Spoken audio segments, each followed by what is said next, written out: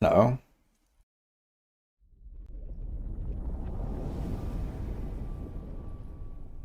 Alright. Welcome to stream, guys.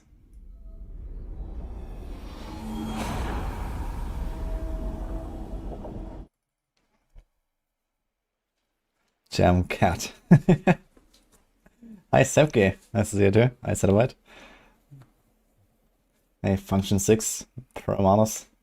Button Frechdachs.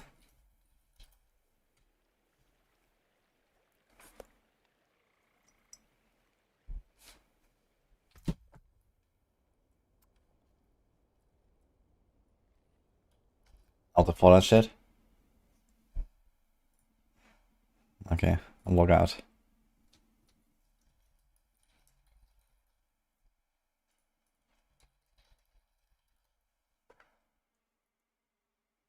Woody Merlin Jam. Hi, Philip. Okay, here we go.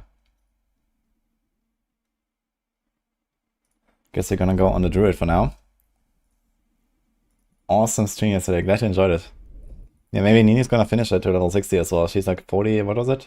47 now or something. Hi, Chunk Down. Barb time today. Yeah, I was kind of motivated to make a Barb after watching Nini Blast yesterday. And she found a fucking overkill, man, by leveling. Oof. Death Blow, man. I love Death Blow. We'll see.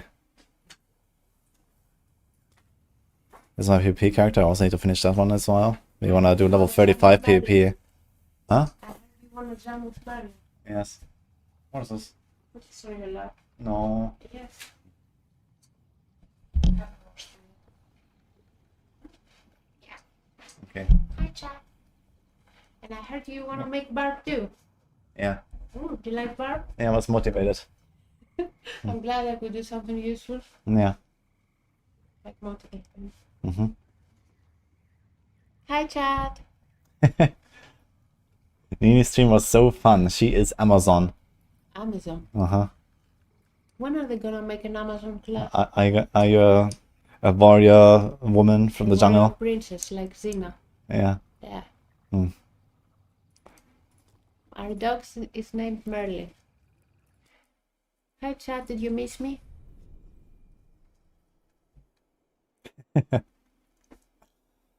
Gonna log onto the Druid now. Gonna log onto the Druid for now. When are you gonna make Barb? At some point I have to delete characters, I think. Wanna level together? Wait, what are you gonna level? When you level with Barb, I mean. What do you want to level? The rest of my Barb. Yeah, I'm not gonna do it on hardcore. You're gonna do it on softcore? Yeah, I need to get Paragon levels on softcore and also... By the way, if you're up for boss rotas, let me know. Boss Rodas. You said you need them in softcore, no? Yeah, I need to get to Votive 4 first. I can get you there. Okay. With whom do you need? What? With whom? Which character of yours? I'm a Druid. Okay. So you want today or another time? As soon as possible. For now I'm just gonna blast a little bit. I have a scuffed shred here. Stormclaw, Mending Stone, Agile Wolf. Yeah, I need Paragon levels. I need stuff. I need mythics. A lot of things. I can run you through a few bits if you want.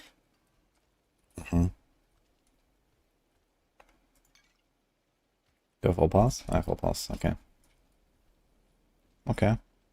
Well, whenever you're ready. Yeah. Around half an hour or so.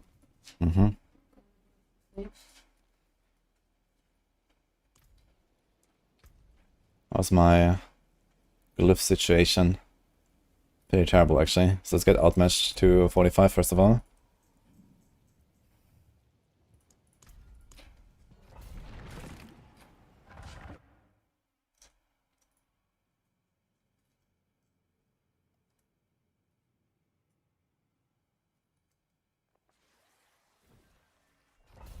Should create a Backseaters Liga where Backseaters push their partners to victory. And team wars rate will get high. Why? You just want to help, no? When you're backseating. Isn't that the purpose?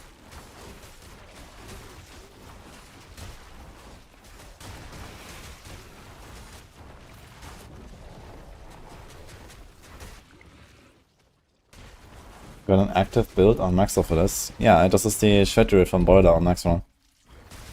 Basically following just a guide. I'm doing a bit of tweaking here and there, but yeah, mostly that.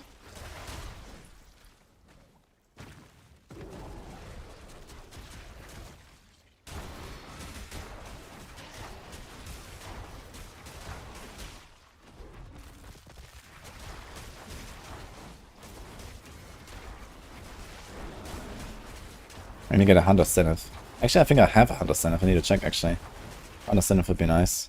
Not because I need the defense and the build heading raw, but I need the transformation into bear form as much as possible. It's kinda big.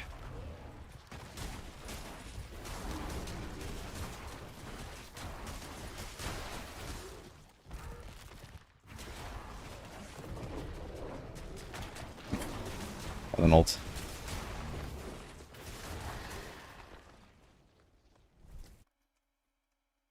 Yeah, hardcore spin to Windrock ain't dead. Level 33 now. Nice. I also have a level 33 spin to win rogue. Rouge.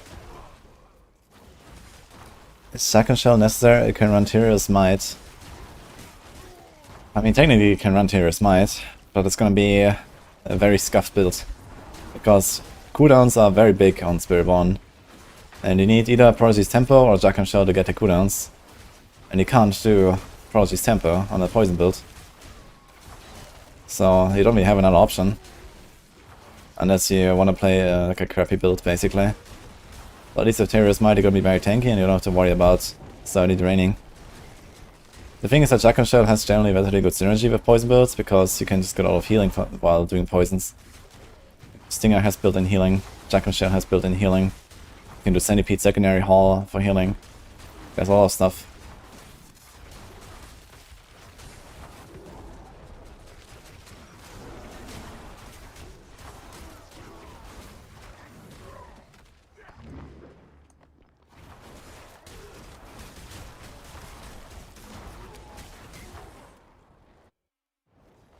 The actual article is paywalled. Wait, what is that about?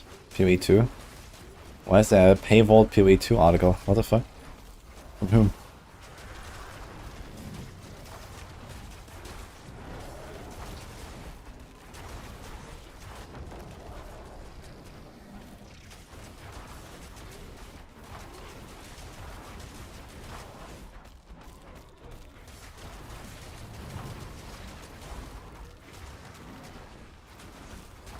You're not getting good Jack and Shell drops. It's not that hard to get, just sound someone's ear. Drop some Zir.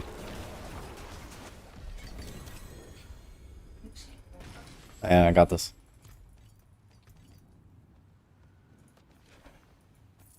Oh balls.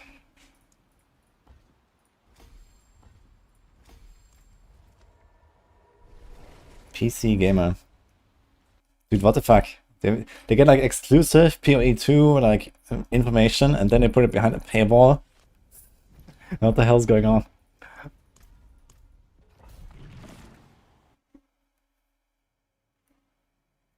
Yeah, glad you enjoyed it, basic. We might finish it actually to level 60 another time.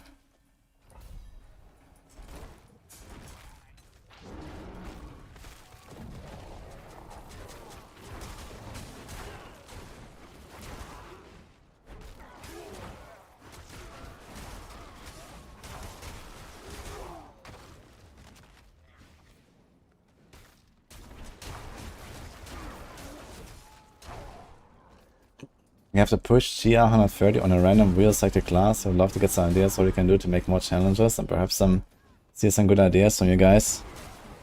I mean, if you want, you can go back to my Diablo 3 playlist on my YouTube channel. I have made lots of like weird random challenges.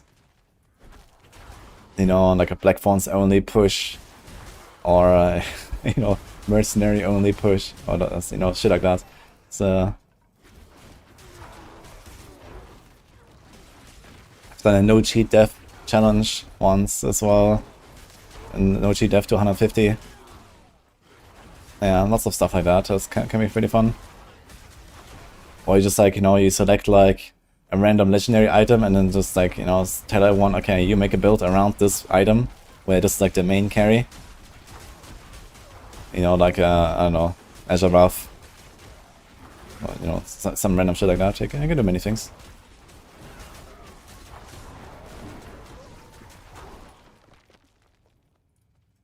Also, maybe what you should check out is my Season 28 hardcore community challenge that we made last, that was before like Diablo 4 launch. The Season 28 challenge. We have like an entire document there of like challenges that people had to do and stuff. You can check that. If you search for it on YouTube, I guess you'll find it.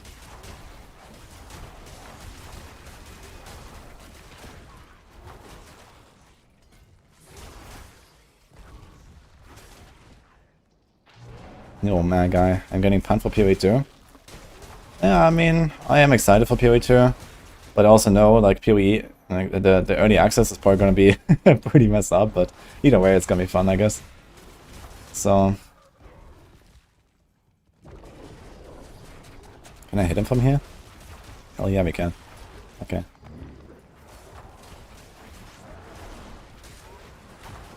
All falls and basic skill build. And it's not just about builds, it's also about like, you know, stuff you can do as a challenge, right? It's not just, okay, do a weird build. But you can also do, like, for example, one of the challenges we had in this Season 28 community challenge was like, okay, who got like the highest massacre? Or something like that. You know, and just carry it from zone to zone to zone. And try to not lose the massacre streak or something like that. So we had something like that, or, you know, weird stuff. Like, kill all bosses on Torment 10 with only yellow gear, like in the campaign or whatever, you know, this kind of stuff as well. You can do some funny stuff if you want.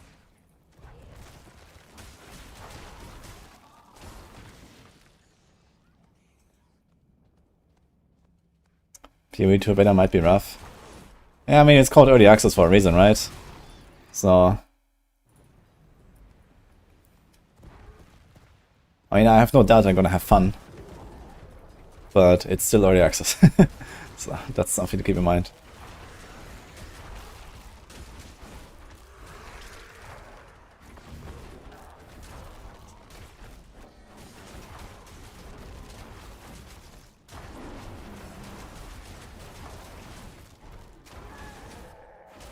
Sometimes I do these like mega crits. It's kind of weird. And sometimes it's like, I just did like 50% in one go on this guy. I'm not sure why. Natural resistance. Okay. I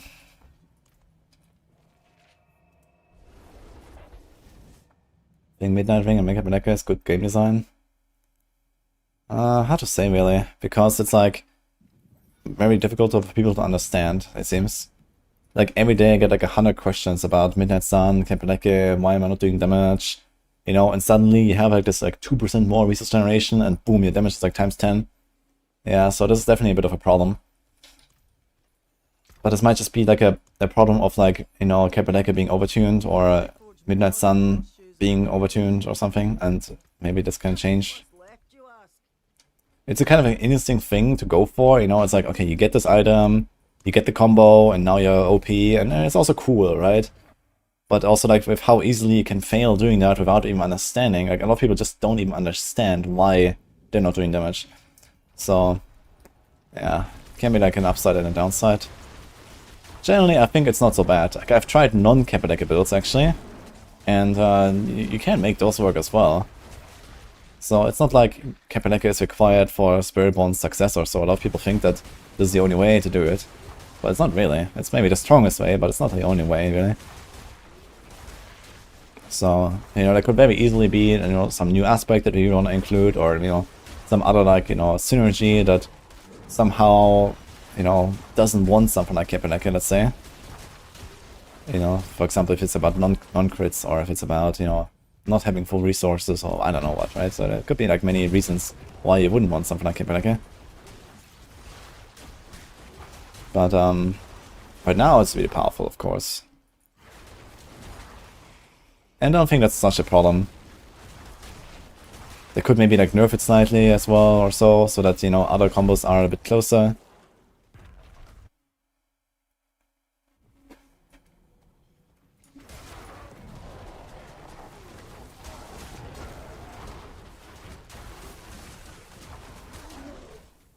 Find it strange that class-specific Mythic is not Biz or near to it. I think it's totally fine that Mythics are not Biz. But it would be interesting to have at least one build based around the Mythic, right? Like Andariel's has Andariel's Rogue or has Andariel's Spiritborn, stuff like that. And, you know, similar, like, you know, Nesicam could maybe have at least a build or something. But yeah, like, I mean, the Nesicam and the Shadow Bow, that's just like massively undertuned. Varion as well. We definitely need to update especially those Mythic weapons a little bit. But, you know, they need to be very careful to not make sure that everyone suddenly runs the same weapon, right? We have that problem with Kepeleke, for example. Like, if anything, they should probably make Kepeleke a Mythic item. That would not be such a bad idea. Just change that to Mythic next season. And I think this would probably make a lot more sense.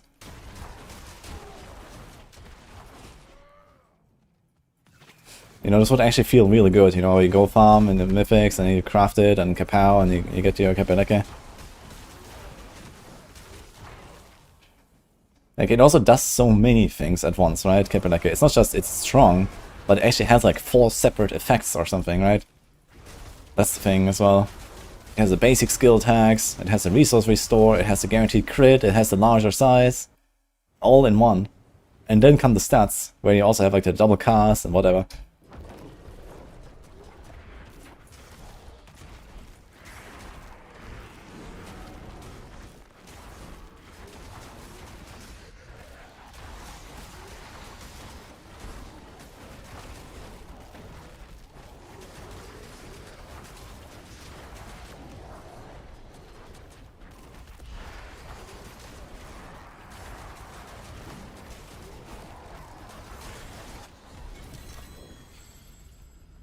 How am I gonna kill a boss on like tier 108 on this?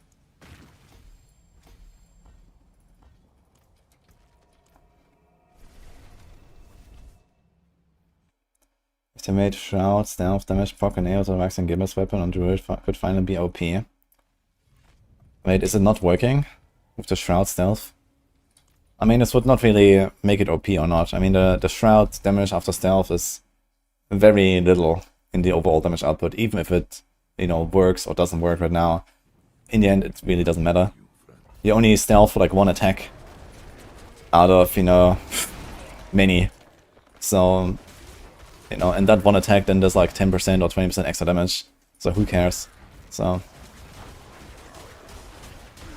if it works or doesn't work, it really has no impact. What Barb build? I wanted to make Mighty Throw. But Mighty Throw, you need Third Blade to really play that. And yeah, for leveling, we're probably going to double swing. Some like speed running on double swing, man. I've been longing for that for a bit. And after watching Nini yesterday, I really want to do some double swing.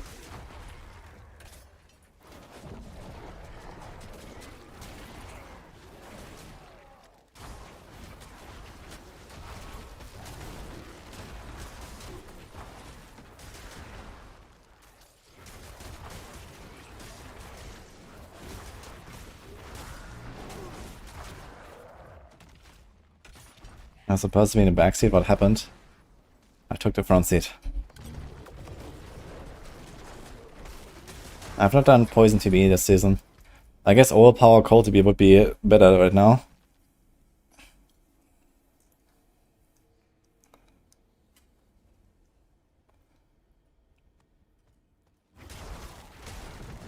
But we'll see.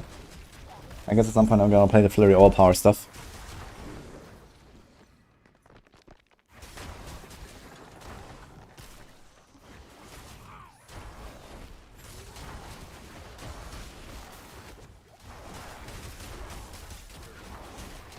I think they need to tweak it, remove that it becomes a basic skill or its max size.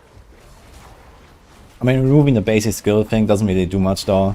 Okay, you don't get like extra skill ranks on your pants. That's like a slight nerf. but in the grand scheme of things doesn't really change anything. Like, most of the time you don't even pick suck, you know, follow through, for example, or so. Yeah, okay, instead of Moonrise. I mean, okay, maybe it wouldn't hurt, because you lose Moonrise, and then you can actually use like the skill-specific aspects, which is something. Yeah. Also the Prodigy's tempo synergy is reduced. Yeah, there's like multiple ways. I'm pretty sure they're gonna do something about Kapaleka anyway. Yeah, Prodigy's tempo is 2 ranks, which is not so big for the DPS, but it's very big for the cooldown reduction for Prodigy's tempo. That's kind of like the big deal there. Like right now on Spiritborn, you just like spam all your cooldowns all the time, either from Prodigies or from Jack and Shell, which is a bit busted.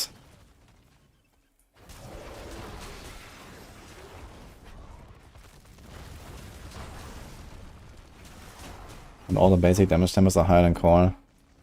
Yeah, that's also true. Not that it matters for the overpower builds right now. But you know, once they nerf overpower, I guess we're probably gonna see stuff like basic tempers again, or other tempers.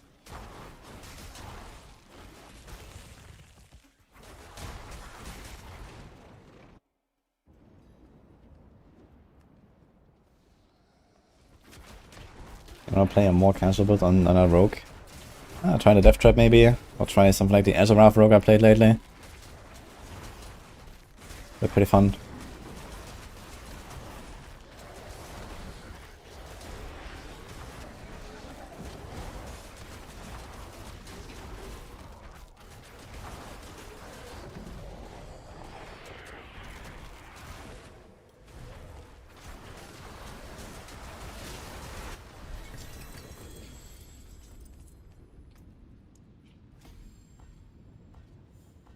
Oh my god, dude.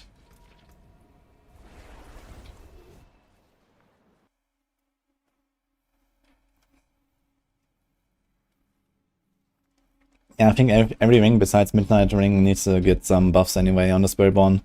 Midnight Ring is really strong. Even without Kapaleke in the game, Midnight Ring is pretty good. But the other rings are all kind of awful, I feel. They need something. Like, or maybe just the aspects on the Spiritborn are too busted, you know, all the aspects on Spiritborn are like so high, like redirected force, you know, all the core skill aspects are pretty big, and so on, so... I mean, redirected force, even with like, without the bug, with like, you know, Giga resolve stacking and block stacking and stuff, is pretty strong.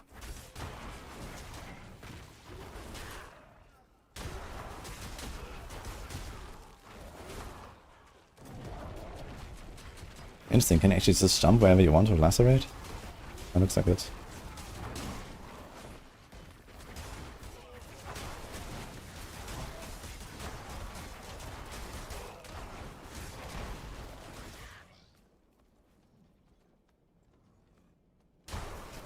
Expecting much from mid-season, like returning power, some of the cool million stuff. I mean, we already got all the million stuff, besides, I don't know, Barber and the imbuement stuff and overcharge, what was it? Overpower? What is that called actually? The Sork one for Chain Lightning.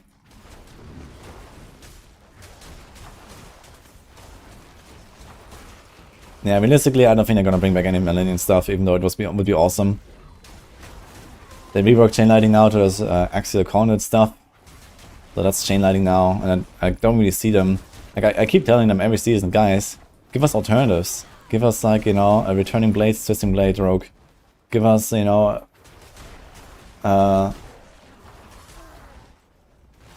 like a second way to play a Chain Lightning or something, you know? But they're not doing that, so I don't know. They have like one build. This is how we play Chain Lightning. And that's it, I guess, so.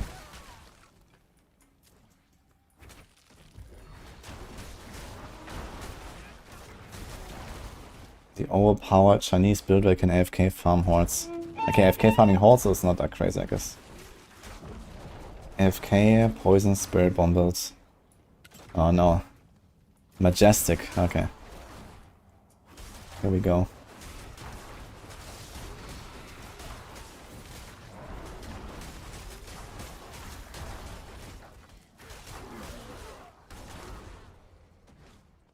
What is that toxic skin build?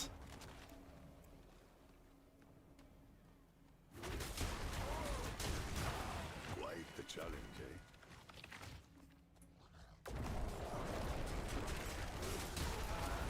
Is that a toxic skin build or a Russian claw build?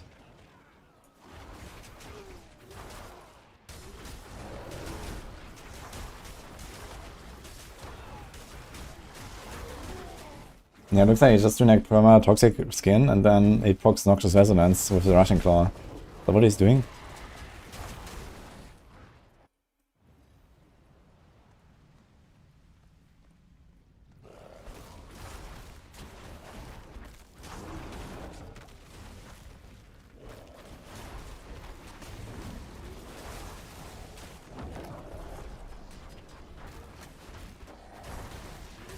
Wait, he renamed his YouTube channel? Or is this another YouTube channel?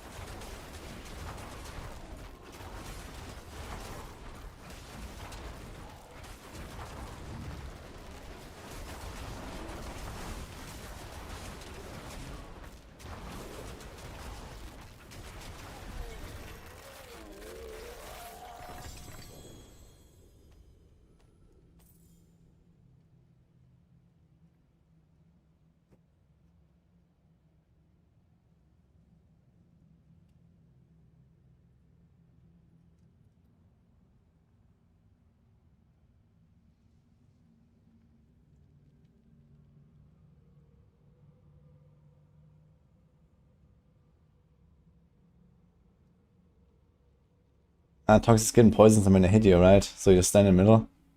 How is he getting Noxious Resonance explosions though?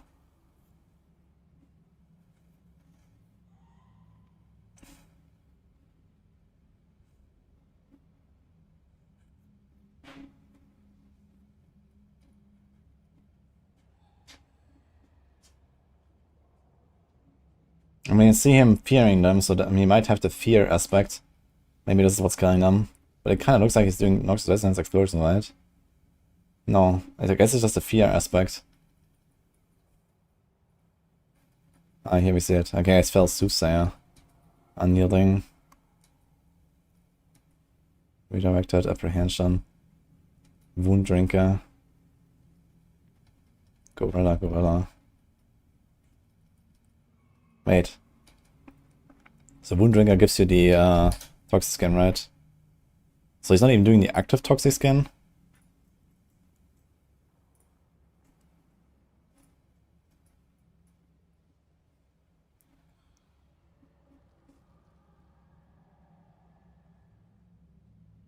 Can't do this.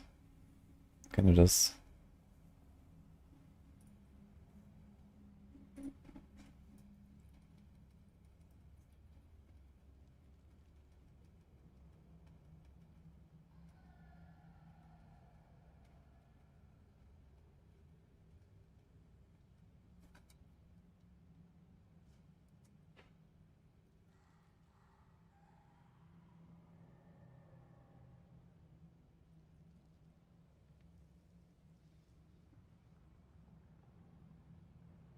It looks so scuffed. I have the only skill that he can press a Russian Claw. Like he's just walking. Oh man. Okay.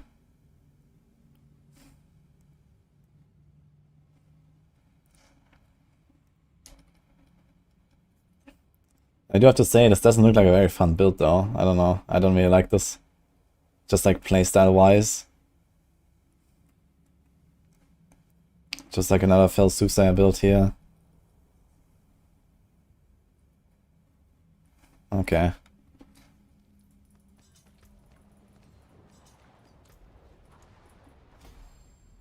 I have 500 Emerald Fragment. Oh my god, dude.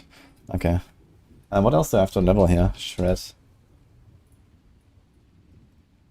I think I wanted to change one of the glyphs though, right? Voider's going for Headhunter. We have Werewolf, Undaunted. I want to do the Undaunted outmatch. And then we have Spirit, Fang and Claw.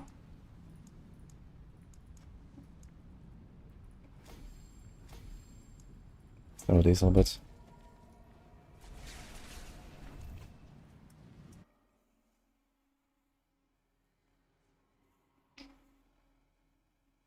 I remember this guy appearing on YouTube when D4 beta came out. He seemed so happy with making videos. I loved it. No, I don't have much respect for Majestic, I gotta say. More there than I thought.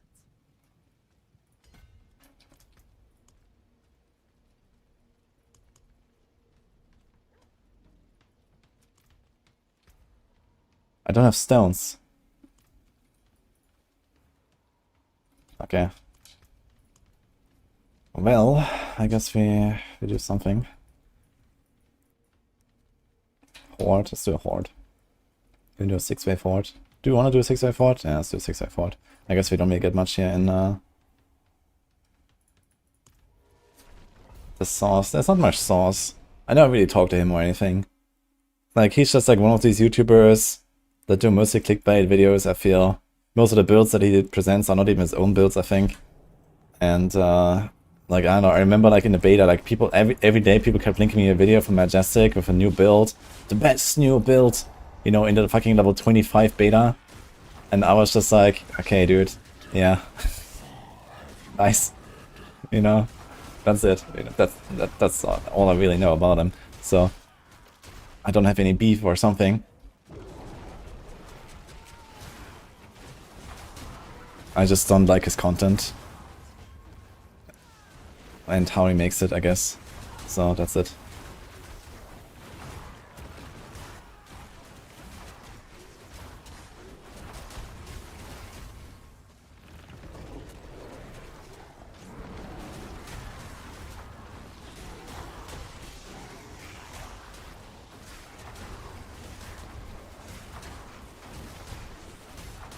Made Photoshop clickbait with more stash tabs, that was epic. What?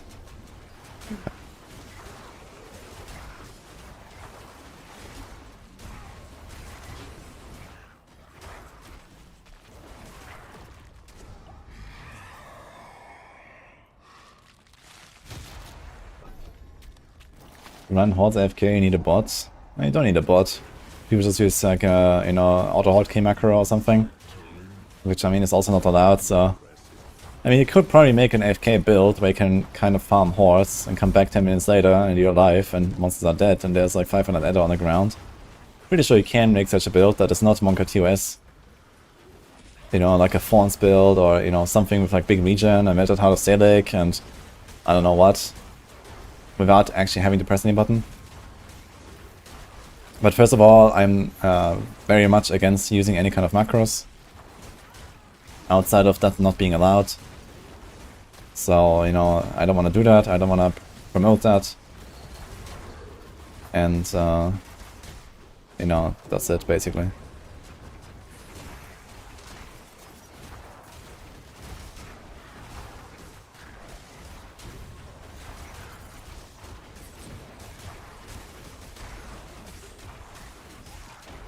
Wasn't even built on macro. Not on this stream. Maybe on others, I don't know.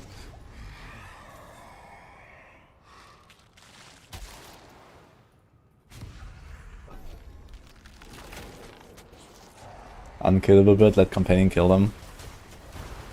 We could probably get the wolf companions beefed up enough for that, I guess. Although they're somewhat slow at AoE, even if they one-shot everything. But yeah, like a minion necro build or something can certainly stand in the middle of a Helltide, of Infernal Horde, and just like AFK farmers, I guess. Minion necro is pretty strong this season. You can absolutely make a T4 viable, immortal minion necro for hordes, I think, if you want to do that. And just come back every 10 minutes. Okay, I mean, the main problem is you actually need to click on the thing every minute, so you can't really AFK it anyway.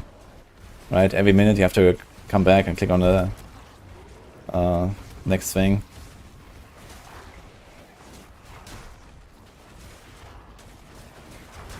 The day automatic gameplay becomes the norm is the day the game dies. Yeah, they have to be kind of careful. Like, so far, we didn't really have many scenarios where automating anything would actually be, let's say, an upside. Like, sometimes it's not, let's say, a big downside, but you have to make sure that it's not an upside. And we already get dangerously close in that territory. For example, Dance Macabre on Rogue. You know, we have like ultimate spam builds where you get preparation every time you cast your ult and your ult does 2 damage. Or Flurry Overpower, for example. We have 3 builds now on the Rogue where automating gameplay would actually be a DPS increase. because of Dance Macabre. So I'm actually gonna give feedback about that. They have to change something about it, I think. Because basically what you wanna do is, you wanna press Alt, you wanna press Concealment, and then you wanna press Flurry, or the other way around. You could press Flurry, you press Concealment, you press Alt, and Concealment activates Dance Macabre. You can't really do this reliably manually. You know, if you expand the button, like, you know, 2 times per second or something, like, there's no way you can, like, do this manually without a DPS loss. But you can do it automated and have a DPS increase. If you have a macro that times it perfectly for you every time, you will have a DPS increase. And not even a small one. We're talking about, like, at least 1 pit tier or more. So that's too much, I think.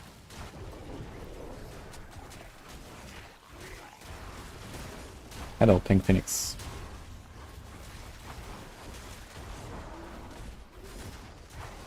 It looks painful to do hordes with. Yeah, I'm not really here to do hordes, so that's fine.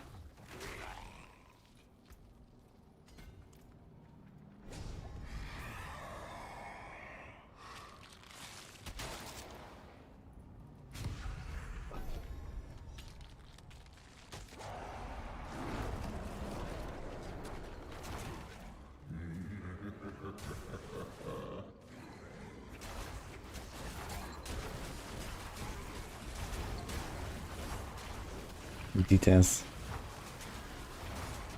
Hey Mario. Druids exist, actually. It's kind of funny how strong druids are, and no one is playing them anyway. People just keep bitching, oh, druids suck. Even though they're like slowly creeping up, you know, every day they get like another new build that farms like, I don't know, 100 plus or some shit. And they're like, okay, seems good.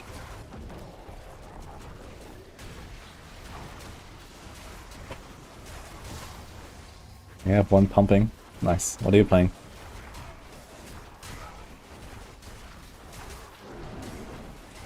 Boiler Junior. Playing Return of the Bird Lake. No plans, no. I mean, I could, you know. The first month of T4 is over, drops are over, and whatever, but on the other hand, I'm not in the mood for PoE 1, man. I wanna save my PoE mood for the early access next month. And before that, I don't know. I didn't like the Bold League very much, first of all. I don't like PoE that much anymore these days as well, PoE 1 at least. You know, I want to play PoE 2, it's fine, I'm not gonna play this now. I didn't like the league mechanic very much, I gotta say. It was fine, and I know people like the trading and whatever. Companion, okay. Good luck.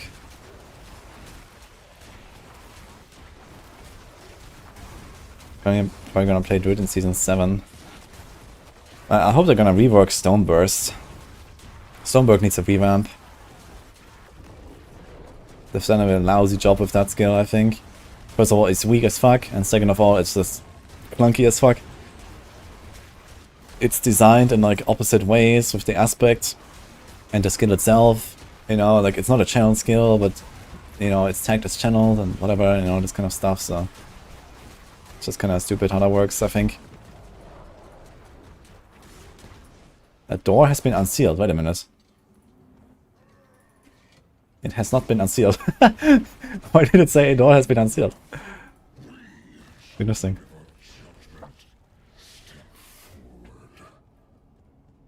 This is Shred Druid on Maxroll power.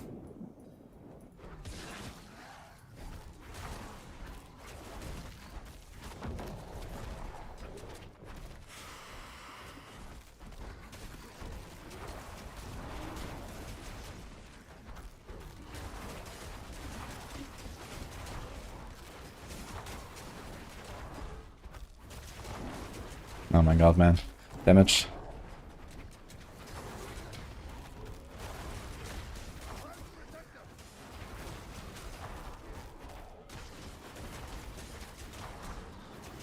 When you create a barrier, you don't have stones surrounding me. Is that a bug? The stones have nothing to do with the barrier, exactly. Barrier is just only a health bar. There's no visual indicator for barrier. What do you mean with the stones is the bulwark, which comes from the rune. There's like one way of getting a barrier, but only one of many. You have, for example, Auspicious passive that also gives you barrier. Or maybe the Gorilla Primary Spirit Hall that also gives you barrier. None of these have any stones.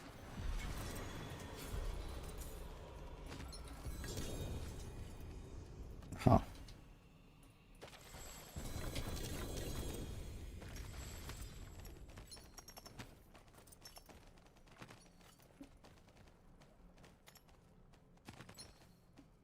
Should travel.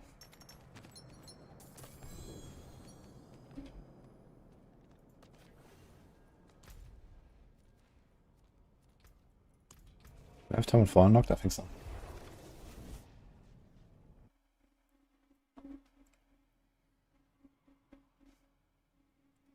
Yeah, I think I should maybe update Trample a little bit to be a better mobility skill on the Druid.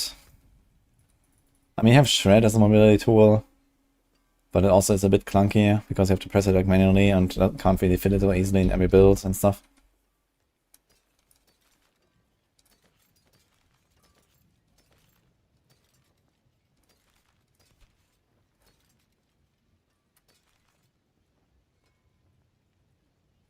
Have to do a lot of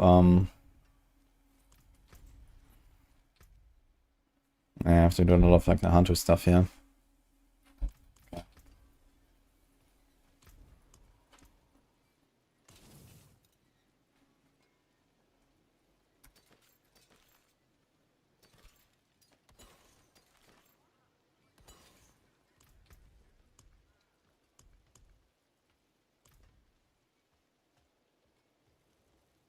Would there be PoE 2 build guides like Diablo 4 on Maxroll? Absolutely.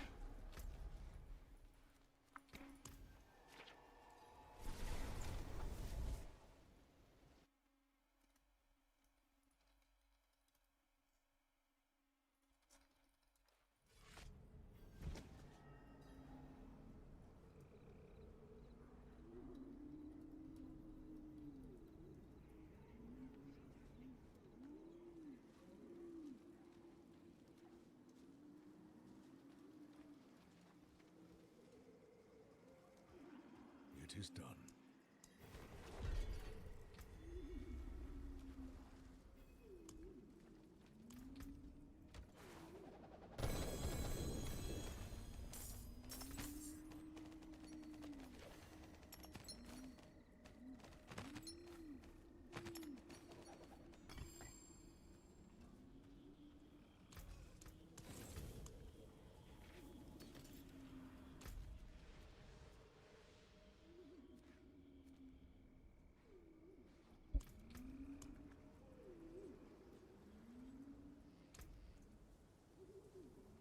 What the fuck happened here? Spell Lighting Rest Gem. Can I make one?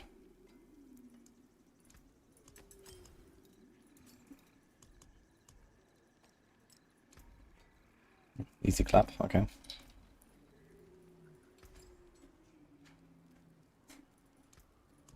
Very well.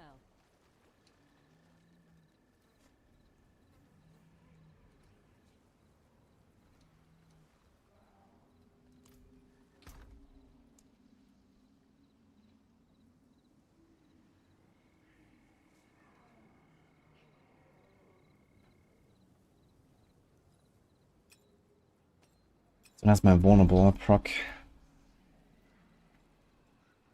It'll be fine actually just putting a poison gem there. But I want vulnerable somehow. Can I try to roll this?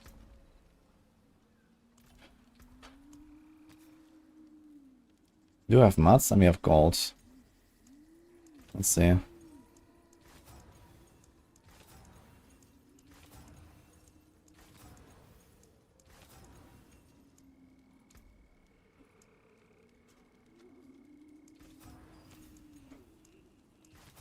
It's also like a hit chance to restore resource. Maybe I should have done that.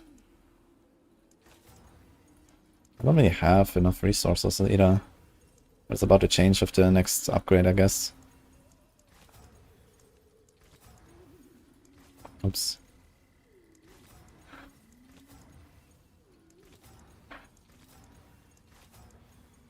It's kind of fun on softcore, you just roll, right? I mean, okay, it costs a bit of rawhide and stuff. But it doesn't cost gold. We just have gold. Should we just do the restore resource for now? Can probably get some vulnerable from our followers, to be honest. Finest jewels in sanctuary. So that's... I've lost crit now. 7 to predatory instinct. Holy, okay. It's gonna have a very nice shower. No, leave him here. Leave him here. Never seen something fun. Shower. Yeah, but he's very dirty doggy. Okay then. Later. Yeah, it's fine, take him.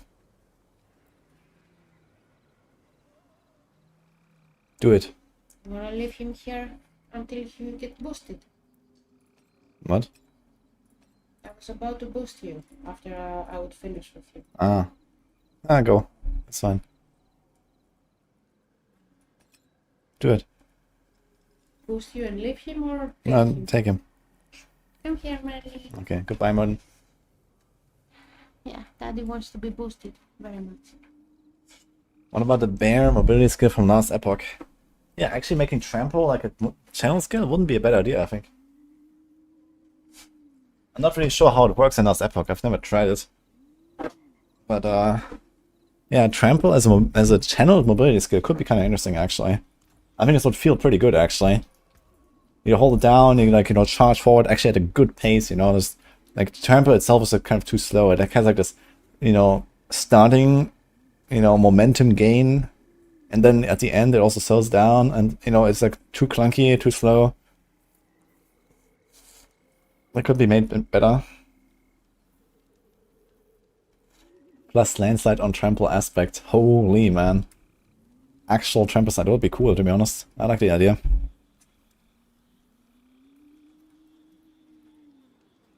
Okay, I'm gonna not try Aridas, I'm gonna try Hunter Zenith.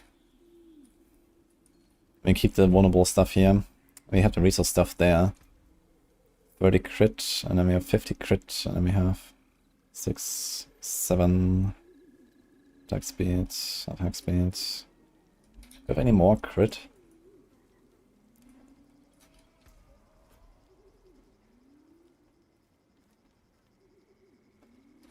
Let's try this.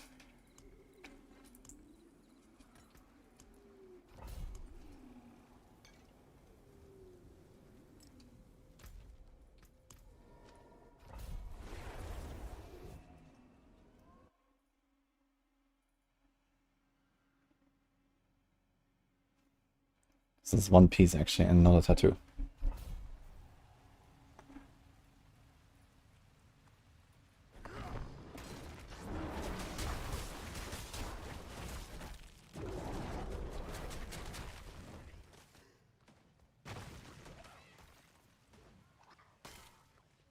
Wait a minute. As we don't have like perma restore anymore. Oh no.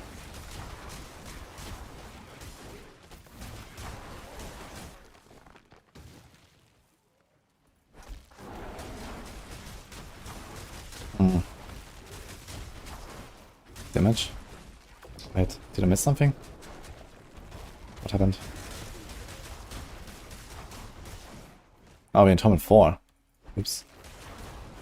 Okay.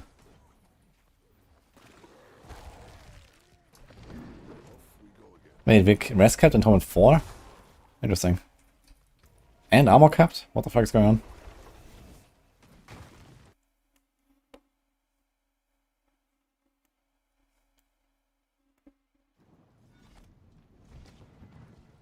Mobility skill turn into wear mole. That sounds great.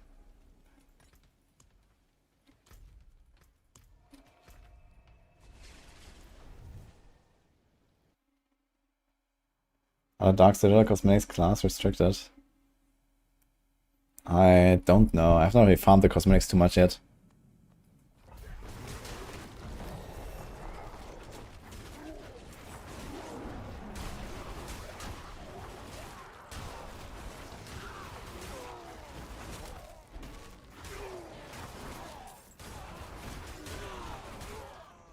Yeah, to be honest, I'm not sure if I really profit from Wild Hunger like at all. It has shapeshifting attack speed, and that's literally it, I think. I think I'm gonna replace these boots for speed farming like this, because I just don't shapeshift back and forth.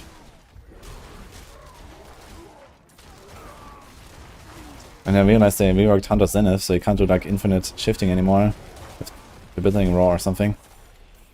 And I don't want to do that left clicking all the time.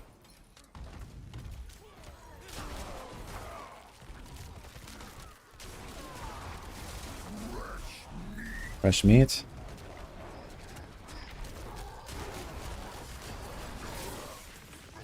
The powder.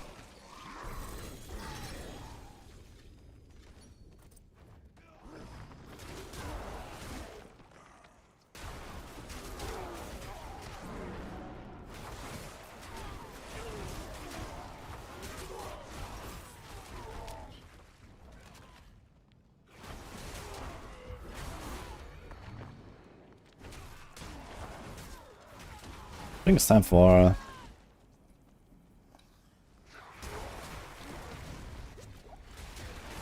Charm Rune. Do we have a Charm Rune? Oh. Alright. Get some mobility in here. 3 emeralds. Funny, on Torment 2 you only get 1 million heart. On Torment 4 you get 5. That's crazy actually.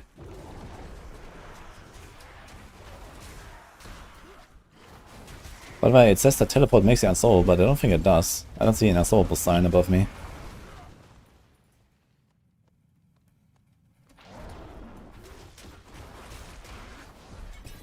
I think it's time for Torment 3 actually. Should try Torment 3. See how that goes. Hey Kana, how's it going? Thanks, what's up?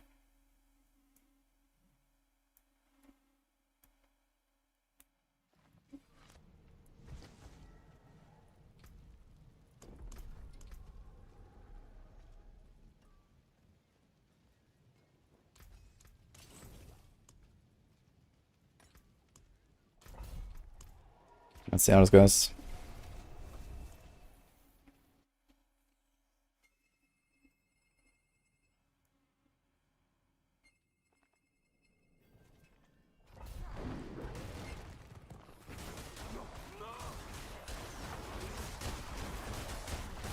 Not as smooth, but maybe okay. Bit slow. Guess boss might also be a bit slow.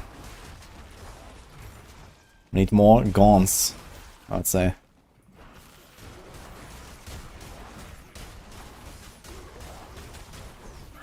Yeah? Okay. I have to go. Doorbell is ringing.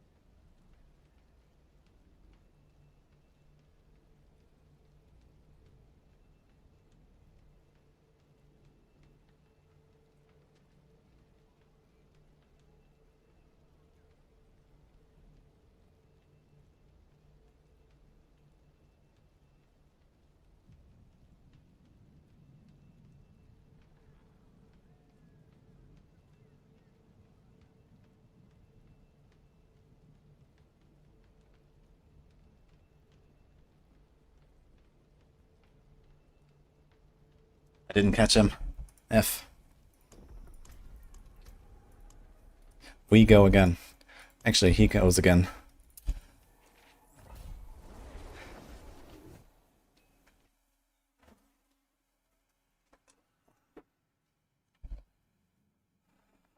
I'm glad you hit that Ironforged. That's nice, it's really fun when you don't do snapshotting stuff, I think. I don't really like the snapshotting on it. It's not really that required. Unless you want to go like very high tiers. I leveled my glyphs to 80 and just left it there. And I was blasting.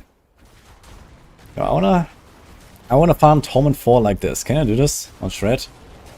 That'll be cool. Not sure if we'll get there though. But you have a long way to go with this character. This seems fine.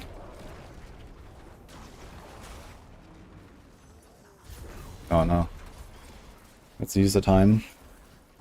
Respect this shit. To petrify. That seems to work actually. Yeah. You can actually just press it through the combat.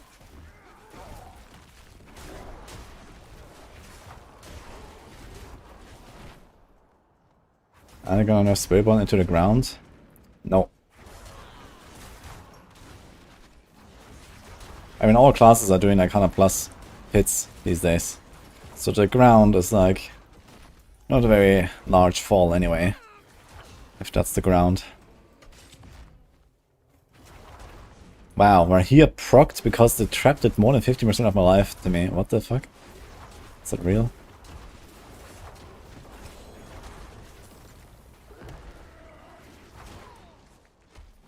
Where did my Wait, is it every time you cast an ultimate skill? Your teleport evade resets or what? Because I have the same problem on my rogue for some reason. The Jar rune always resets. Need to try this again.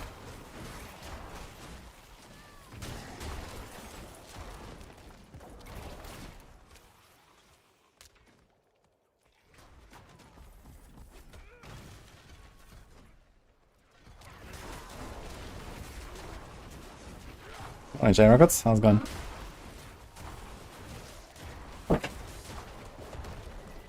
Oh, I did not lose my teleport evade now. Interesting. Dude, Bulwark is nice, man, with the unstoppable.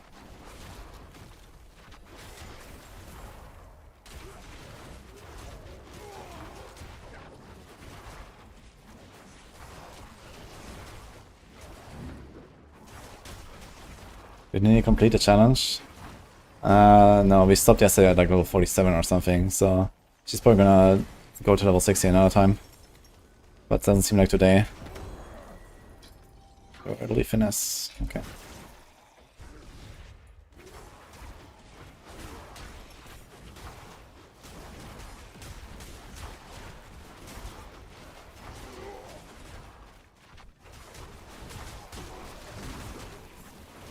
When is mid-season? Probably 19th. We have the campfire on Tuesday.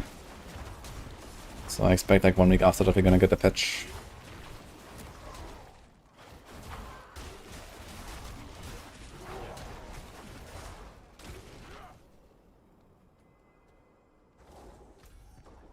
I think we're gonna do a bit of like the hunter stuff here. We have to get army now back. You thought the pairing was supposed to transfer over. Not to softcore.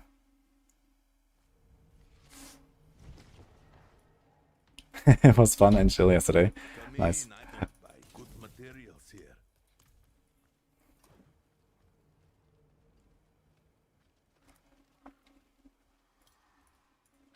Make it quick, please.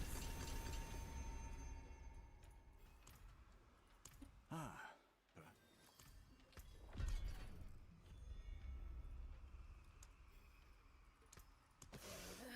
all right. Excerpts from the...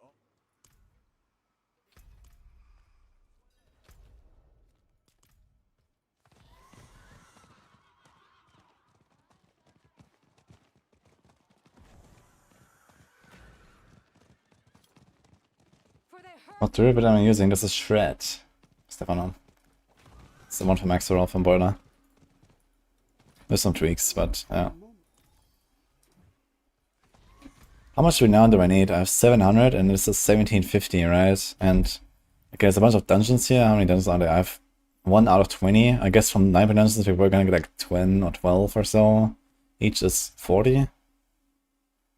So you need to get something like 600 renown from quests. It's like 20 quests. Oh boy. I hear your voice, my master. And then 9 dungeons. How much sigil power do we have? Not much. I found her.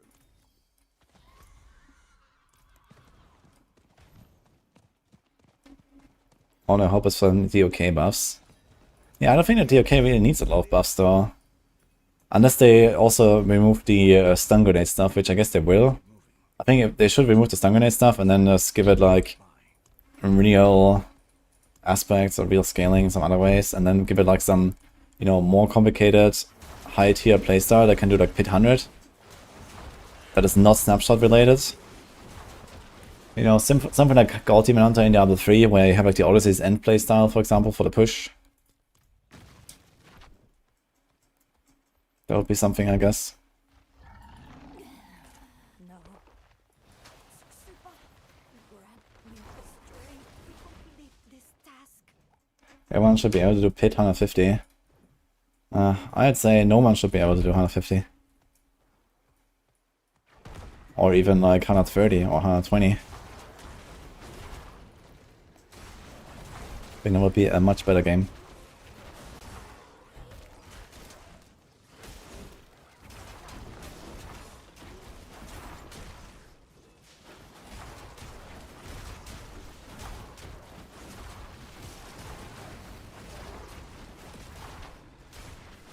Get a harvest here.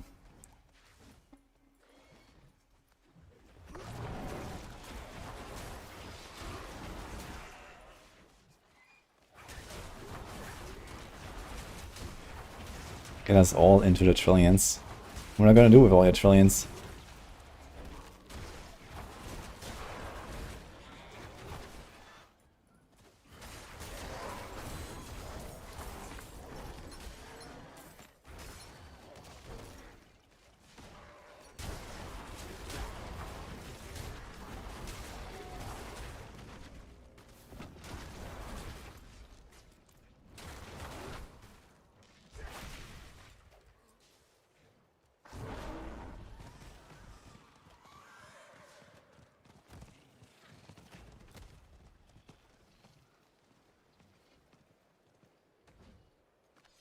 Oh, I just have it at the potion actually, Saja.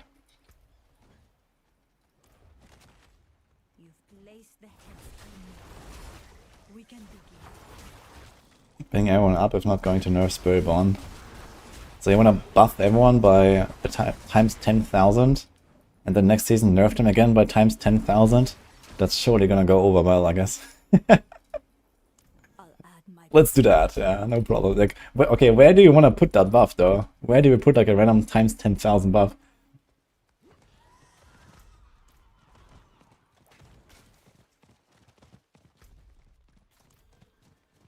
What was that?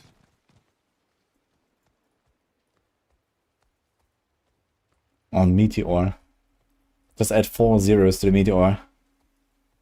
Sorry, add 4 zeros to the number of meteors per cast. Let's go.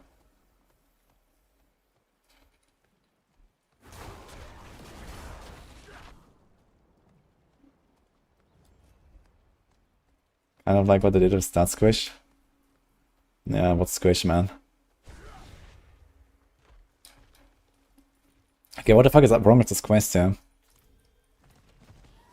I saw Nini also trying to do this quest yesterday and it didn't work. Wait, is someone doing the Realm Walker? Wait, why are there only 2 structures here? 0 out of 2.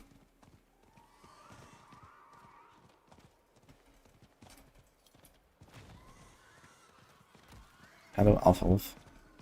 Okay, it seems like no one is doing the Realm Walker, but for some reason it only spawns 2 structures. And it's in a Hunter one, we can get runes. I need some runes, I guess. I guess more importantly I need boss mats. I should get the boss mats thing anyway.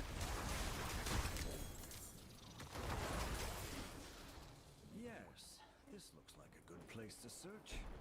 See if you can find anything Mage clan Signet. relationship between the mage clans and the snake creatures.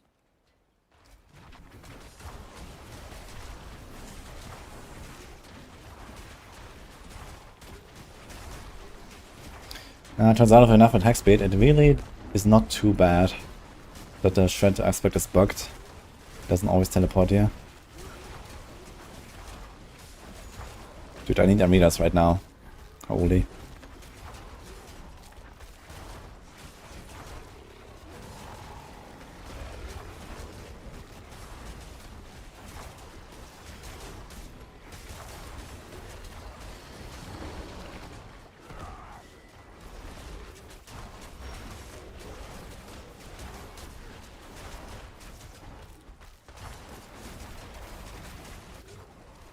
This is so tanky.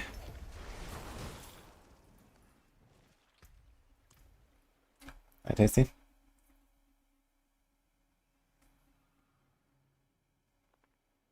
They're gonna nerf Spiritborn, but not too much. I would be kind of surprised if they actually nerf Spiritborn at this point in the mid-season patch. I think it's gonna fix the bugs in Season 7 and be done with it.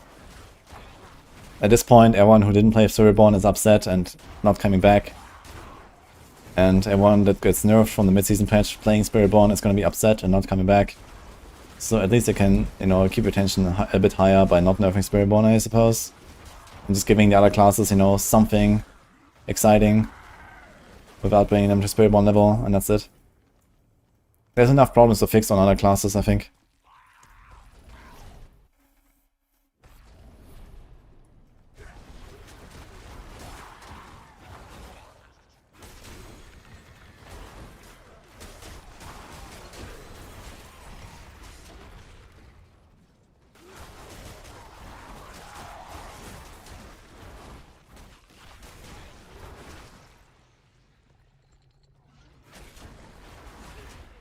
When do you Shadow Step? Whenever you want. Dark Shroud? Whenever it's ready. Smoke Grenade? Whenever you want.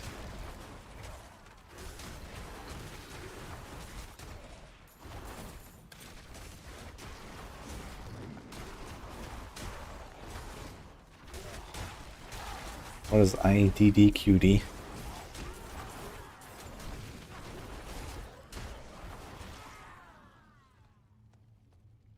Hardcore economy going downhill? Wait, what happened? God mode. Ah. Yikes.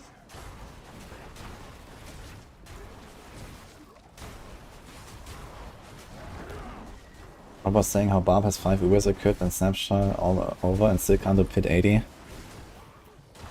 I'm not sure what Rob is doing though, because Barb is like near the top of non-Spiritborn now. Hasn't like Mighty Throw cleared something like close to 120?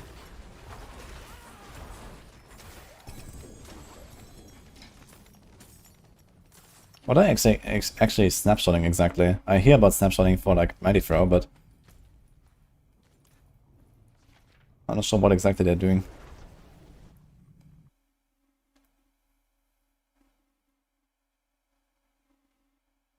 Did chat receive any new aspects or buffs? Yes.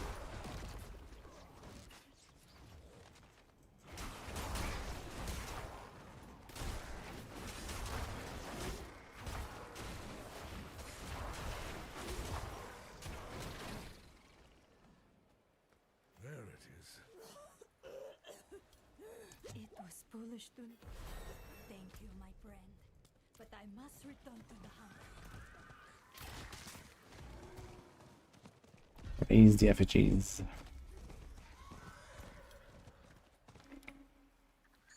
We care about the rest right now. Shapeshifting damage. Okay. The next cliff soon.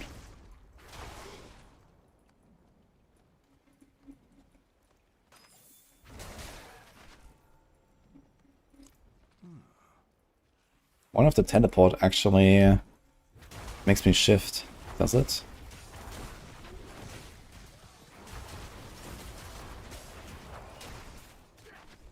Doesn't seem so, actually, just teleports you, okay.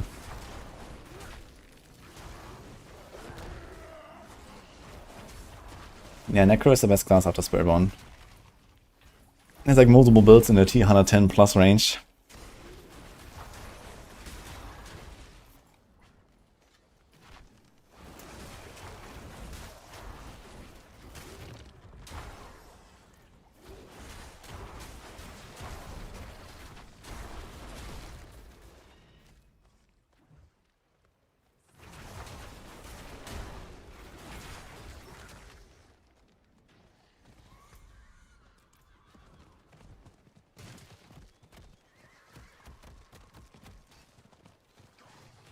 Barb is not a top non-Spiritborn because of one Mighty Throw build.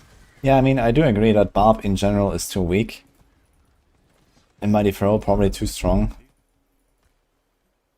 But at least I have Mighty Throw, let's say. You know, it's not like Barb entirely is just like useless or something. Mighty Throw is also the new skill, so that's kind of like the new hype thing to play anyway. That most people would probably try, no matter what, just because it's new. And that build actually is really the top performer. So it's not like as bleak as, you know, some people make it seem, I think. Just that, you know, all of the, like, you know, classics are kind of shit right now on Barb, which is a bigger problem. But yeah, I definitely expect, like, you know, buffs to, like, all the core skills and whatever, and, like, across the board on Barb. Like, they need to somehow buff the entire Barb class without buffing Mighty Throw. And then we're fine. I think step 1 would be to nerf the Mighty Throw aspect. Because for some reason Mighty Throw gives you a ×3, like the aspect, Herculean Spectacle. You'd throw 3 weapons instead of 1, and then it also has a damage buff, which makes no sense. I think it should just remove the damage buff from it. And then you can like maybe buff the entire Barb class by like a ×2 or something, through, you know, maybe some passive adjustments, some key passives, some legendary powers and stuff, or like some legendary paragon nodes. And I think then this would actually look pretty good.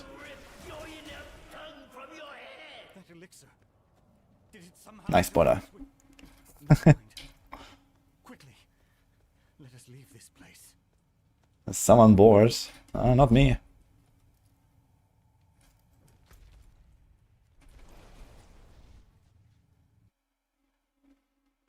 Imbuement permanency is a straight multiplier for the damage of the skill. For Shadow and for Poison, yes. It buffs the primary imbuement effect, not any of the enhancements or upgrades.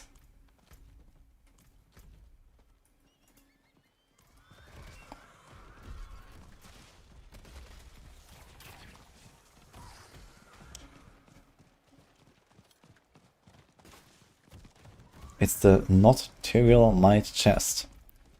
Well, if you look around a little bit, let's say on build guide websites such as maxroll.gg, then you may find that the Shroud of False Death is actually a very commonly used item in most of the endgame setups. So, congrats.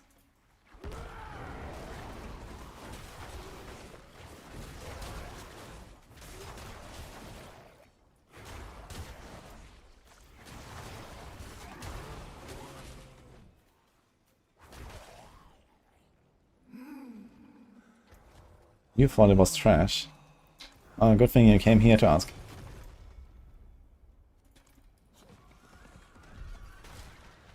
Hey Delak, thanks for Prime.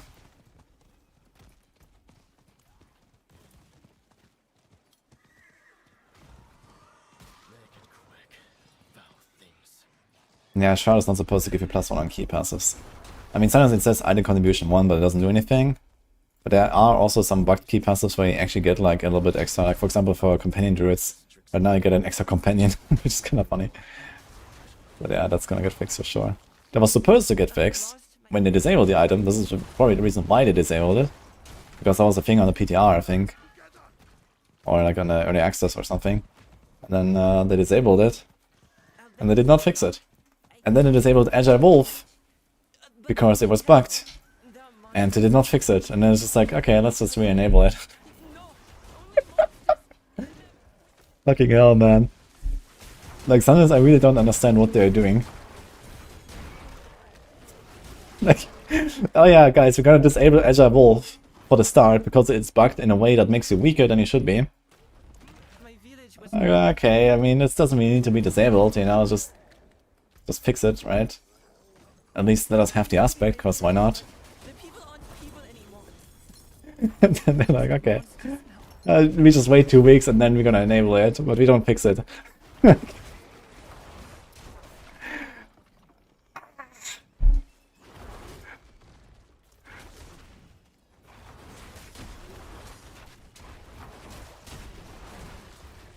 monsters! Watch out! It smells like emerald good. Well, I mean, it's like half of another mythic, which makes it potentially good when you go to the blacksmith and salvage it. And then Gamba, your 2 sparks, if you have to. I think that's it. It must be. I'm blasting all day. As opposed to all the other days lately that I have not blasted all day. We'll see. I'll take the gem. Thank you for getting rid of those monsters.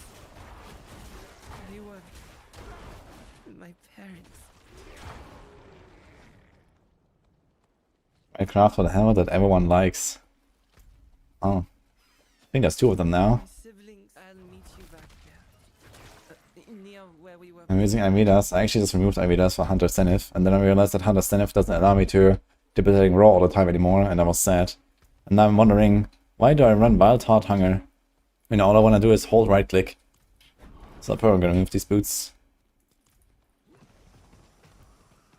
I just don't shift enough. And also I noticed that because I have like a 45% bonus and not a 50% bonus, I keep losing 3 stacks per second, not 2.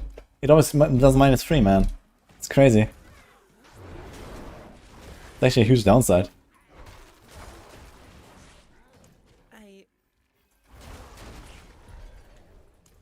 This gem. I didn't mean for bad things to happen, but I was scared. Now everything's bad. It's a check I watched over since starting, scolding anyone who came near.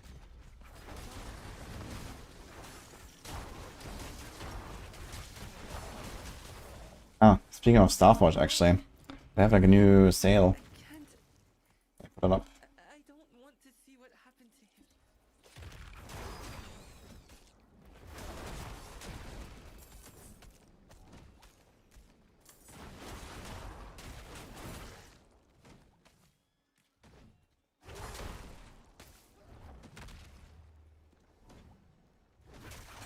Why the fuck is my pin not working? Hello? What the hell is going on? I can't go near. Oh.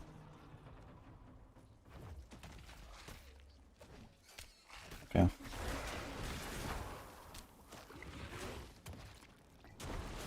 Sunrune, huh?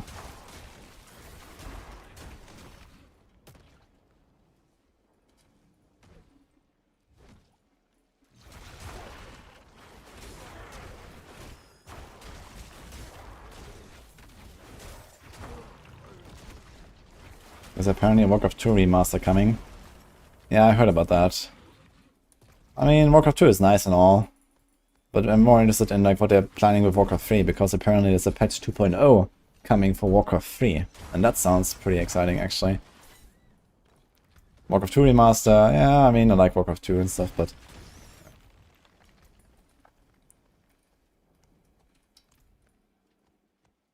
Thank you. might be as good as the Warcraft 3 remaster. Nah, they can't do that again. Peace now. It's a I think Alchemical Ignition is a viable key passive with Frostburn Gloves. The bonus can go really high. Yes. I mean, the only build that would really run Alchemical Ignition right now is Poison TB. Flurry has become a non-poison build for all eternity now, it seems.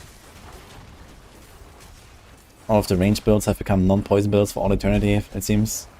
Although there might be a slight chance for something like a Poison Mirage to return. So it only leaves us with TB, basically. Rain of Arrows is also no longer a poison build. Yeah, so it mostly depends on the viability of Twisting Blades. And that is probably better played with overpower these days. It's just like flurry overpower. Which is also a cold build. But yeah, I think Poison EB should be relatively strong. Just no one is playing it for some reason. You're gonna see.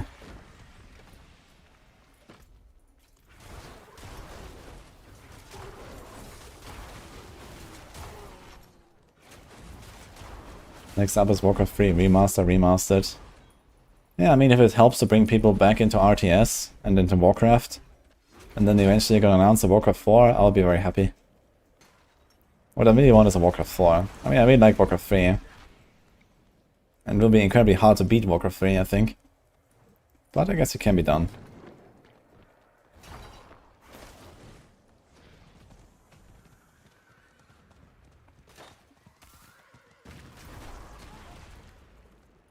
Here's some NPCs, but I guess they're not the quest NPCs. Thanks, Daywalker. What the hell am I doing here? Yeah, I don't care much about StarCraft, to be honest. I tried StarCraft 2 when it came out, and I really didn't like it, actually. And I just went back to Warcraft 3 immediately.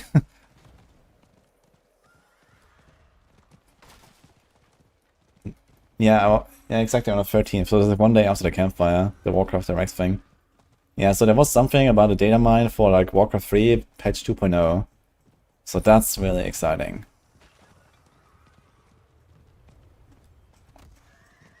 I have tried StarCraft. I literally just explained how I bought it and then didn't like it and then went back to Warcraft 3. Like the lack of hero units, the lack of the RPG elements, like I don't know. Warcraft 3 was just much better for me.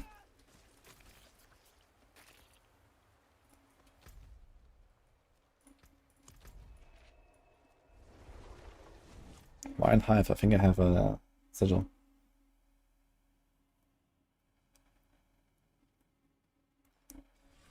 Maybe there's a nice Shadow Imbuement instead of Cold. No. I mean, that's good for like leveling, but then Shadow Imbuement just falls off hard.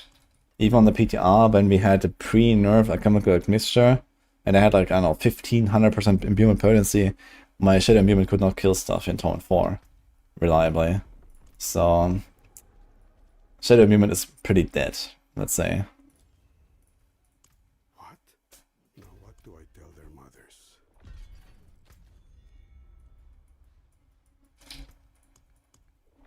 Wild Hive, let's go.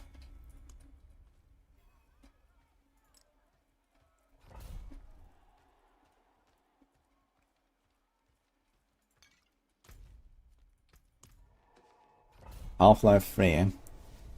Half-Life 3 is gonna be pretty good, but Half-Life 3 is a game that, you know, personally I would just play for the campaign once, and that's probably about it. You know, I'm not really into like PvP shooter these days. If anything, I would like to do some good old like Half-Life 1 deathmatch or something. That'll be cool. I guess Half-Life 3 could also be fun in PvP, but you know, I don't really play shooters for PvP. So, at least these days, you know. I'm too old, not in shape, and I'm never gonna get there again. So that's it. But yeah, Half-Life 3 will be fun at least. But it's like a one and done thing for me. You know, Warcraft 4 you're gonna play for 2 decades.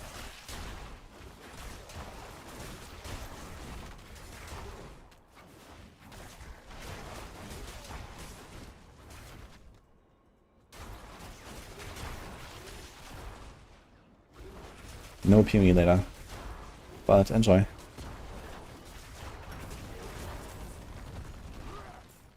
I think Nini is level 47. You haven't considered Tarkov PvE. I didn't know Tarkov has PvE, but no. A good friend of mine is playing a lot of Tarkov. Soap, you might know him. Actually, I'm not sure if he's playing it right now, but...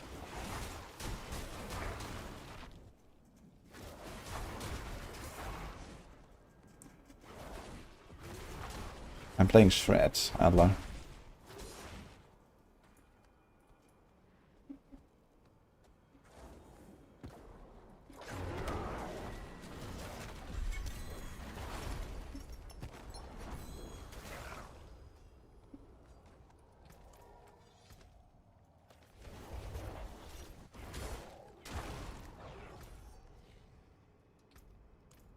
We are getting there slowly. Any quests? Just to be there.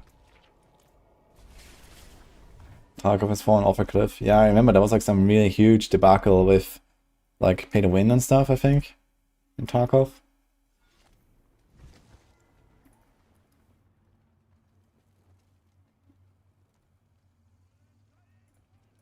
Yes.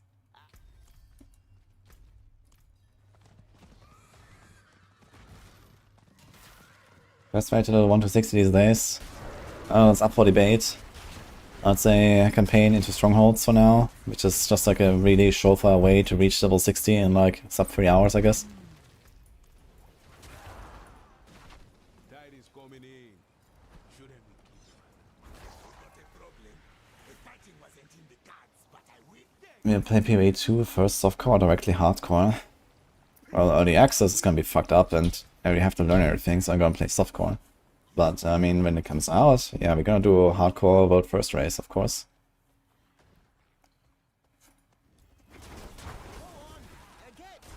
It's gonna be fun to actually have some real competitive scene for once. Although, I'm not sure if it was like lack of motivation or something, but at least in last epoch, unfortunately, most of the PoE blasters were not really present so far in like the Season 0 and Season 1 races in last epoch. There were like a few that really blasted and tried like racing and world first and stuff, but not really that much, unfortunately. But that's gonna be different in PoE 2, I'm sure.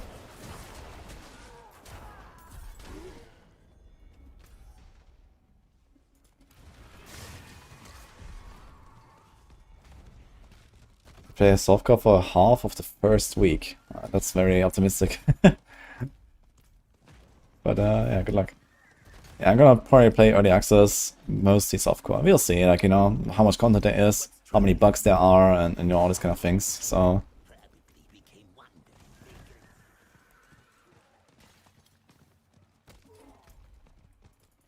yeah, my minimum target for 1.0 launch for PoE 2 is top 5. If I can get top 5, I would be kind of happy. You know, there's Ben, there's Nick, there's Karn, you know, people like those, like they're blasting, and they're definitely gonna be a huge competition. Alkaiser as well, I guess, might be up there. So I wouldn't be really mad getting beaten by those. Because they're probably also just gonna play more PoE 2 than I will. I will also have to do, well, not have to do, but I want to do P4 as well. Which all of these are not doing very much, I guess, until 1.0. So I'll be at just like a time investment disadvantage. But I think this is one we can overcome. A giant hawk took it. What's not to? It's nothing.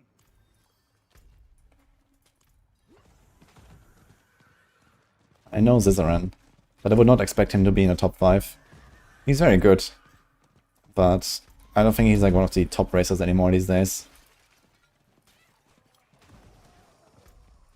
Yeah, I was hanging out with Zizaran a lot on Gamescom actually.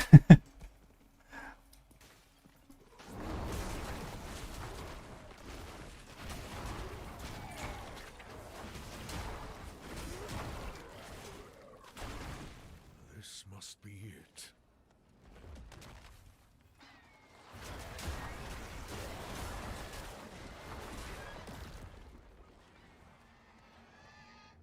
Quinn is going for first CDPS clear. Alright.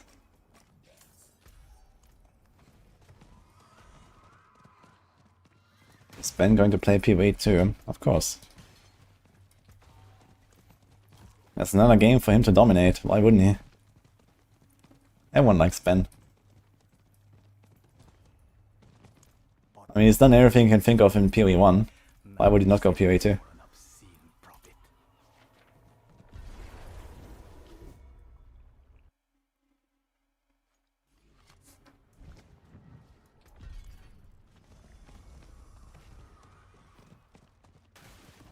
I tried less popular RPGs like Warhammer 40k, Inquisitor. I have not actually.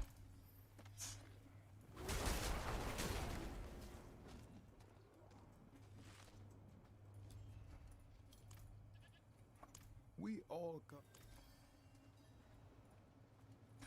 No, no, no.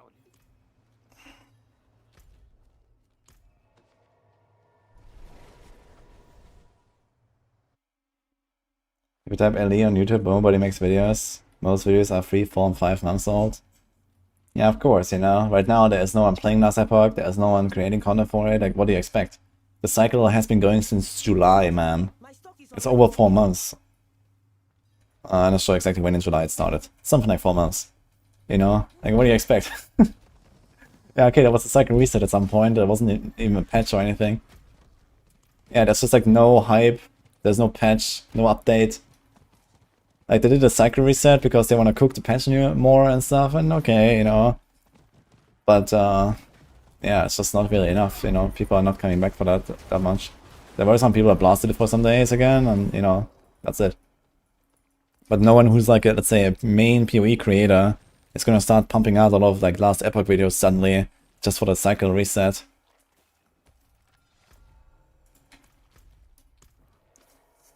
I mean, that's also partially a problem with YouTube, just how YouTube works, you know. It's very unforgiving and very punishing to, you know, go out of your main area and start making videos for something else that you know will just, like, not perform nearly as good on your channel or something. So, first of all, it's a lot of effort because you're not familiar as much with Last Epoch than you are with, like, Perfexor or Diablo, like, for me, for example.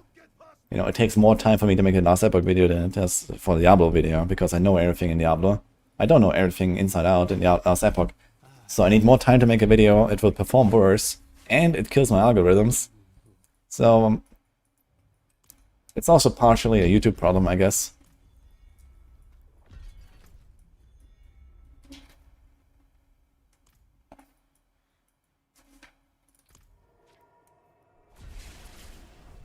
Even the LE creators didn't create content for the reset. Oof. Yeah, I'm not sure what they are up to these days, you know, like I haven't really spoken much with like Fluffin and Blizzard and whatever lately. I seek fame. But I guess many of them are probably also just playing some Diablo or whatever. Have you seen the... It's an Algorithms. Yes. He crawled in. Oh, thank you. Let's hope that Yan Yan is still alright. My mother taught You tried the D2R Season 8, it feels a lot better in terms of difficulty and content. Yeah, but then after some point you realize you're playing D2R, and that's not really a situation I want to find myself in, so...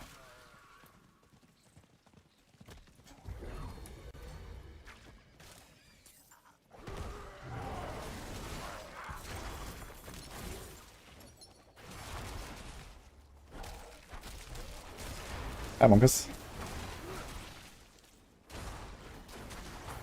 How does Last Epoch perform versus TNI and Maxroll? Like LE is just doomed. I don't think LE is doomed. I think LE definitely has a future.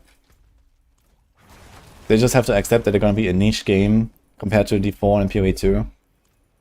But, you know, when they bring out some really big patch and, you know, some big stuff, and they finally make, like, monoliths more interesting and whatever, you know, there's a lot of potential in Last Epoch, I think. But also a lot of stuff they have to fix and so on. But yeah, if they can get away with, like, let's say having 10% of the player base of PoE permanently or something, and this is how they still do the updates, and, you know, I think that's okay. I'm not sure if this, like, actually is enough for them financially, because I think Last Epoch has also been recruiting a lot. So I would also expect bigger patches in the future at some point. in that chest. I don't think they're doomed, though. Last Epoch is still a fun game. I really had a good time whenever I played Last Epoch, I gotta say. It just doesn't really catch, like, this, you know, hype, at least often enough. Like, the 1.0 launch was massive, you know, they have a large player base that might eventually return, you know, whenever something is happening. There's enough of a pool of players to draw from.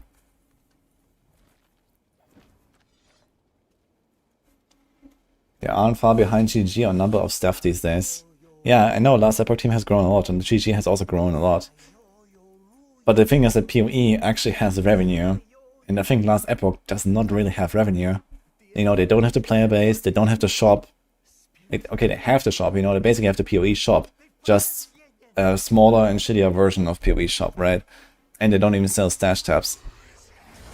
And, you know, all the MTX they have are, like, not nearly the quality of GG's MTXs, and, you know, there's, like less reason for people to do it, I think. The season launches are smaller than GG as well, so they're gonna be careful, I think, with their costs.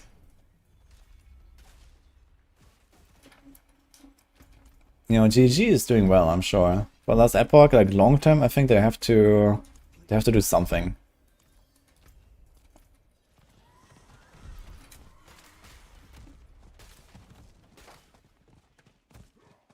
Yeah, GG has also support from Tencent in the background. That's also true. Which, you know, right, as long as it's going well, I think all is fine. But if PoE ever starts not going well, then oof, I think so. This is also something to kind of keep in mind there. If PoE ever falls off a cliff, then that's it, I think, so.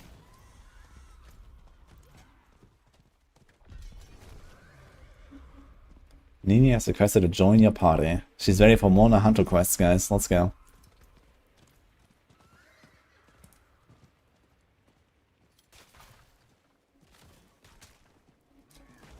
You found the Maxroll guys on D2R, then you tried, it was really cool. Yeah, D2R is also fun and stuff, but it's not really a game that, you know, really has like a large player base, large, like, you know, streaming viability as well, and also something I just don't really want to play that much more. You know, I've played a lot of D2 when I was like 12 and 14 years old and stuff, and I played D2R when it came out, but it's still like the same old game with the same old stuff, imbalanced as fuck and whatever, and it doesn't really get anything new. So for me, I just don't really want to do more D2, I think.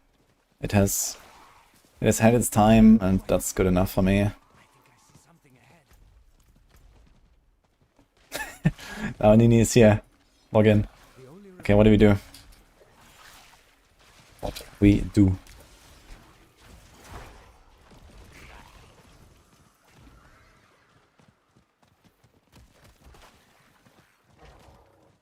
Yeah, I think last Epoch,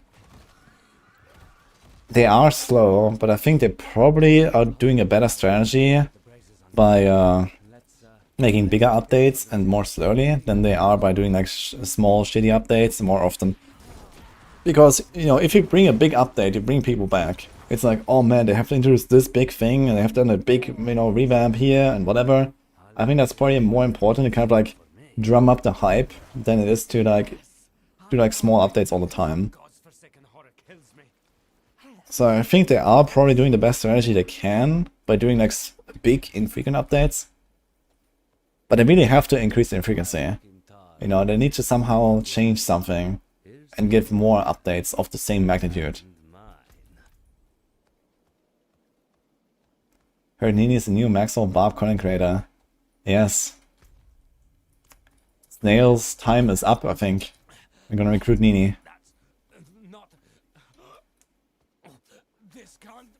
Problem is EHG is doing small and shitty updates really slow. I don't think so. Like Cycle 1.1, for example, in last Epoch was really good. The update was really good, I think. Outside of like, okay, you know, buggy builds and some stuff like that. They've done a really good job, I think. I really like the Harbinger stuff and the new faction and, you know, the new boss. That was really nice. They have the ladder now. Uh-oh. It's funny, you can accept the pit without being anywhere close. What to do with all the extra Mucus Slick X? The ratio is so whack. You go kill a Grigor many times.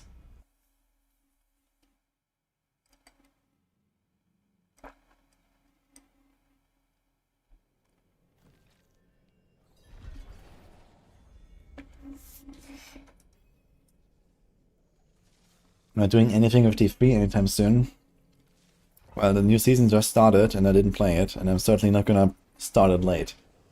So I expect we're gonna get Sanctified season kind of soon, and I might log in and blast probably something like a Hoda Barb or Spin to an Impale or something. But yeah, that depends on the timing as well. You know, that's probably gonna be somewhere when we are blasting either D4 or PoE2, and really has to like has to fit in right in the middle of somewhere with like a weekend of blasting.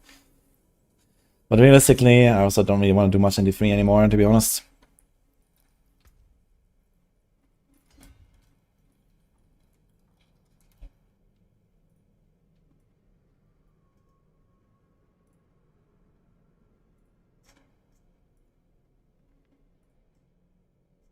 So we go Fang and Claw here. Spirit, Headhunter, Outmatch. Here we did put Undaunted. Outmatch is in the wrong place for some reason.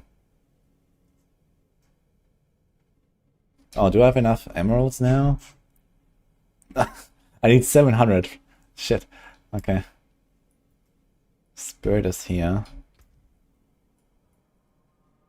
Where we have Werewolf currently. Okay. So put Fang and Claw, and then Werewolf is on the last one. Okay. Woody Blast, the upcoming record company. They thought retaining players is hard, whereas these other RPG games that decide to make big updates just get players back and then it slows down again. Yeah, I mean, that's what I said. You know, Last Epoch is simply in the situation where they are working very slowly, for whatever reason. They are slow. And I'm pretty sure they know that, you know, I think they have a realistic understanding of their situation, right? So let's assume they do. In that case, what is their best strategy? And I think the best strategy is to just make big updates sometimes.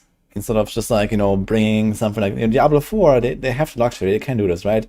They can make an update every week, do something here, something there, they do the mid-season patch. You know, D4 has a stable player base. Last Epoch doesn't have that. So I think the best strategy is to really like, you know, make the big updates, make them hype, make them, you know, bring back people all at once. Sells battle pass. They don't even have battle passes, right? They need to sell battle passes. They need to make better MTX in the shop.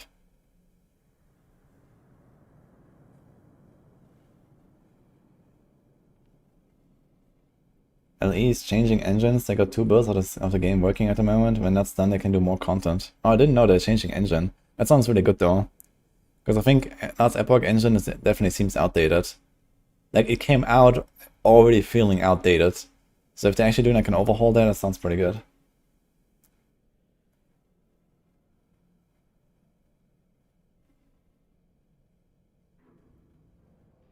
They need to get some voice actors. Every time you hear people talk in that game, it immediately kills the immersion. I mean, that sounds like a very small problem, actually. But one that could probably have a relatively large impact. Diablo 4 requires constant overhauls because of numbers being too high and unsuccessful mechanics. Yeah, I mean, the good thing is in D4, they actually do a lot of weird stuff and they try a lot of things, and you know, if it doesn't work out, like the Gauntlet, they just delete it again. And yeah, this is also like a luxury of Diablo 4, right? They can make unsuccessful mechanics and try weird shit. Because they have the income and they have the player base.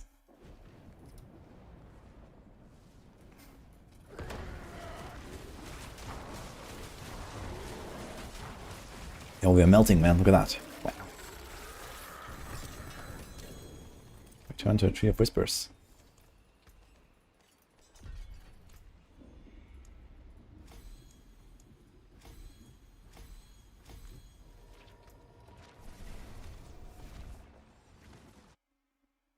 Most fun having build for Barbarian.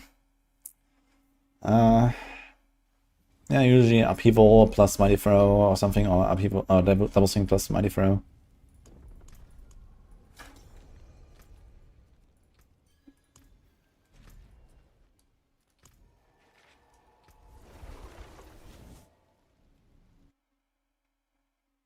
Should level for the new campaign, or can that be skipped? Number 1, the campaign is pretty fast leveling. Number 2, you cannot skip the campaign the first time, so you have to do it anyway.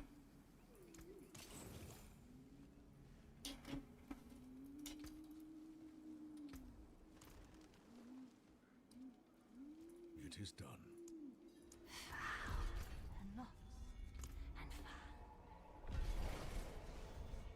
They're just updating the Unity engine version. It's not a major change. Okay.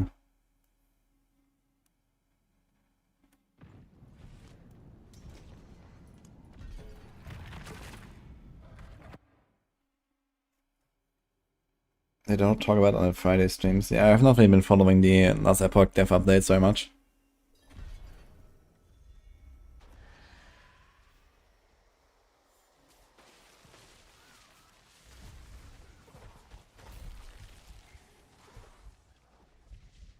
So someone suggested auto pick up Druid and they said no. Lol.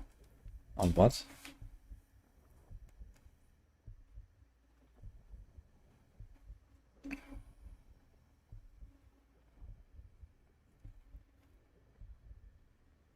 Big updates are pointless if it all comes down to monolith grinding.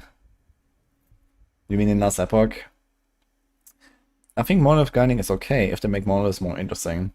I think the major problem that last Epoch has is with the monolith system being like the main endgame, you know, mechanic. It's just not really interesting enough, right? Okay, you have like these different objectives, but ultimately it's just like, okay, you spawn in, you try to complete it as fast as possible. In some cases, like 10 seconds, 20 seconds, you know, that's the run. And it's okay to have short runs and longer runs. And they have started putting in some stuff, you know, right? There's the exiled mages, there's the, what is that called? Arc Nemesis or whatever guys. And stuff like that, right? It's kind of fun, but, you know, we need more stuff. We need, like, you know, ritual. We need, like, I don't know, breaches, you know, like from, like in PoE or something, you know, it's this kind of things that just make the monoliths, like, more rich, more stuff going on, more reason to actually stay in for longer than 30 seconds, right? Where a run can actually take 5 minutes maybe, and you get a lot of stuff out of it, and you get, like, you know, a certain thing here, a certain thing there. Monoliths and TLI are fun.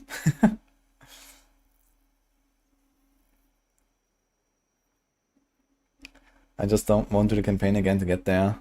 And the good thing is last Epoch campaign is actually, first of all, kind of short, and you can like shortcut it, and, you know, it's not that bad, I think. The last Epoch campaign stuff is fine, because you can actually go monoliths after, like, you can reach monoliths in like half an hour or something.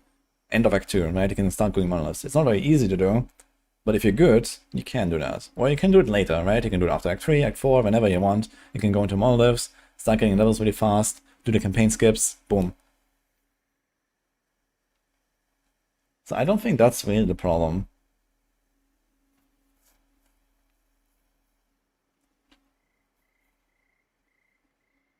So try Charge, Mighty Throw, Call of the Ancients. Yeah, that's pretty good. Charge, Mighty Throw, some core skill, Call of the Ancients. It's a really good early game like strategy for Barbs.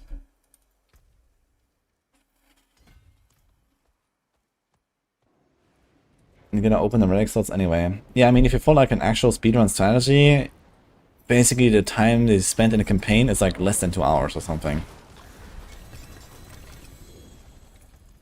Maybe less than 1.5 hours. I'm not sure exactly how fast you can be, but it can be pretty fast.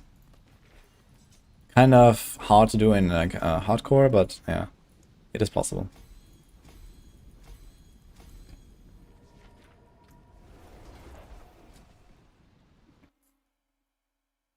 Is the Sword gonna get a new skill this season like other classes? They got one with the expansion launch 1 month ago that no one really cares about, unfortunately. What's left, you ask? Okay, do we have enough fragments now? I need 15k. Oh no. It's not enough. What do we gamble? Glove. Well, shame that. Not a Vasili's ghost. I had that in my bag. That's the spirit. Give it a go. Wudijo. And Nini is back on stream too. Wins Merlin.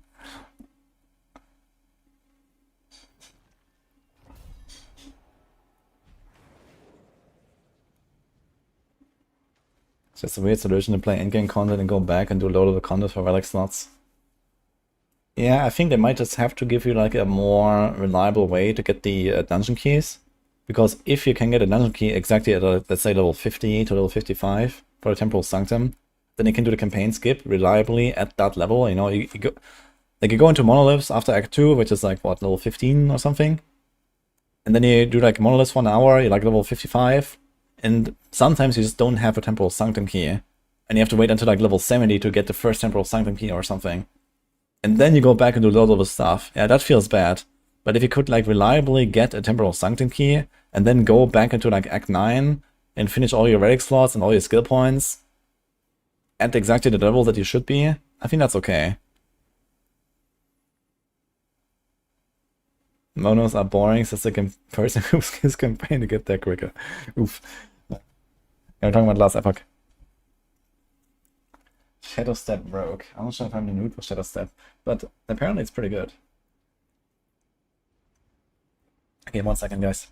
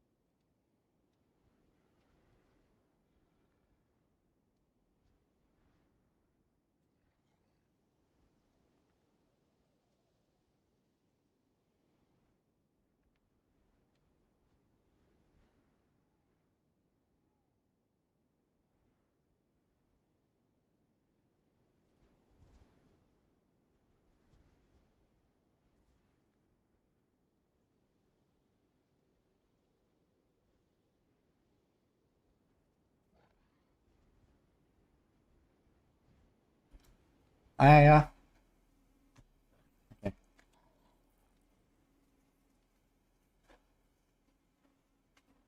Truffle pizza. Enjoy. PvE2 campaign will take that long the first time for a noob taking their time. Probably cut in half for most first timers and half again for sweat lords. Yeah, I think. And what was that? Jonathan Rogers said in a recent video, PvE2 campaign is a 50-hour journey. Imagine 34 wine. Yeah, I mean, this is like for a first time, like kind of like newcomer, maybe not even ARPG player, right? Someone who has no idea about PoE, no idea about the campaign, who's dying like 7 times on every boss, minimum. Yeah, I can absolutely imagine 50 hours is the time for a Dude, it took me literally 3 days blasting non-stop to do the campaign for the first time in PoE 1. Because I was fucking slow, I was reading, I was like, you know, like exploring everything. Yeah, like it took me like 30 hours or something for PoE 1 campaign the first time around. And these days I do it in like a 4 or something, and you know, you get way faster, right? Over time, when you do it like 100 times.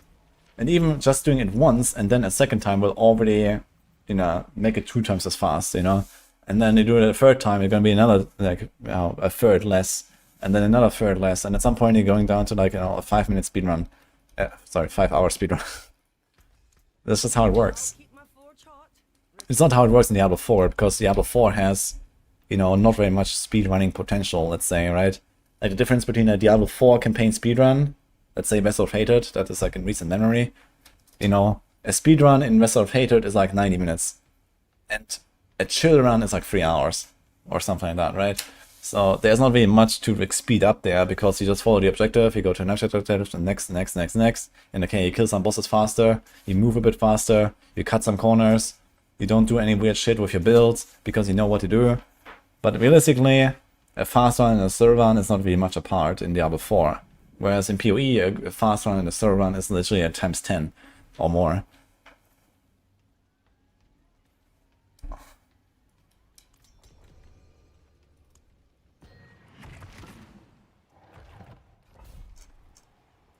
What the hell? Chronix? Bunka Giga.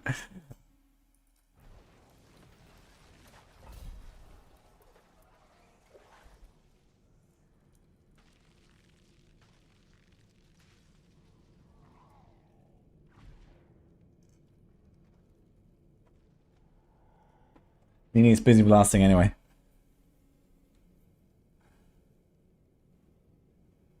Trying to attach a bunch of garbage in inventory just to render for 2 transmutation shards. Yeah.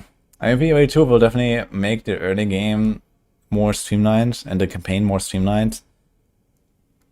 Like, I guess the main thing to figure out in PoE 2 for speedrunners is like how to kill the bosses fast, because you have like 100 bosses to kill. Basically, a PoE 2 campaign speedrun is nothing different than just a bossing rush, right? You have to get like a really high single target build and blast down 100 bosses and go from A to B really fast every time.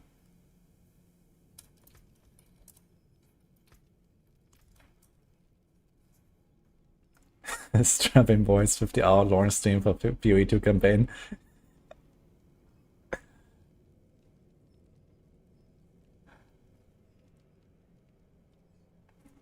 Mark Roberts is already blasting Act 1 to 3 in under 5 hours, confirmed in a new article. Wow. Just under 5 hours, man, for half the campaign. On someone who who's actually developing the game and who has played it many times.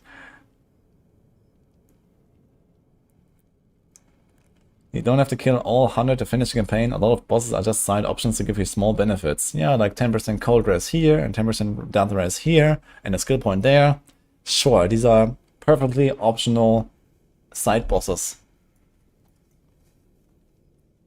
that no one will assume in their build guides you have completed.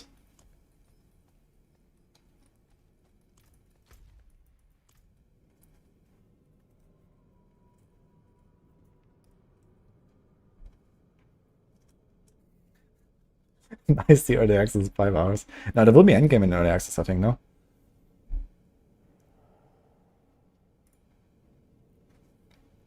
Try to join a lobby for pit run and watch you get kicked playing with Druid. Why would it kick me?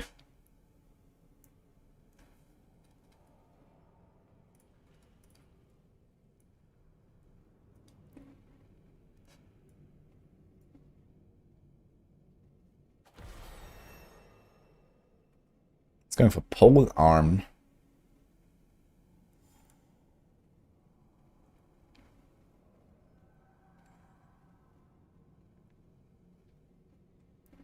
Mm-hmm.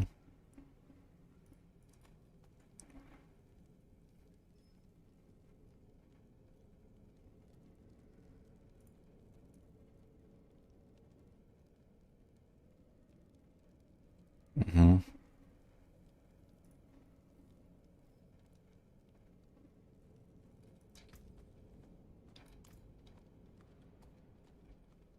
First 3 acts and mapping.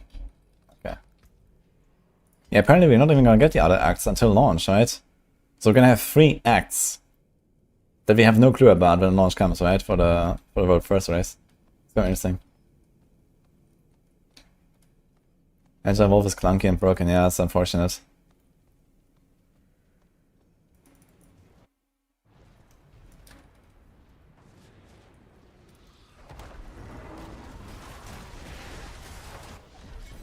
Look at that damage, man. Like pumping. I got a free GA. Neck. Shit.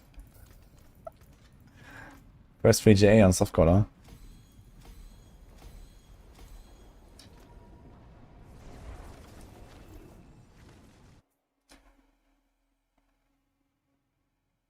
World first, it will be interesting. Mm-hmm. Yeah, I wish I would have fixed Agile Wolf, man. The missing jump is kind of annoying.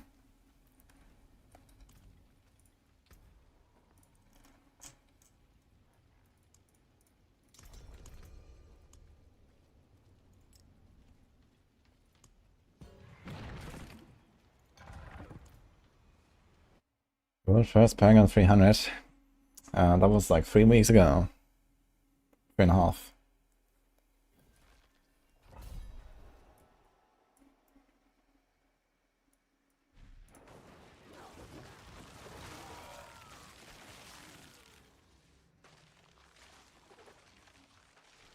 What do we get from the Shroud, to be honest? Quick Shift, okay. Hide Instances, okay.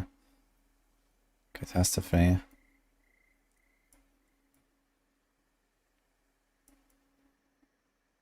Another minimum rank.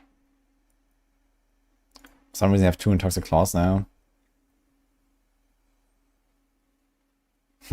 Provocation, huh?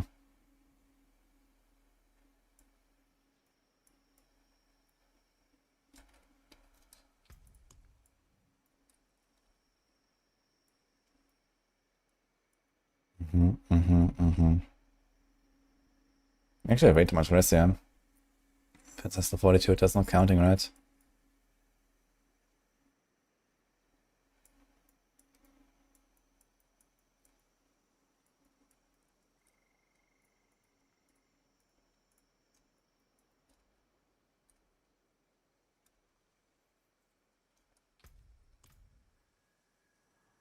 The Paragon 270, I feel like I've played so much. Yeah, but Paragon takes a while to grind, that's how it is.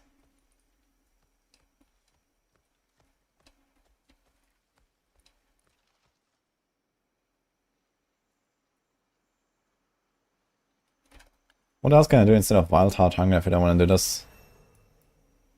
But 7 to heighten senses. It's a lot of the R, man. Even if we don't go for the bonus very much.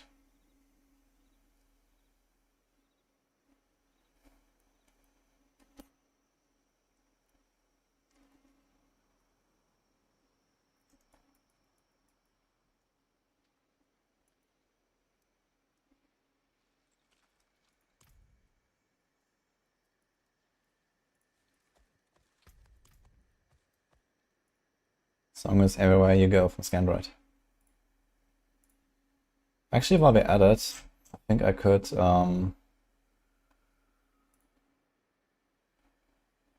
update my Woody Builds channel a little bit.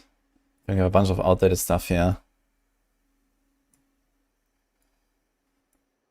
Not updated after 202. Yeah, I think I'm gonna move the Mighty Pharaoh stuff. Stone Bursts. This stuff.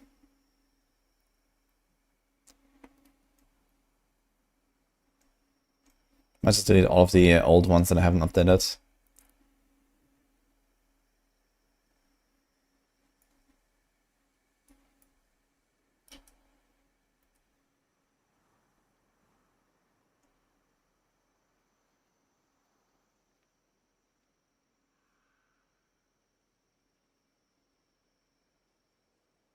Rake fonts is also not really a thing right now. Where's my rake build actually?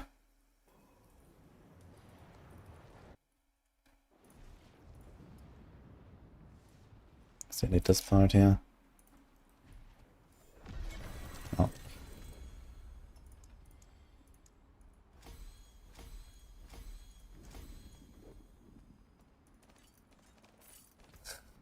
Because it was instantly and then the thing spawns on me in the back. Oops.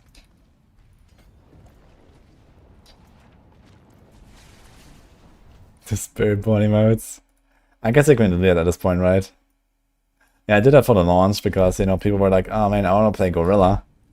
I want to play Eagle. And this kind of stuff. But I guess at this point, you know, people kind of like understand what is what.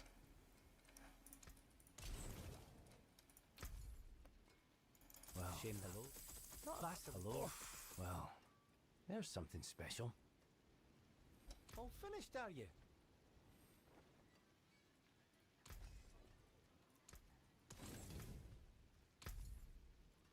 Hello, not a bad. Hello, shiny. Oh, not a Vasily's ghost. I had that in my bag. Greetings. How shall I guide my hammer? Feels amazing orange.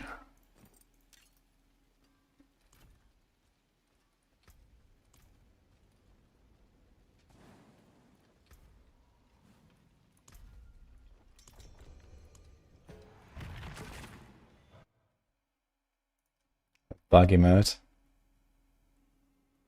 We have some bug here. This one. Looks very cute. All of them.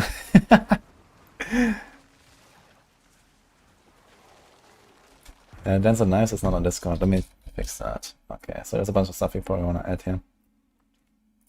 Dance up Nice, no snapshot. How about that?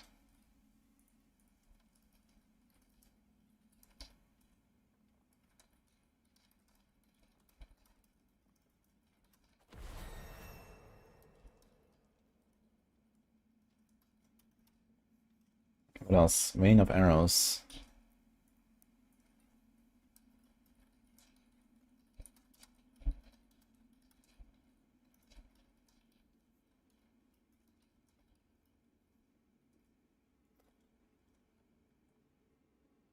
Commodity, Ashenwrath, Casino, Arrow Storms. Got that there. Death Trap. There. Rake.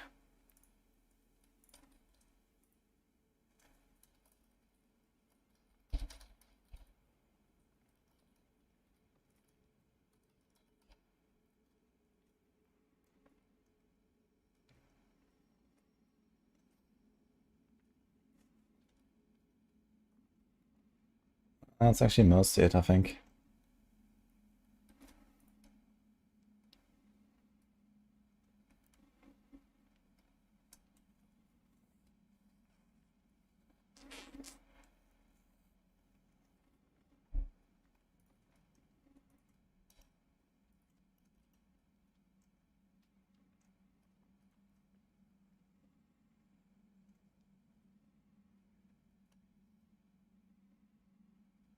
Something like that. Anything else I'm missing?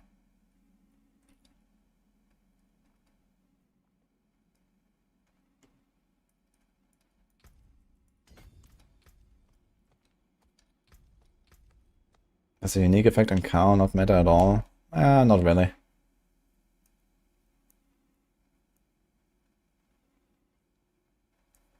You saw a video on YouTube about rapid fire build that cleared 120. 120?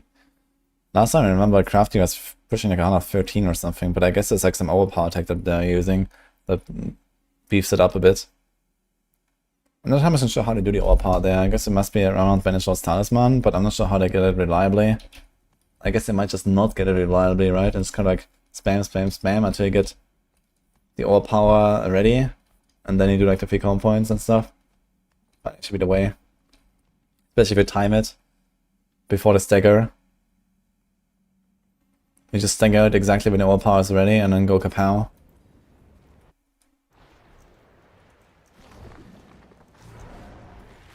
I need to fix my transmog, by the way. Stuart looks awful.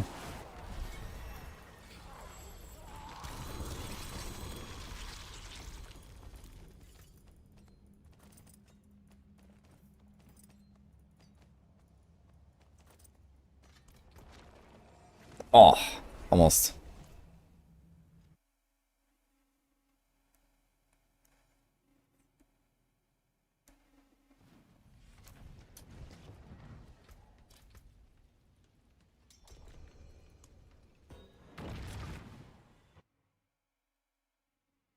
Druid transmogs. Yeah, you wouldn't think that it matters, but man, this helm. What can we do?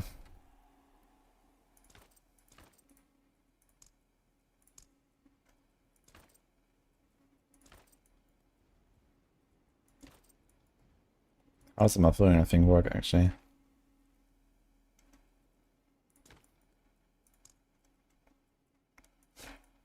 What the hell?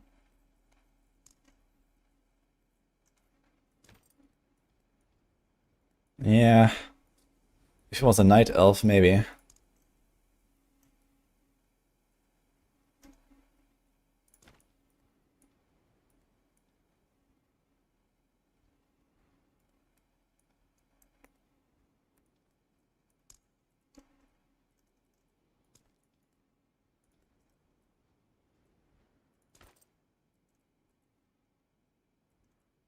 Looks like a moonkin.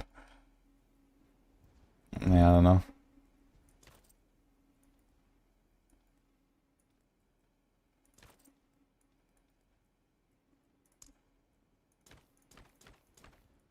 Yay, more feathers.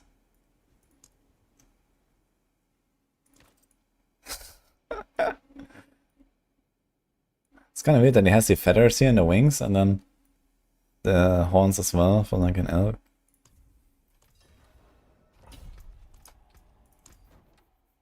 Hi, Bassett.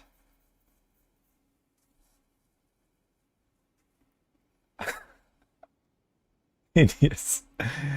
Yeah, I don't know about this, man. So what can we do?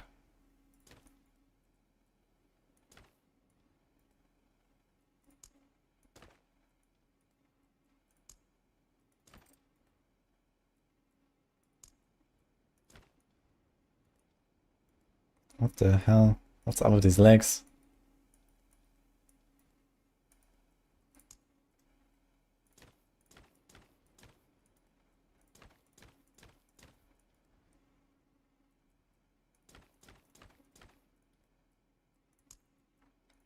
Seems like the free one is better. But I have a serious lag problem here.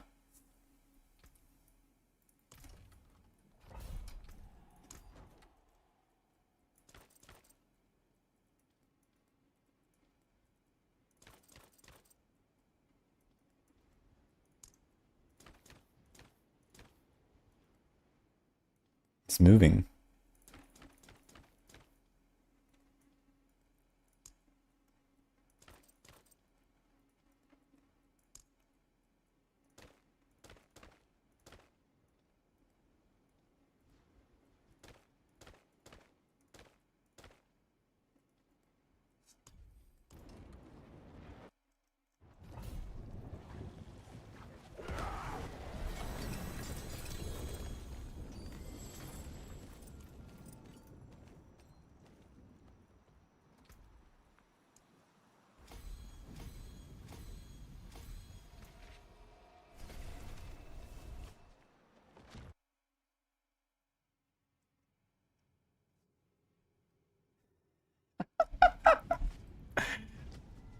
I think that.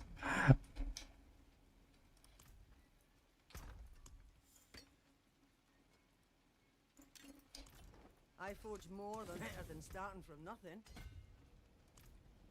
Soon 200. 1, 2, 3. It's still missing the entire board actually. Hi team. Why I'm playing Druid on softcore? First of all, I need softcore paragons for the PTRs. And like, you know, items and stuff. Like I want to get some mythics ready, I want to get my paragons ready and so on. And also stash. I have an entire stash for Druid and for Barb basically and for Necro. Which is very nice. So I don't have to delete like half my stuff on hardcore. Maybe I'm gonna go for Paragon 300 as well, we'll see. Although I don't think I have enough time until PoE 2. It'll be like a month now. I mean, if you like Giga Grind, well, I can't really Giga Grind if I'm not playing Spiritborn or Rogue, I guess. Maybe I can Giga Grind. 100 hours. We'll see. I have a lot of IRL stuff to do as well before PoE 2. Let's fix this though.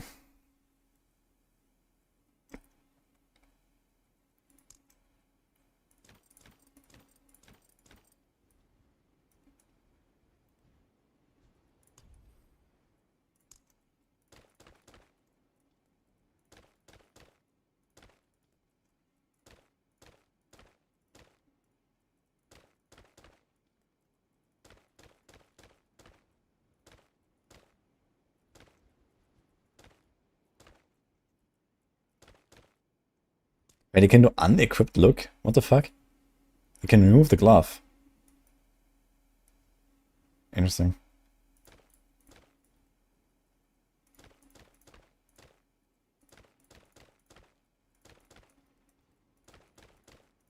You can do this on all slots?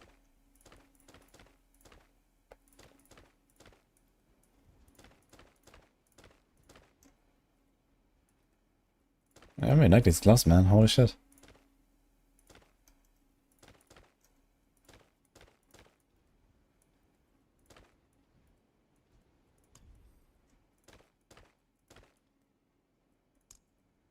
Yeah, you can actually do unequipped everywhere. Really? Interesting.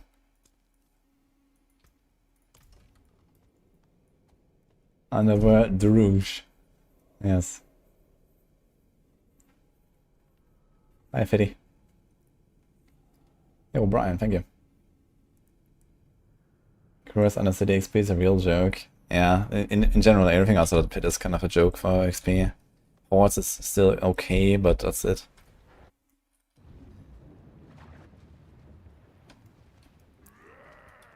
Keep leaving bosses at 20% or less in 109. What do you mean? What, brother?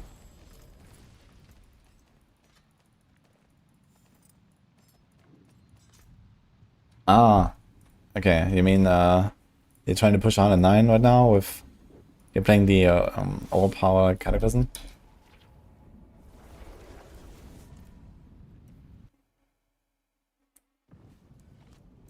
You like the 5 paragon board limit? It's not a bad idea, I think.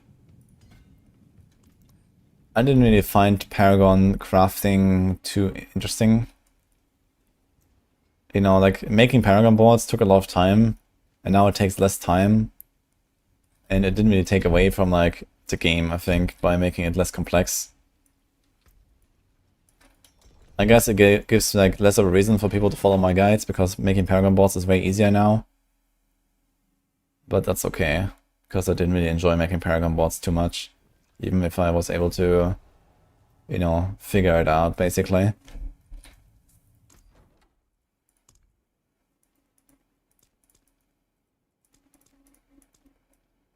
Foot.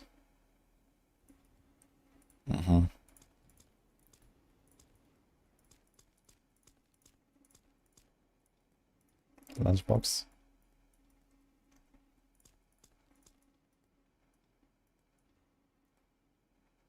Clips F.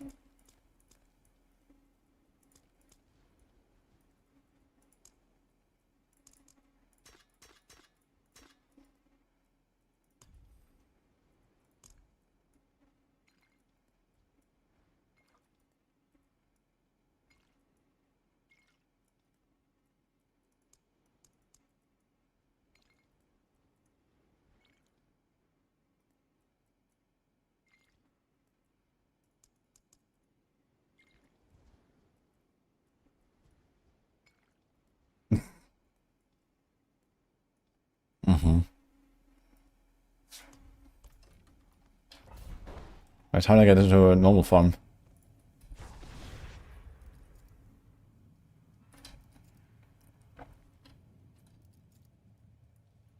Why am I glowing in all these weird colors?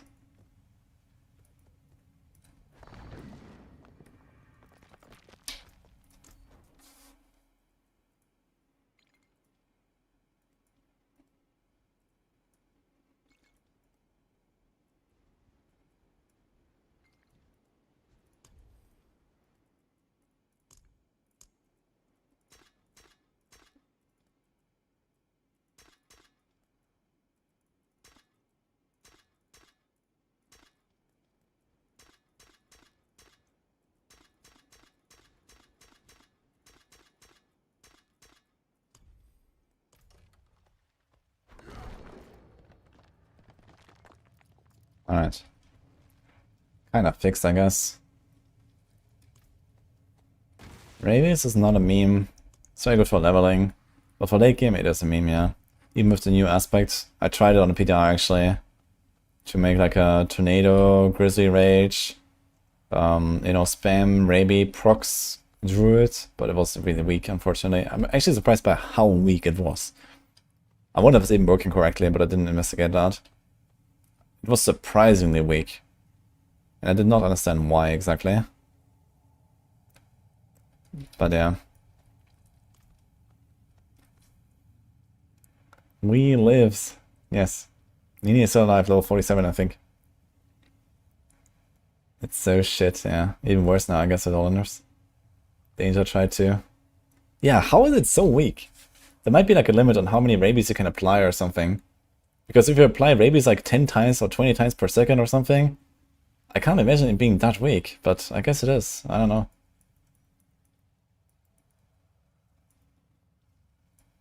What do you think they're doing mid-season? Well, hopefully they give everything on Barb at ×2. And then divided by 2 on Mighty Throw. Hopefully giving everything on Sorg by ×2, or I don't know, fix stagger issues and barrier issues and life issues. Do almost nothing on the Spiritborn, I guess. Do almost nothing on the Rogue, I guess.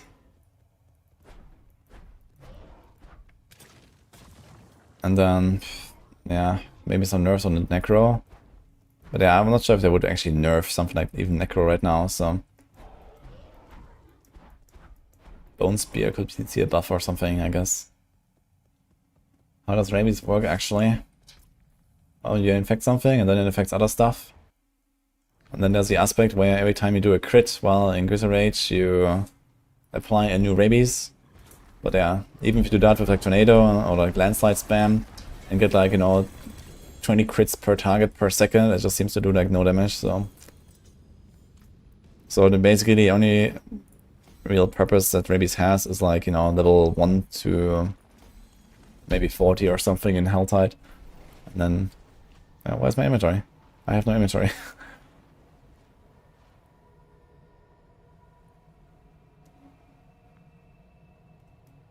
And no character, actually.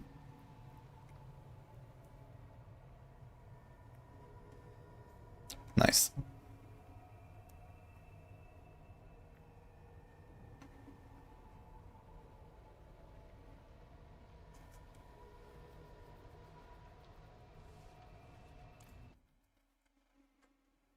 Okay.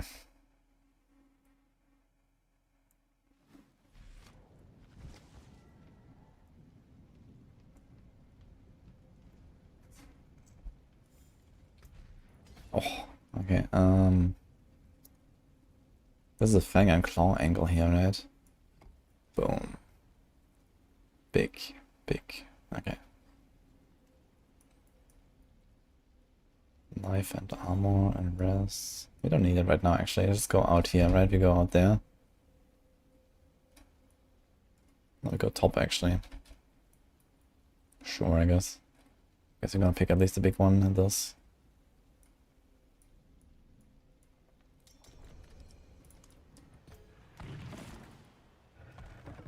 Okay, seriously, what's going on with my game? I need to reload, I think.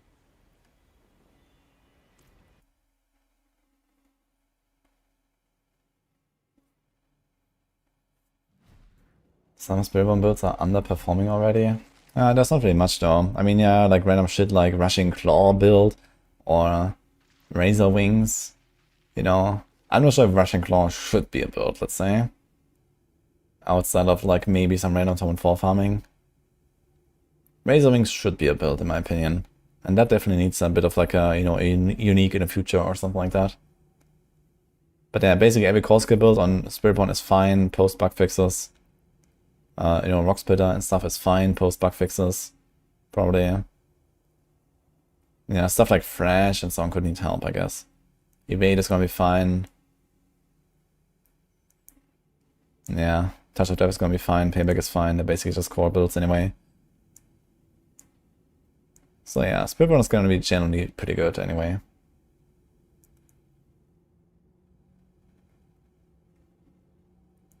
Yeah, I think it just fix all bugs and do nothing else on Spiritborn. We're still gonna have like a relatively strong class, to be fair.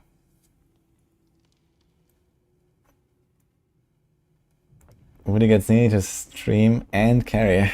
Yep. Although I don't really have much to do right now, so that's a bit of a problem. I can't really contribute here in a tier 80 and 2-man. Yo, we get a GA Basilisk. Log in. How about that?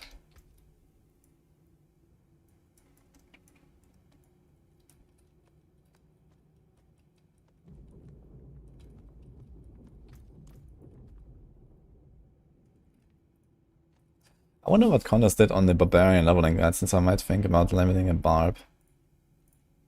I wonder if he's also going for like all of the Charge, Mighty Throw, etc. combo. Upheaval, Frenzy, Mighty Throw, Charge. And Ground Stomp. Okay. Iron Skin though. Charge, Mighty Throw, Bash, Hammer of the Ancients, Iron Maelstrom. Leap, Mighty Throw. Rend doesn't have Mighty Throw, it seems. Scissors, Ground Stomp, and Wrath. Double Swing. Lunge. Charge. Double Swing. Ground Stomp, Rallying Cry. Okay. Kinda cool how like different all these skill bars work besides the Ground Stomp, I guess. Ground Stomp was pretty good though.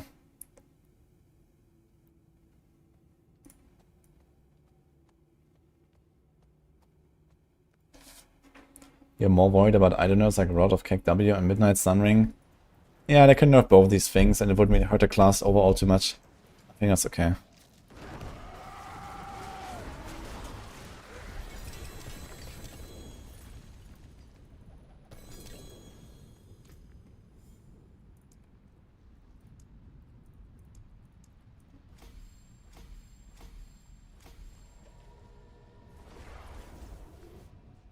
And yeah, Real Force could maybe need a nerf even post bug fix. We'll see. Paragon nodes, I don't really see a problem. Like all the Paragon nodes on Spiritborn are plus minus like a 20 to 30% damage buff, so... Oh, what the hell? Okay. Dude, where's the hell? Where's the blacksmith? Okay. What's still got some good in it?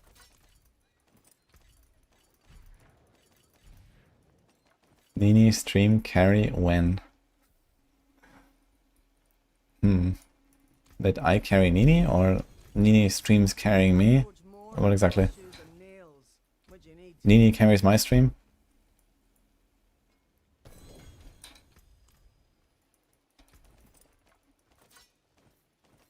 See some steel you need?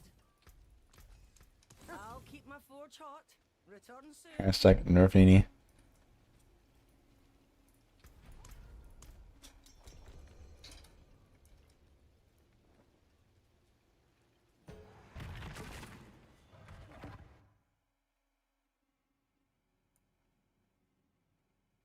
It would be easier to nerf T4 instead of buffing every non-Spiritborn class.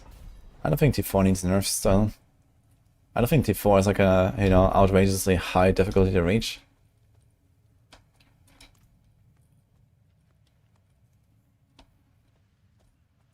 Nini carries Twitch.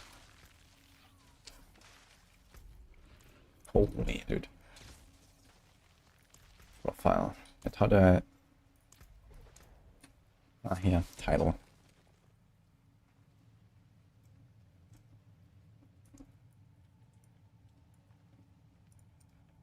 Doesn't tell you where you get a title. What?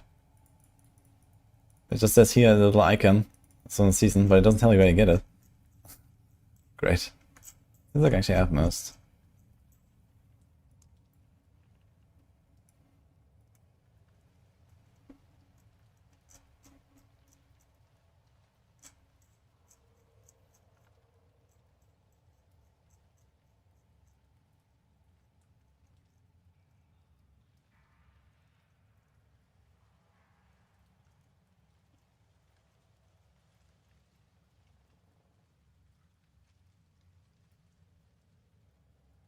Okay, Barb is Dust Devil, Mighty Throw, or Earthquake based. Naja. That's the problem for sure. The core skills in general are kind of bad on Barb. Which is kind of funny because Overpower is extremely good right now, right? Every class is playing Overpower builds. And you know, stuff like Hoda is Overpower based, Upheaval is Overpower based. And they still suck so hard. Despite Overpower generally being overtuned as fuck right now. It's kind of funny.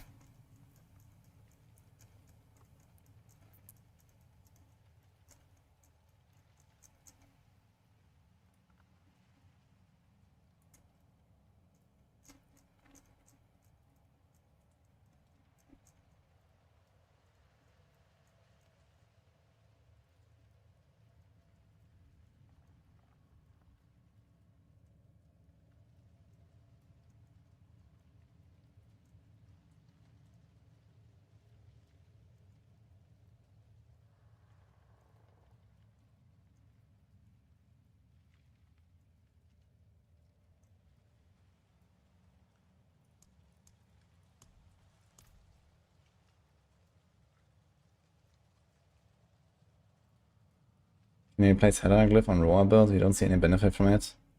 Yeah, I did that too. I mean, it still has like the, you know, 10% extra damage to elites, and then the 10% overall damage, and then you get a bunch of decks basically. But I also went with Canny instead.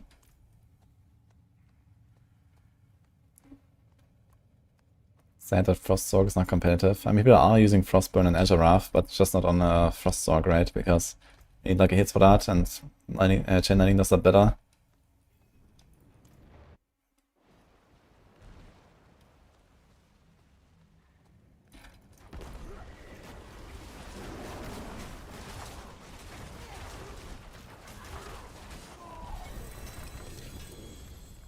Their Paragons are slowing down a lot here.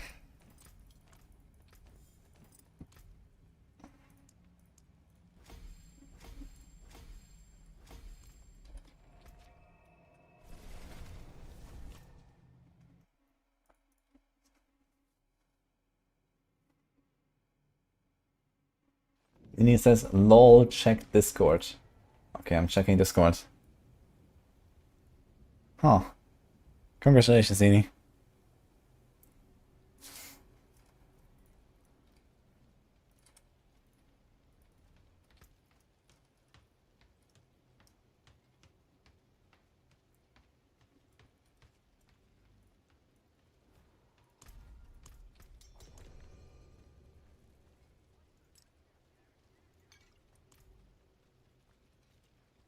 Shard getting extra point unconstrained key passive. It does, but I'm not sure if it does anything. I think it may increase the damage reduction or so. Shot. Return soon. Does it increase the damage buff?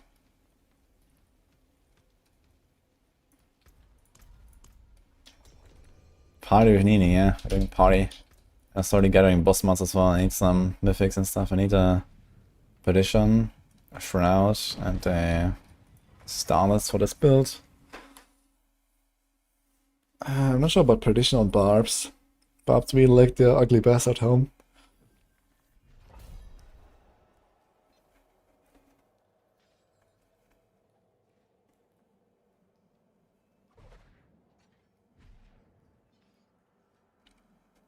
Blizzard has not confirmed that this is what happens, but this is most likely what happens, Art. That's how it worked in the frame.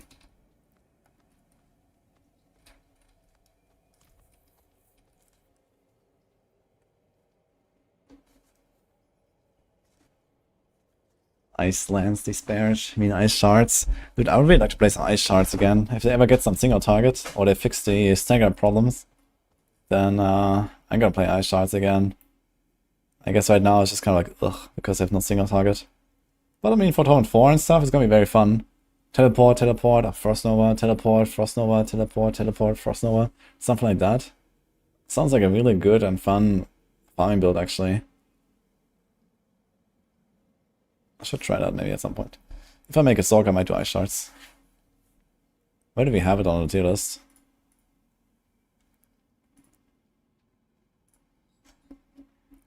C. That's good enough.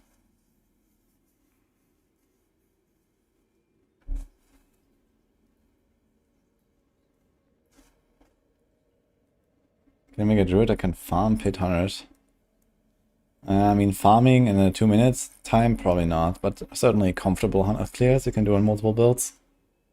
There's like a bunch of Druid builds that are like 105 to 110 push now or so, I think.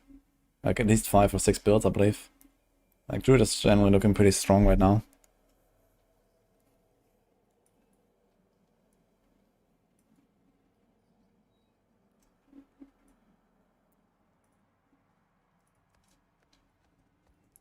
See, it's good enough for T4, really? Yes. I mean, basically, F is something that can't even get to, like, comfortable T4.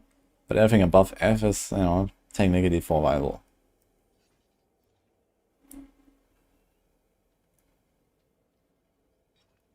Build starting with M is way too low.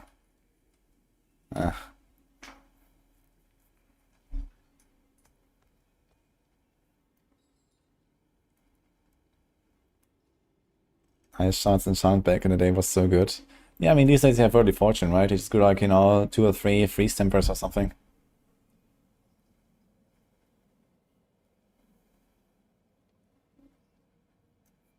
Terrain bosses on T4 are tough. Yeah, I can imagine that. On Ice Shards.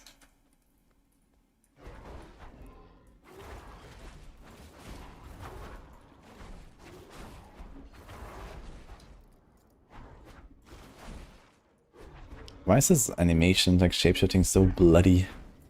I just realized, you know, it shows like all the bones and inner parts basically for a split second. I just realized that for the first time.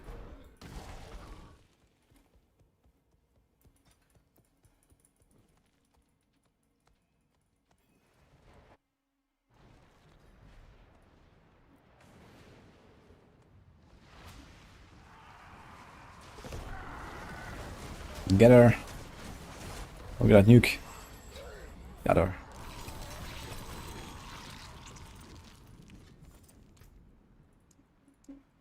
Okay, I wonder if I can upgrade this to... Okay, I can, okay. So I can still level some glyphs here.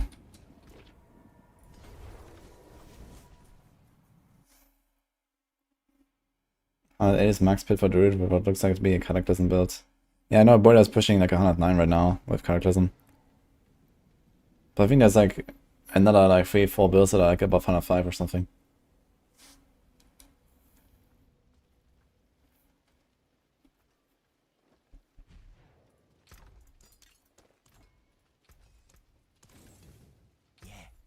a wee gamble. Well, shame that. What is the big issue of ice shots in single target?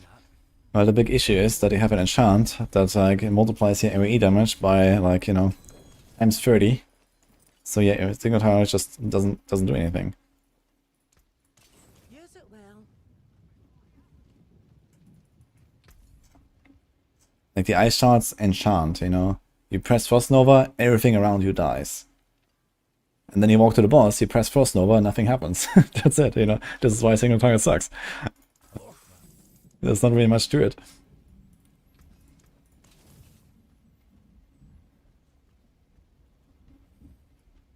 Hi, Symphony.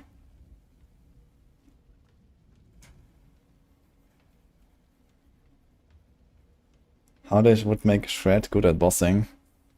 Well, I guess step 1 is delete. What is that? Stormclaw aspect. And then make it like a more single target option. Or something. They can also like maybe add something like, you know, like the more you shred a target, you stack up some debuff or something, right? Or like some bleed or some poison. That kind of like ramps up as you shred the target. There could be some stuff like that. It would actually be like very thematic, I guess. You know?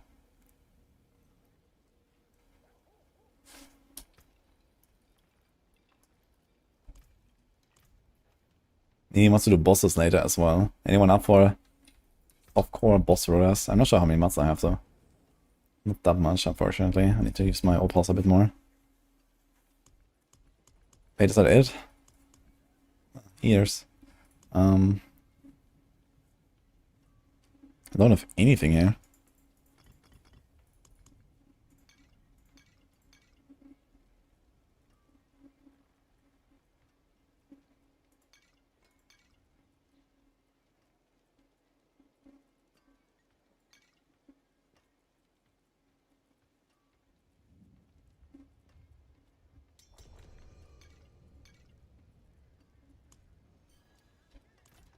How does it sort this consumable inventory when you have boss mods? So first the elixirs, then the opals, then the boss mods, then the scroll. Okay.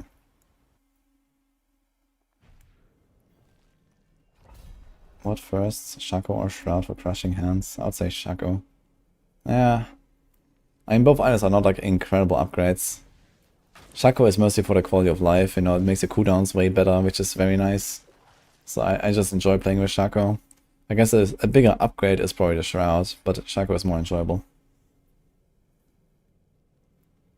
What to farm in order to advance invertible? I mean, make sure you get like GAs everywhere, at least like, you know, 1 GA on every piece, so that you can also like masterwork the items higher, try to masterwork it, get more levels.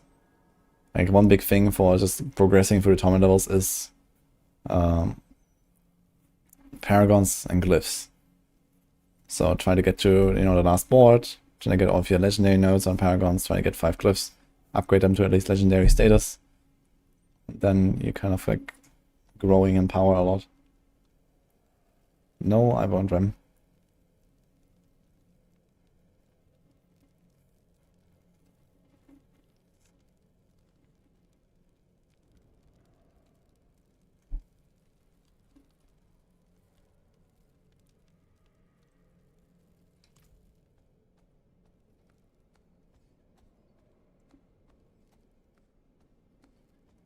Yeah, this is softcore Druid here. I need paragons on softcore.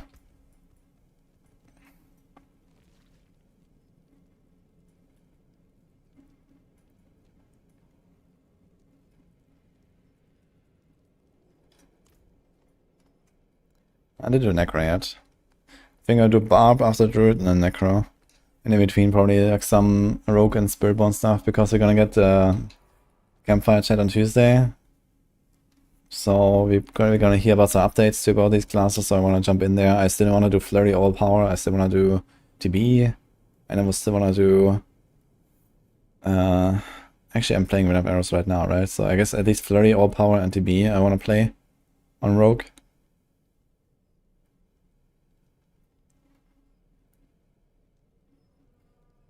I can share with you what the feedback to Blizzard was with the Rogue class. Oh, you watched my 30-minute video on YouTube that I released like a few days ago.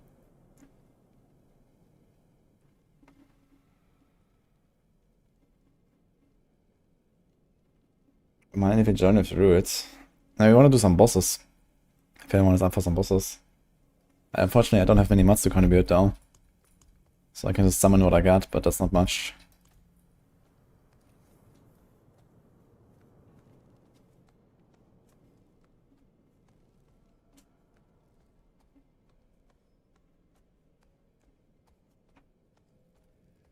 I do have to say, getting carried is not a very exciting experience.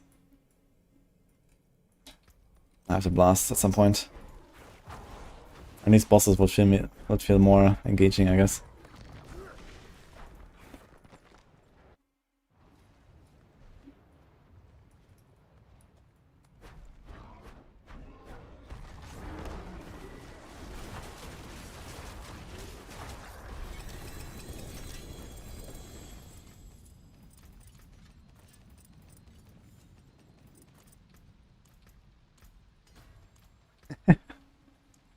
Now Nini's angry.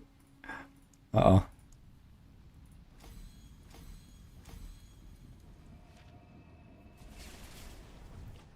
Spiritborns ruined the season's economy. It certainly wasn't the dupes and the RNT, right?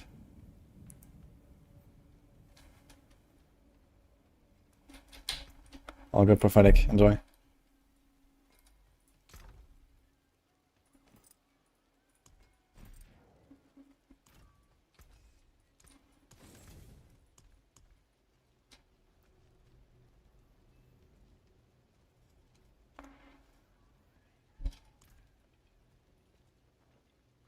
I got tributes in a city.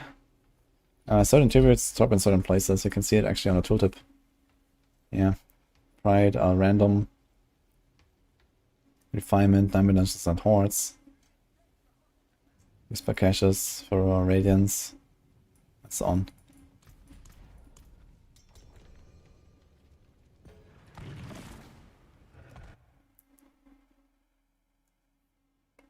Why is it so hard for Blizzard to fix the dupes?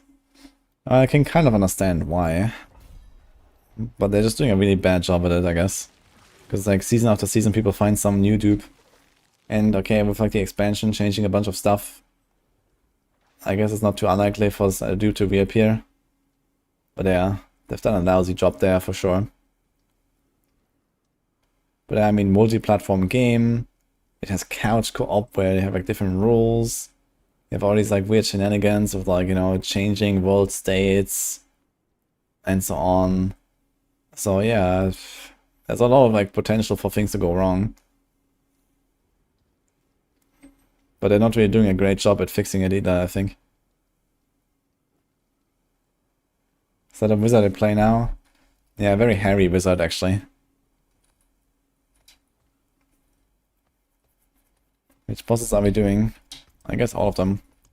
Nini just asked for bosses, so I guess she is gonna blast for some mods. They didn't even disable trade this time. Yeah, it's actually wild. How did it not disable trade?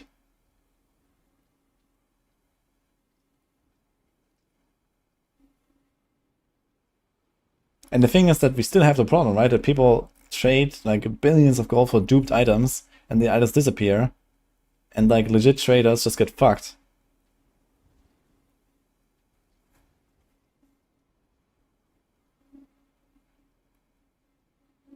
Like at the very least they should disable trade to protect the people that are getting fucked by the dupes.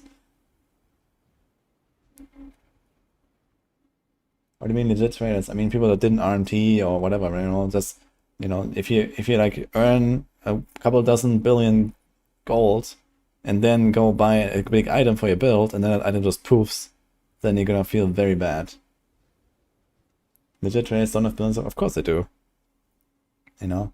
They just like indirectly profit from all the RMT and the bot economy, but they're still legit traders, you know? You can't blame someone for selling stuff for high prices if that's the prices, you know? The inflation is not their fault.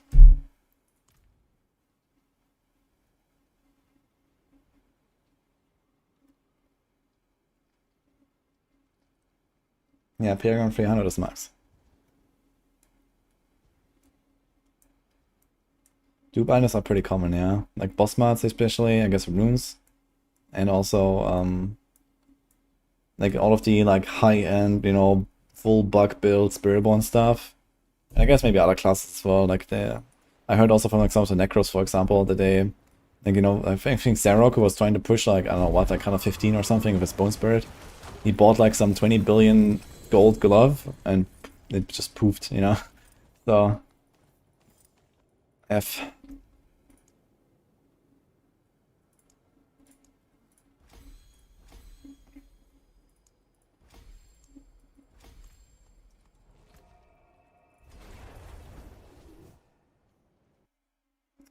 GA, 3% roll of keg Ws, apparently very common.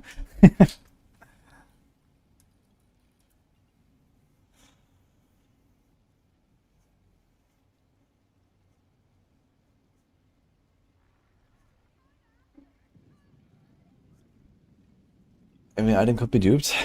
Well, I mean, realistically, people only dupe the, you know, very high-end stuff, right? No one's gonna bother to dupe like a random, I don't know, 1 GA or 2 GA shit item for an off-meta build. So they're obviously just doing the big stuff. But yeah, I mean, all the big stuff is like super duped stuff. So it's kind of sad. Quad GA, free Caprileca everywhere.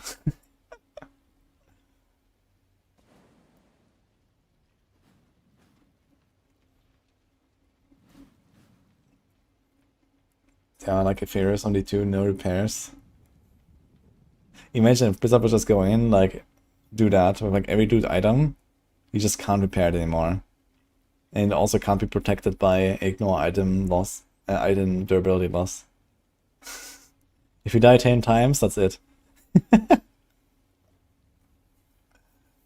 Which, I mean, okay, it won't really happen, I guess. Who even dies these days? Inisa scum, what are they doing? Where is she? What? I can't TP to her. Are we lagging? What are we doing?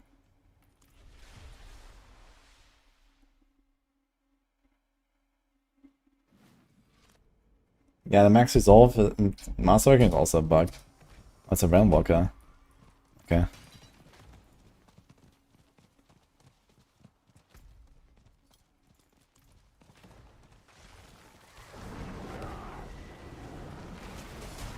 Get him!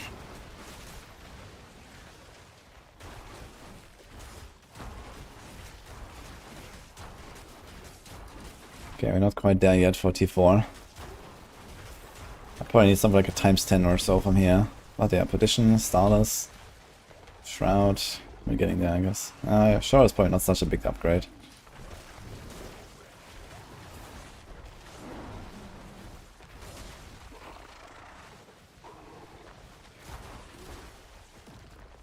I think making the pit easier is not happening. Nerfing the Spiritborn is also unlikely. Buffing the other classes is most likely, I think. But they have to be very careful of that, I think. We already have plenty of builds that go beyond pit 100. They need to avoid buffing those while buffing the shit builds, I think.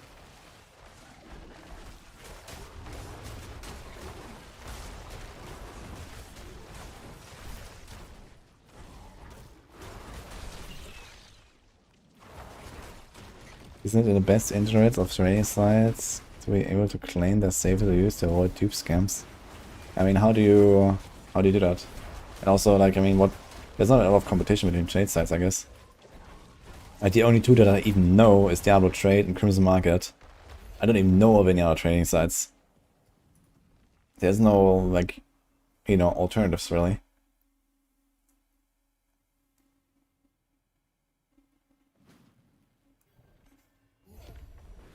And if they allow something like a rating system to flag traders and dupers and stuff, I mean, how is that gonna help, you know?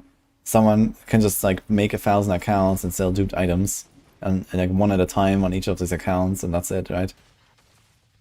I mean, this is very common, you know, people that just sell items most likely are not engaging in trading very often. You know, like personally, I don't really trade too much. You know, I sell some items here and there, and these are only really like the big items. You know, I don't sell like random 1GA bullshit. I only sell like the 4GA uniques that are really good. You know, like 10 items or 20 items in a season, and that's it. So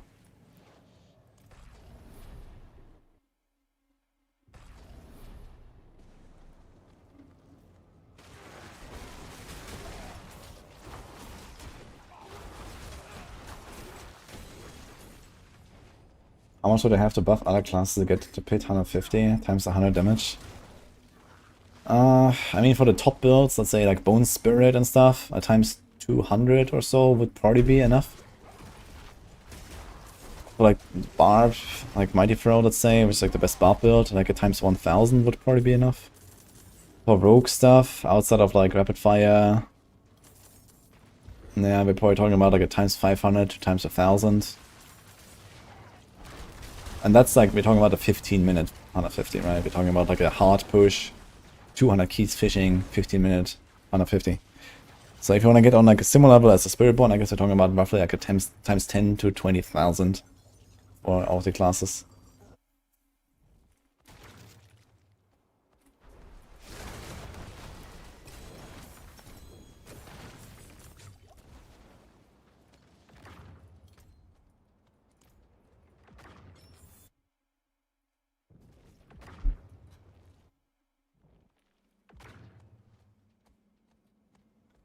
Then there's 4GA to whom? To Oogie for 10 million. I mean, last season I did sell an item for 5 billion. That was the 4GA Fracture Winter Glass. And then I also sold the 4GA Tibbot's Will for 1 billion. So there are some people on the higher end on hardcore that actually do have some gold. You know, I'm a softcore right now, but I had 3 billion gold on hardcore. And that was mostly just from self-farming. I didn't trade for anything really. So it's not impossible to get a few billion gold at least, and then buy some big items. Someone also gave me 500 million for one of the aspects that I sold.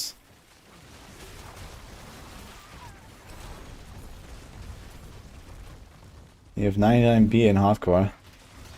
Where is that coming from though?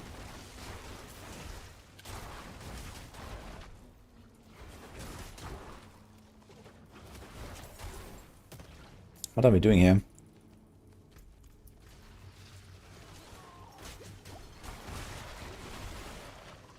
Trading. Damn, what are you trading? I just like playing economy simulator or what?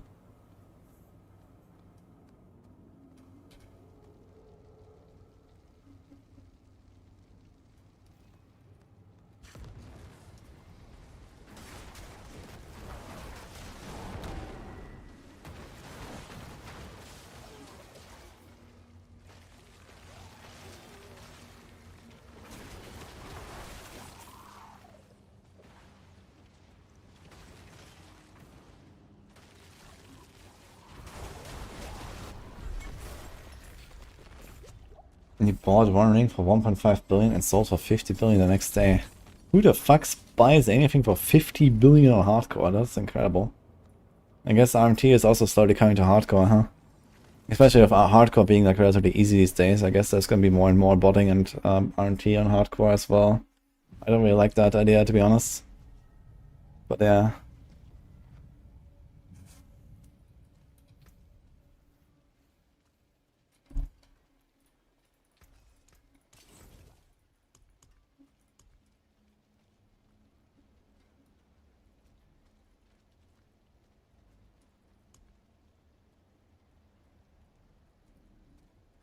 Wait, did I not get anything? And tips, apparently. I had this already, I guess.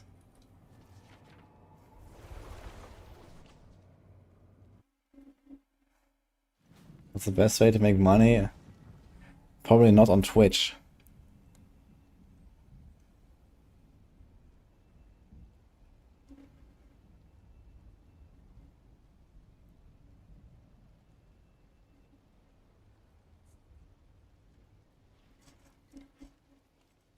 I guess while we added on D4, well, it's trading. And if you don't want to trade, then I guess it's boss rotas. As always.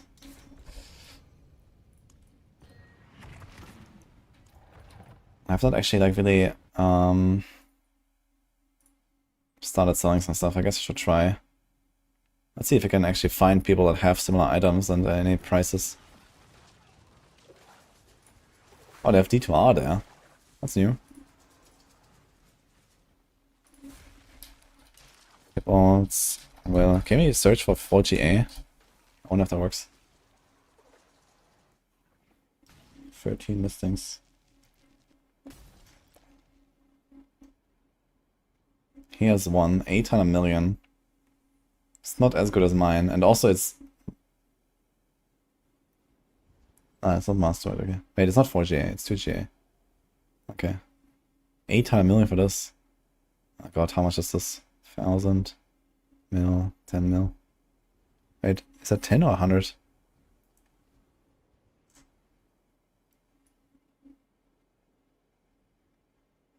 That looks like 10 mil, is that right?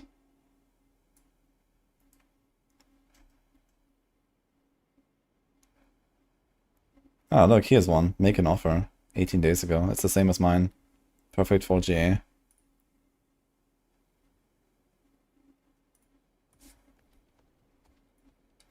The phone cam pics, man. Okay. I think I might put mine up for like, I don't know, let's say 300 mil and see what happens. What else do I have? What about a rebounding aspect? I have like two of them. I have one perfect and one off from perfect. Buy it. What am I gonna do with it?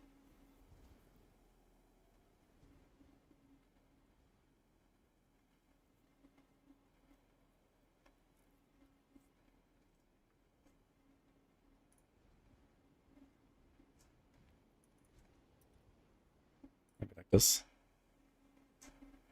No.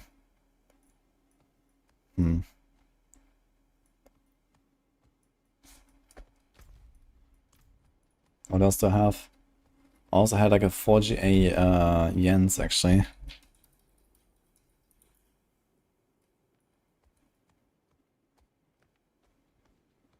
Can ask a friend for 4GA pervertibles. I mean, I'm selling a 4GA 20% tables. It's not very many listings here. These are like random 1GA. All stats, by the way. This is 2GA. Okay.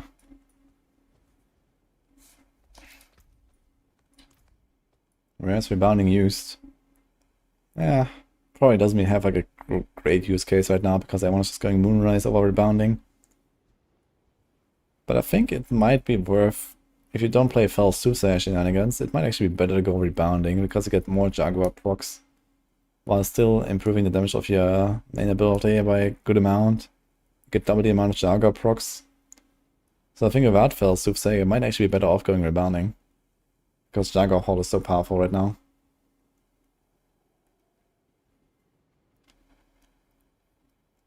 Alright, Druid's so wide. Well, they fit a lot of stuff into this bad boy. Look at that skill tree. Hello, El Loquito del Centro. 69.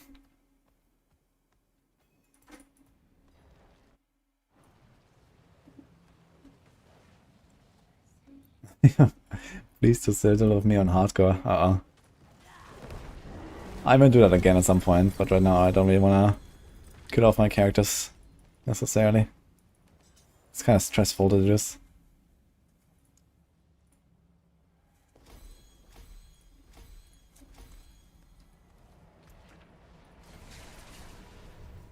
Nah, I'm not planning to play PoE later.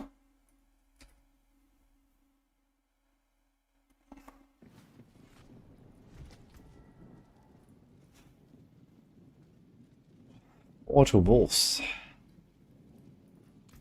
I guess that doesn't matter actually. Because they have Storm's Companion. Ah shit, we're not on hardcore. I can't actually set I want to set up my traits, but I guess I need to go on hardcore later for that.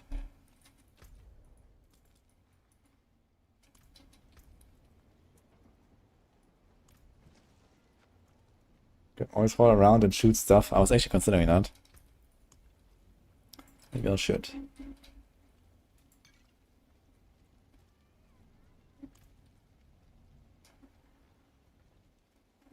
Okay, let's go around and shoot stuff, guys. Can try to do 101s. Well, not as a farming tier, I guess. We can definitely push beyond that. Okay, let's go. We can pretend we're doing something.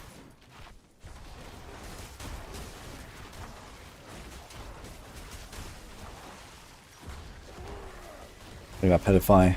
Wow.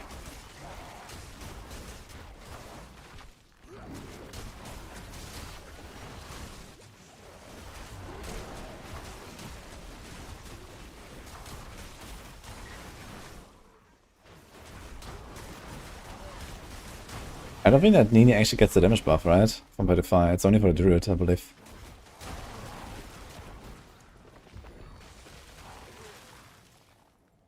Yes. But I guess technically it can do more damage by someone else petrifying the monsters. So if she ran the rune, that would probably work.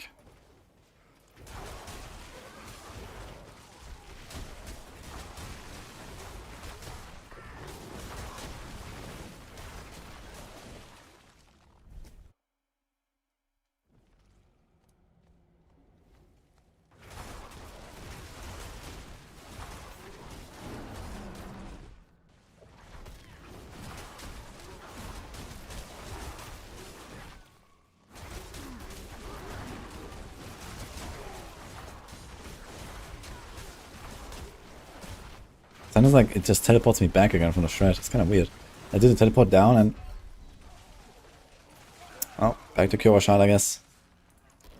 How did I die here? Seems like Lightning Enchant just killed me. Okay, I have 4.5k life. What's my res? Ugh.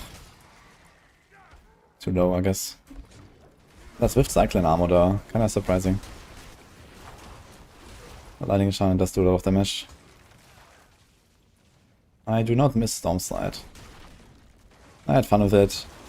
Inside is still a good build, that's also enjoyable. There's Lightning Storm. I think Storm Slide was just kind of creeping into Lightning Storm territory way too much. It's good that we have dedicated Lightning Storm and dedicated Landslide, and I think the Storm Slide build was kind of like a oopsie.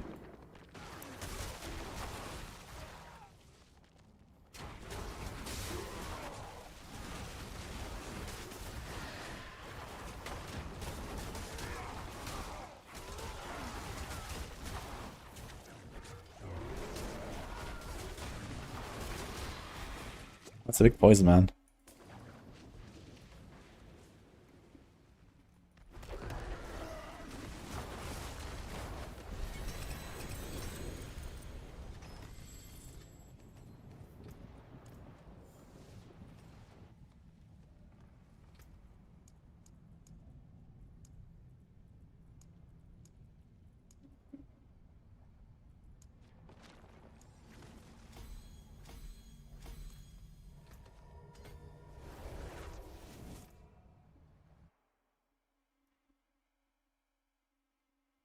Haven't fixed the bug phase, start spinning in place.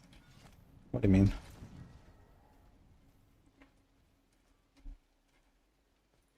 And then you found my title.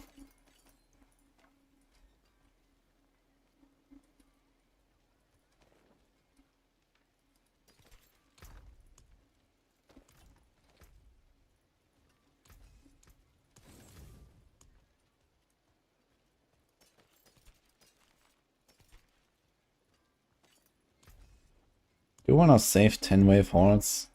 I guess I need Opticide and stuff as well, right? Wouldn't hurt to have a couple 100,000 Opticide or so stacked up at some point. So maybe I should save some hordes.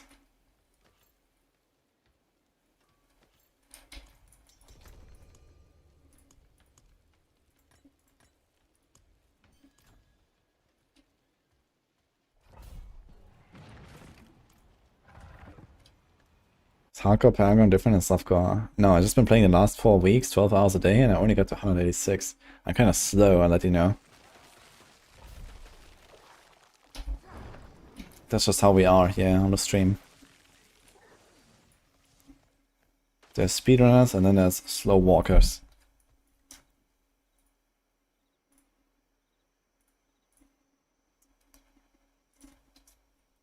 Okay, Nini. Maybe I can contribute a bit more by going on efood.gr. What do we go for?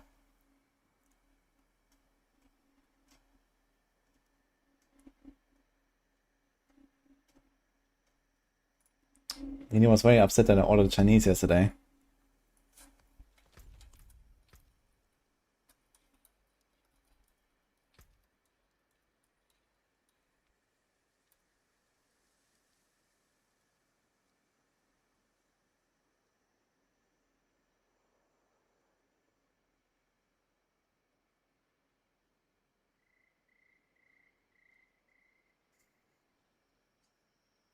I'm not sure how much I can stand getting carried, man. I mean, I'm thinking about that many people actually experience the game in this way. Holy man. It is... I don't know what I'm doing here. And I even have people to talk to, you know?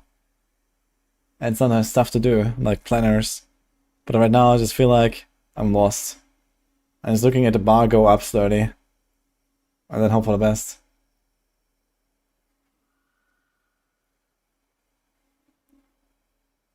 Paging Symphony.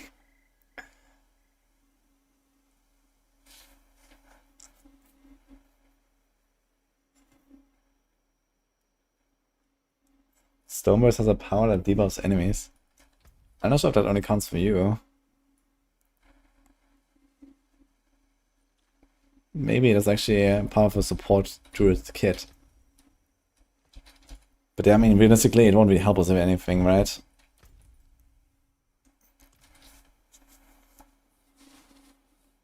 At least in boss worlds, you see like the, you know, loot, and there's like the excitement of getting a mythic or whatever, but...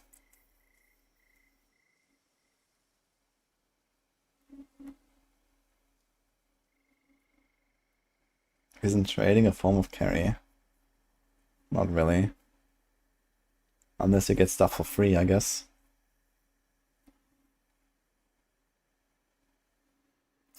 Yeah, there is a reason why I changed like a hit wall on ring, because the cold imbue is enough. So you get an extra stat on the ring. And it barely lowers your vulnerable uptime.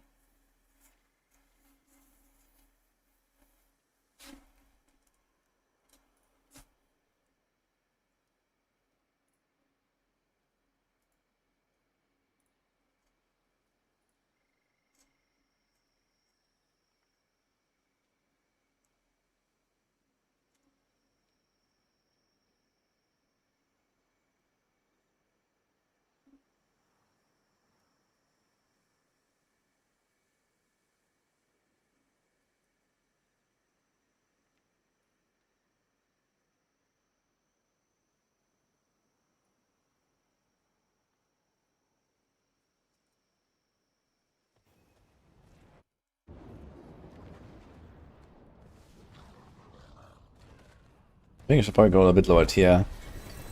I'll try to open a 75.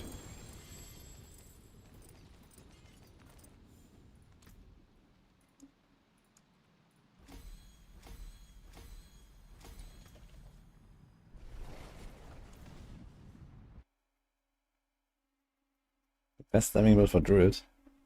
It's usually you're playing like Lightning Storm plus Companions until you get something. And then you play whatever you get.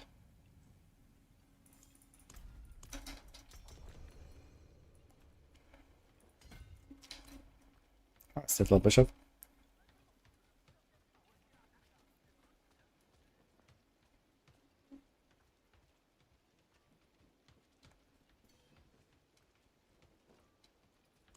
Yeah, I just die sometimes, and then I lose a gem up. So... Nini, what do you want to eat, by the way? I'm looking at Kung Fu Noodle House. That's a very nice name. They also have Kung Fu Soup.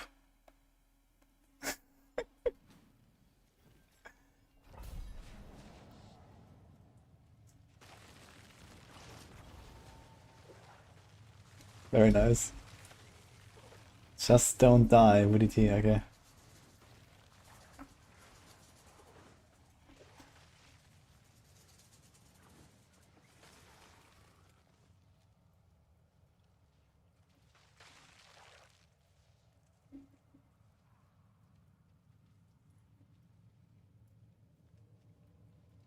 You want Chinese food? Yeah, I can recommend.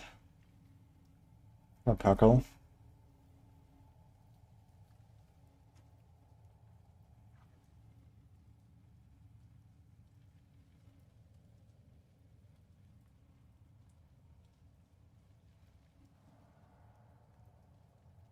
The epitome of the softcore experience.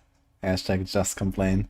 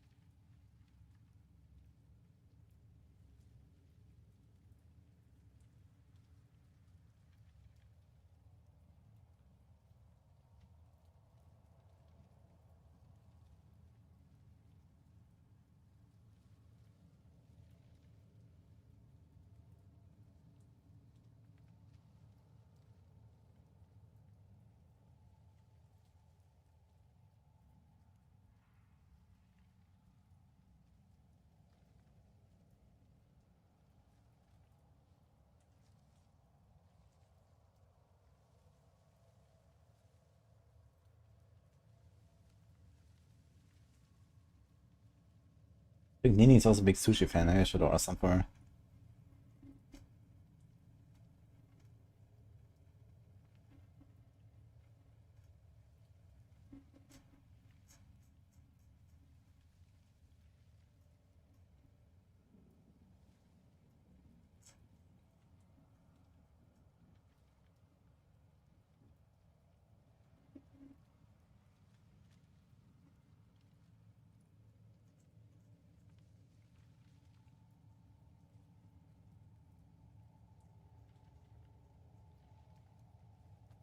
Okay, I need to ask her after this run.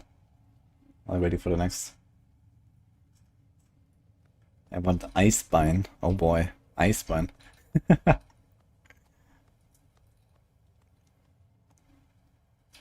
save the string.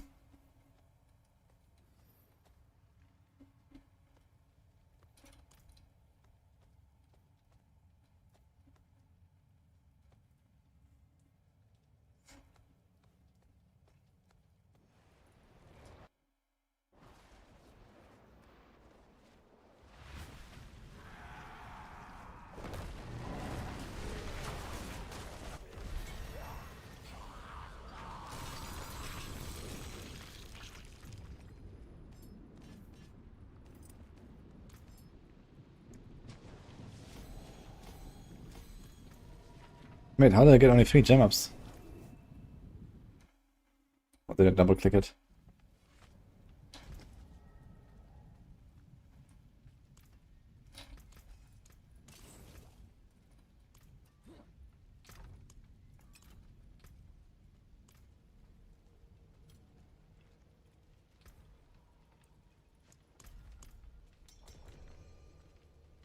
Wait, who's that? Someone joined. Veggie Goku. Oh shit. Holy. Okay.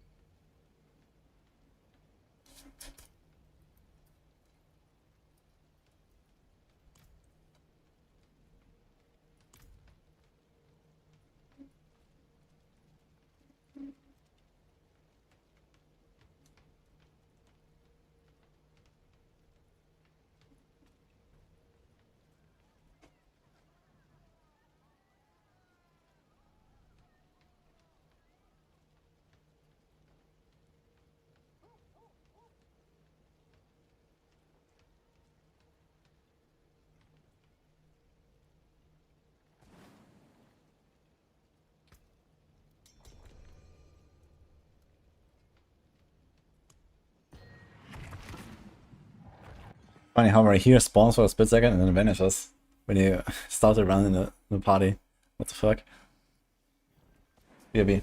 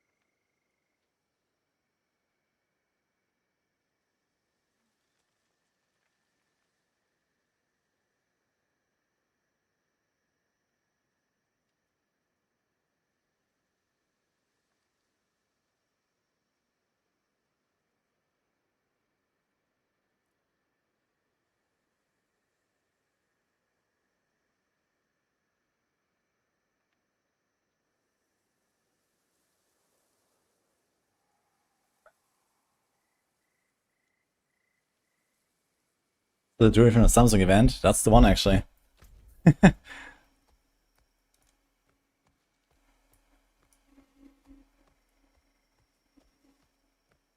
testing weird shit.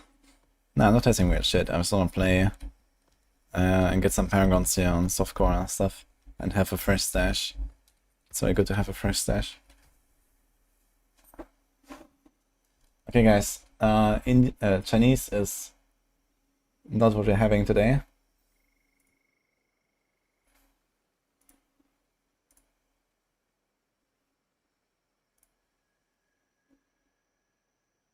Apparently it's Indian.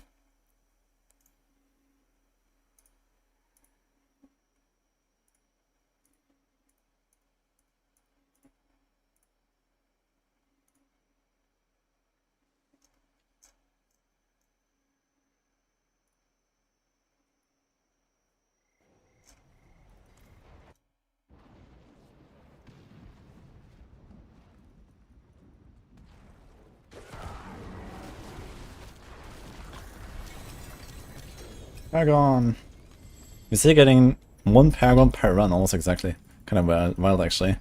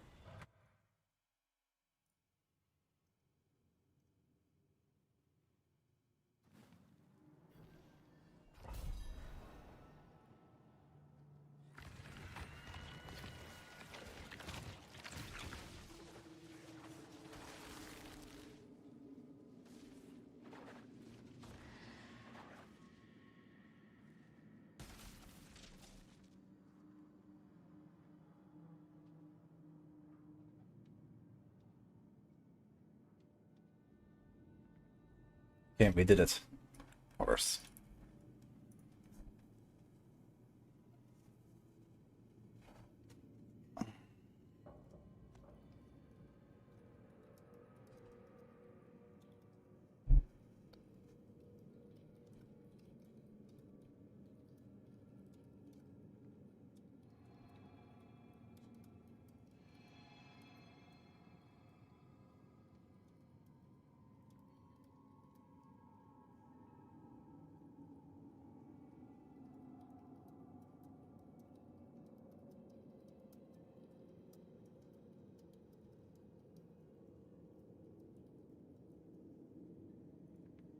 SC command, I guess.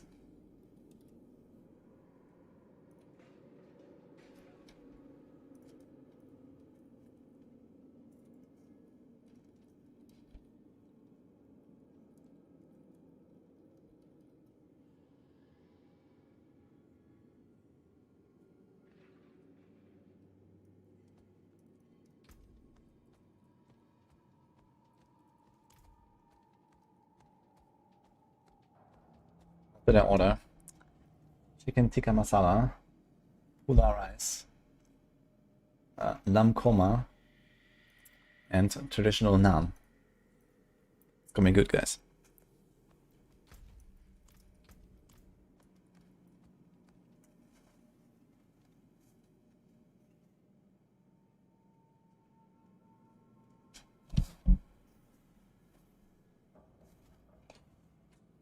Very pog.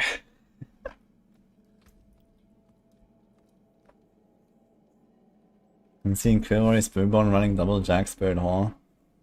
It's relatively common though, no? If you want to hit like a certain breakpoint, I think some people go for the secondary Jaguar as well, not just the primary.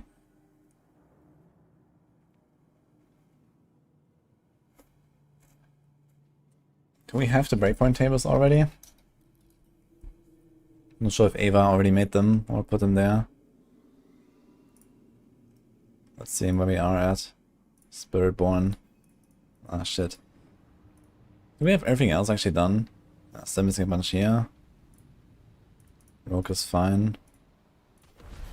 Okay. Okay. We chill and that's that. Alright.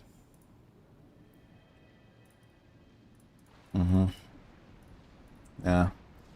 Wonder how far they are actually.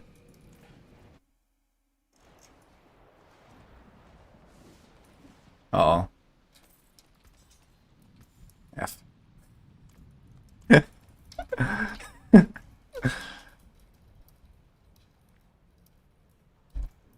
Where bubble? Oh no.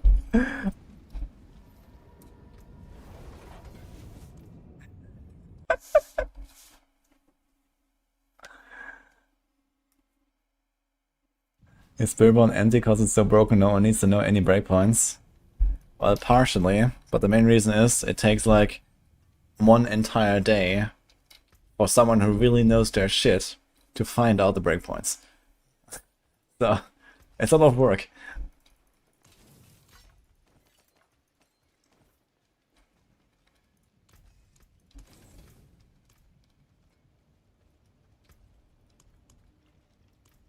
And that's like per skill, basically. Well, it's the next Maxroll PvP event on Sunday, actually. We're gonna do the same time on Sunday again.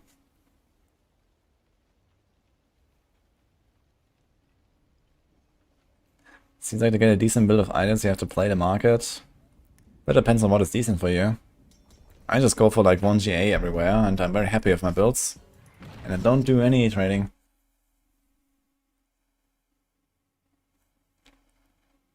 And you see a Toxic Claw build of Unique that finished 150. Toxic Claw?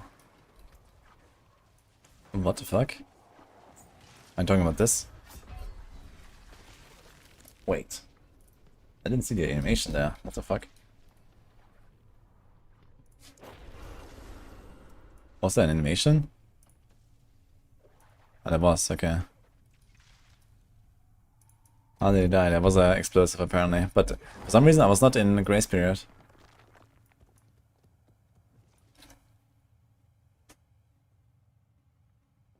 Toxic skin. Ah. Yeah, we saw some stuff about toxic skin earlier. Doing like a surprising amount of damage. But seems like a very uncomfortable to play.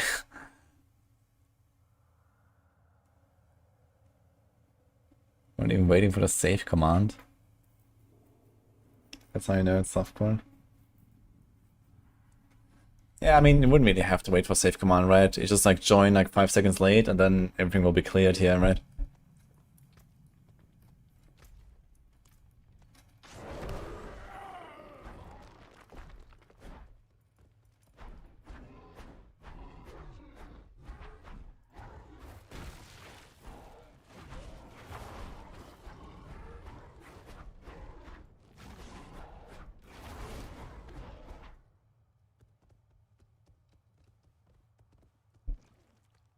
Is Mariana just jumped down there? The cliff. The fuck.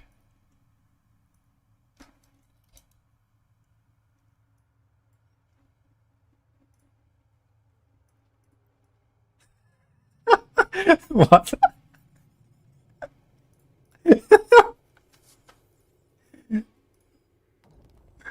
Look. Yeet. What the fuck?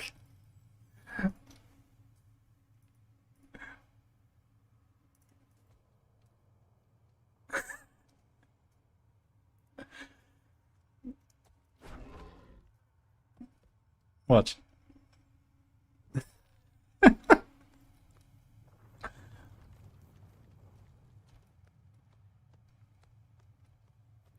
Would you recommend volley or crushing hands so hardcore? He dies so often on volley.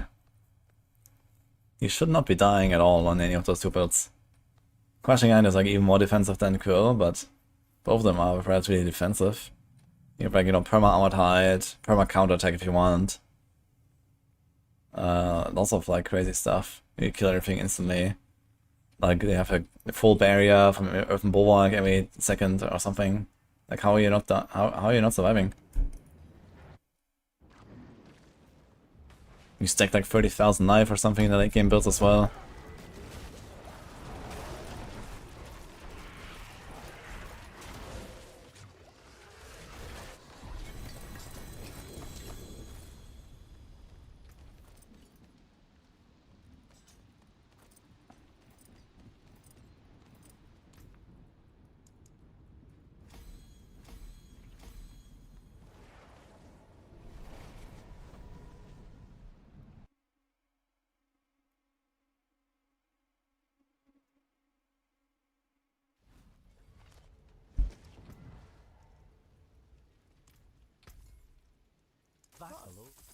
Vasily's ghost. I had that in my bag.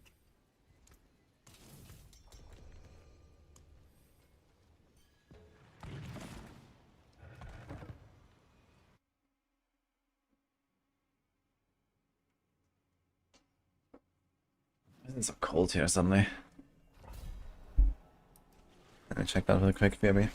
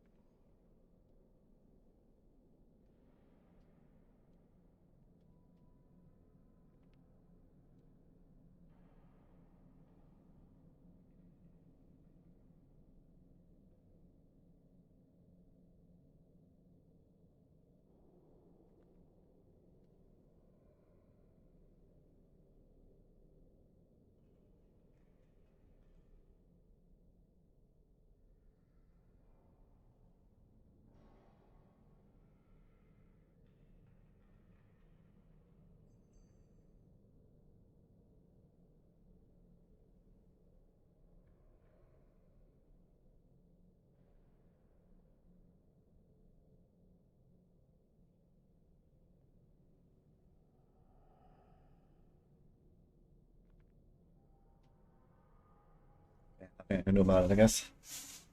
Cold in Greece, yeah. Winter is coming, dude. It's actually crazy how cold it is suddenly. Like the last 2 weeks, it gets so cold.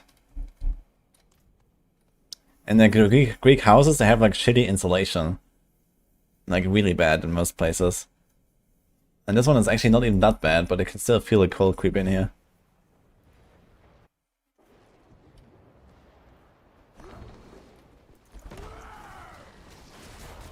We have a GA old cooldown Arita lying around. I have one, but I don't have one lying around.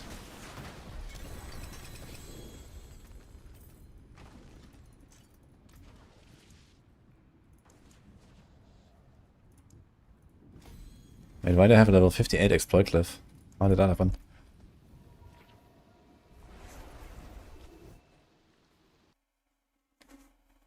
You spend much on the house heating. I mean, we just moved in here. I have no idea how bad it will be in this house. But usually I don't really turn on heating at all, even if it's cold. So I'm usually more on the side I don't want to do that. And I'd rather just like wear something warm.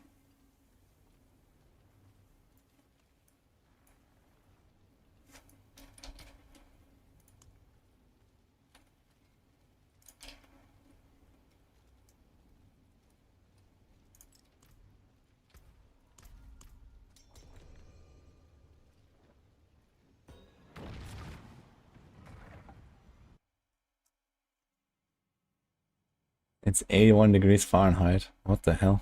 Where are you?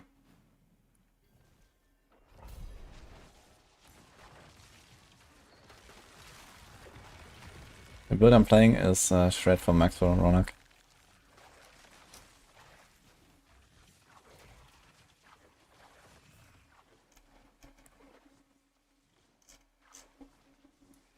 Cold is greater than hot weather.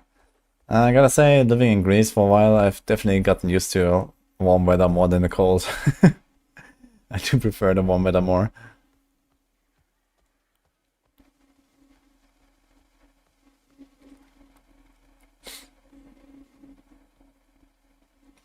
Insulation in Greece. Yeah, I was talking about insulation.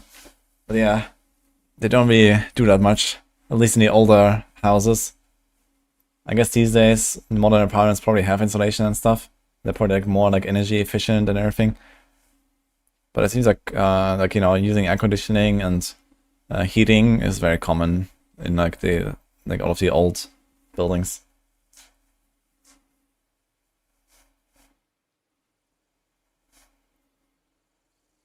Shred viable now. Shred is pretty good this season actually.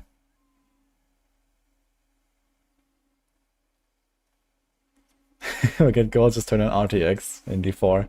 True, man, I should. Warm is... My PC is like slightly warm. Just here, a little bit. Barely noticeable, actually.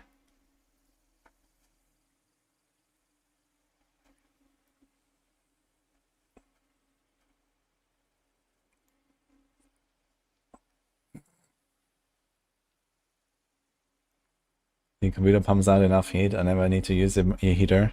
Yeah, same, usually. But modern PCs are too efficient, I guess. Mine doesn't produce a lot of heat.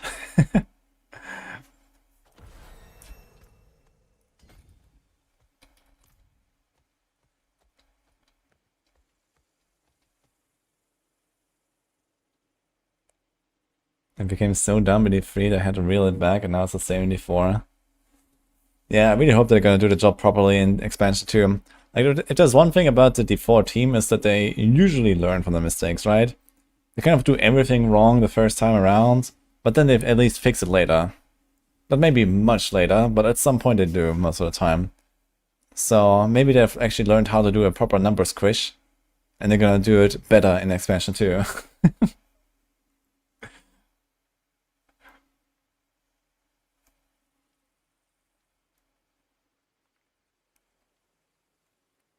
You think if Blizzard gives a fuck about bots in E3 now? Wondering for a friend?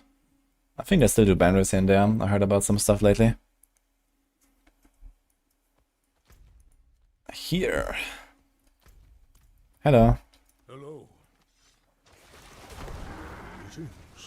Greetings. Oh wait, I can do the Wait, is that still a thing?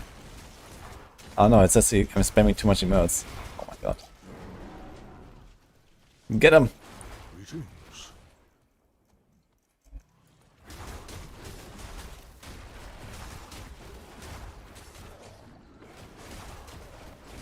Interesting, it doesn't even say greetings, but I got 5 stacks of the boots buff. What? Wait, there's no portal. I don't have a portal.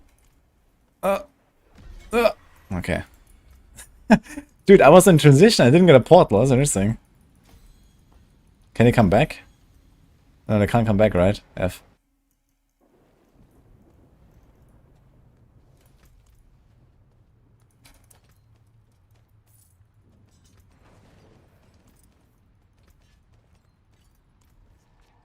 WoW has done a number squish 3 times successfully, yeah. WoW is doing it relatively well.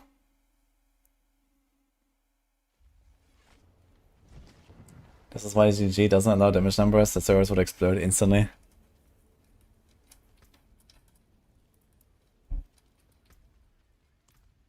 Greetings. How shall I guide my hammer?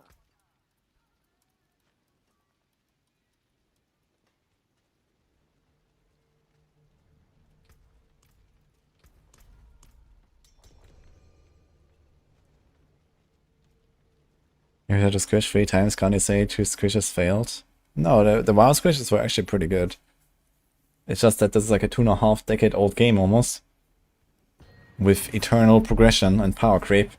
Because that's just how MMOs work. You always, you know, there's no seasonal reset or something. You always get stronger, you know? And then you do the squish. And then you always get stronger and you do the squish. So that's just how it works. And, yeah, they didn't fail. They just did a squish again, because at some point you get to the same shitty point again.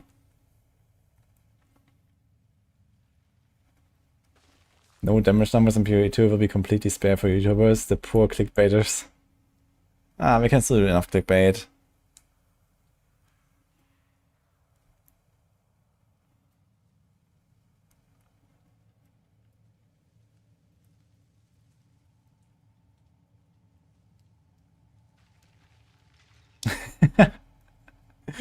Hopefully Blizzard learned lesson that creators like yourself should have months of early access to Paladin so we don't have this bullshit like the Spiritborn. And it doesn't have to be that long, they just need to do it earlier. Like, I think they just like did it too late and too little, basically, with the, you know, allowing people to play the Spiritborn. You know, when I was there in August, I could play it for like, you know, I don't know, what, 10 hours or something, right? If you counted together, and this was only locked in on level 30, I couldn't do anything really. I didn't see the Paragons, I didn't see anything. And then when we had the early access, you know, it was literally 1 week before launch, so what they're gonna do, right? Besides some, like, you know, last minute putting out some fires. So yeah. Like, even if they give people like a week or 2 to blast the Spiritborn, you can find, like, you know, most of the big stuff, I guess. But they need to do this like 3 months earlier and then actually fix everything.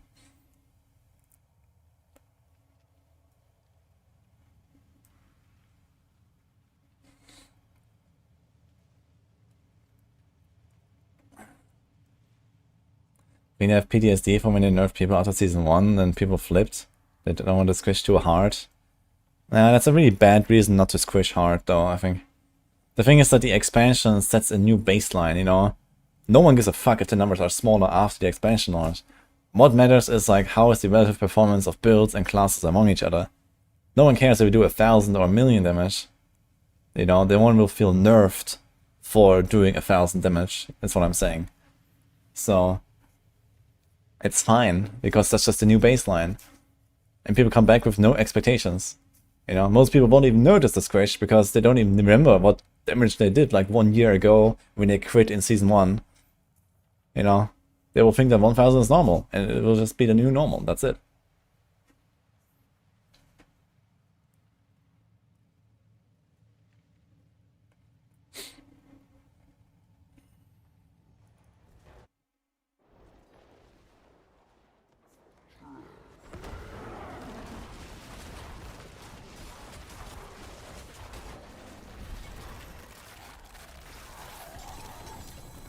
Go MC the R cap on every build of one mouse or a crit. It's not that bad, but we're getting dangerously close at least.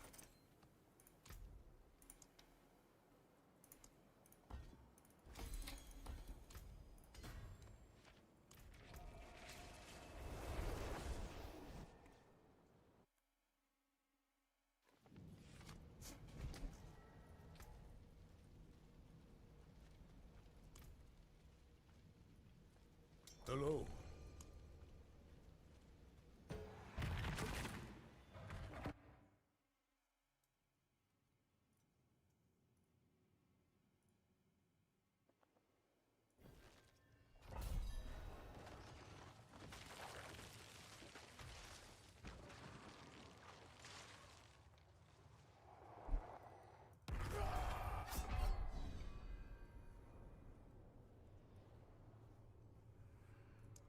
Why is it always in this map that this happens? Okay, Mariana, we need you. Good. Okay.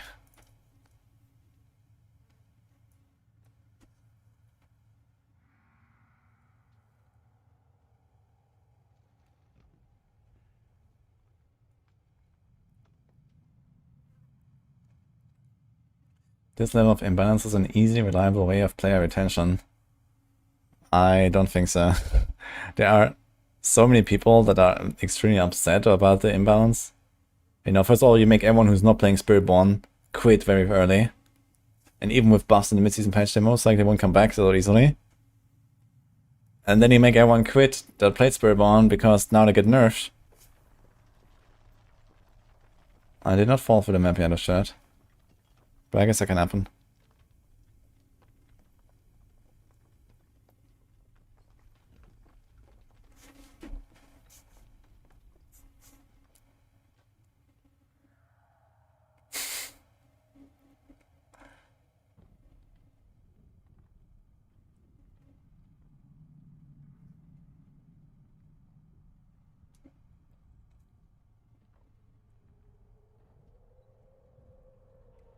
Spiritborn the Druid, I'm like, what the fuck? Yes. You don't think a bunch of people would roll Druid if they ultra buff it? No, they won't. Like, people don't play Druid very much, despite Druid being pretty powerful. You know, there have been many seasons now of Druid being very, very strong, and just not very popular.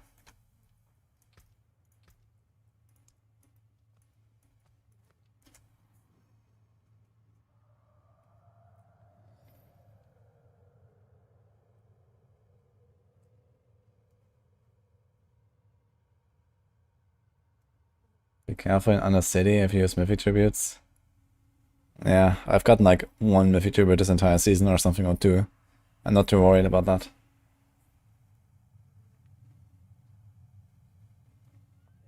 They need Druids to go to the gym and do all the days.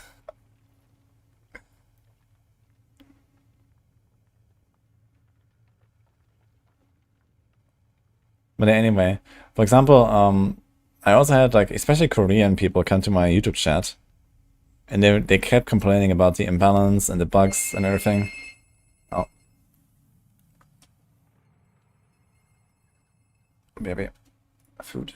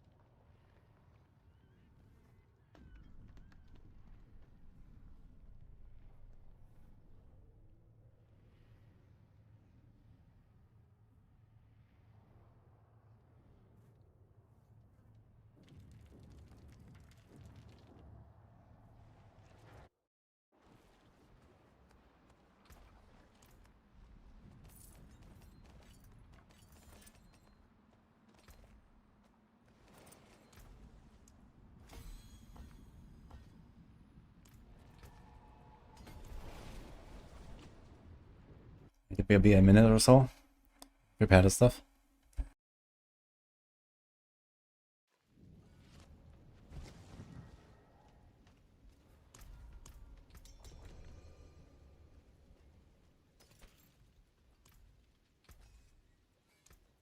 My hammer sings on your return.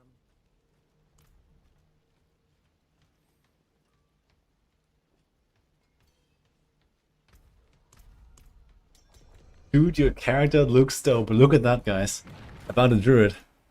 Yes.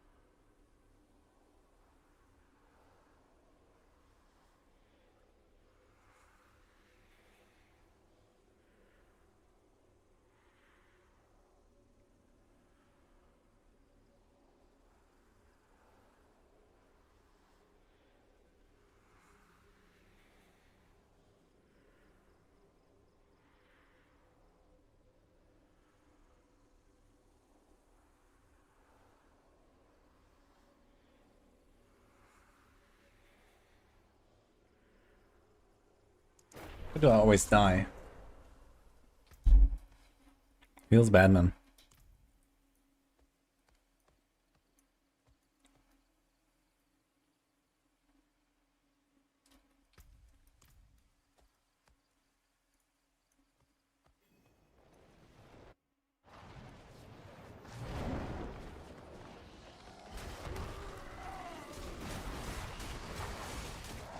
A teleport build of Oculus and Max City Arc would be doable.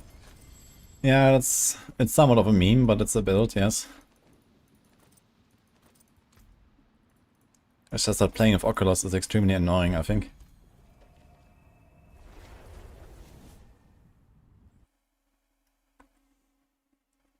Every class needs to be able to do 2 minutes, 150s.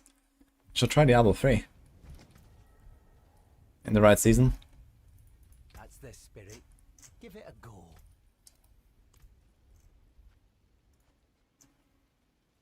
Well, hello, Shine. Not a bad pull.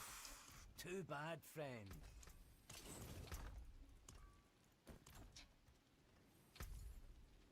Well, hello, Shining. Not a bad shame.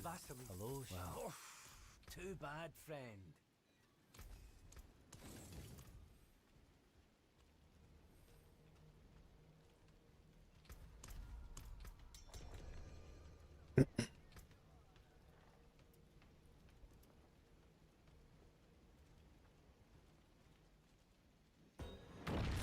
Yeah, mate.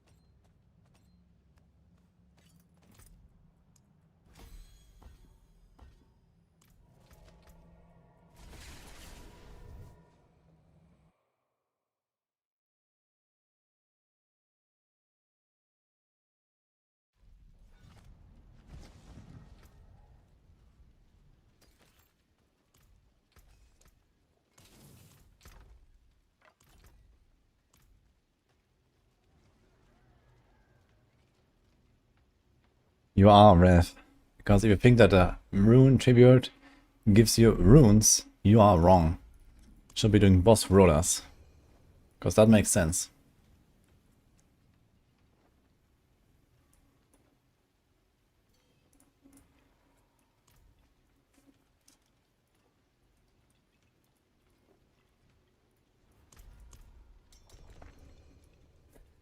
Ah, yes.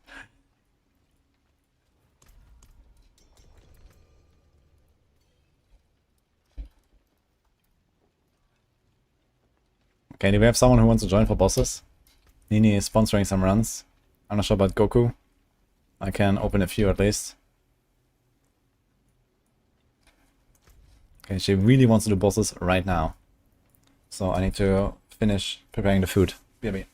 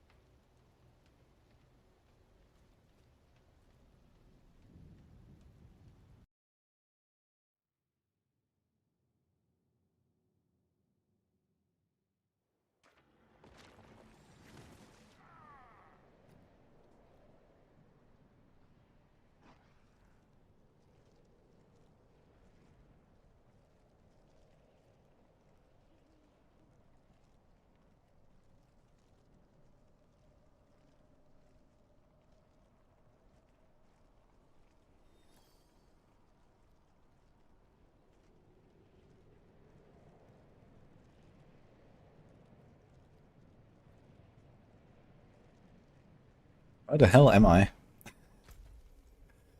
Okay. Alright, I don't have to go AFK anymore. Poggers.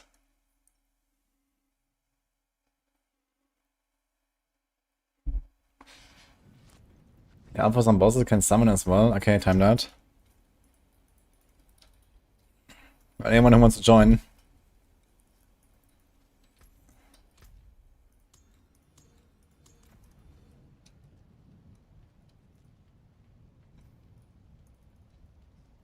I have no idea where we're going though, or where they are. I don't even see them. Dude, why is it so hard to find people on the minimap? I think they're trying to go to Beast. Yeah.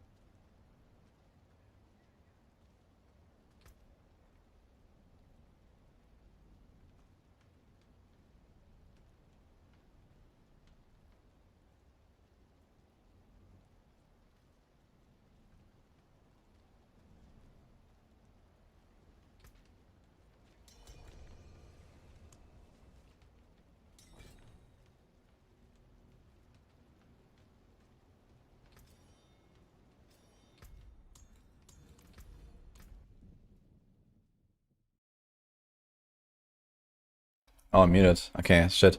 I said I couldn't invite you timed out because you had crossplay on, I think.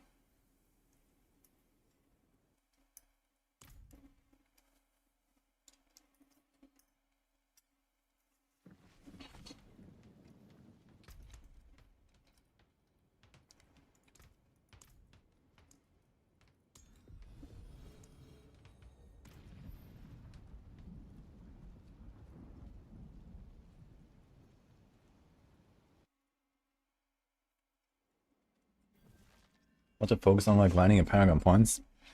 Yeah, there are 3 different steps in the planner that I made. So at 200 you should have all of the glyphs and legendary nodes, and then you just like start filling out basically.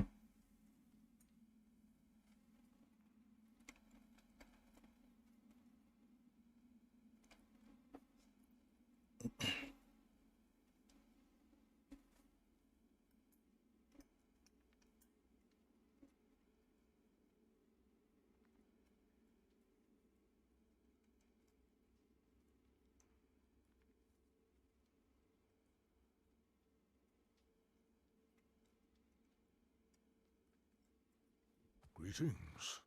Greetings. Hello. Oh, interesting.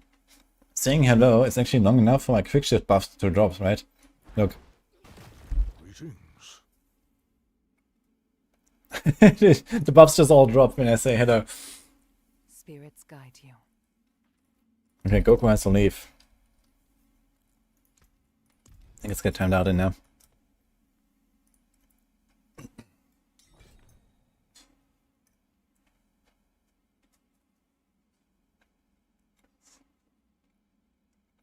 The aspects grind so awesome now.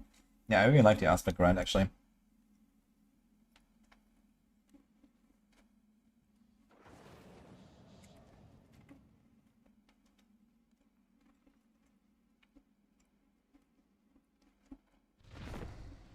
What's the recommended life pool for T4 on Crushing Hand build? I mean, on Spiritborn the answer is yes. Because of the Viscous Shield bug, you wanna stack all the life you can. Realistically, most builds should probably end up somewhere between like 6 to 10k life normally. Or 6 to 12k maybe, depending on how defensive the build is usually. Hey guys.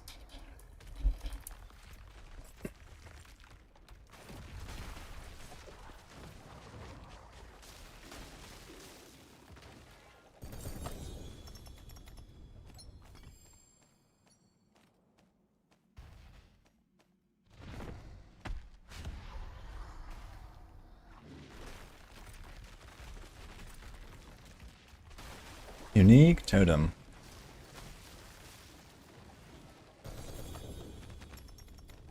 Is this even used in the build? I guess it is, right? Yeah. Does anyone care about it though? It's a bigger question.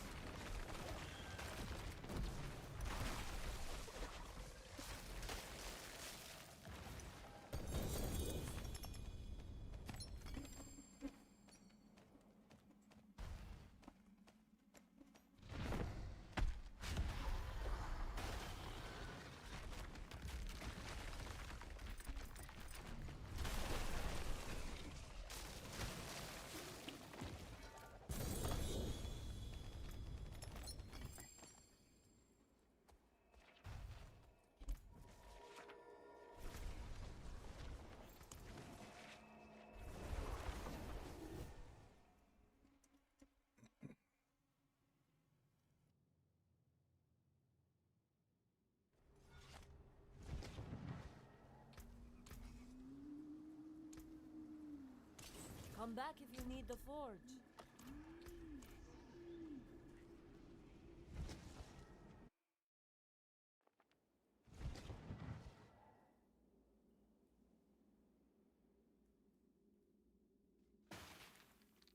Sorry. Level out faster, farm whisper caches on main, level out normally. Thousands. Yeah, I would recommend just get like, you know, 4 or 5 caches, like just getting it to level 35. I think 4 caches. And then you can equip your mythics and, you know, temper, masterwork, gamble 1 round of gear and so on. And then you just blast like penitent difficulty. Helltide.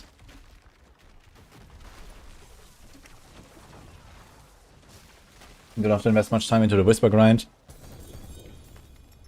Especially if you like do it like passively, you know. Sometimes you just get a whisper randomly.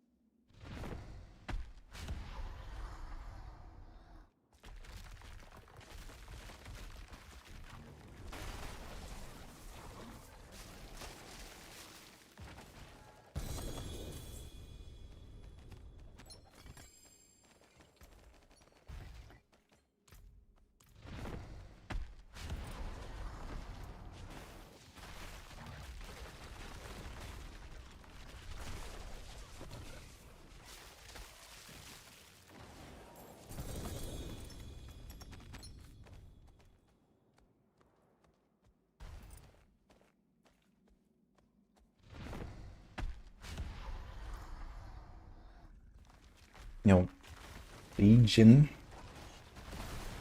Thanks, time.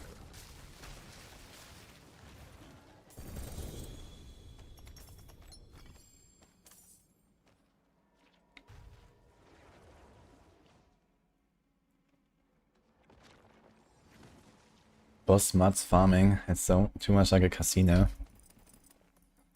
Getting the materials is not a problem these days, but the bosses themselves are like way too rewarding, right? I think the farming the uniques on the bosses is okay, but there should be more avenues towards mythics, more avenues towards uniques. And certainly bosses should not be the best thing for anything other than that. You know, like we get all of the materials here as well from the boss rollers, and that's a huge problem, I think. It's the best for 8 crystals, it's the best for herbs, it's the best for rawhide, it's the best for iron chunk, it's the best for runes. Like, that is fucking stupid.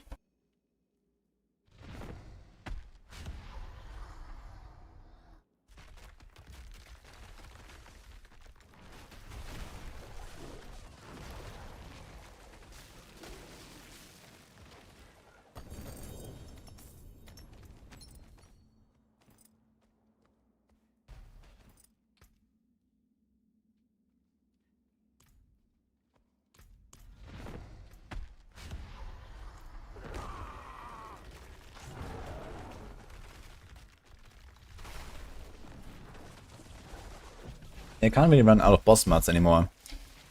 But the fact is that if you just do bosses, if you don't even, like, I don't even care about the uniques at some point, right? I have all the mythics, I have 20 sparks. What the fuck do I want with bosses? But I still have to do farm, still have to farm the bosses to get fucking rail crystals and rawhide and iron chunks. Like, this is fucking stupid. I wanna go, pay my boss tax, and then never see the bosses again until next season. And that's it. Let me farm something else.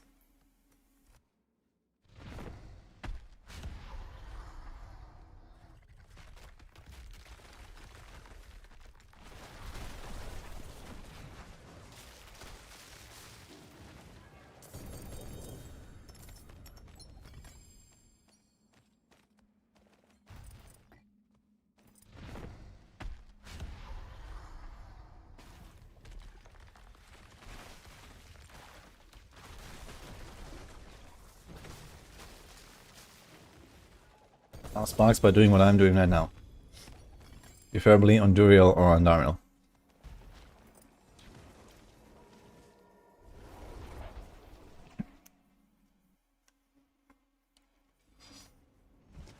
Game demands the rawhide tax. Yeah, not really. Because the rawhide tax is only how deep do you want to go, or how many builds do you want to make. So it's not really a tax, it's just like, okay, you make more builds, or you really want to, like, get the 3 out of 3 masterworks more often, sure, you get far more rawhide. But the thing is, every season, I need to get my uniques, and I need to get my mythics. So I have to pay my tax. No matter how many builds I play in a season, I have to farm those 2 things. And then, okay, sometimes you make a new character, and then you have to farm new uniques for that character. But the uniques is pretty easy. What is hard to get is the mythics, I guess. So at some point you have those mythics, and you have paid your tax. And then I wanna not see Duriel again until next season.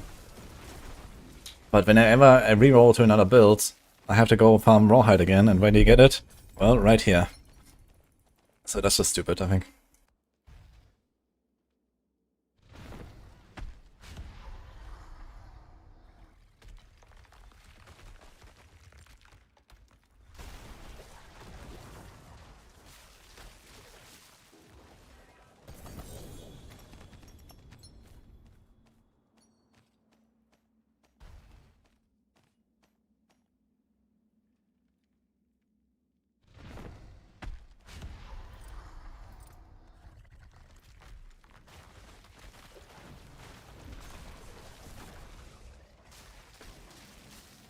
People just complain that bosses are useless after you're geared. Yeah, this is like a perfect complaint to have, I think. This is literally how it should be. Let people complain that bosses are useless after you have your items. This is exactly what I want.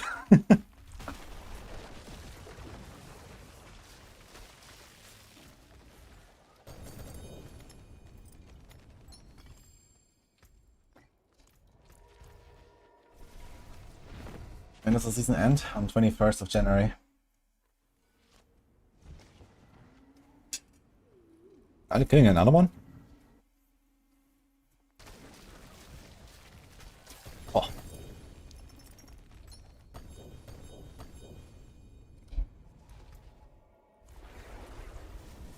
think the 4 bosses are too easy. No matter what, the bosses will never be hard anyway. Because if the 4 bosses are too hard, you just go to 3 bosses. So it doesn't really matter. With the new difficulty system, you cannot have hard bosses.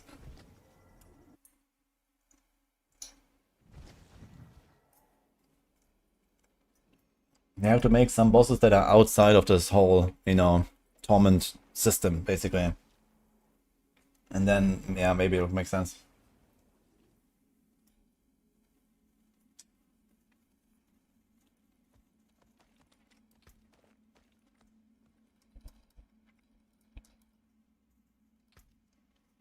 I could add resilience to bosses in T4 and piss everyone off. Oh. If you only knew.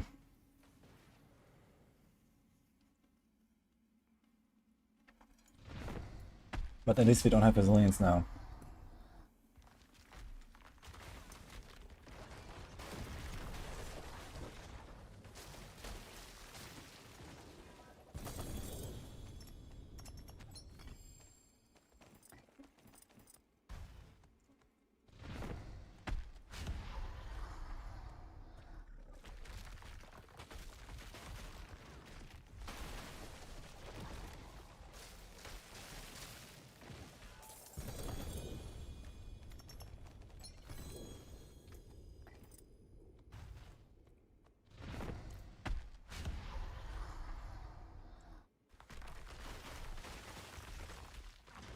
Nicht mal der Großvater ist in der Liste.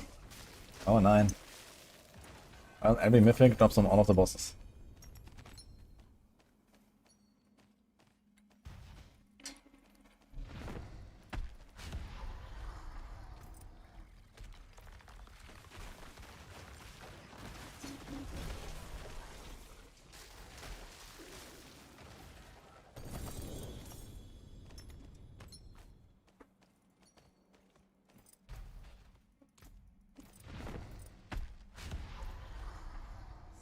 Let's face it, most Diablo gamers don't want to think they just want to face roll a keyboard. Yeah, I mean, that's obvious. The bigger problem is though that there's no challenge either, right? There's nowhere where you can go when you don't want to face roll a keyboard. And in any way be rewarded for it, at least. Of course, you can always like make your game artificially challenging. You know, I can just say, okay, I'm gonna make a character that doesn't run any ring or amulet. Or I don't masterwork my gear, or I don't know, some random bullshit, you know? But realistically, that's not really what you're looking for. You're looking for something, you know, more fun than that. So... There's that. But yeah, with the new Torment difficulty system, you know, they kind of made it impossible to have challenging content that is also rewarding. Unless they go out of their way and make something that is not part of the Torment difficulty system, you know? We will never have a Lilith encounter again, like Uber Lilith. Because Uber Lilith now exists on Torment 1, Torment 2, Torment 3, Torment 4. And there's no reason to go and do it on Torment 4. You just do it on Torment 1, that's it.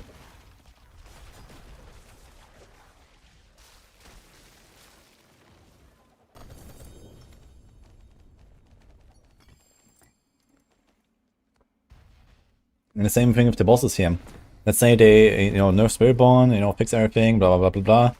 And then they also buff the bosses by like times 20, let's say, on Torment 4. Well, no one will do them, because you just go Torment 3. And you just accept that you get one item less per kill. And that's the end of it. You just go one-shot the boss anyway. And if Torment 3 is too hard, you're gonna do it on Torment 2.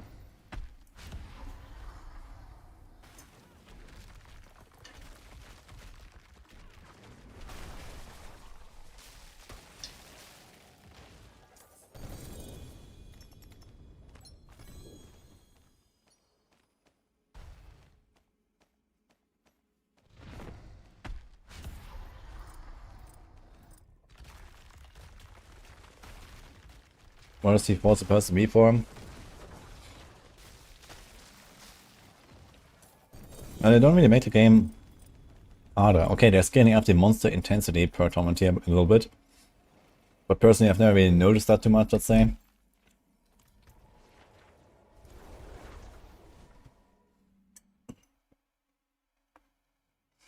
Either way, it doesn't really matter that much. But yeah, what they can do is they can, like, you know, add extra affixes to monsters as well, in addition to the HP and damage scaling. Why don't elites have 2 affixes instead of only 1 in Torment 4? Or why don't we have more champion types than just the damage reduction aura? Why is there no fanaticism aura? Why is there no like haste aura? Why is there no I don't know what aura, right? This kind of stuff. Like just with the aura monsters, they can do so much work to make the game more interesting on higher torments.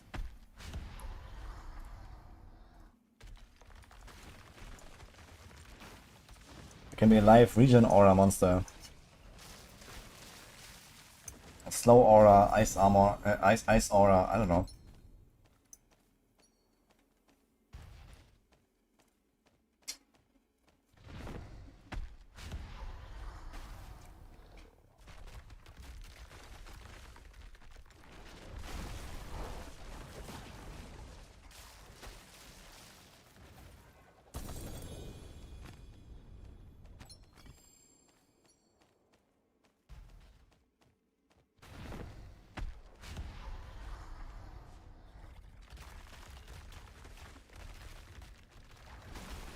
What's the math behind Toxic Class? You don't understand base crit damage.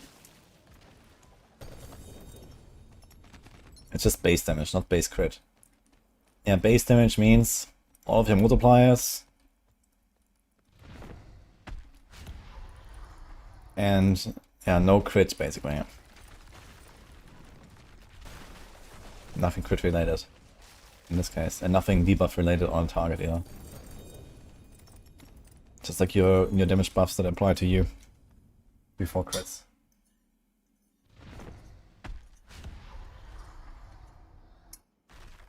TLDR Toxic Claws is pretty useless. You only have 1 point in it for getting the poison buff.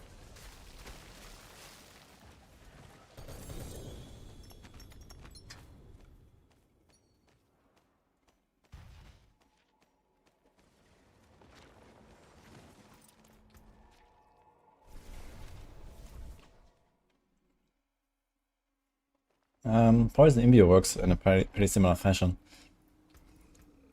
on Rogue. Break that down.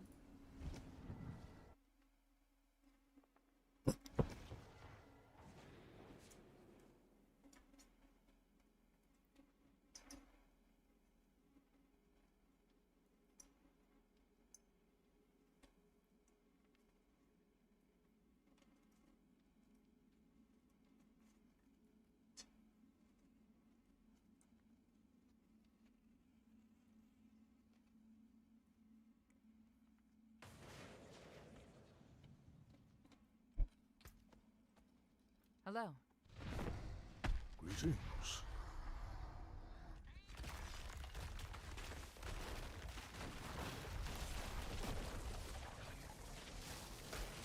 Over 1k bosses, 1 Uber. What the fuck? That is incredibly unlucky if that's true.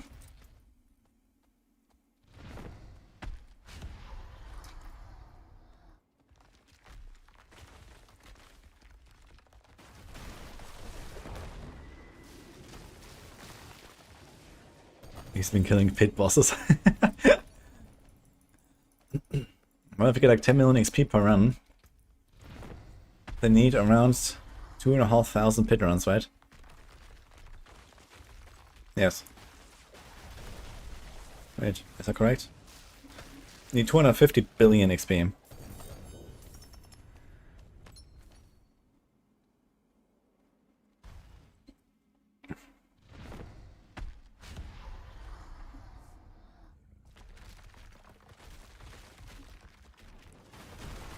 So Paragon 300.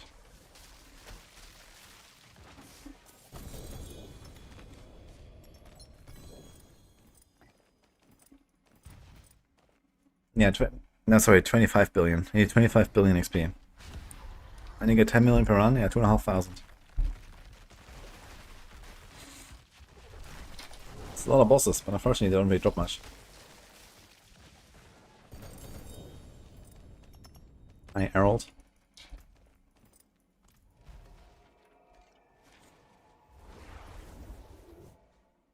Why are all pit bosses not resurrected? Malice only. Oh boy. Thanks, Raphael.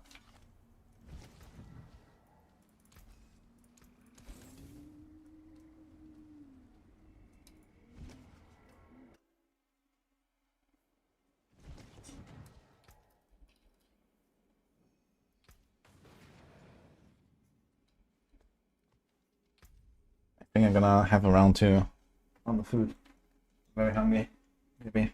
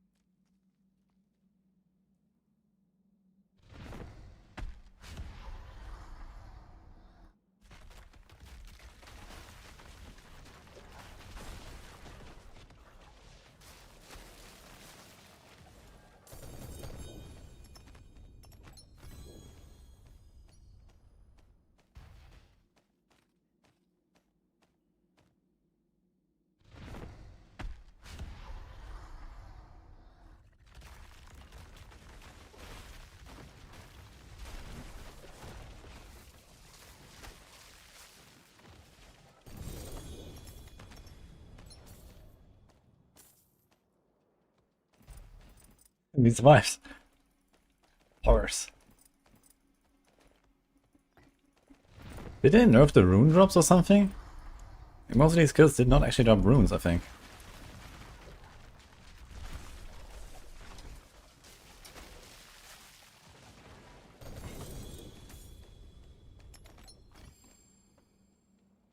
The truth I do not want to hear.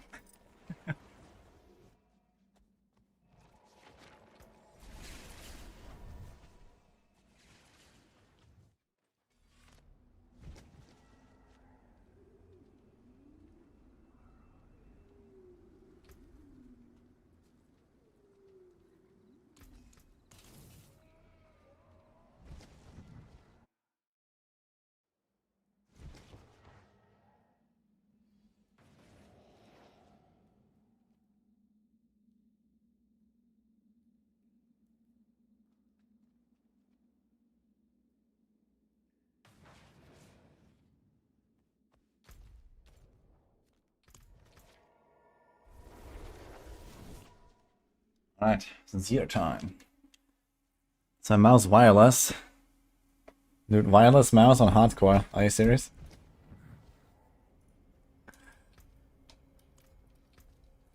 Do I have Zir? I have one whole Zir summon.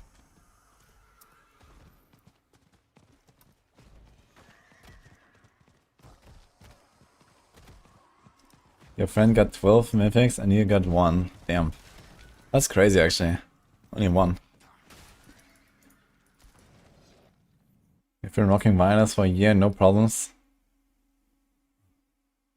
Yeah, G502 gang, exactly. That's the one. I don't know. I would never consider a wireless mouse, I think. I don't trust them. At the very minimum, there must be, you know, a millisecond extra delay or so. My ping is already shit.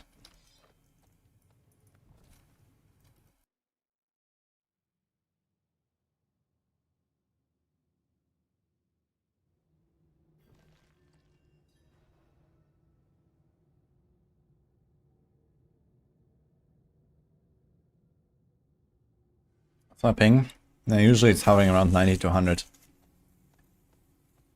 But now 81.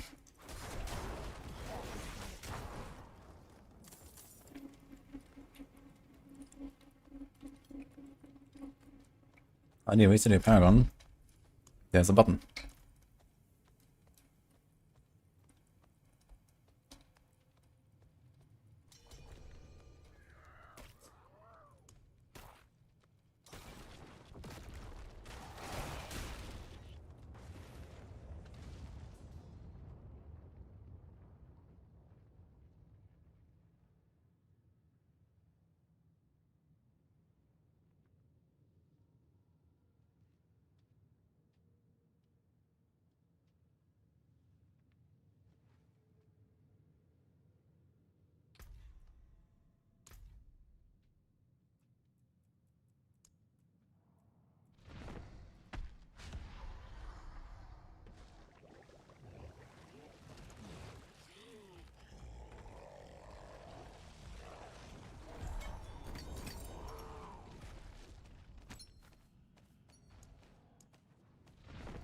You have to say Fearless is a pretty cool title prefix.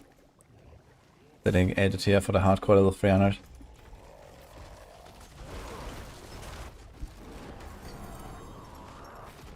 Yeah, on Sunday we're going to do PvP again.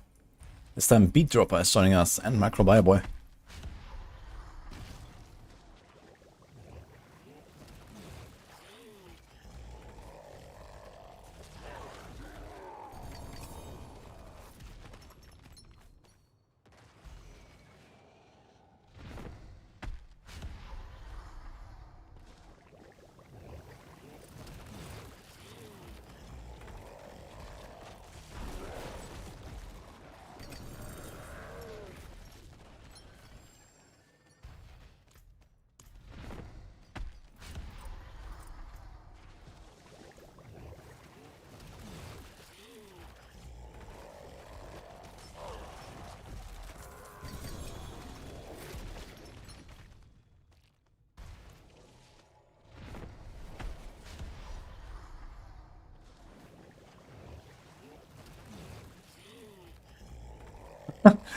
Nini interrupted her town portal with an instance cast. And she realized someone is summoning the boss. Interesting.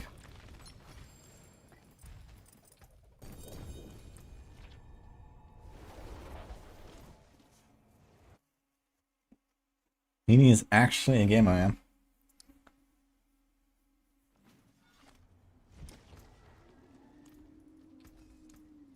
Don't ruin all that work. And 20 mythics this season is not enough for her, it seems. She wants more.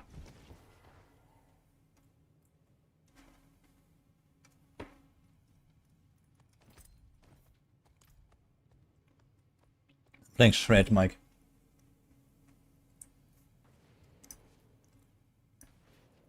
And Cataclysm seems a bit like boring, I guess. Don't really do anything. Greetings.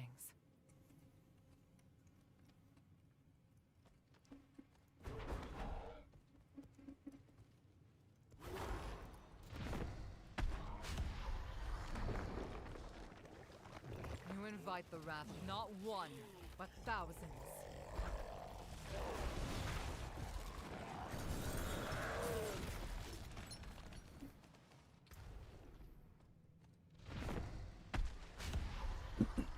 It doesn't show which transmog you have on any of the others, right? You always have to go here for.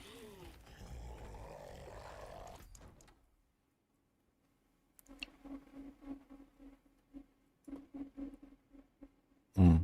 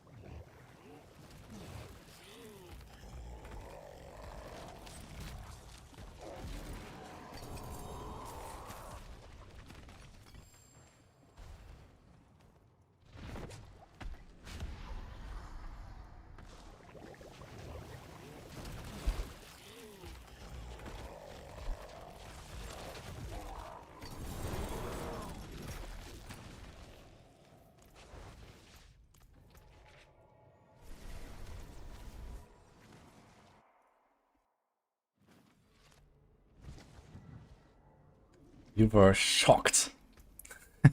Why are you shocked?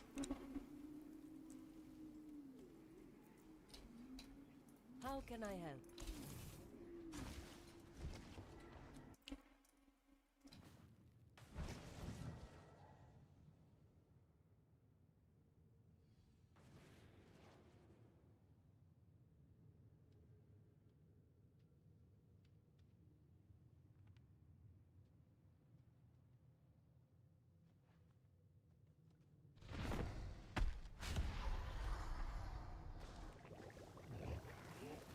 Number one immortal player.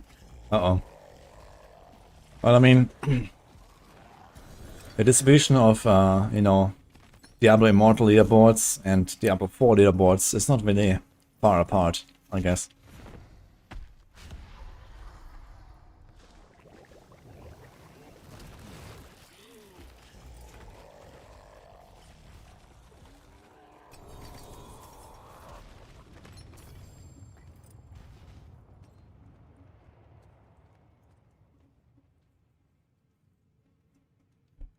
You got a lot of time.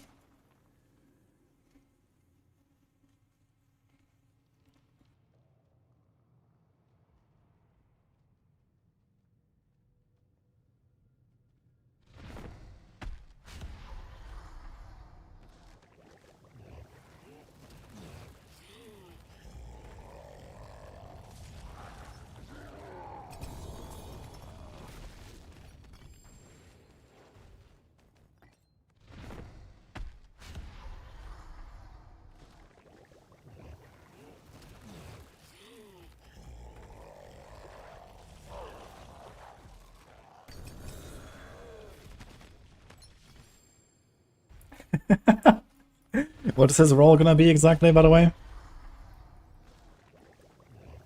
Ah, shit, close.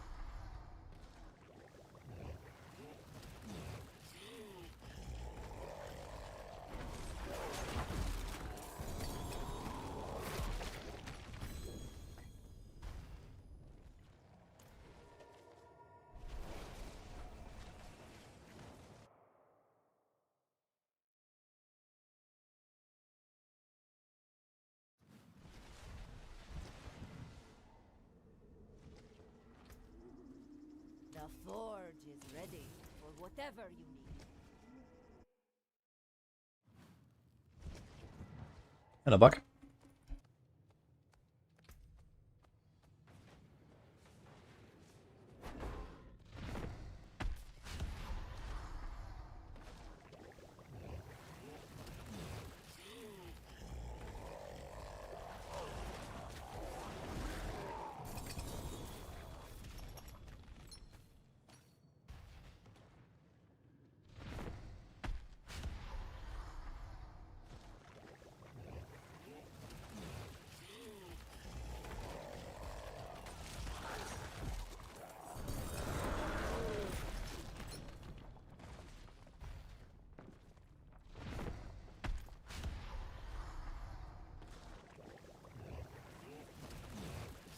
Greetings.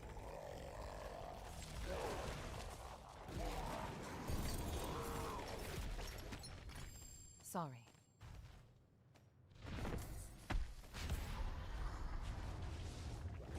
Well met, stranger.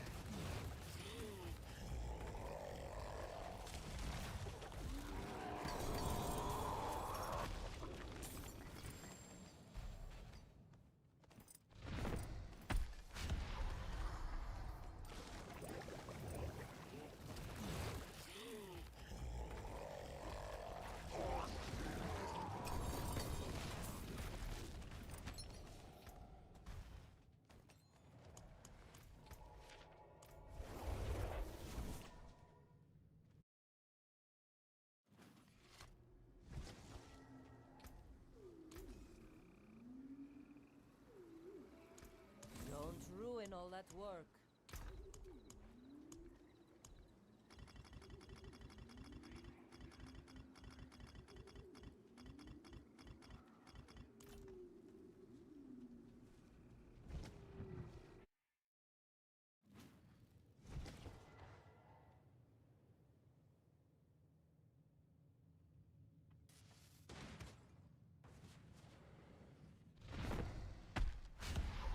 Greetings. Hello.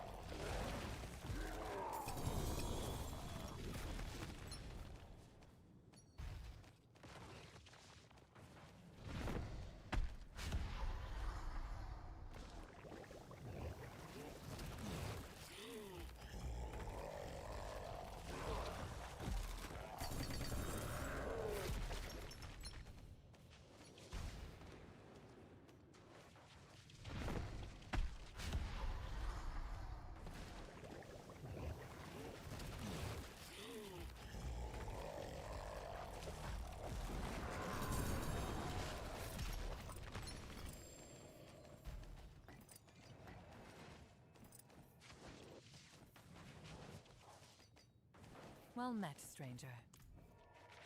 Man, Nini is actually OP. She's blasting, killing the boss, eating, typing in chat, all while I'm just like a full time stuffing my belly. How's she doing this? Come back if you need the forge. I do it on PS5. I mean, just try to like target it, I guess, and then it might be like, you know, there's always shows tooltip here, like left click, travel, right click, unfavorite. So you might have something similar on the PS5.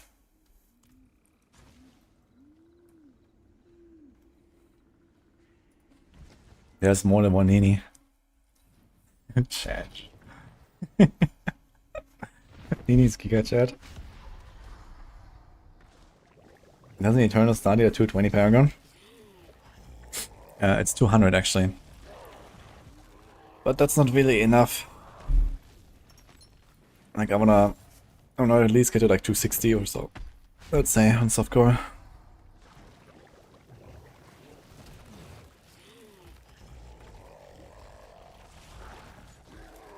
You know, I don't want to log into PTR and then have like super scuffed builds.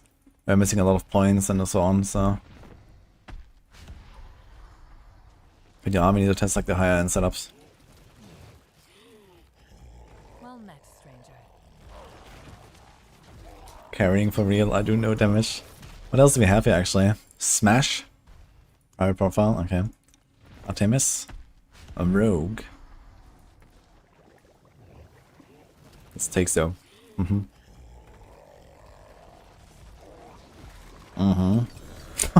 Dude, 107 crowd control duration, man. That GA is actually doing work as well. For like staggers. Greetings. That's pretty good here.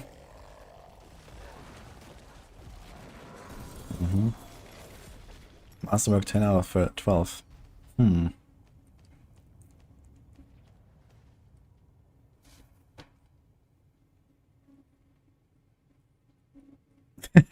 The free GAs on everything but Masterwork. On Weapon Mastery, I mean.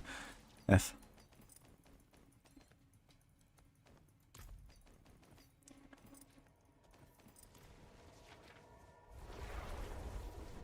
Town 4 have a high melee drop rate.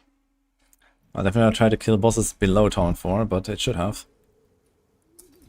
Okay, got 50% boots with movement, but only 1 hidden senses. I'm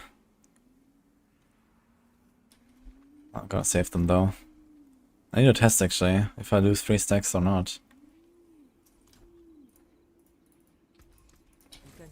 How's my materials looking anyway? 20k iron chunks.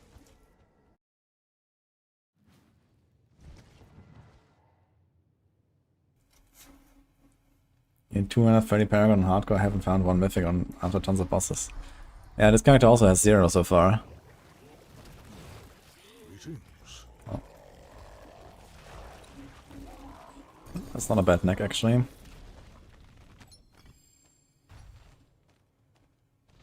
Just, okay.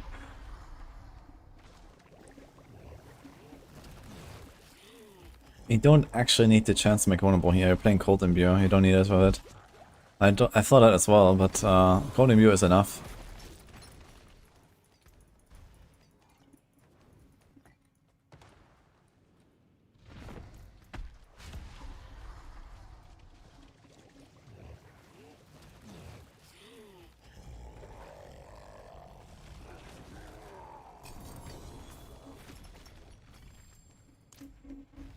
Crushing Hand.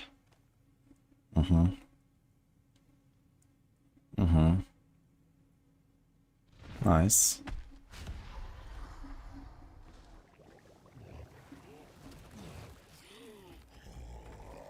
That double hit on the overpower. Oof. That's a nice ring. Masterwork is a bit awful, unfortunately. Same here. But overall, pretty good setup though.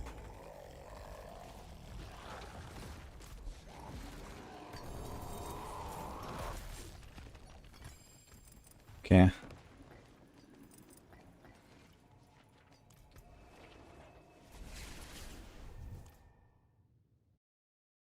A bit awful. Yeah, I mean, the thing is on the Midnight Sun Ring, the only thing you want to that they care about hitting is the dexterity. And he has 0 out of 3 on dexterity. The crit damage does nothing. The cooldown doesn't do anything.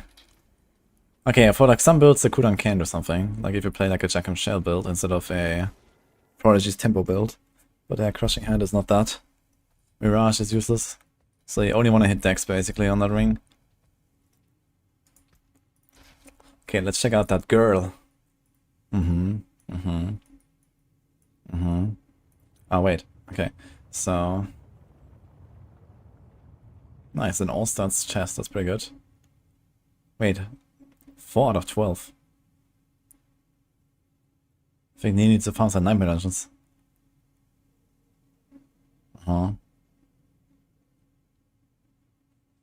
She hit the resolve stacks. Mm-hmm. Mm-hmm.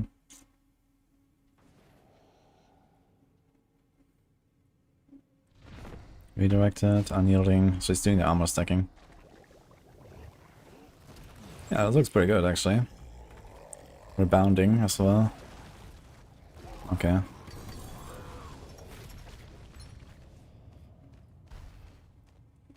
Unfortunately, we have resource generation, but there's one temper left on his ring, and potentially a scroll as well. Because the basic damage is minimum roll, and the resource generation is almost minimum roll. So there's no chance that this ring has already seen a scroll, right? Like, there's no chance. So, probably a scroll angle, get a resource cost. He has resource cost, that's good. Okay, okay, okay.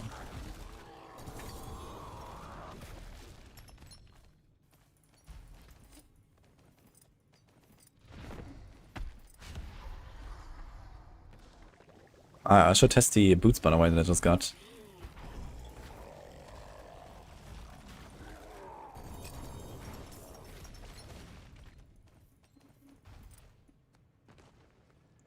I think I care. Oh no.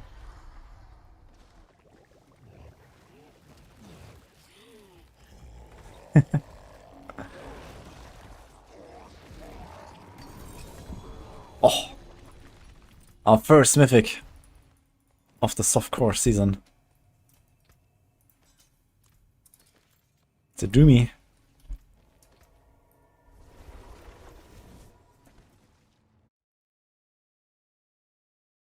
Could be overkill.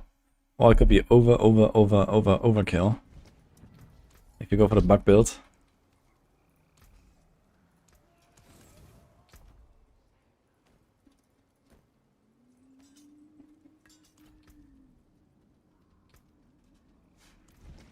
Thanks, Protoss, by the way. The R on weapon. Yeah, I usually want Doombringer with max on life, but I guess it is something. I'm not sure if we're gonna use Doombringer. Actually, Barbs run Doombringer, right? So I'll probably use it on Barb. If I play Mighty Pharaoh, I'll probably use Doombringer. Well met, stranger. Halt.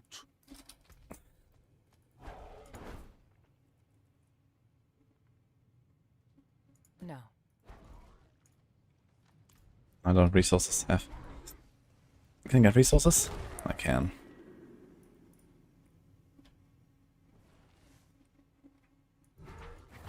I apologize.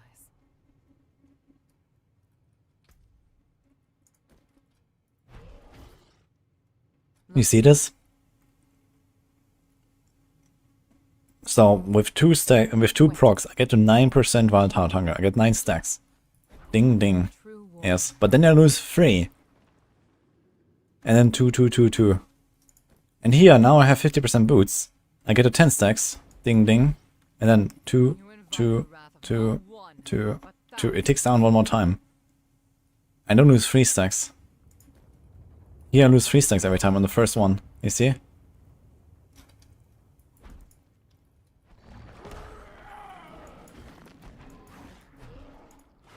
It always ticks down with 3. Look, it always ticks down with 3. All the time. Whenever I gain a new stack, I lose 3 the next time. You see this? 41, 38, 43, 40. 40... that's because I'm capped, I guess. When you cap out, it doesn't happen. Yeah, 38, 35. 38, 35. 38, 35. 32, 29. GA stack loss. It's supposed to go down by 2 every second. For some reason, it just always takes up 3. Yes. We're going Grigor, guys. Next adventure. Oh, we have a Whisper too. I'm running. Yo, Nikki and Theomania. Thank you guys, by the way. What's the strongest hunter in Season 6 so far for pit running? I suppose you'd talk about the rogue. And the answer is a rapid fire.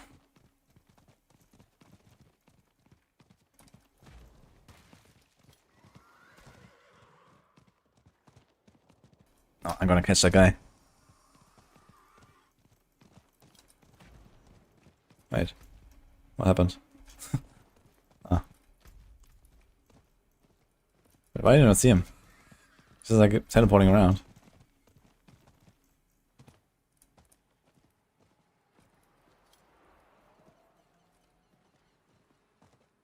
You still got max barrier with 113.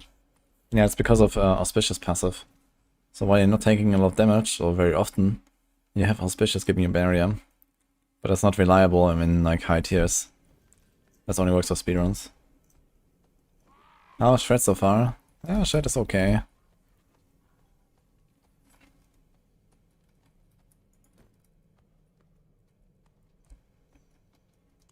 But now we're just like leeching some bosses mostly. And I need to try to get a Petition Helm. Petition Helm would be nice.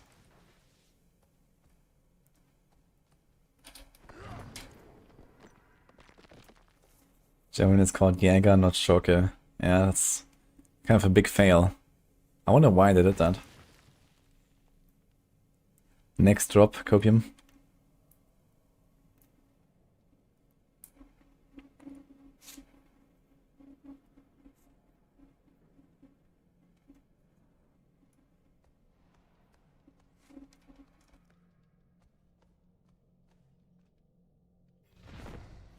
Okay, how many summons do I have?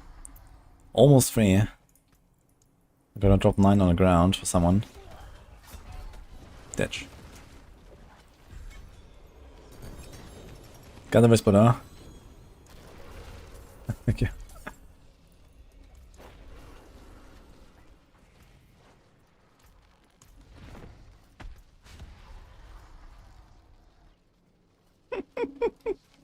Nini and me, yes. This guy just tanks it, man. Actually, I wonder if I can tank it if I press my buttons. I'm gonna try. But not even lightning rest caps, nah. Can I put more points? No, I have 3 out of 3. Let's see. Nah, I only have Bulwark, right? Pfft. Okay, never mind.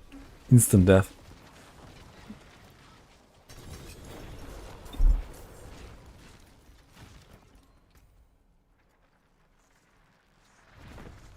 Maybe we can about a good Insatiable Fury. Might be a few builds actually that run this now, right? I guess all these like Cataclysm, Hurricane, and Pulverize probably all run this chest or Shroud, I imagine. Or at least it could be close. Oh shit, good song.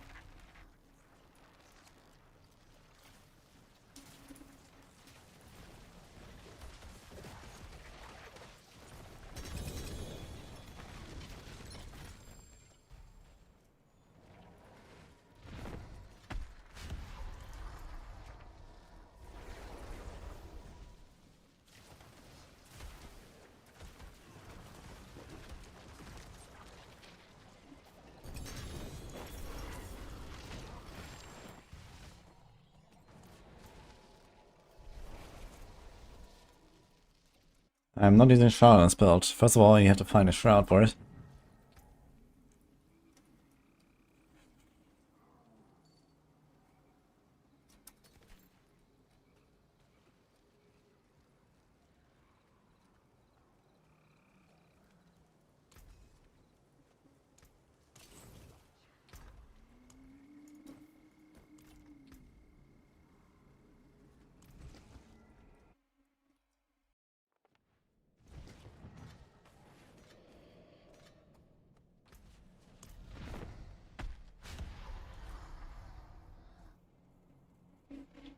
Oh, that's a non-snapshot, that's a nice perform. Probably the best speedfinding build on Rogue.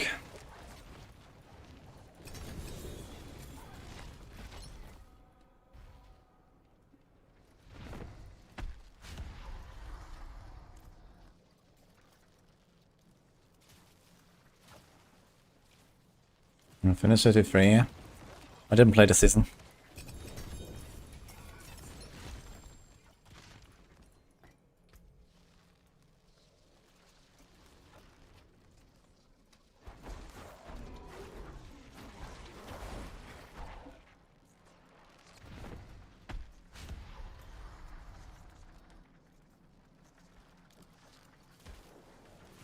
Grazzini. Ja.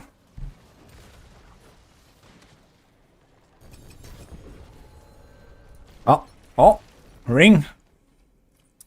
Log in. That's actually an item I need for this build. What do I remove, by the way? Maxine Gibbous, I guess, is what I remove, yeah. I need a... Wait, you're supposed to run a two-handed weapon. Which aspect do I remove? Retaliation? Can't imagine that. This one is too good. Unsatiated, maybe? I got one now, and I could put it on a glove, I guess.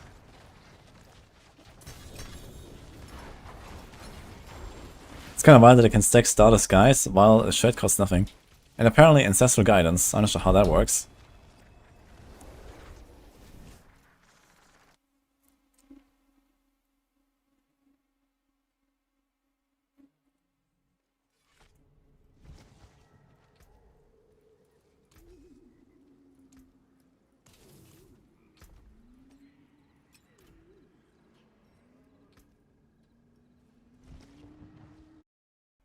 What's my snit at Sunday?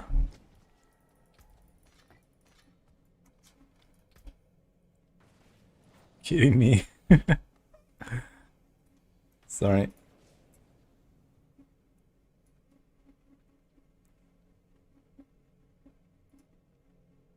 Let me see again, how did he solve that? So, full attack speed instead of crit, but okay, I guess I can do with the attack speed and then worst case tempo attack speed instead of crit here. Although this is attack speed cap 1, is attack speed cap 2, I guess.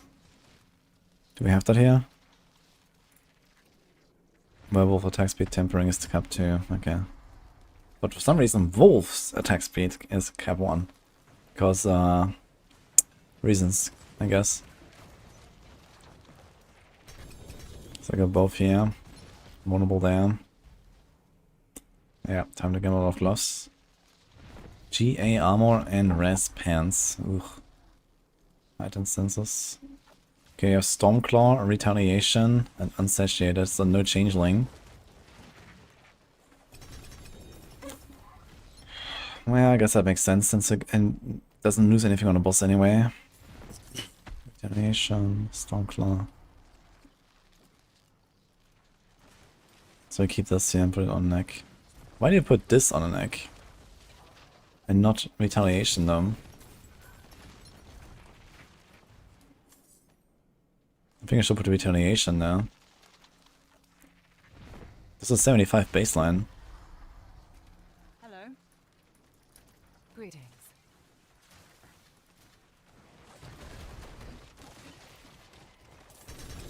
Actually, I need a test here on softcore. What happens if we like evade into the boss too early? Do we still get hit or not?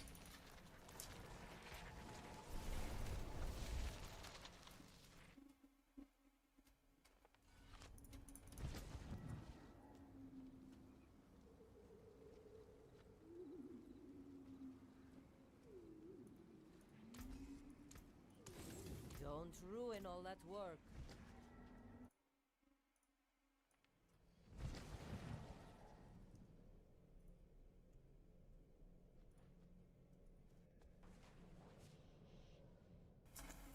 Hey, Dutch gamer dad.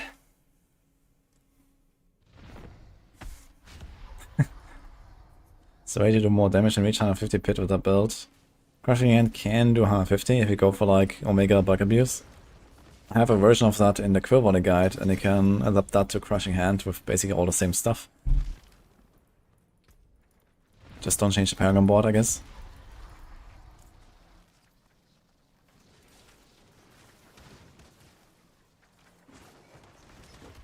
Yeah, I don't think that monsters really do more damage in higher pits, by the way. I think they stop scaling after some point. Oh. 3 to Heightened Senses and 7 to Predatory Instinct, huh? And 2 Quick Shift. That's a good ring. 38 in the affix, but it's not such a big deal, I guess.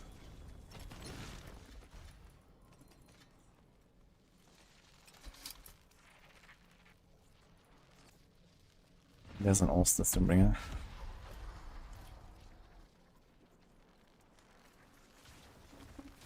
Going all in for quick shift here, hide the sensors there. I think I need a better neck. I'm not sure what I have for neck.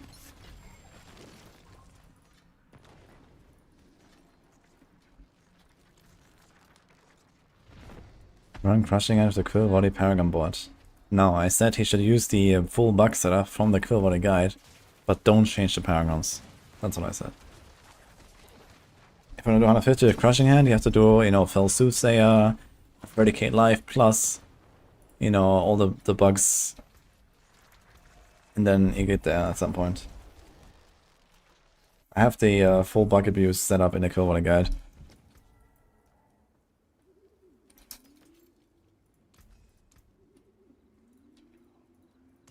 Come back if you need the forge.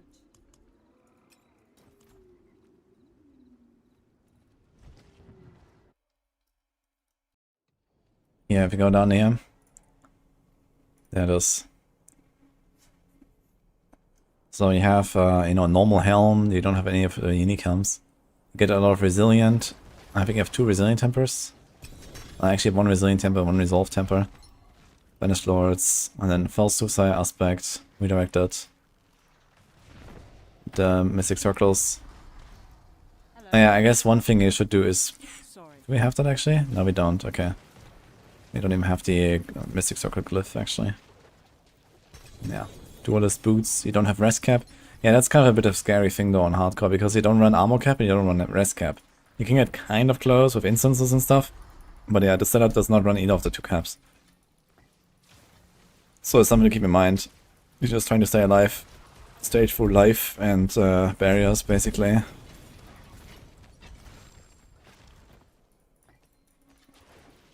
But it also means that if you don't have the barriers up and so on, then you might just die pretty fast. Okay, here's a GA quick shift. Here's another GA quick shift. It says 5 predatory, 1 heightened, and it says 2 heightened, 3 predatory. Close. Dude, so many rings. Oh shit. Okay, now we got a real ring. Alright. I guess that's our ring here. I can't summon one.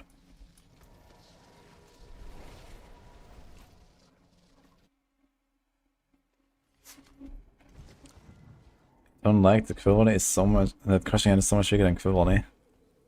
That much weaker, huh? I can break that down. Can only speed farm 110s.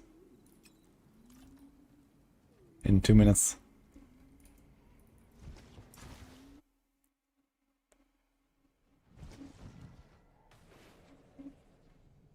Sorry.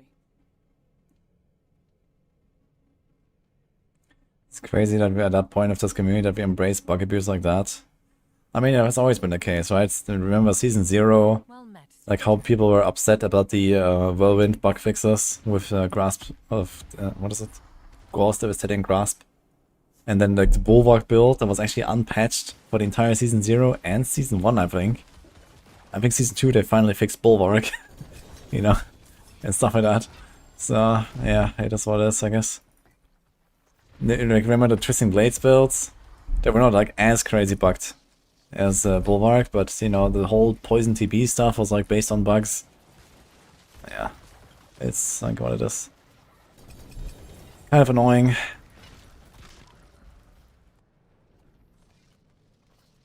But yeah, that's also why I didn't like put this as the standard version here, like this here. I just added this variant here. But you know, the whole guide is still like, you know, building a normal build basically, so. It's just because so many people kept asking for a 150 setup.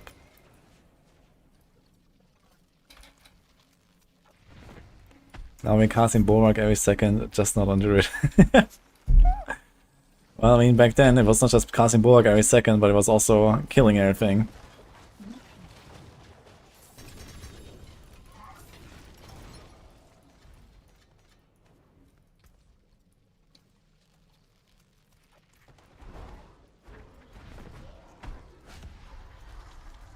With Druid at home.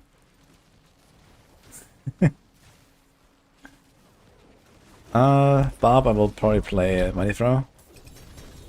Leveling, probably double swing, and then make him Mighty Throw.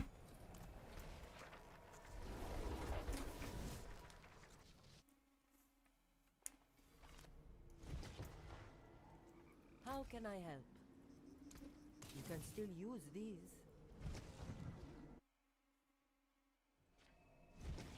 It was so cool seeing 50 arrows come out of one cast on Rapid Fire. It was kind of wild actually seeing these arrows. And it actually took me a while to realize what was going on. Because sometimes I did a lot of damage, sometimes I didn't, and I was like, what? And then eventually I understood the bug. Greetings.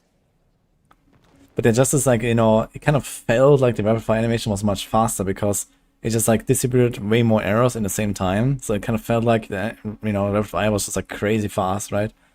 Even though the animation was still the same length. But the arrows were coming out much faster. And it felt kind of cool. You know. The Mythic Kamehameha video. Was it actually with the bug? I think that was even before we knew about the bug, no? I'm not sure actually. Maybe it was with the bug. Nice, I survived one tick.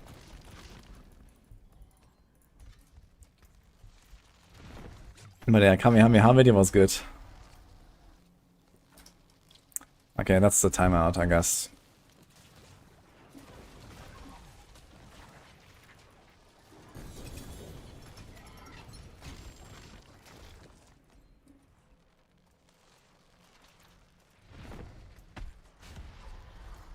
Got him.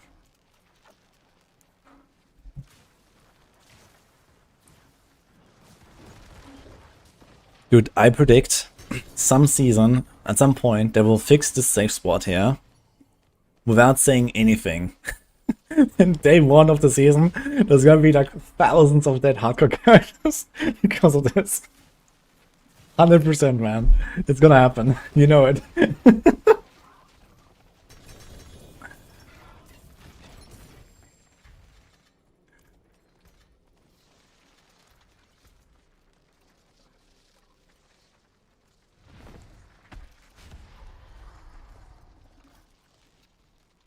What is killing us? In this safe spot here.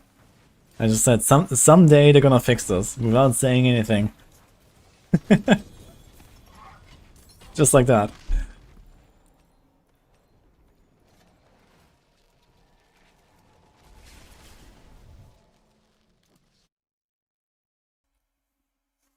I don't use that safe spot. Okay, you good then.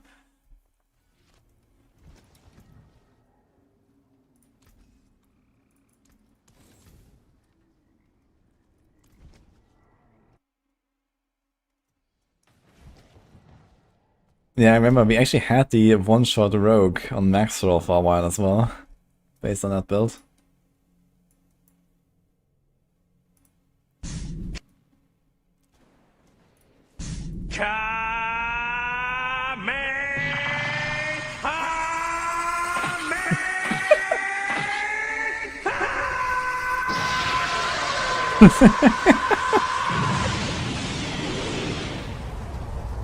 Good shit, man.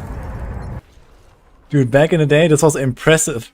You know, this was like, you know, one of the craziest blasters making a crazy build with an ultra try-hard min-max setup, and he was able to kill Duriel. Yellow Ancestors, it's beautiful. Yes.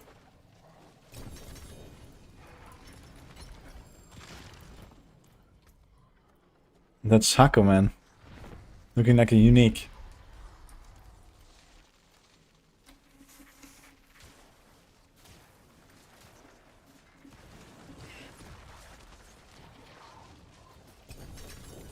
Wonkas is explaining the 3 phases of a Grigor fight. Thank you, Wonkas.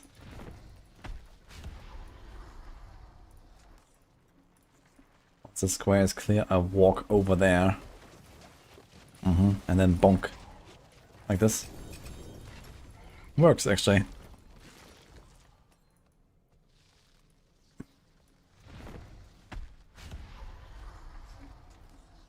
What if we do the other side? Bonk.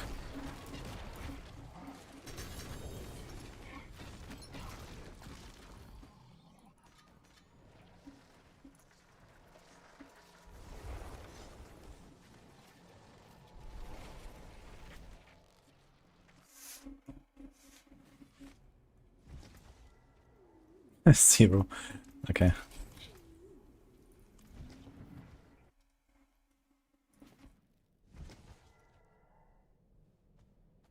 There's definitely something about doing boss rollers and not having to like mark every single unique one by one and then render it. Instead I just go to the blacksmith and you go back in. I have many decent rogue builds, what do you want?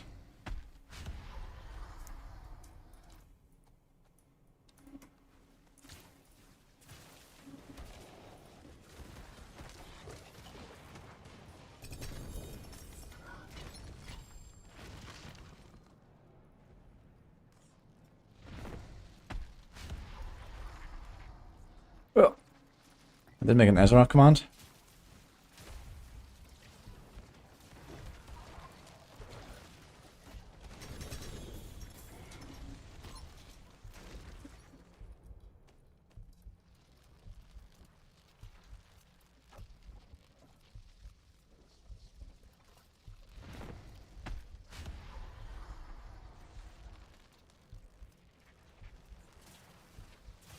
Okay. Something like that should help you.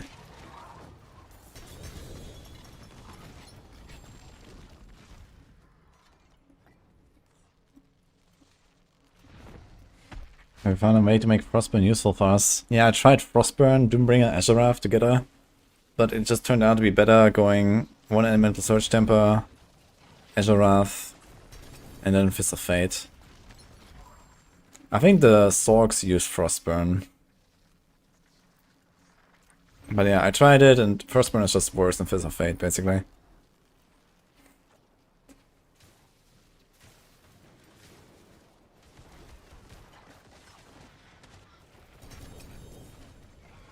If you never played Rapid Fire to this day, you really should. Yeah, Rapid Fire is actually a pretty valid build these days. In fact, it's the strongest rogue build out there.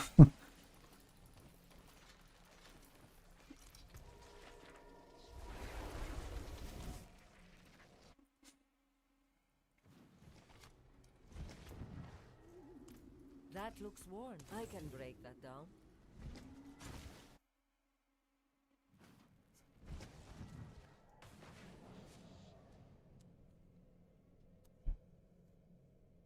Greetings. How do you like the system of sharing Paragon for all characters? Hello. Yeah, it has upsides and downsides. I didn't, particularly like or dislike the old system, and I can't say the same for this new system. It's like, okay, this is how it works. I'm fine with it.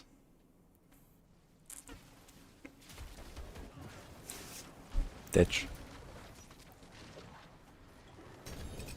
Zone is capped to 5. No.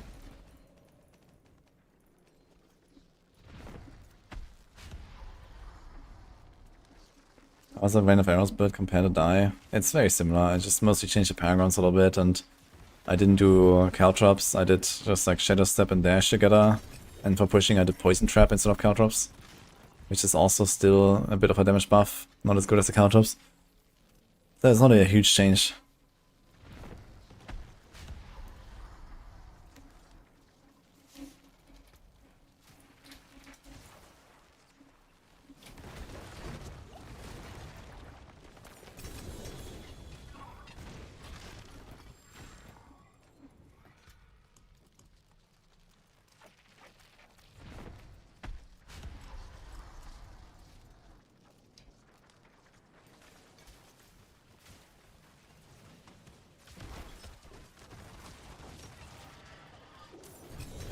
Two more months.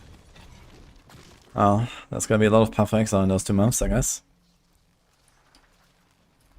We actually have 1.5 months of uninterrupted Path of Exile blasting. Gonna be nice. It's not gonna, and there's probably not gonna be any PoE 1.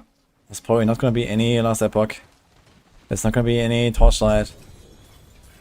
It's just PoE 2.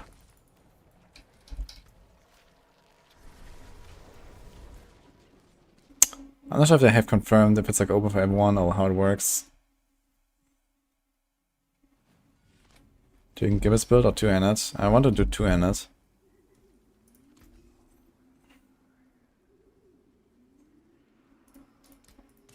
Don't ruin all I haven't found a two-handed though.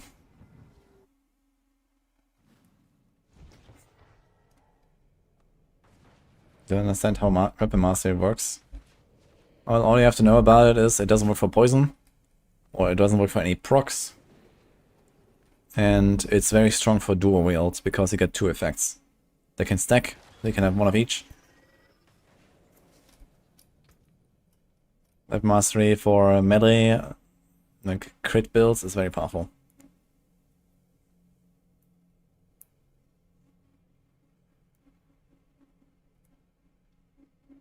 Wonder if they fixed GA on Hakan so you can get 100 double damage on one sword on Hakan. What's wrong with it?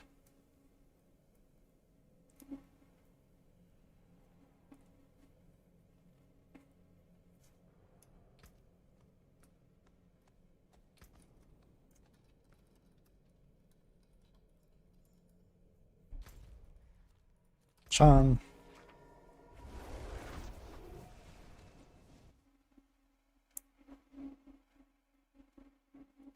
I think Nini replied to the wrong message. Maybe she really likes when people are ignorant.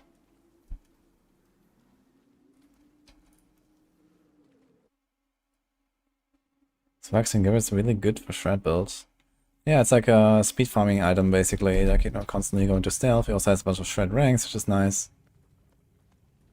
I mean, it's especially early on, I guess, when you don't have 100% crit chance. You get guaranteed crits all the time, basically, which is not bad. But yeah, later you don't really want that anymore. It doesn't really help you because you're gonna have 100% crit. Or very close to it, at least.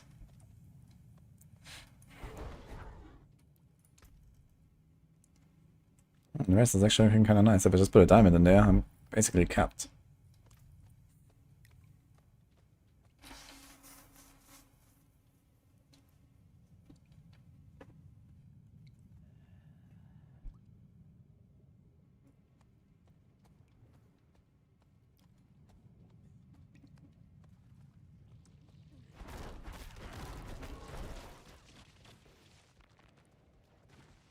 Need more stealth synergies. I don't know, I think stealth is not a very interesting mechanic in the game. If anything, Rogue should maybe get a bit more stuff for it, but I don't know. Stealth is always like something, you know, very gimmicky, I feel.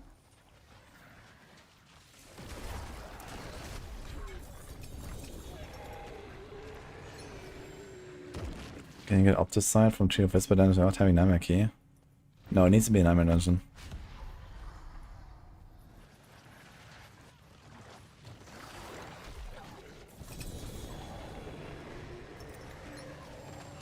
Oh, these are Mazini's helms, right? 2GA. Login. That's a good one.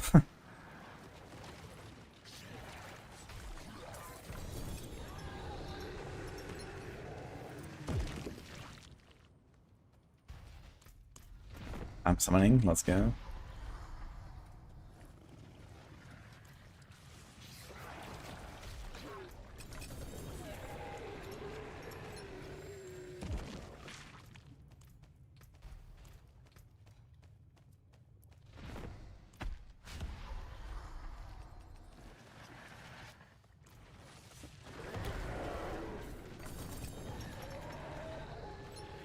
Yeah, evade, it's Sabazontic and Hardcore Tower 2. Well, evade is a pretty safe build. Maybe even the safest. Otherwise, crushing it is pretty good. Most of the Spiritborn stuff actually is very defensive, to be fair, I think.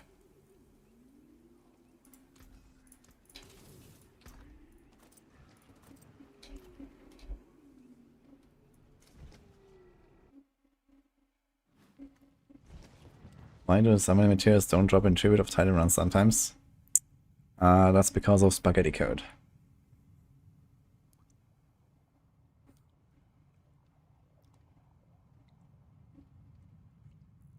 Any way to make shadow step smoother? It feels like cooldown feels clunky. Yeah, it's because there's like some weird forced like 24 frames cooldown between attacks or something of Shadow Step, I think. I'm not 100% sure exactly how that works. You can probably ask Mippy or Ava, they will notice. I'm not sure if there's any solution to it though.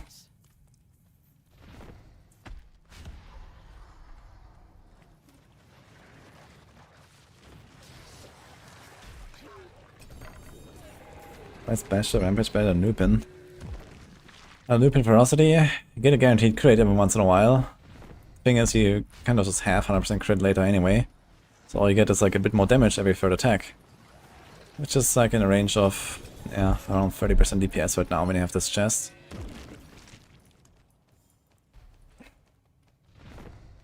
A bit less without it. Like 25% DPS. It's not very good for a key passive. When Bestial Rampage can give you 30% damage, which is first of all more than that, and 20% attack speed. You want to activate Bestial Rampage anyway because you want to activate Quick Shift, which has exactly the same requirements as Bestial Rampage.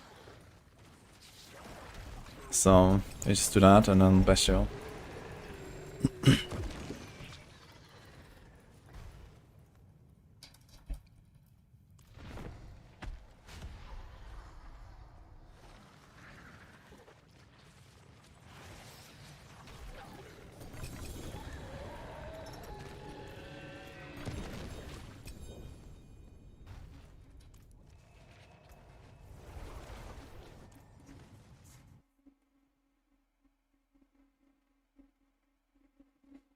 How long will it take for the last 4 Paragon levels?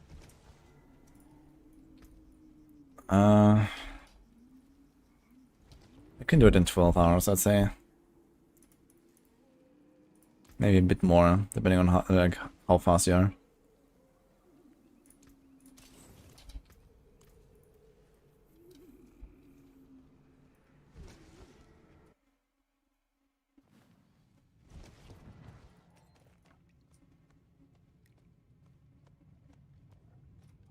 Like final level, like around 4 hours, 3.5 hours.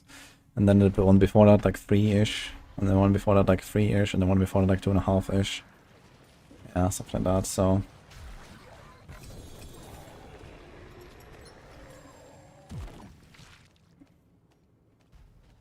You mean 300k squared or what?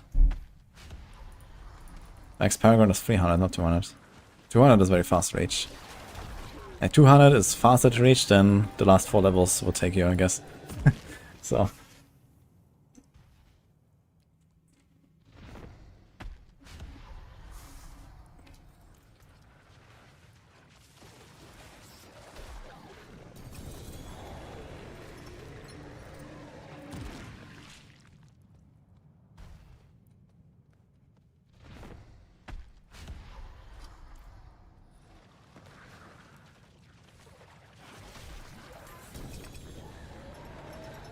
Shard is good with the weapon because it adds the stealth damage to shred. I guess actually you would get a bit of a benefit from the shroud stealth thing, but usually you don't care about that very much. But yeah, this is probably one of the builds where occasionally, more than normal, you would actually get a bit of a stealth benefit there with the shroud.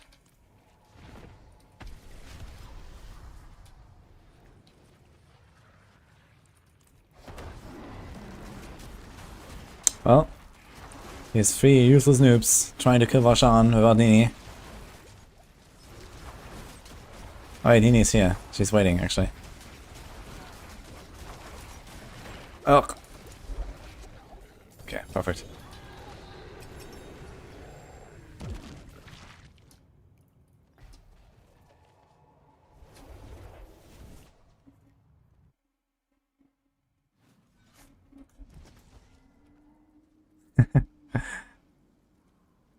The forge is ready. You can still use these. Nah, they were waiting actually because someone got TP'd out. I thought it's just everyone's getting carried by Nini. Which I guess is true, but...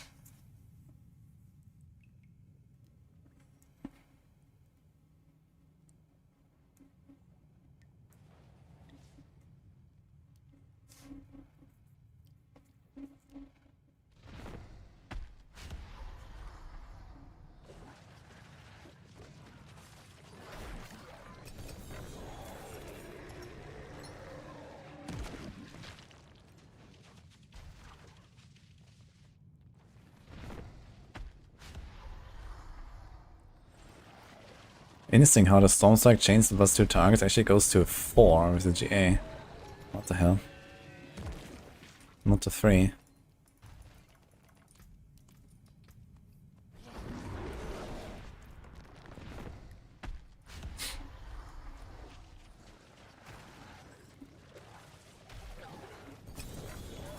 How much so is Horse and Pit? Around half. So if you feel like you have an extra 100 hours lying around, then you can also farm Hordes, I guess.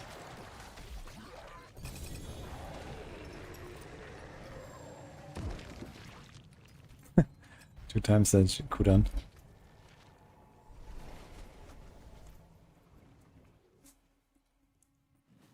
I wanna play Mighty Throw Barb. How can I help?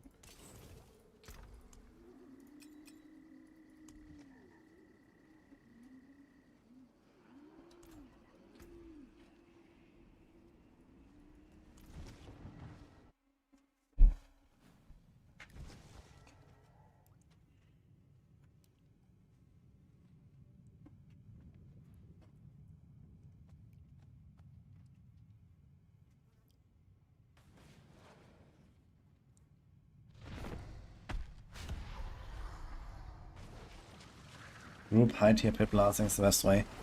Yeah, the tier doesn't matter that much. What matters is the speed. The XP per tier goes up by roughly 1%, so it's still worth going like higher and like whatever, playing a Spiritborn for example. But that's not really what matters, it's just going fast. Like basically keep your runs below 2 minutes and go as high as you can. Oh, they unlock the second page on Paragon. You have to path up to the gate. Then you click on the gate. Then you can select one of the Paragon boards and you can also rotate.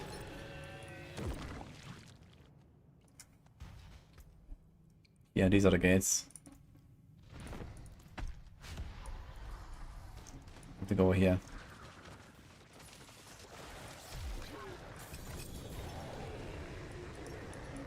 First guys hitting 300 was grinding pit 69 so fast. Yeah, they were doing... yeah, that's good enough. I actually calculated. I think if you go like Giga XP Blast, like without all of the, like, you know, setting up the character, you know, let's say day 1 of the season, just XP Blast, you can probably do 1 to 300 in like 70 hours. Which is, you know, quite doable in, like, I think they hit like 300 after 3 days. So it's just like Giga Blast XP all day long. 60-second runs. Yeah, you can do that. That looks worn. I can fix it.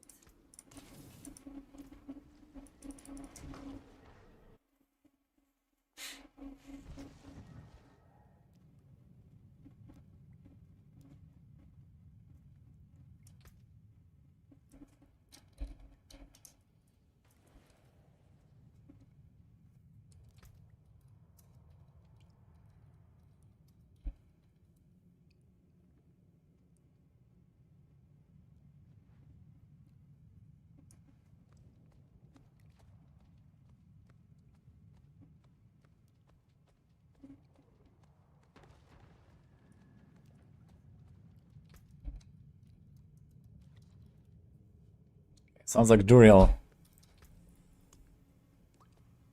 I can actually do a few summons.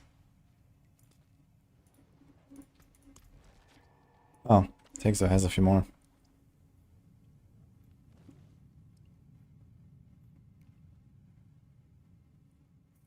Man, I thought I was done with the bosses for this season, but here we are. At least I got a starters already. If I get a petition now, it'll be really cool. Because then I have kind of like most of what I want here. For now, at least. I guess eventually I gotta get a grandfather for Barb.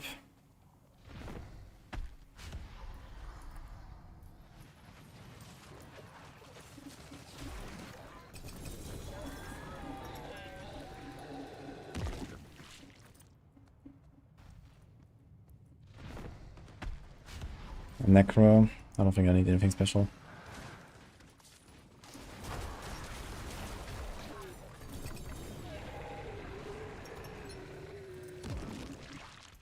How's Materials looking? I think that these bosses give less materials than Duriel as well, right?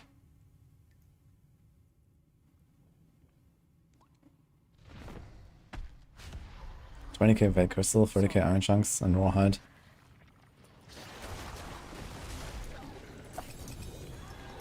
What if I pop one of these opals? Wonder how often that procs.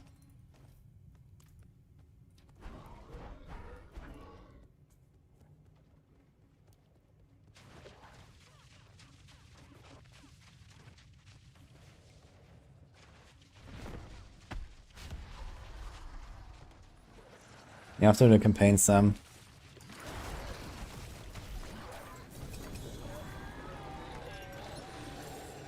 So next time you level a character, do it in a campaign.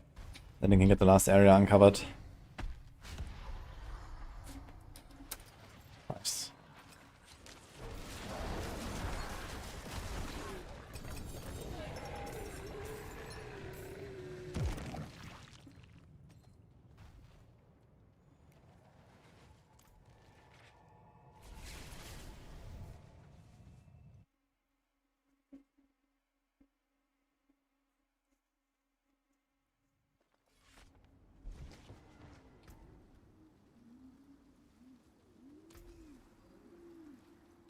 There's that.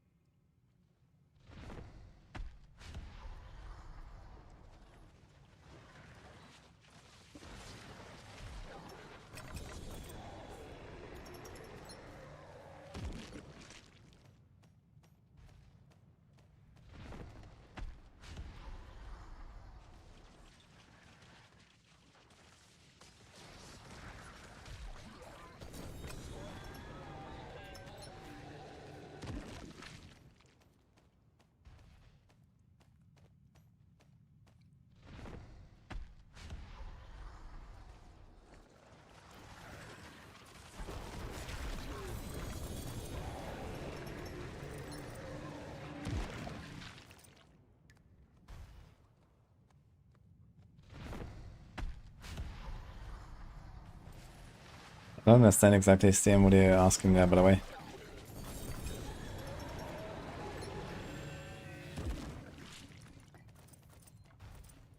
Are you talking about me getting the Perdition Helm or what? I'm not gonna get another Little Spark, I already have it for the season. I think it's for the entire season, not just for softcore and hardcore, right? I don't think I have any sparks. Actually, I do have one spark. But I can't get a one from Season Journey anymore.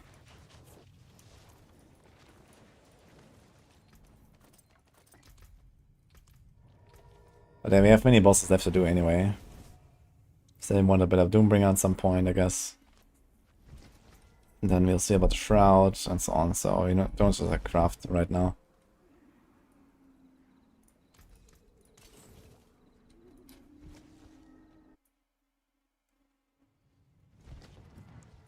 Hello.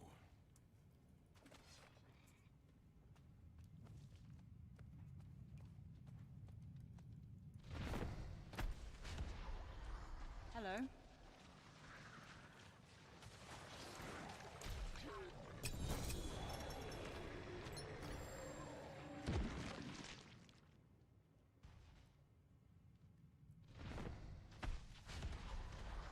Mm-hmm.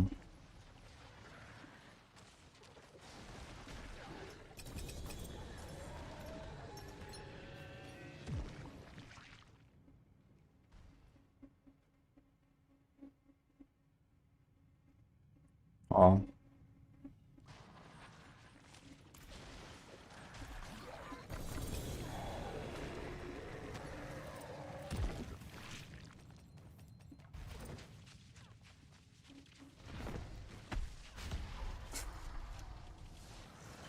Yeah.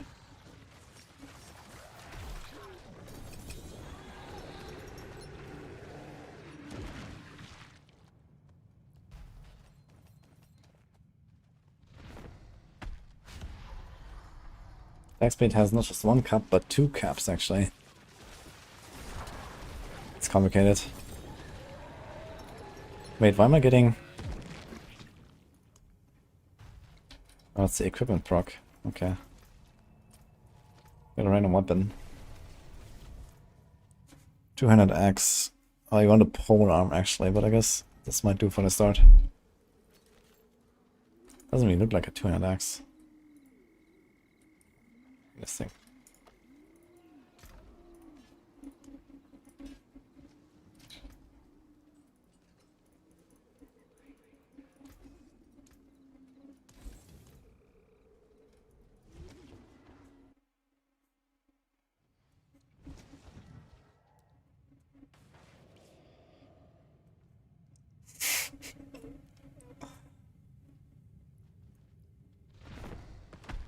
Hello.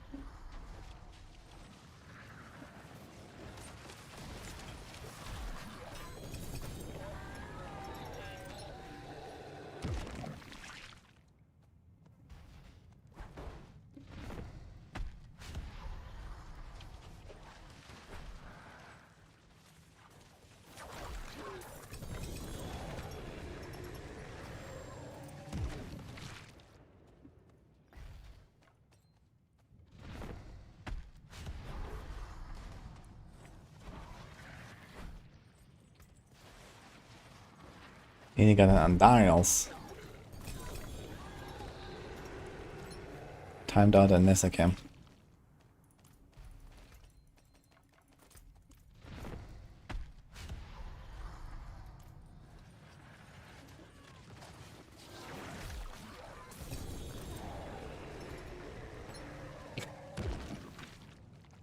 Nine.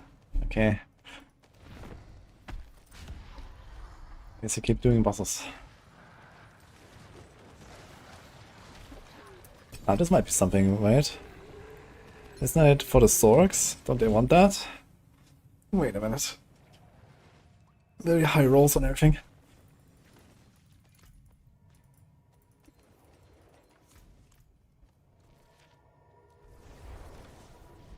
They buffed the two fail mythic weapons in the mid-season.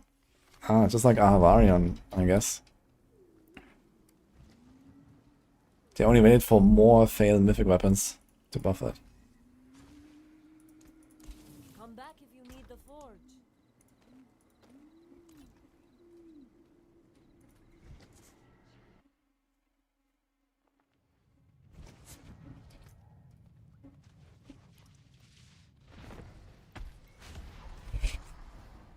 Greetings.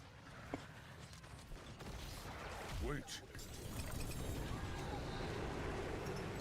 And they fixed Lucian's crown too. Holy dude.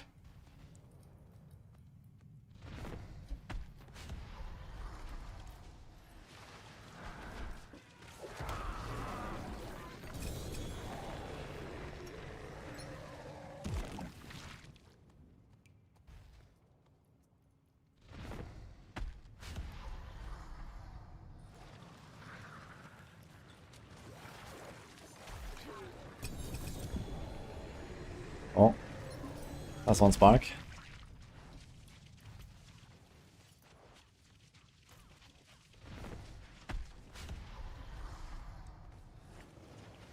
Sorry.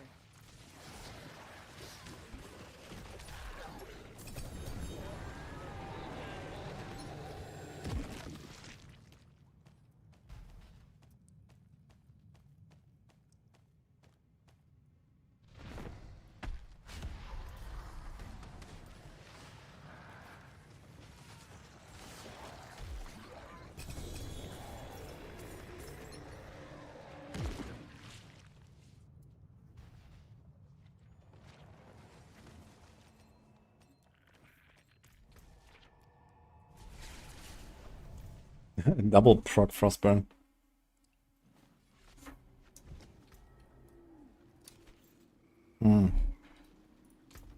Got two of these now, huh?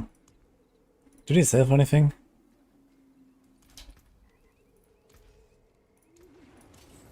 The forge is always hot.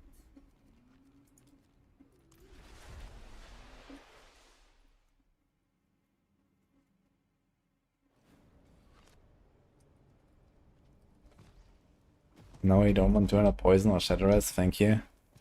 I don't know, I think it's a lot of like nice flavor to these items though, having, you know, cold rest on the penitent and you know, shatter rest on the shroud and poison rest on the Andariel. I kinda like it actually. And also like makes the rest puzzle a bit different and stuff. Can I get this goblin? Yeah, I can kinda kill it. Doing it.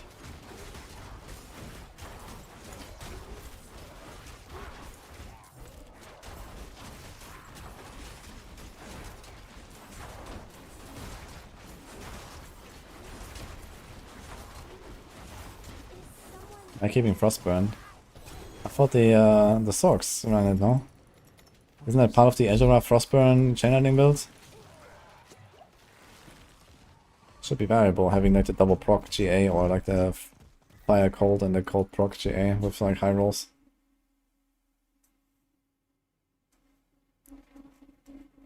That's on the Goblin counter.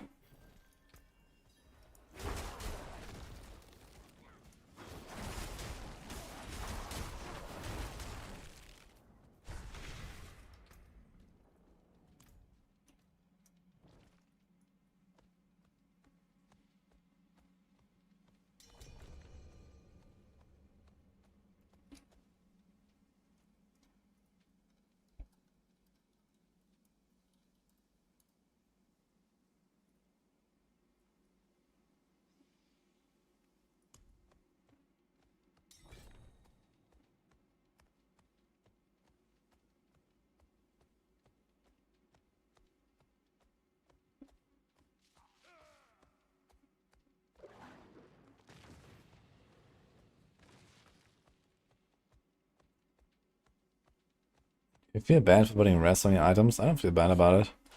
I think that the item system is actually okay with no, you know, primary or secondary or prefix and suffix system. I guess the bigger problem that we have here is that we have less interesting ways of item manipulation, you know, like, for example, the Eldritch Exalted Orbs or Eldritch Null Orbs from PoE. I really like those, where you can either change only suffixes or only prefixes. So that's kind of cool, for example. But unfortunately they're always like very expensive.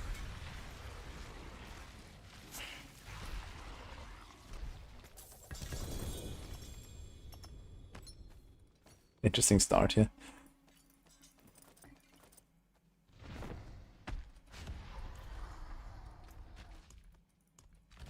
I'm gonna drop this.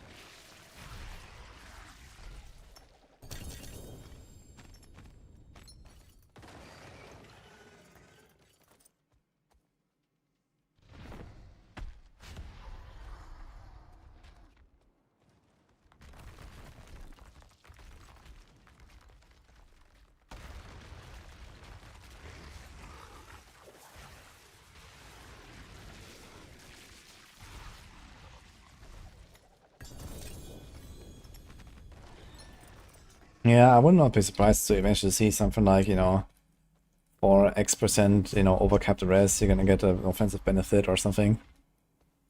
Similar to what we see in other games. Or something like Lightning Coil. Like, there's a bunch of effects like that with, like, you know, resistances where you can do, like, interesting stuff in other games. And especially with Spiritborn having such mechanics now. You're probably gonna see that here too.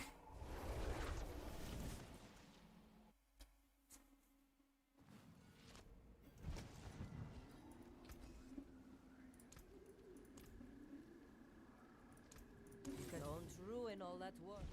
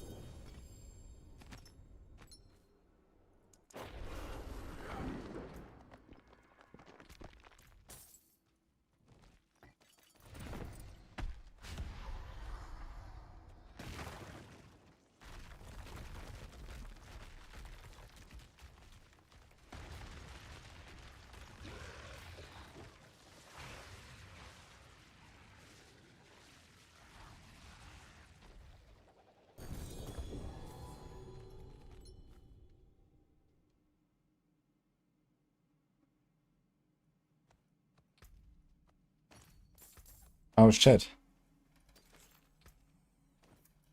Alright. Log in. Now I just need a petition.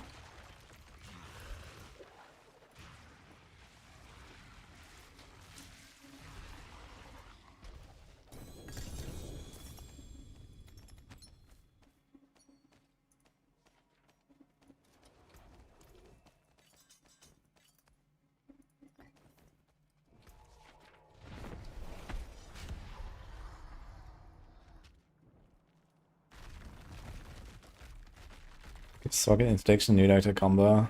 One adds max res per max mana, the other gives damage based on total res.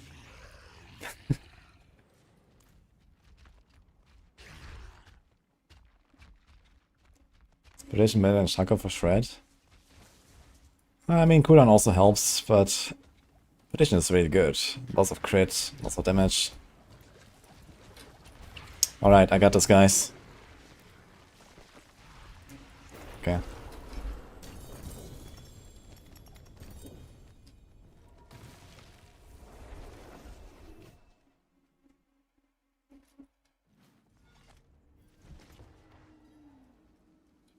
Oh, I got a Shroud, that's kinda big. Just need a petition, come on. I guess I could gamba my shards if I want. I have 2 shards.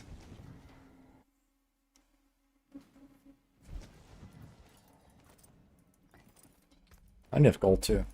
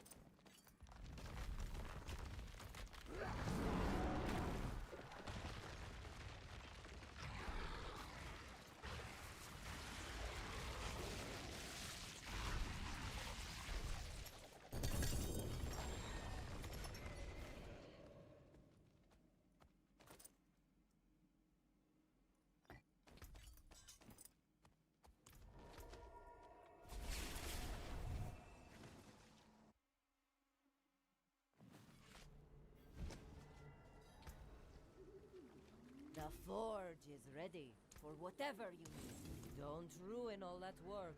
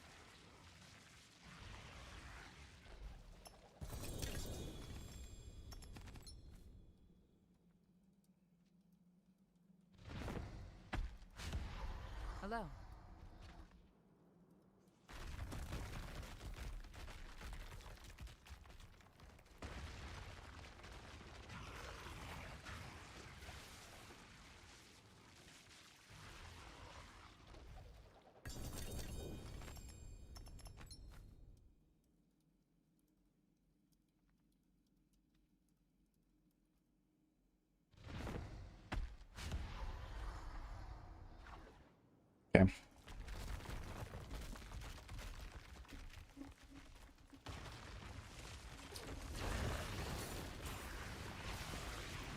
How many doors do I have? I dropped mine earlier, so I'm not sure how much we're actually doing here. Maybe prediction time though. That'll be big.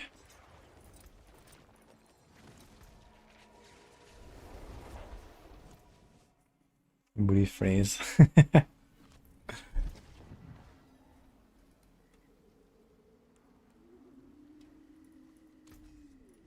Do we care about banished lords? Not really, right? Barbs don't actually want that right now, I think. How much damage would I consider decent besides all bug and stuff? I think like 1,000,000,000 DPS or so is pretty solid.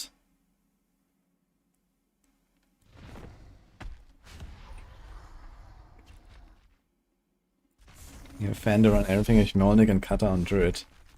Okay. It's definitely fun to run permacultism, I gotta say.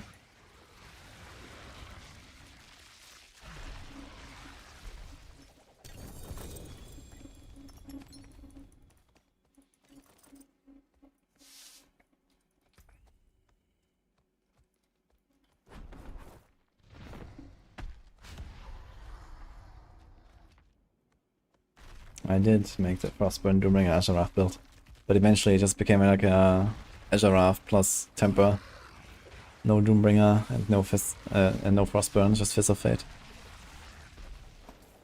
But yeah, it's actually pretty solid. Can push pretty close to T100s with that. Pretty good farming build.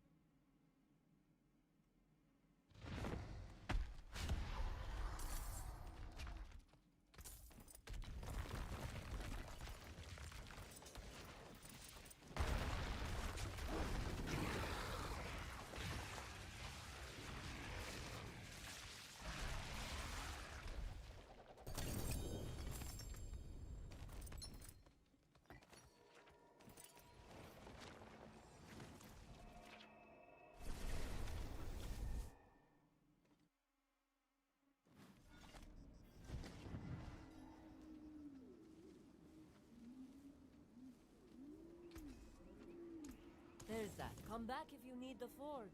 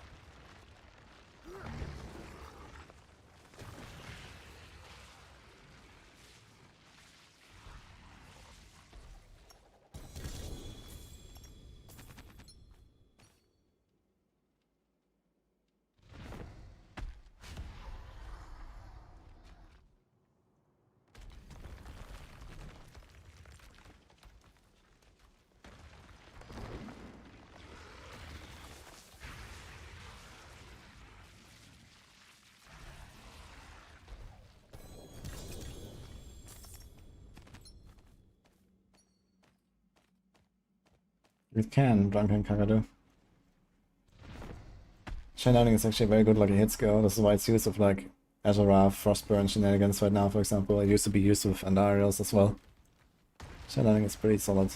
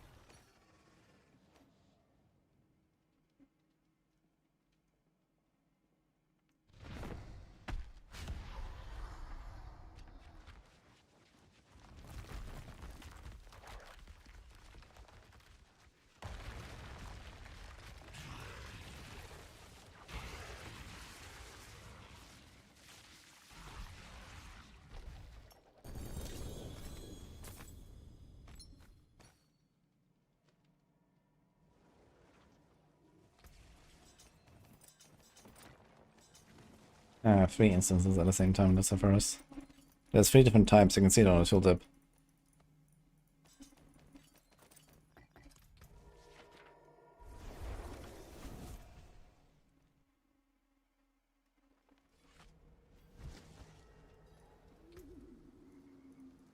That looks worn. I can fix it.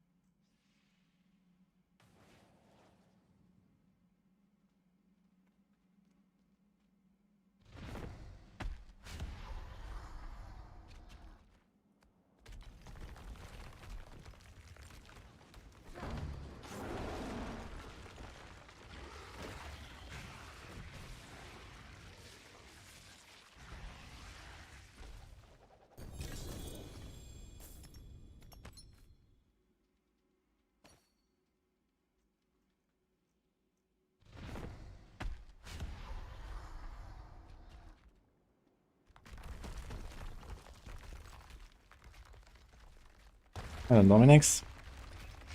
I prefer you to start with Spiritborn. Because I feel like it right now. I'm not sure what you feel like or if that matters.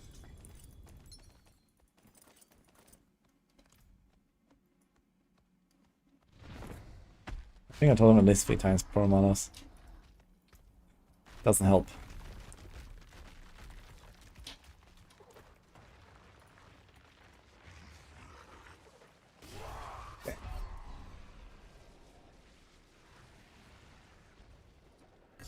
When I think about a new key passive of Vine, why the game's so useless compared to others. Is it useless though? I mean, Thorn's Barb was kind of a build, but also after the Needle Flare... Was it Needle Flare that was bugged? I think Needle Flare got fixed, right? Or Razor Pay got fixed. Like, Thorn's Barb wasn't really such a thing anymore, but I guess with the key passive we actually have like a new Thorn's archetype that uses it. That also allows you to play Thorns in the early game already, I suppose. I haven't really tried it much. But it seems like a relatively powerful key passive for Thorns. Has anyone used it?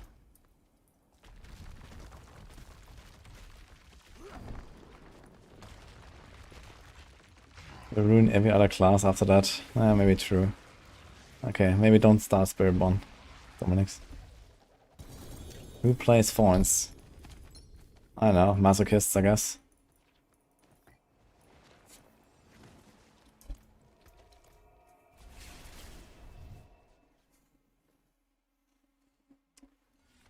Alpha Snails and Barb carapace are bugged and only one can work at a time, not both. That looks worn. I can fix Okay. it. I mean, that was just like a bug that will probably get fixed then.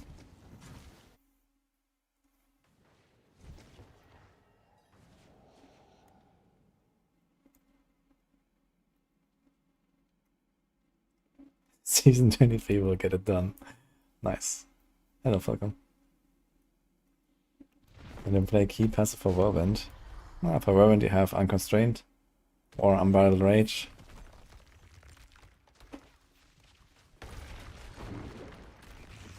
Mostly Unconstrained, I suppose, since Whirlwind is based on Twisters. Twisters don't get buffed by Unbridled Rage.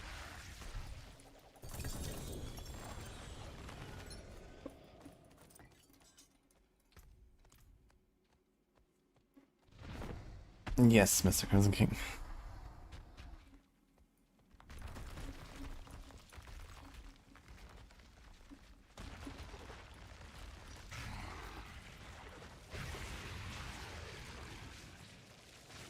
I want to play Mighty for a Barb Petter.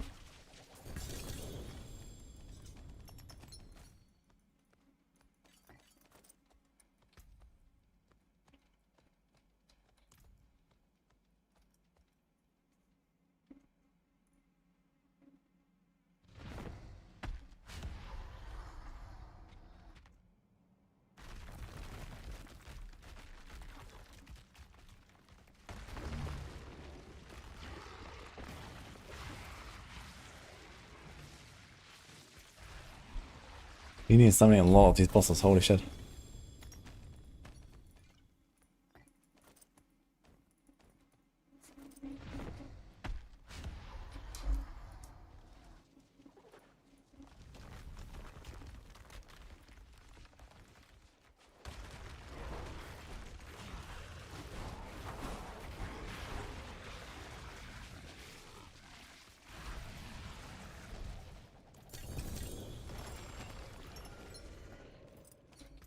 How's the materials looking actually?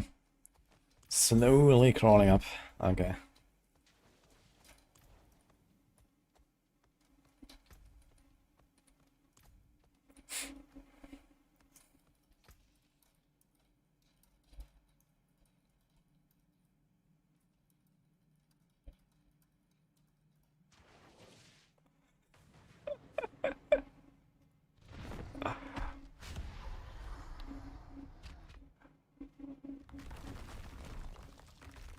The comments say we're giving +1 to unconcerned key passive with Shroud. That's kind of funny.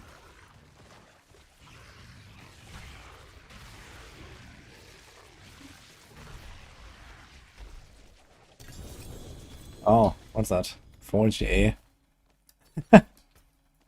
Wow.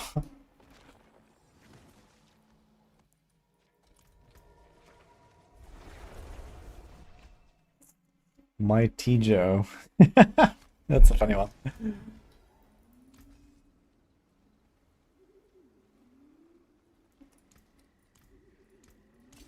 Don't ruin all that work.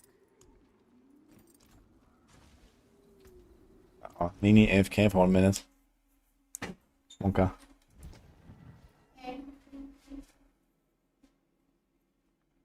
Alright.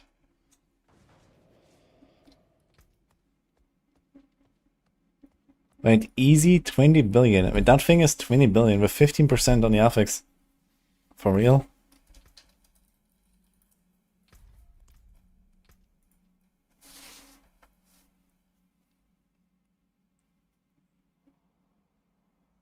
Not anymore.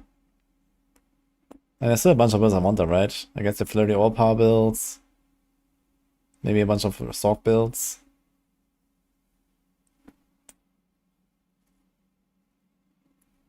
Dance Nice also runs the vaults actually, right?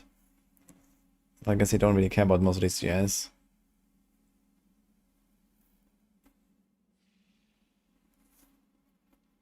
I think you can spend 1 billion DPS for your frenzy soon. That's nice. With 1 billion DPS you can like easy blast for everything in T4, I think. Besides bosses. I think 4-man Duriel has 40 billion HP. Or is it solo? Maybe it's solo.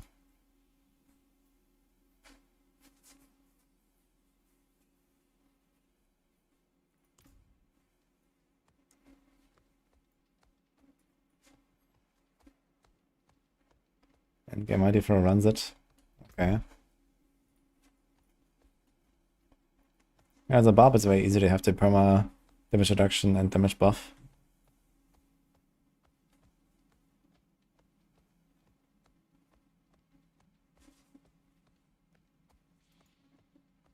So the 1 GA gloss of plus core skills for 8 billion. Oh my god, dude. I'm probably about to delete like half a dozen of those on hardcore because I need a mule space. After my mule, I'm probably just gonna delete the entire mule.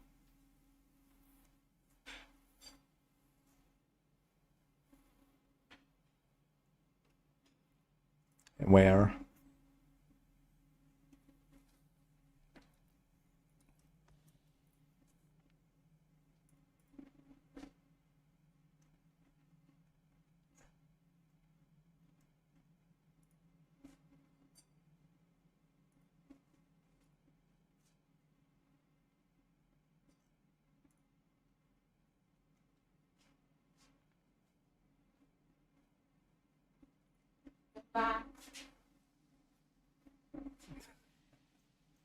He needs here.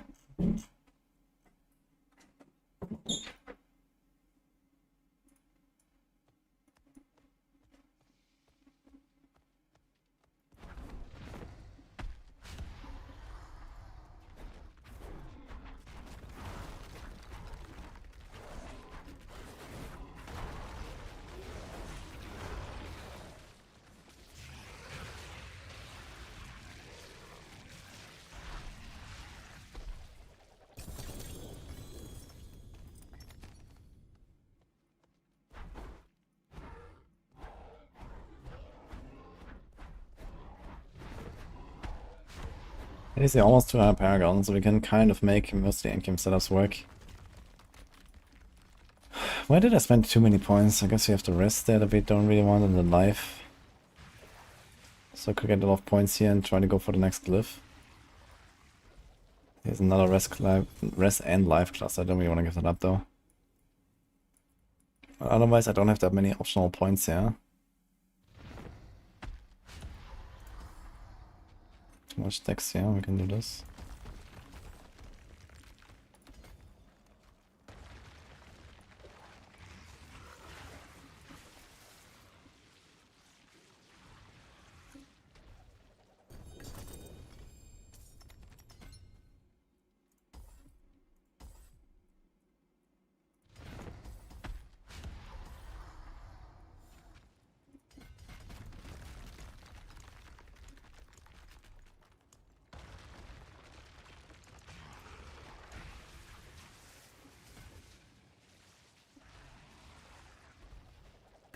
When does Nini's hardcore journey continue? Probably in a few days or something. Weekend, I think she said.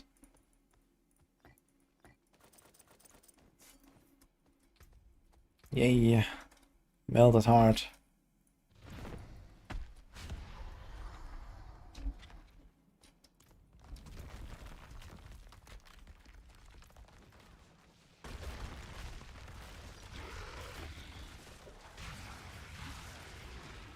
Sorry.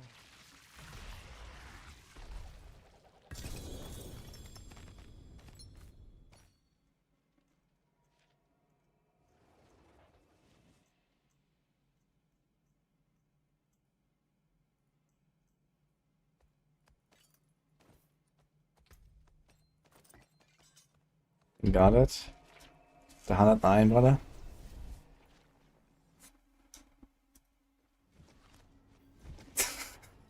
The fuck?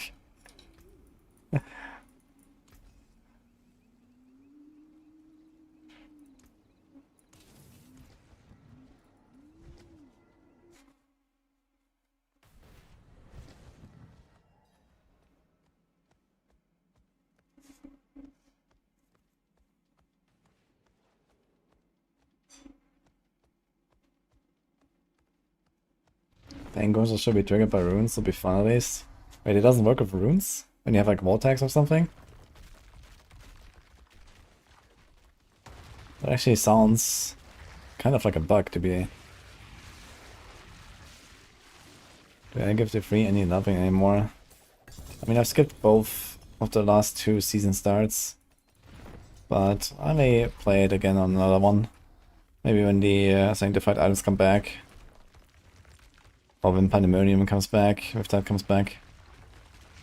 Could be cool.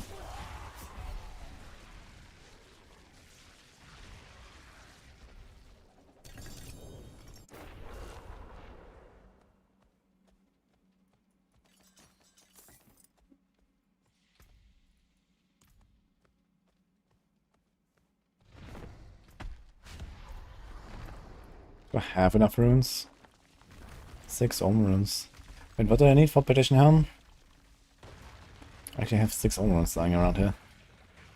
But that seems kind of lucky because there's 1, 1, 1, 1. Wait, how did this happen? I have 6 Ohm runes in one of these others.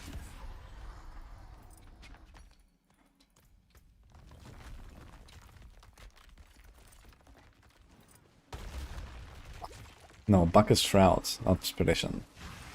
I have a Shroud, I need a Petition Helm.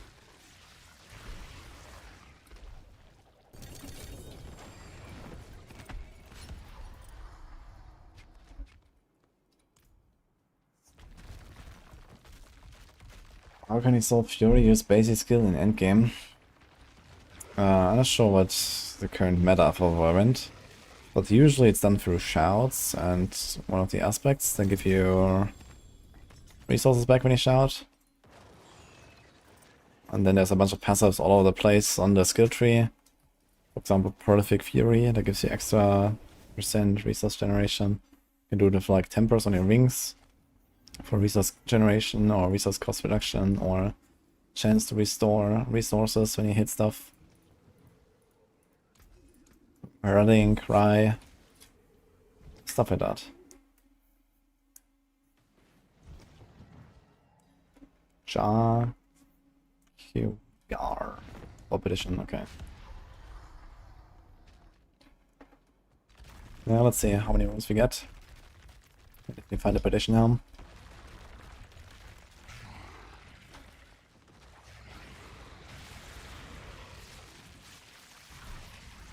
I'll need you for XP and gear, new build. Kind of. Did have a few summons, but I definitely didn't pay my fair share. These guys have a lot. And they just keep summoning, so... Basically just trying to get my Druid kind of set up here so I can get it to Torment 4. Once I'm in Torment 4 blasting mode, then it's fine. Then I don't really care much anymore after that.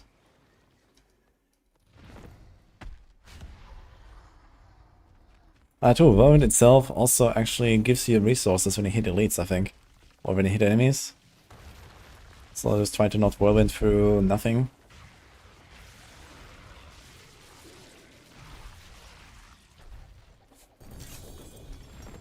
Not hardcore Diana.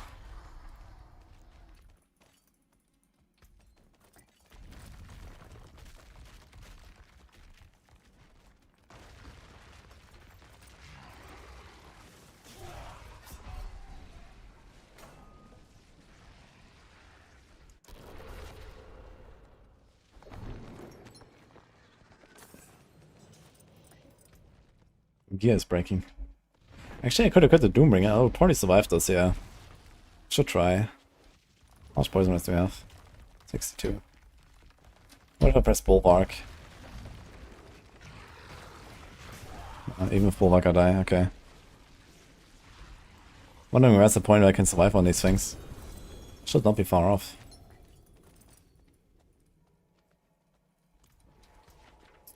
I'm gonna try it with Doombringer. Druid is a favorite part of the game every season. True. Don't ruin all that work.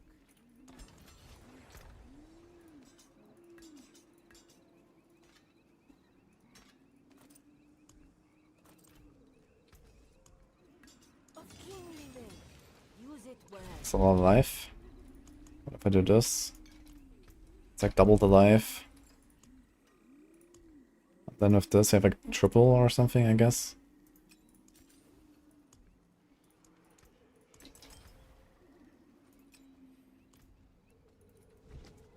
With the extra res as well, or more than triple, maybe quadruple. Should definitely survive it now. Let's see. Gotta try to tank one. Yeah, for sure. Aha. But only with the Bulwark. It's kinda tight otherwise, I think. Sorry, so the Shroud equipped after that. Because Metal's Clear gives me a bit of life, but Shroud gives me more life. And doesn't give me anything else. I mean, okay, damage reduction after using defensive skill.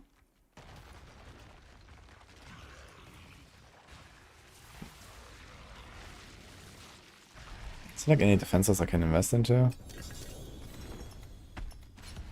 really.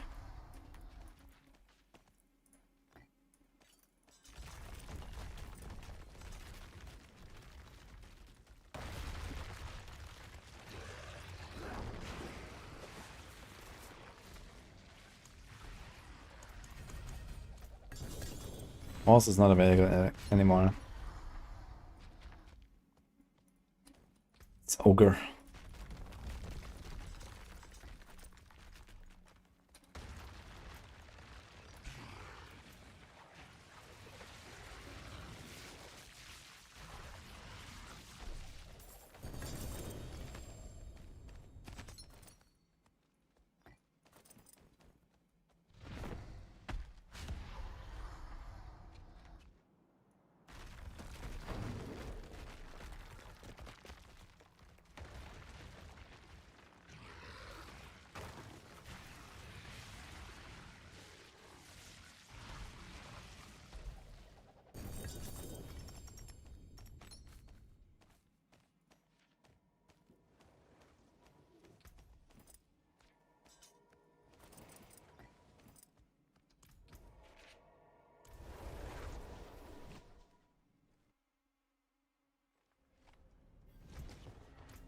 missed something?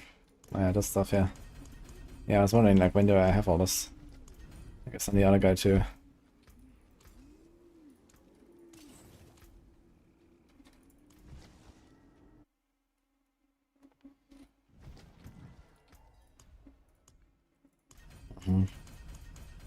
Time to change my secondary mercenary, I guess.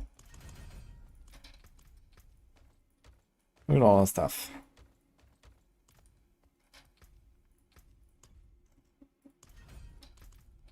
I think I didn't misclick it, but I didn't actually collect it because my inventory was full.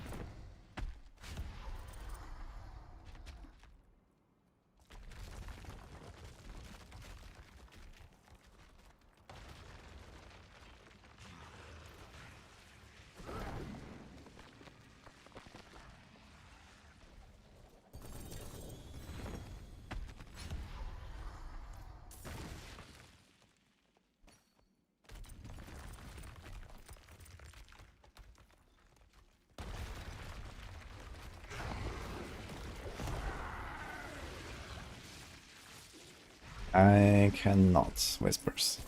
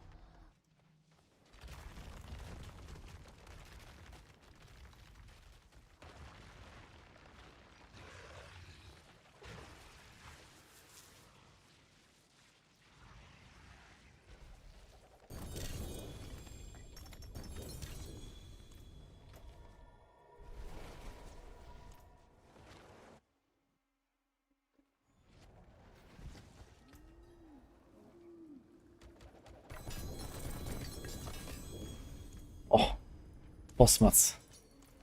Can we contribute now? No, it's just living seal and hearts. F. And all 0 GAs. Okay, sick.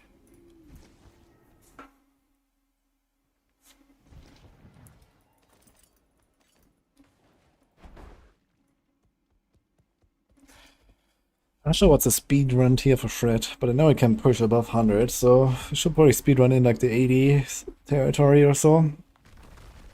We're probably gonna get there eventually. I was missing some pretty huge power-ups here, and I was already like in like 50-ish.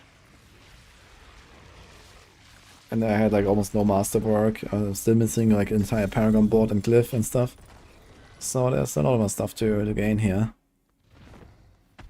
And if I get like something like, I don't know, 20 times, 30 times more powerful than I am right now, after equipping the mythics and whatever, yeah, we're gonna get there, I think.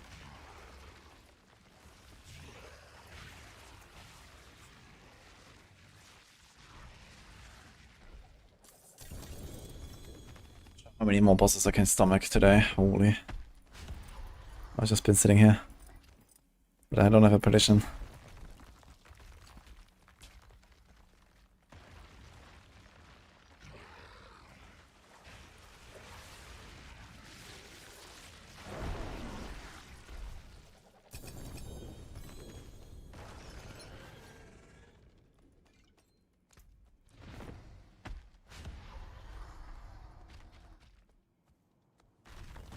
Werewolf attack speed, stitch the gate.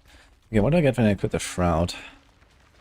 Quick shift, heightened, national fortitude. Okay. Can take out points there. Where do I put them though? Debilitating roar, shorter cooldown. maybe. Location.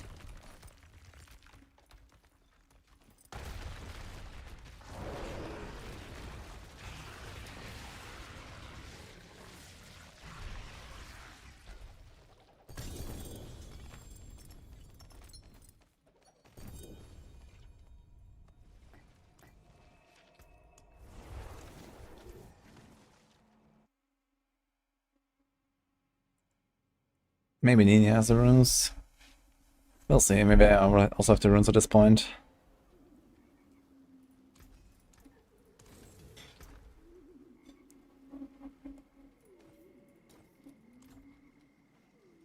There is power in these stones.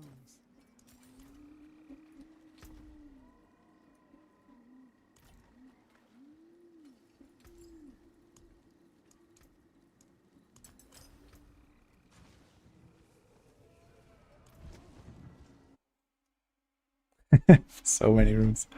Okay.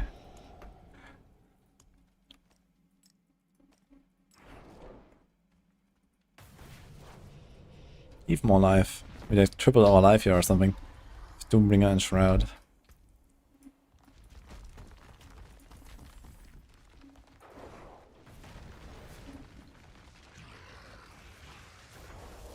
Oh. We lived.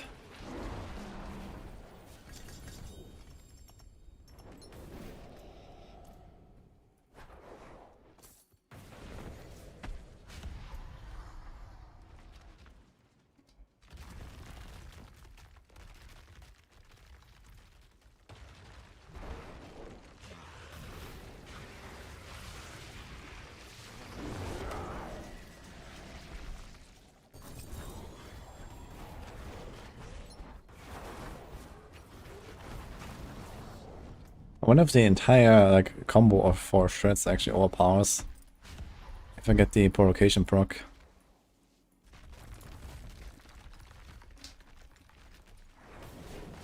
The next non-defensive skill will overpower.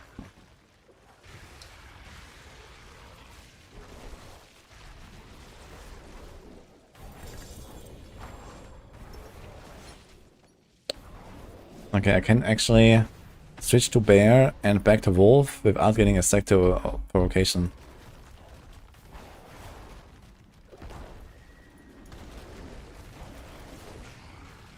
Like partial seconds don't seem to count. Look, I'm at 6.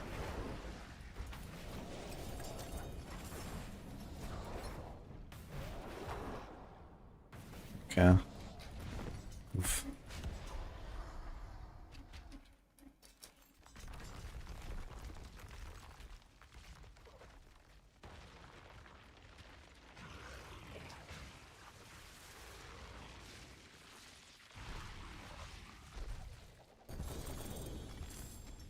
Can do iron fur.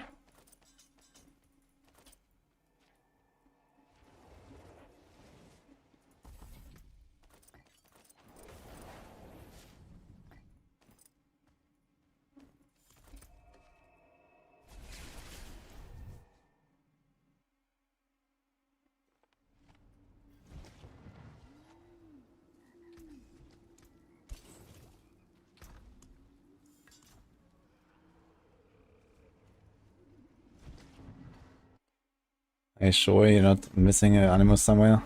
It can happen sometimes that the animus like flies into a wall or something. It's like close to a wall. I've had that happen. But most of the time you just missed it somewhere.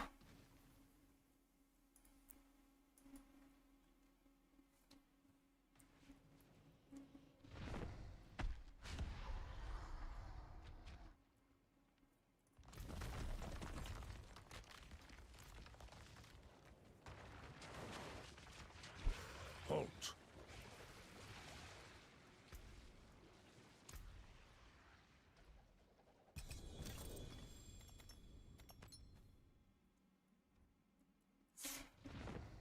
There's already enough passes I really want to pick up here, I feel. All these points. I even have like Earthen Bulwark right now, and it's like Iron Fur, I guess I can do that. I'm not really sure about this provocation stuff. It seems like... Okay, I think Boiler has it in the guide, but it seems like so...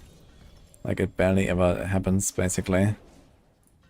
I would probably just put more points in the build turning raw so we get a shorter cooldown. This is 19, this is 22. So I guess we can actually go into bear form a bit more often with this. While walking, basically.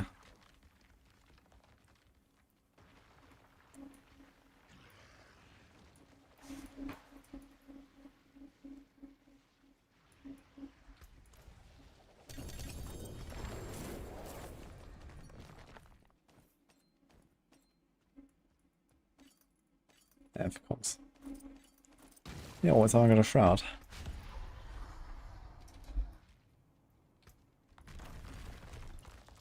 And a Fiji 8 talisman. Ooh.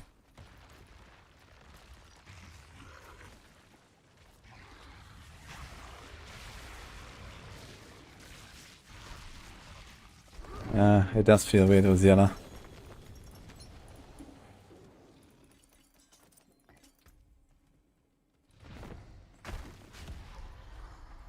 But to be honest, I don't mind shortcutting the progression on softcore a little bit right now. Since I've done it all already on hardcore. You know, this is mostly so I can get ready for PTRs later. So I'd rather just get it done, you know.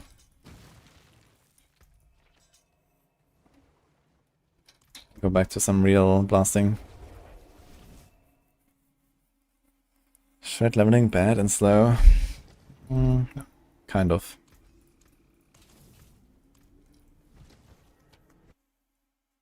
But you can supplement it with companions and you're probably okay.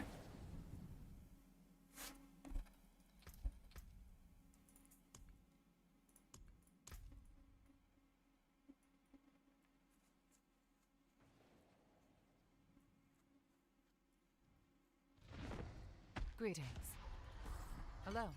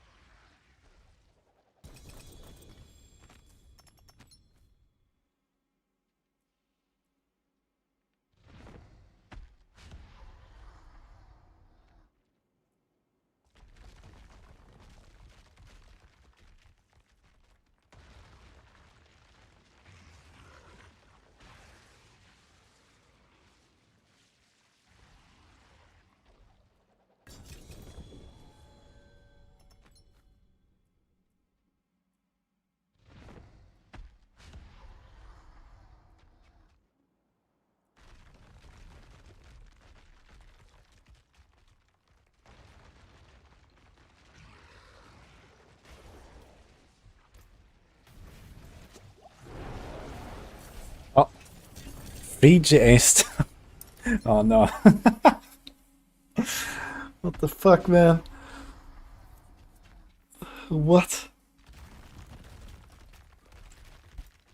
My first 3GA mythic of the season, guys. I got one 2GA, I think. That's hardcore.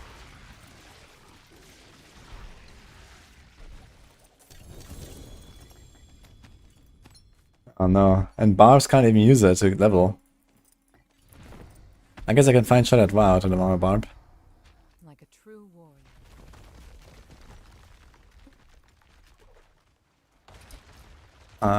Necro also can't use the stuff, right? Oh my god. It is only Druid and Sorg. Why can Necro not use the stuff, by the way? I think that's not cool.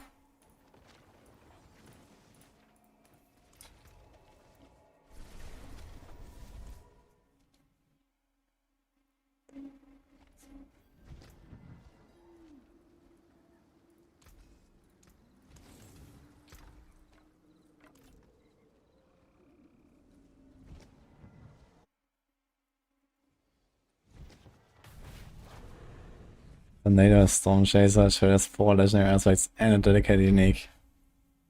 I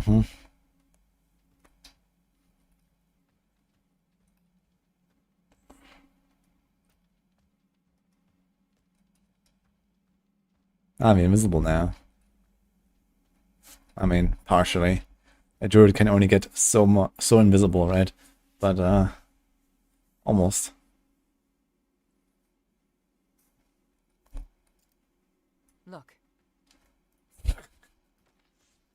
Wait.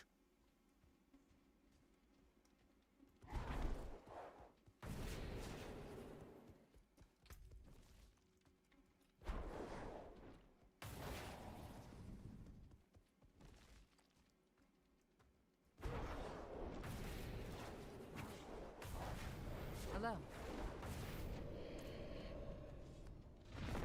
Like a Tauren rogue. Didn't they make all classes available to all races now or something in WoW? Is that a thing? Look. If I remember correctly.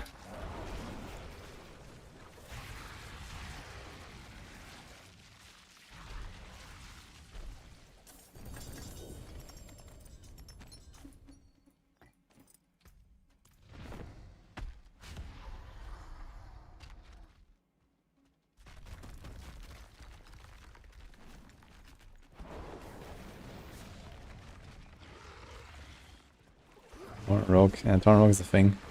Yeah, what a joke, man. But I remember back in Burning Crusade I always loved using the I think it was like what is that Winter Spring teleport called? Everlook teleporter, I think. That had a chance to give you like a 1 hour debuff where you would transform into like random races.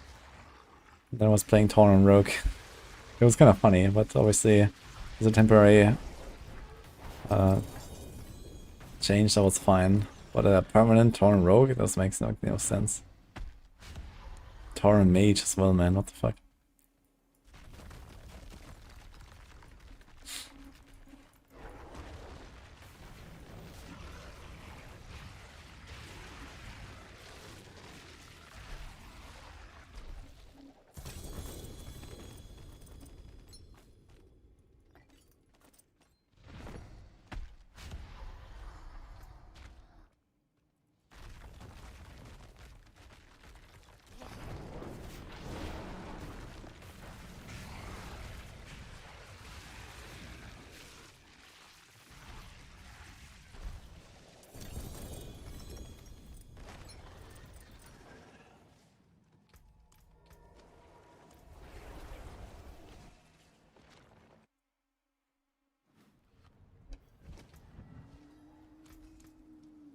Come back if you need the forge.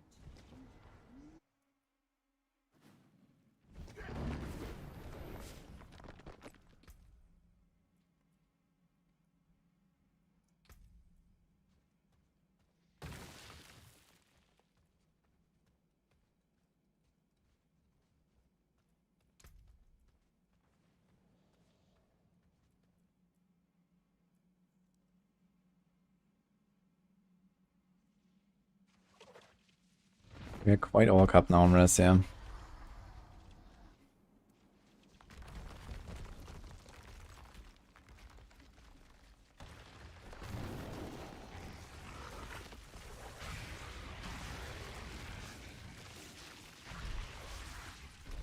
I'll try to stand here and see if I can tank it.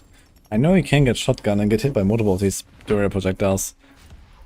I'm not exactly sure what's the condition for that. Because it doesn't seem to always happen. But let's see what happens when I stand here. Look.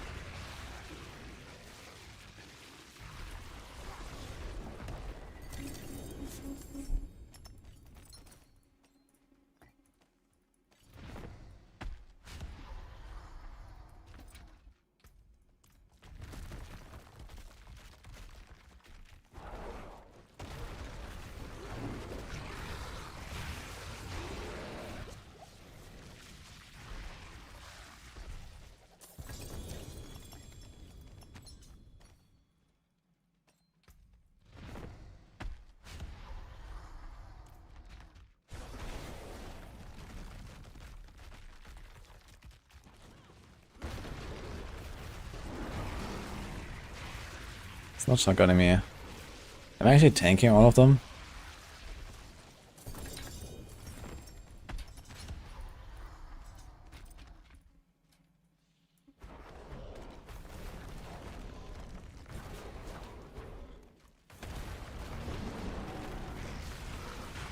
Looks like it. Seems like I'm tanking all of them, but I only get hit once.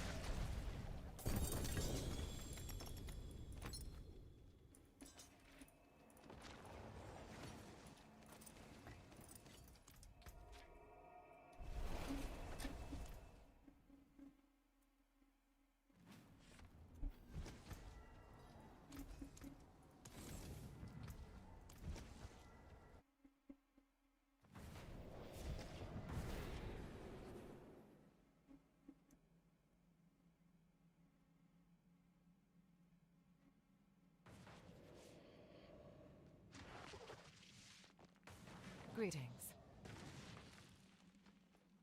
Halt. I apologize.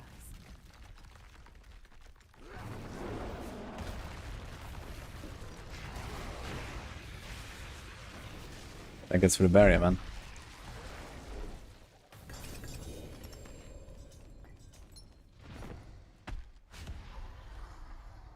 Of course, I should ban people training for MG.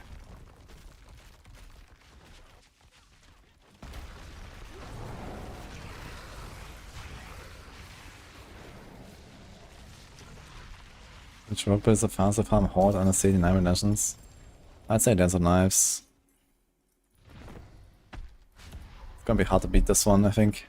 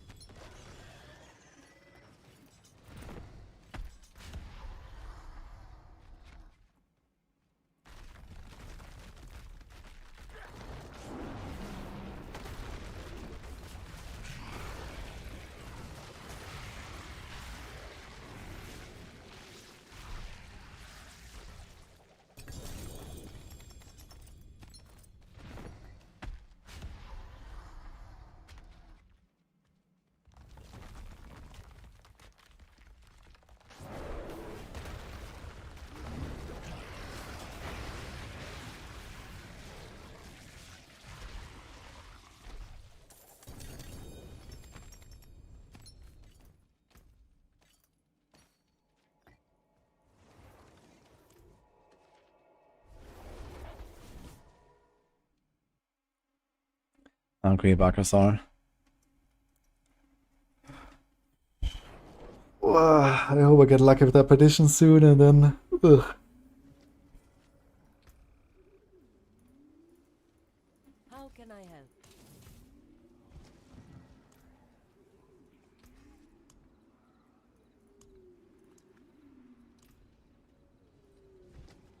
Like, how many options are there for druids? Probably like 7 mythics or something, right? Wondering if I should just gambit the spark now. The one without, you know.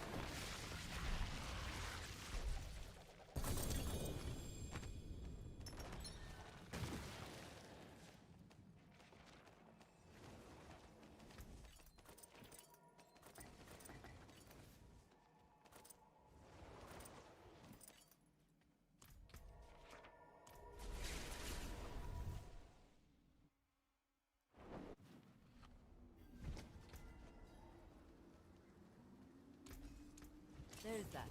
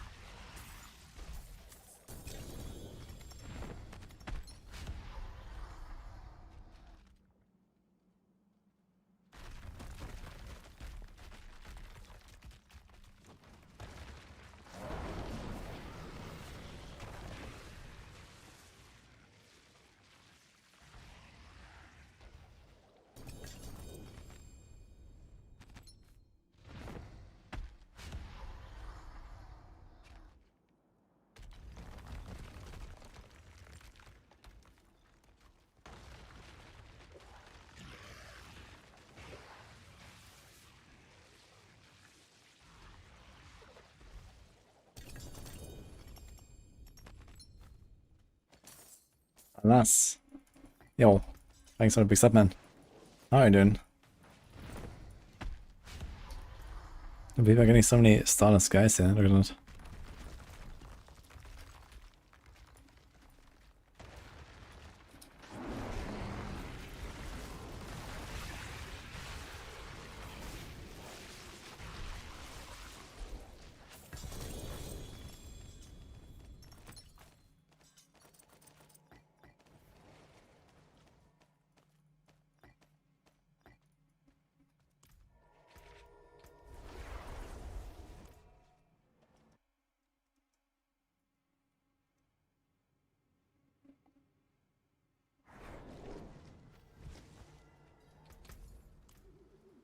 The amount of loot in this game.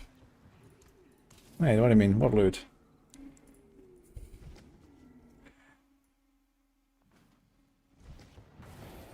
Yes, checkamos. Hey Gary, by the way, how's it going?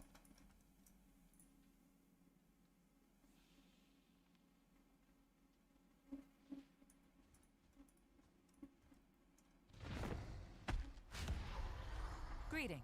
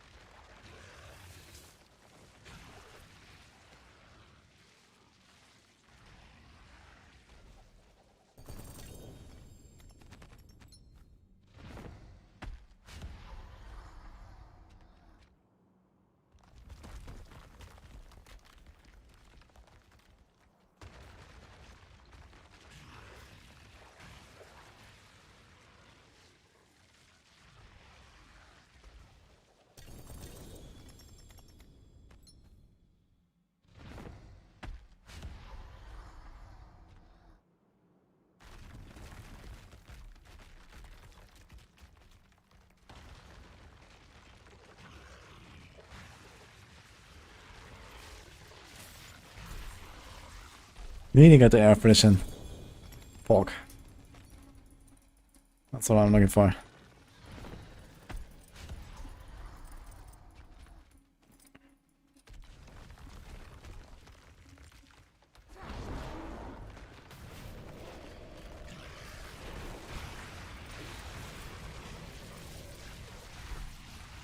I mean, usually don't get that much loot here. This is usually the reward for farming the boss materials and then getting the loot pinata. Usually get much loot. Less of it and it's not that bad. It's just that you have to sit through this for like, you know, 10 hours, 20 hours a season. Until you're done with this and for the rest of the season. So that's what we're doing here right now. Trying to find something. So that's why I'm looking on the other screen right now a little bit.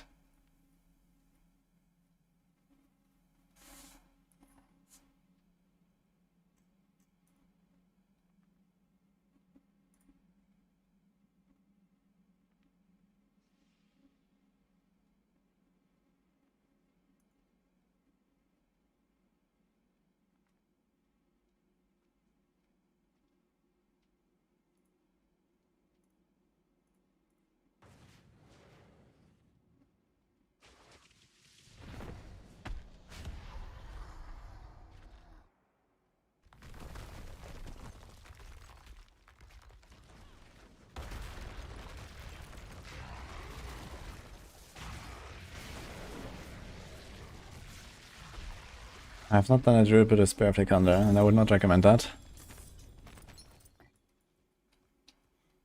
It's very good at level 35 though, when you're leveling a new Druid.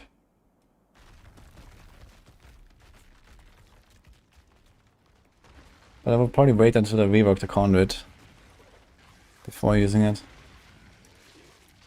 Because sometimes they transform into a conduit and then you cry.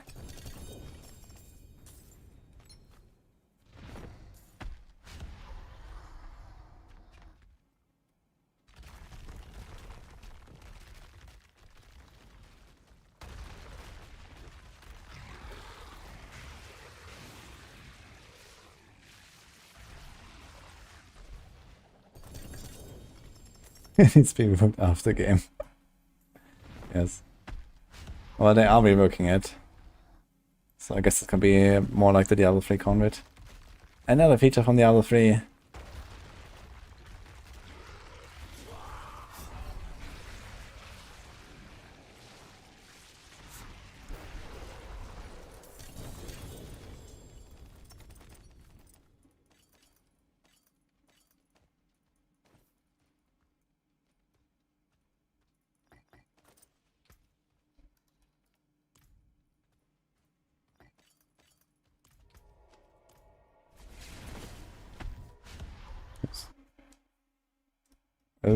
OG convert.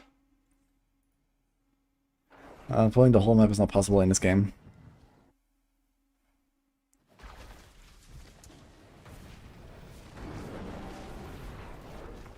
Not sure exactly what the OG convert is gonna be. I'm just guessing it's gonna be like the other 3, but you know, who knows what it's gonna do.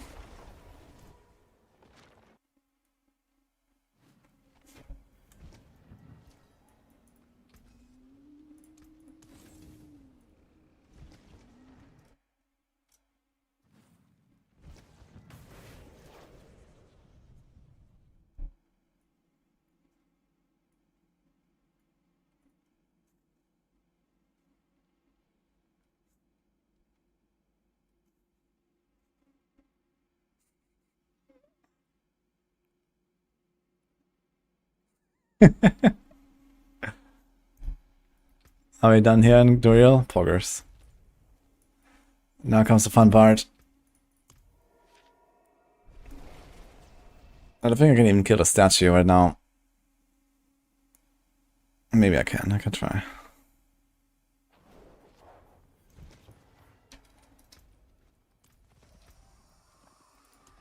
Upgrade glyphs first or masterwork.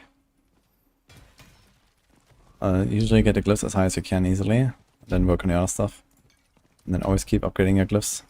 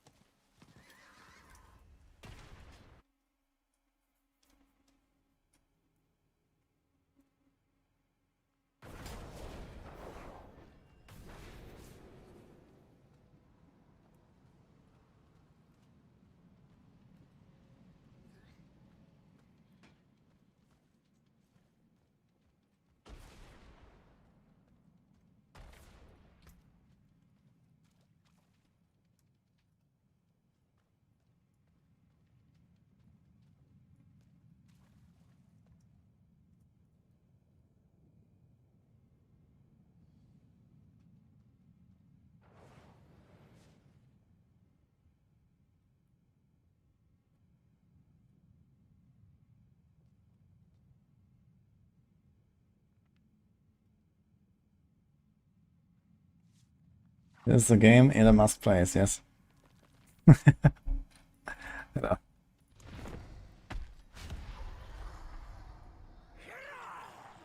I'm also gonna drop my mats here, so I can summon. Okay, let's see.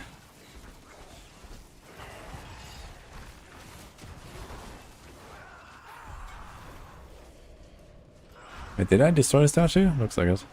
I don't think there's anyone else in this bubble.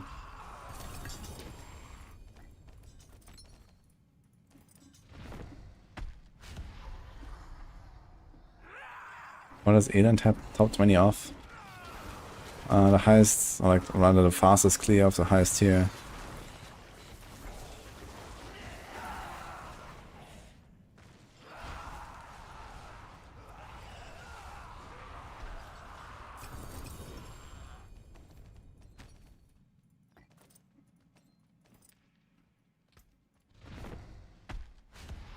Oh, that's a big cyber soundtrack.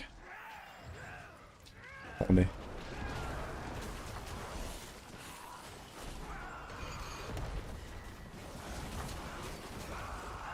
Okay, it's definitely not me destroying the totem, I just realized.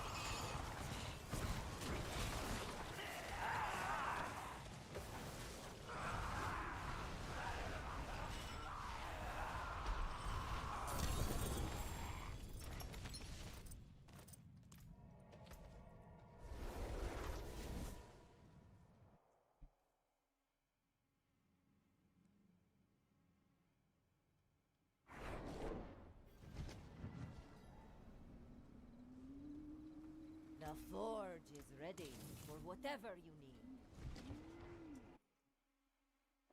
need. Well, this is a so-called ARPG. I'm not sure what you usually play. Well, RPGs are about making a character, growing in power, finding loot, slaying a lot of monsters.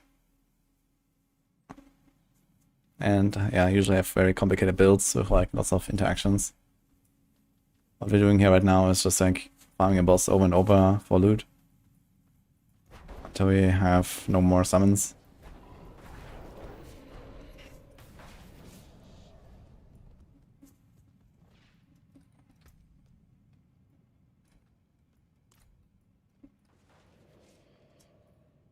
It's usually a relatively repetitive game.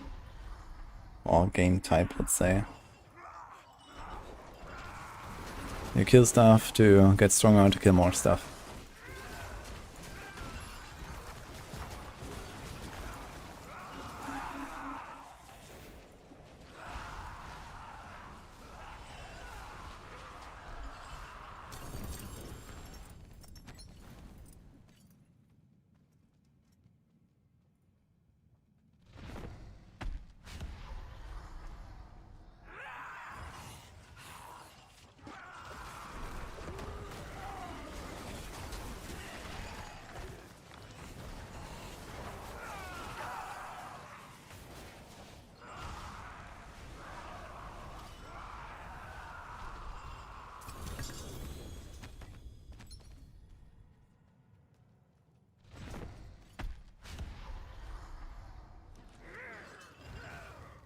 What they're gonna bring back Flurry half, by the way. Gary. Good luck.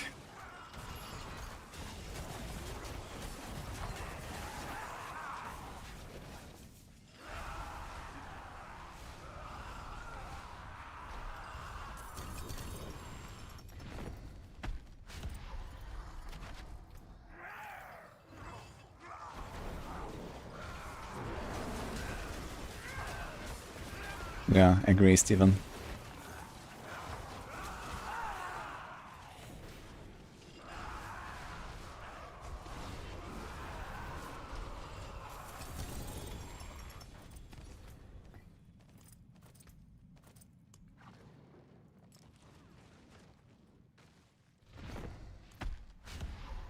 Like rubber banding here, weirdly. As long as it doesn't let me walk.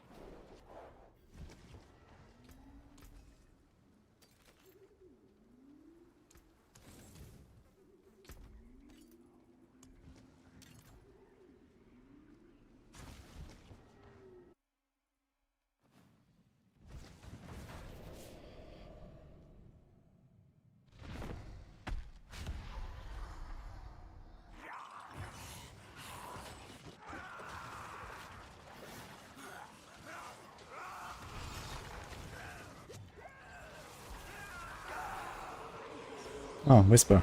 Pork.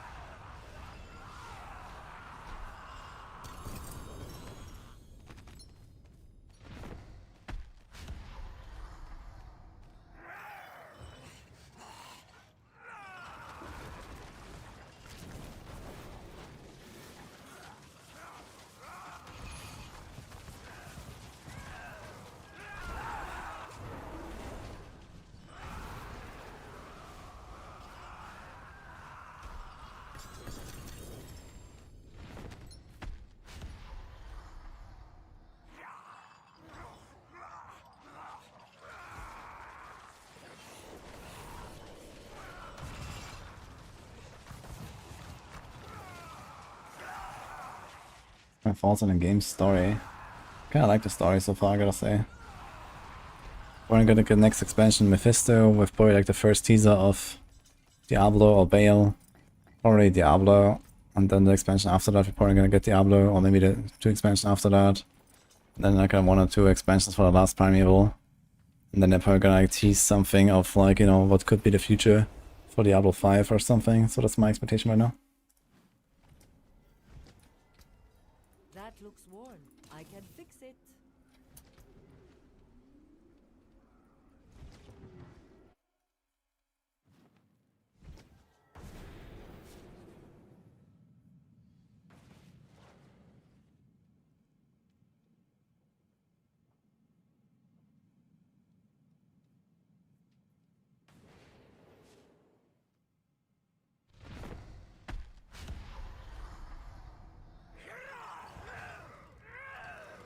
Wonder if this is a safe spot where I am. Nope, it wasn't.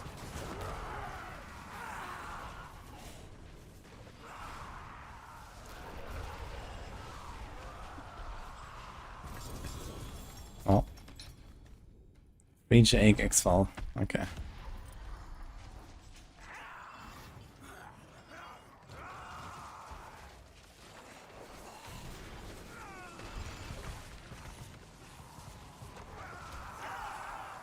You go west to West March. I wonder what West March looks like now. Would definitely be interesting. I mean, there's only west to go, right?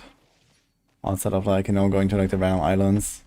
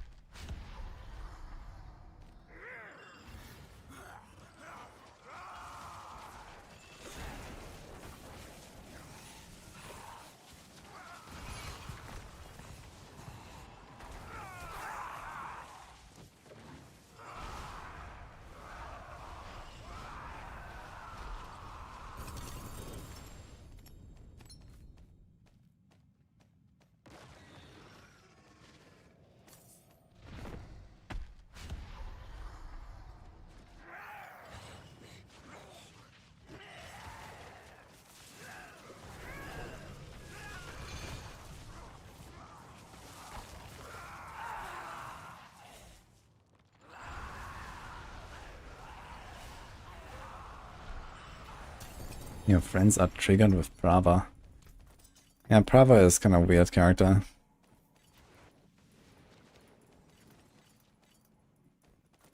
actually surprised she survived the original campaign. Because it definitely didn't look like she would. Somehow she's still alive.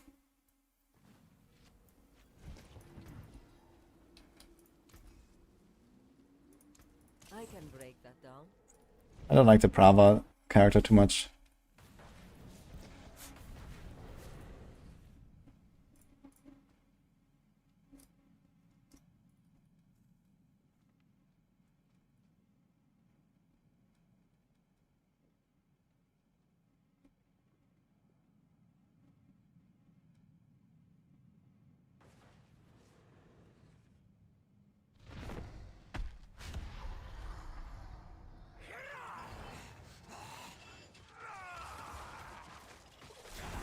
I kind of feel like we're gonna see Narelle again in the next campaign. Then maybe she's finally gonna die.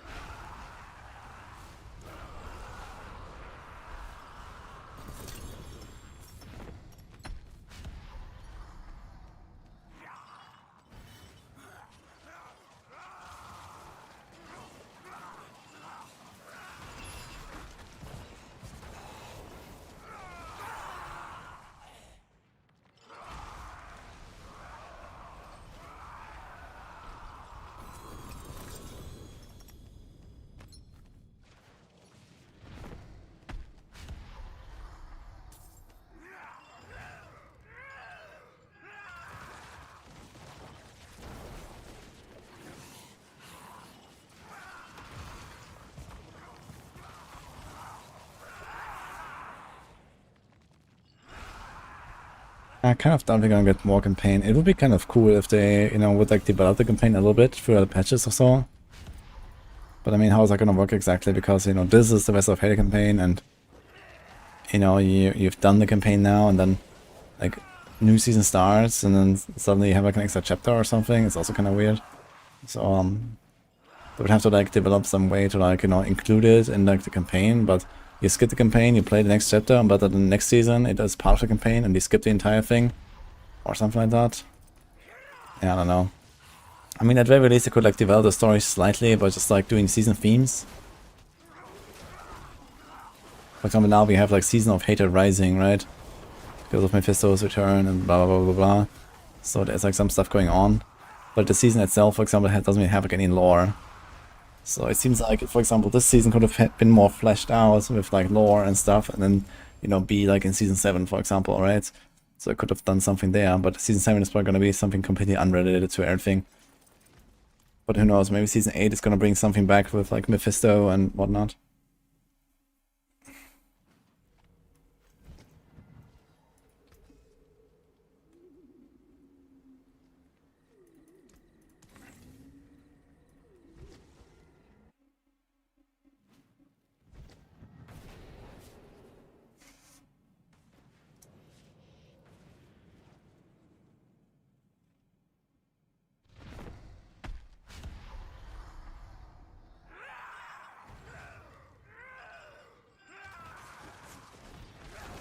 We were a bit of West of Hated. Yeah, that's true. Although I don't think we need to care too much for those, to be honest.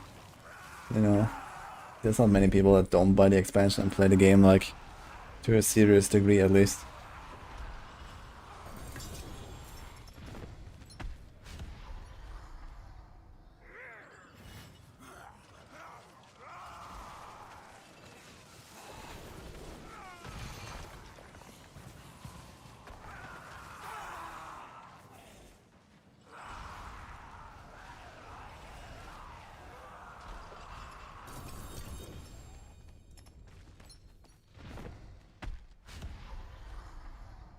Al Diablos.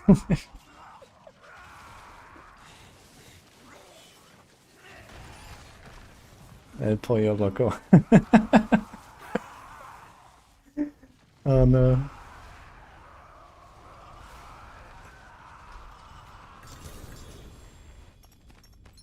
Revenge of the Witch Doctor, how about that?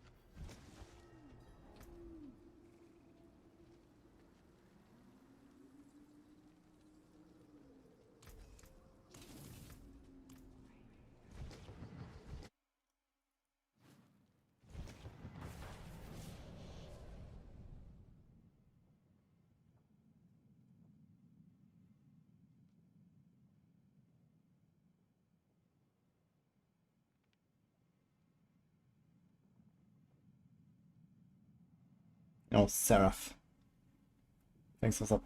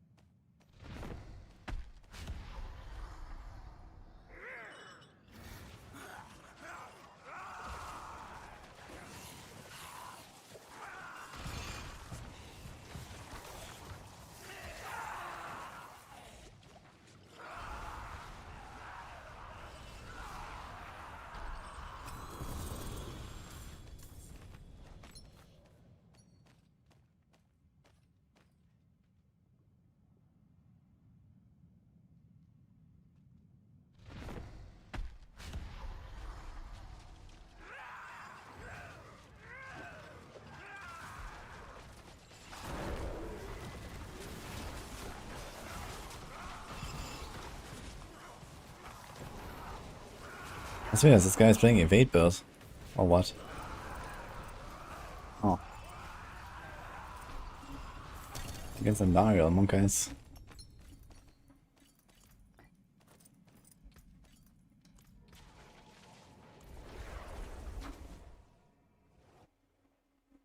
You can see that the game right now there's not so many mythic. I didn't draw some bosses. Yeah, apparently it seems to be around 5% or somewhere 4 from Duriel and then Dario.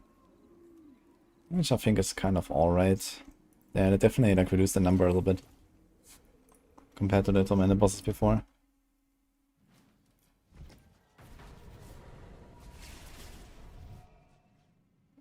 Oh, yeah, scout.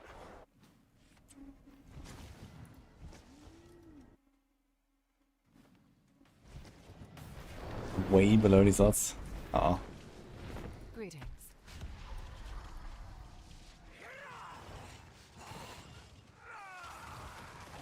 Druid is pretty good this season actually, yes.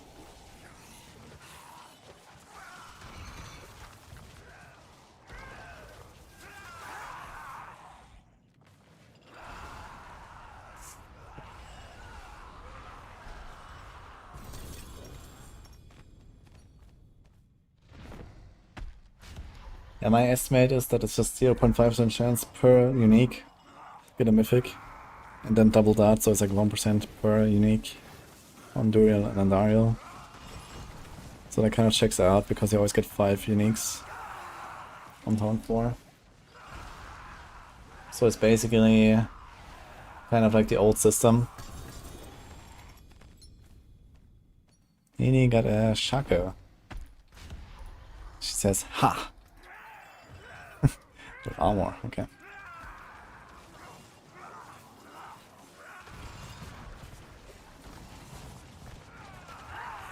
I love the Gauntlet hardcore, it's way more difficult than normal legs. And Gauntlet is always fun. And it definitely teaches you a lot of things. If you have the time to invest into a Gauntlet, you can learn a lot of things for hardcore. Thing is, you also have to get good with all the bosses, which is kind of important in PoE. So you definitely want to, you know, do like a season on softcore and like learn all the bosses, so you know them by heart.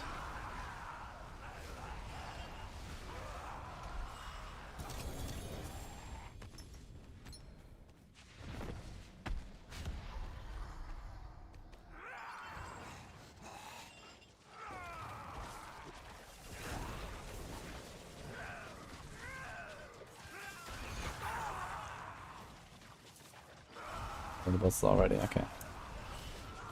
The Diablo going to teach that off. Huge. Chest armor. That's the other one. Do we actually still care about materials that much?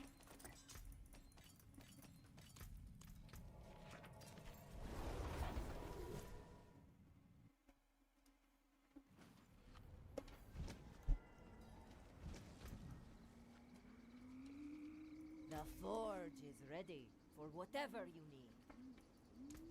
You can still use these.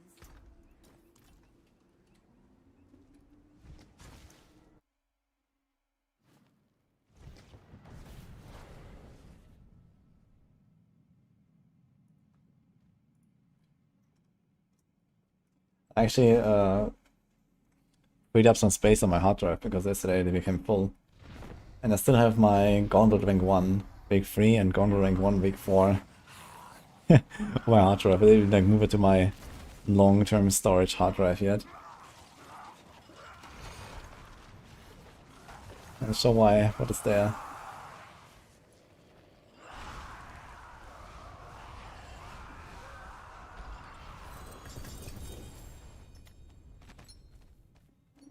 You say hi, I say hi, no?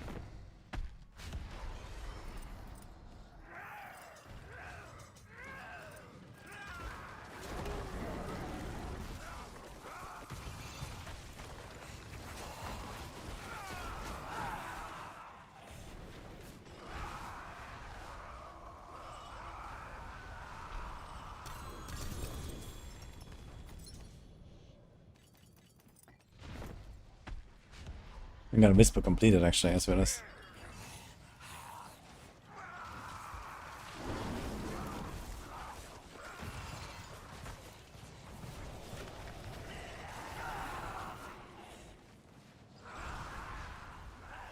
Who is gonna play Boat League again, guys?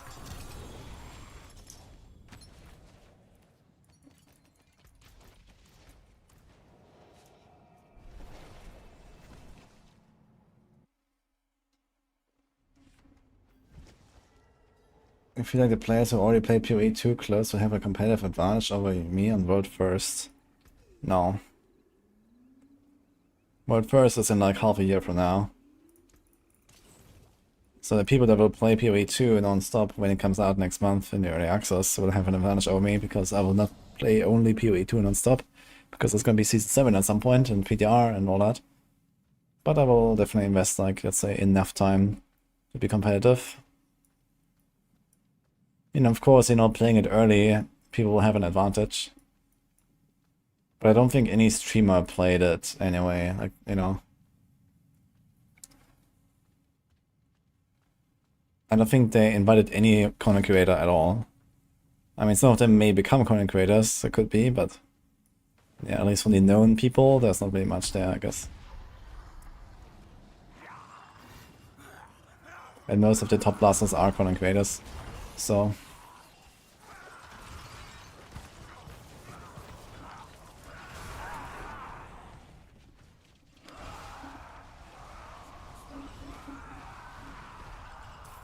Do you think they will fix the mythic balance?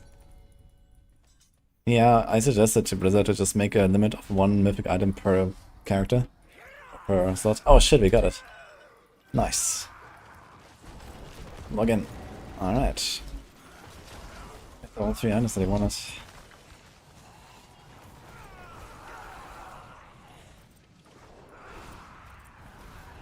Yeah, if they do something like a 1 mythic maximum per character, I think that would be optimal. Because then you really have to choose, and then they can keep the other slots open for interesting uniques and interesting items and stuff.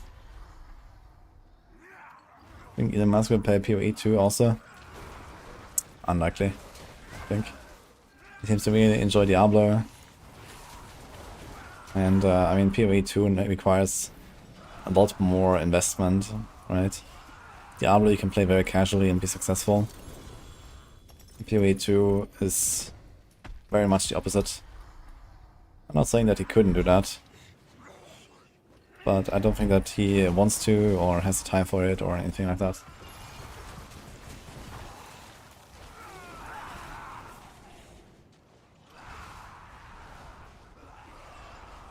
Saw Kaiser playing Warrior posted on YouTube channel.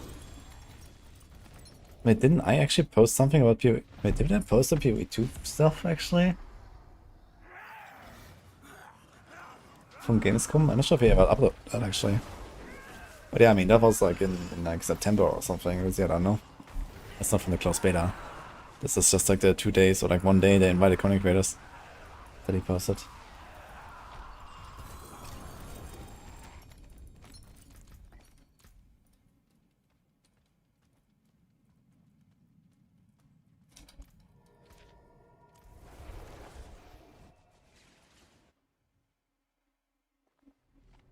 Which build do I like the most? I like Crushing Hand the most right now on Spiritborn.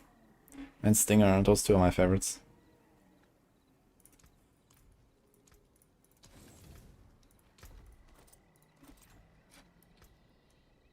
Two GA heroes. Exactly 2 wrong GAs. F.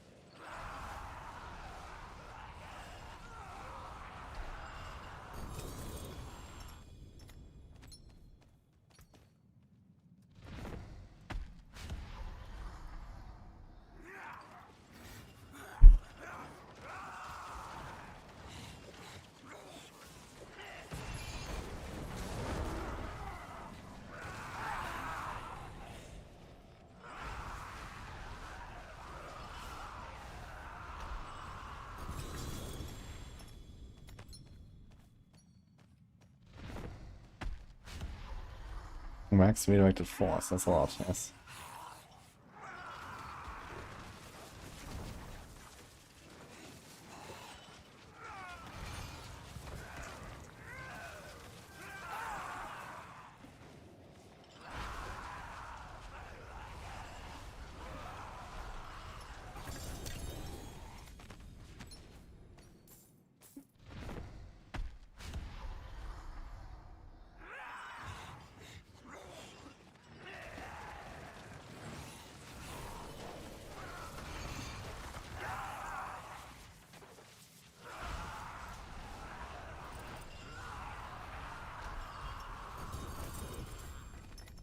Cyan League Start LFG. I've done that actually, I think at least 3 times. I really like Cyan, man. It's too bad it's not in PoE too. Cyan is like half favorite of mine actually. Once I did Cyan Explosive Concoction, that actually went really well, surprisingly well. I think this was no, not the first time, but it was one of the first times I actually cleared all of Ubers and Simulacrum 30 and stuff like that. It was like right when the Ubers and the Simulacrum 30 came out, I played Explosive Concoction Cyan. That actually went really well. That was fun.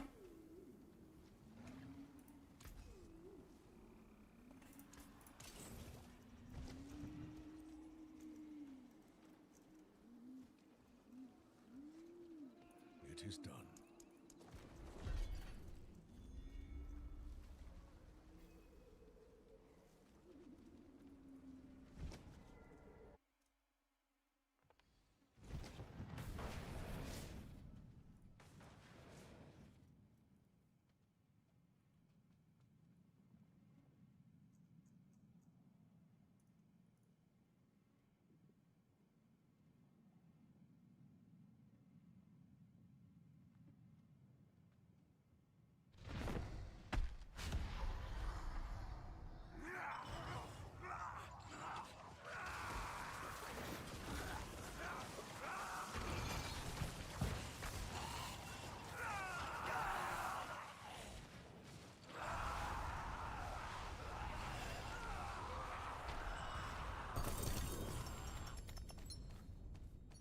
Not a mythic I'm looking for right now. I guess just better starters and better prediction right now.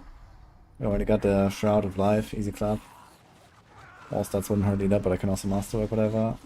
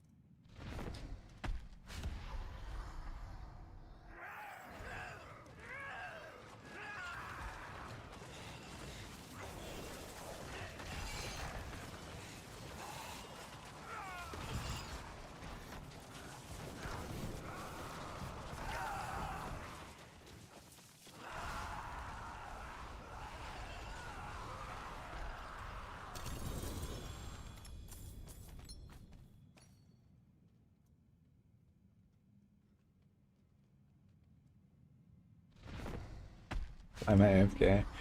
I need to find something right now. Because I don't really contribute here right now, I can't do that right now. So sorry about that, I'll still keep an eye on chat though. I just have to dig something up here that will take a little bit. Well, has been taking a bit, it hopefully is almost over.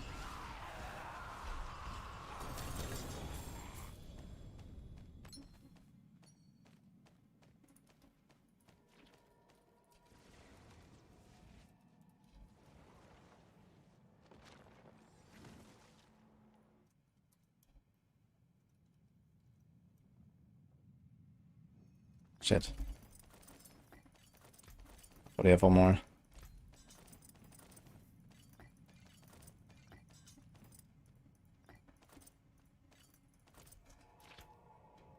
Oh, this was actually the last kill. Fuck.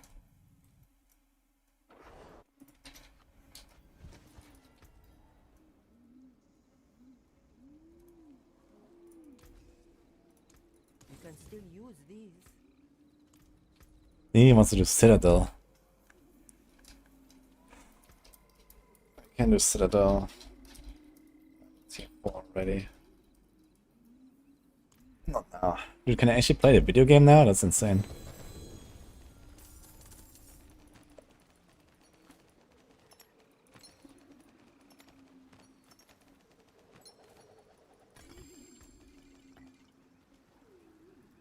The forge is ready for whatever you need.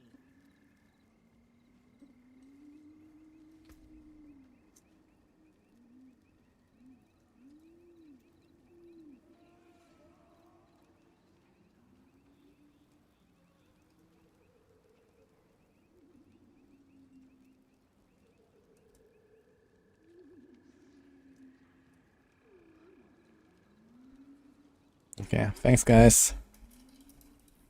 Appreciate it. Well, I have to go fix my res now. And equip that thing, apparently. Which means I probably need all res, yeah. Actually, I can roll this to all res. It has armor and freeze. Is that actually what I want, though?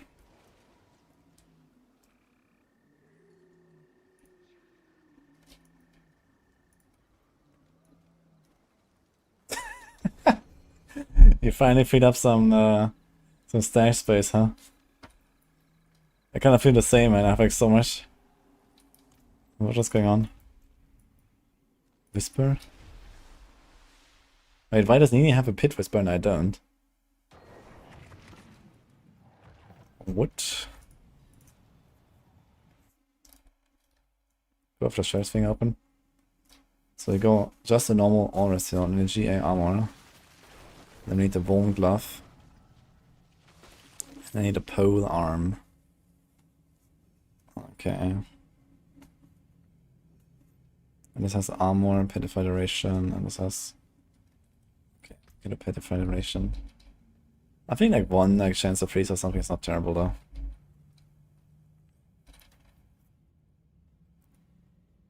Yes, crit chance, no willpower. How much willpower is this actually? 2.4k, okay.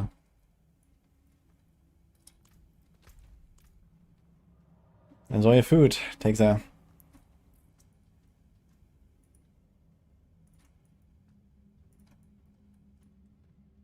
I wonder if we actually get a whisper completion now because it doesn't show on my map. But maybe it's because the run is already open.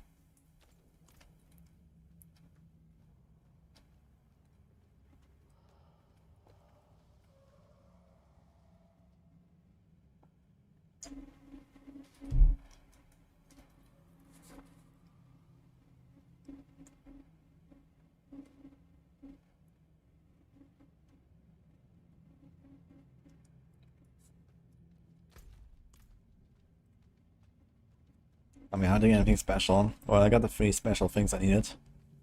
I'm kinda good right now. Just need to get an auras here.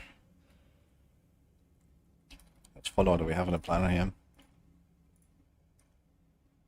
Mariana. That text speed buff, huh? So maybe we can actually get away with like less. Actually, we have too much res here. I may not even need this res, I just realized. This planner already has like 70 res. And this is without the follower and without 4 ranks here. This is not actually included. We have too much res here. So we don't need the res on the pants, turns out. And armor is also quite overcapped actually with this. Okay, we should actually be chilling. Maybe we're gonna roll us the willpower. How much fire res is this? Okay, if we do 2 more diamonds, we get 24. Minus 27. Okay. I mean, for now, we might need the rest roll. But we won't need it later. We also have lots of armor overcapped. Yeah, 2.5k, minus 60%. Okay, it would leave us at like 1.8 or so. So we are slightly undercut if I remove the armor. We have extra movement speed here now. We should actually be okay, I think. Thanks, Texer. Yamato.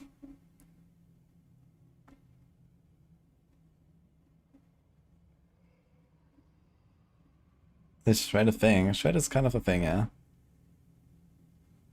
Okay, the most important thing for me right now is I need to roll chance to make vulnerable on the glove. I'll get a glove that has vulnerable. I need to get a pole arm. Get rid of the totem stuff. This has werewolf crit. How much crit is this here? We have 77 crit. And 85, 95. We have too much crit here. Slightly. Can get away with less, I think. I actually got a Pit Whisper completion, true. Oh, 3G8 hands there. Willpower and life. Okay.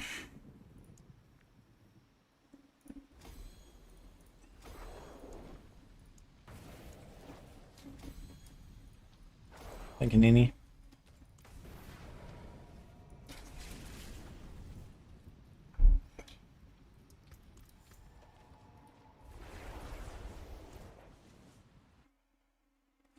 Best way to get glyphs or a fresh second character? I usually find emeralds.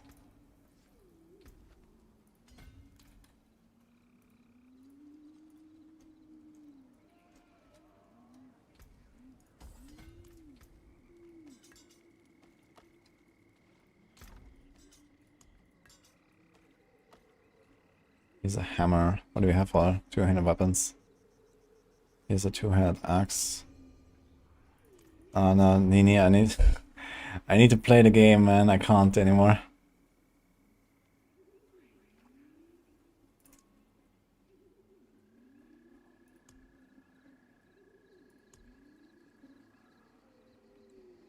Shit, I can't really do this now. I don't have a polearm, man. That's crazy. Go try to gamble one.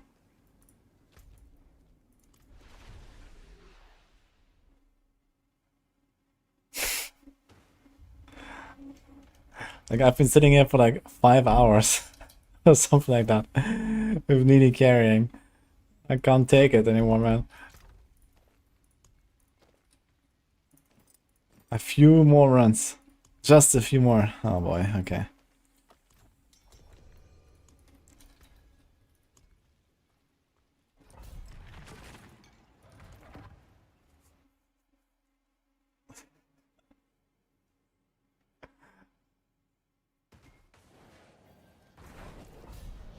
Oh, but I can go back to digging my bot until I find the thing I need to find. I kinda hate myself for not making a note.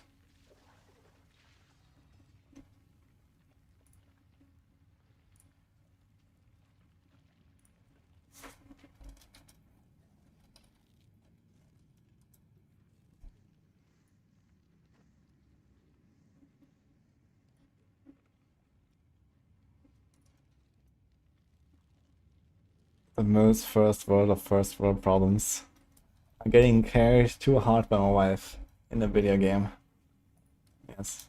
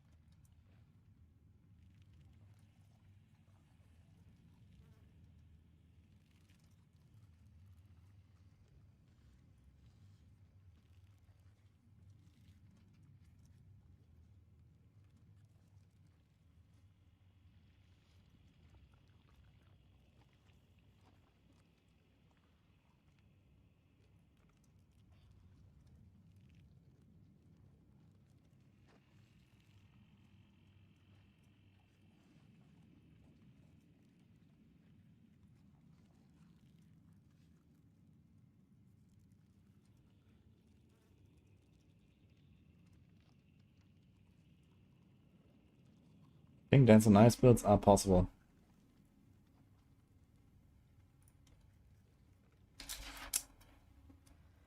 They're actually very efficient.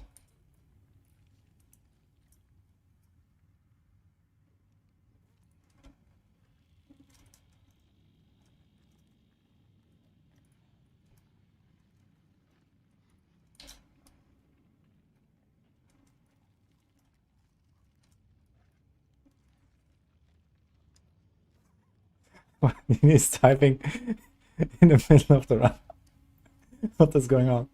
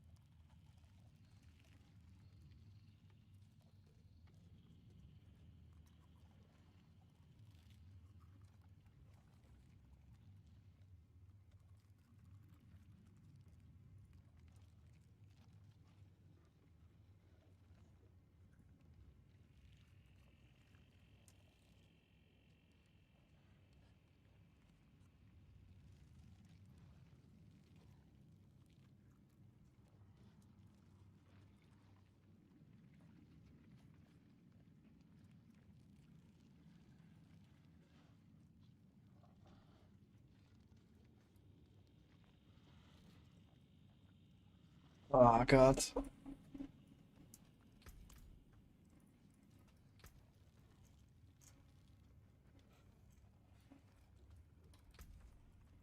Find the thing I was looking for.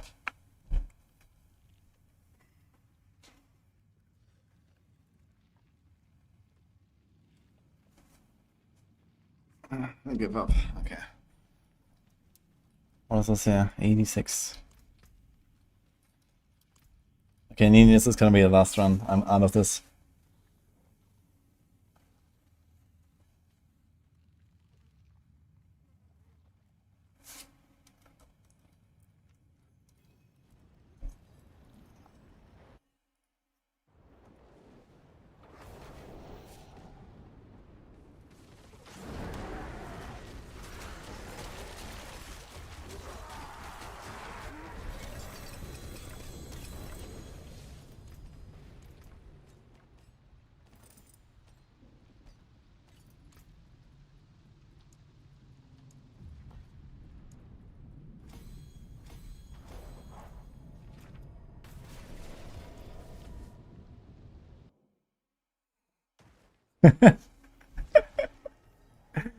Yeah, I'm done here. That's it. Please give me a GA polearm. Why can you see the rake build? Is it not in the description? One piece here is. How did I end up here again?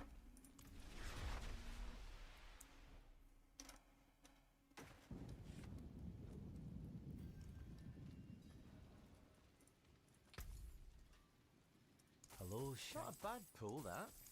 Hello. F. All finished, are you? Alright. So let's just take the stealth or something. This. Do we have any glove?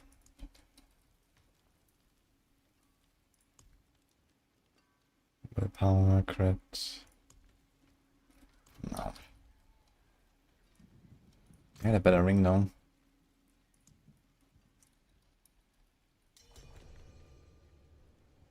He invited me to the party. What happened now? Oh, we have quick shift and hide in sensors and quick shift. Oh no, this is a good one. So let's do this.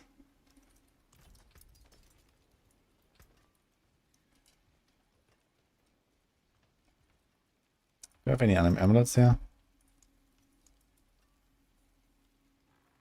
Armor and Venom 750. Willpower, resonance, quick shift.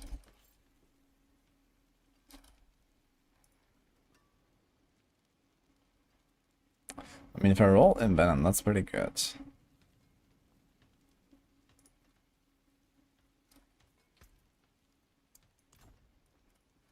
P4 World Boss. Oh boy. I have no Shadow Rest,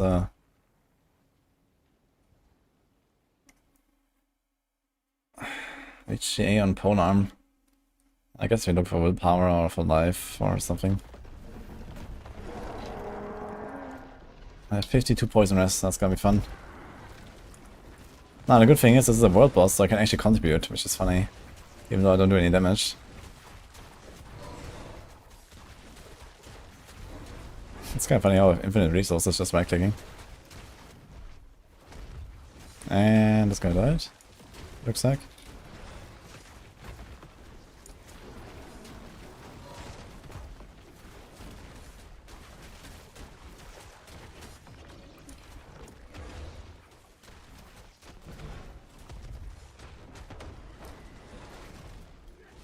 Yep, this guy died.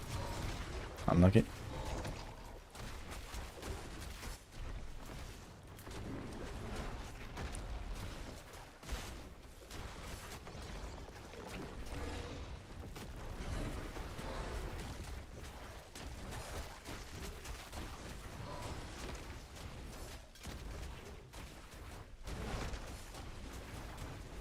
And then I need to max out if you convince them to make skill bar full screen.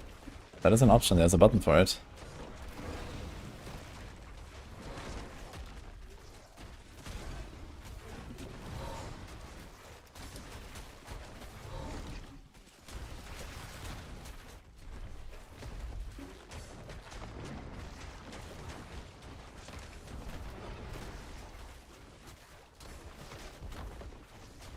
There's another planner section.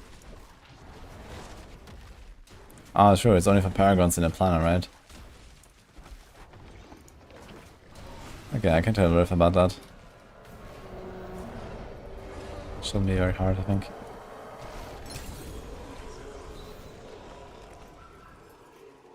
The world boss is so fast here, I mean, even crossplay off, right?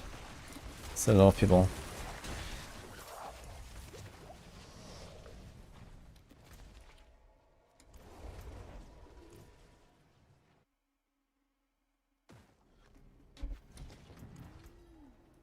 That looks worn. I can fix it. There's that.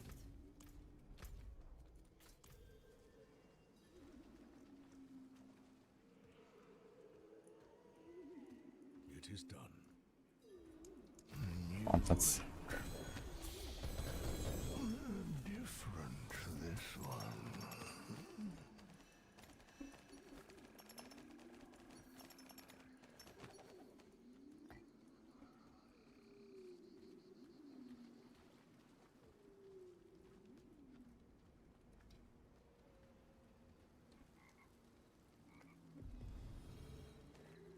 Thank you, Nini.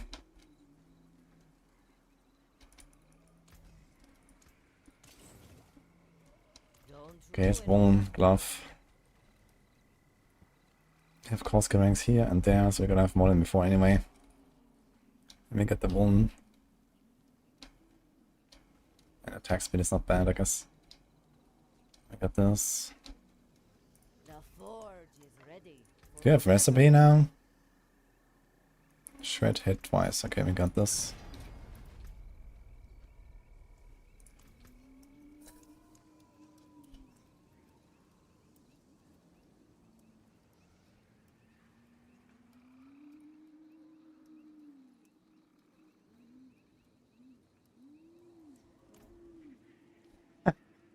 He just asked me when I joined, Shah went to full HP. What the fuck?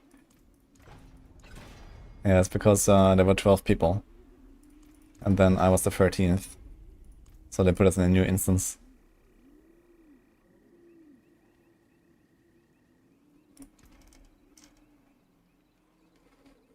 I have a lot of crit, so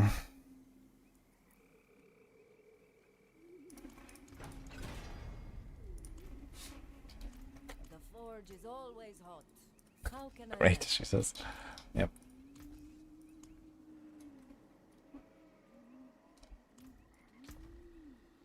Do I have an amulet or not?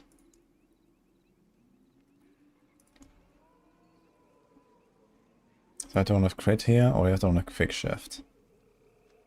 Both is kind of fine. Quick shift is... And it's gonna be 2 ranks basically. And the crit is gonna be like, I don't know, 15. I think I can work with this one.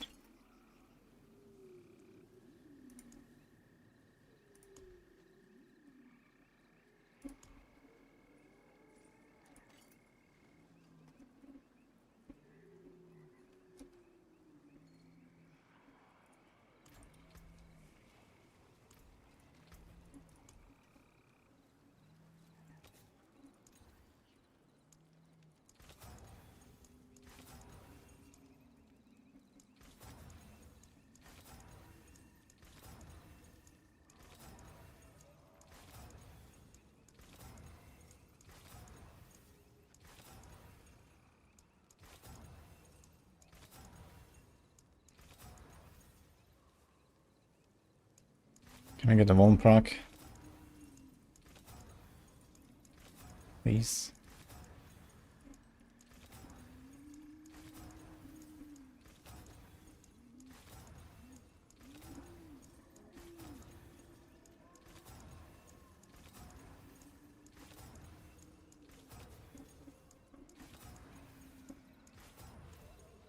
Why do I have 140 MS latency? And Nini is in the room next to me. How did this happen?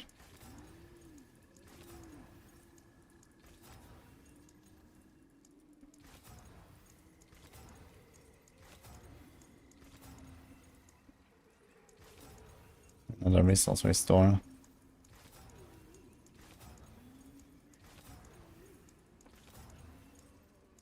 Don't really want to roll away all my materials here, but I kind of want that Vuln.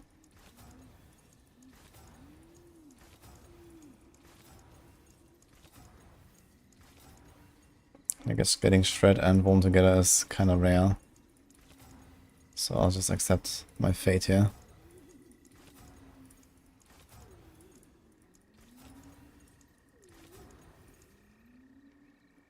It's not even GA on this thing, I just realized. Oh my god. Okay, here.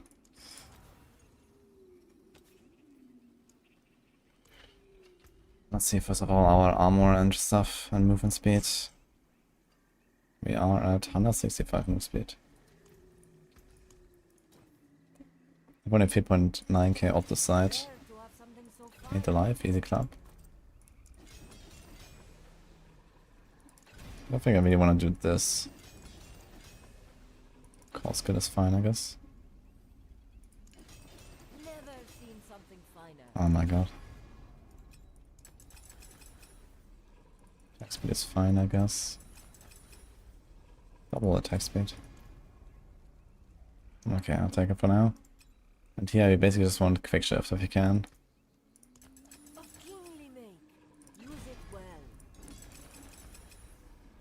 Okay. Ugh. 5 and 5, I guess. I guess here we want to try to hit heightened sensors mostly. Or movement and go fast. I mean, I'm playing softcore. Maybe I don't really need heightened sensors too badly. But it also has movement speed actually. So there's no downside. Okay.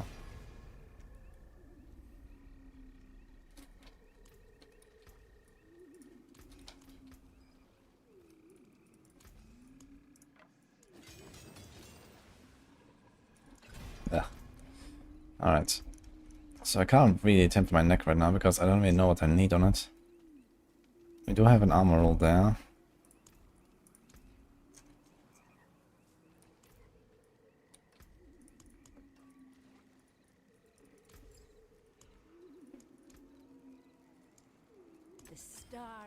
Boom. Boom. This might be too much actually. Indeed, it is. That's lighting, that's all.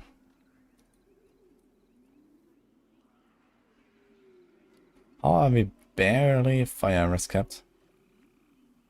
We are also shadow rest capped. Where is that shadow coming from? He is cold. Which we are overcut like this.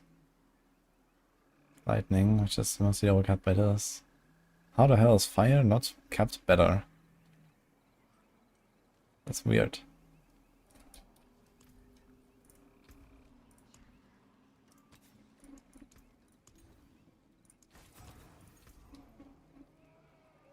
We get 5 spirit on killer.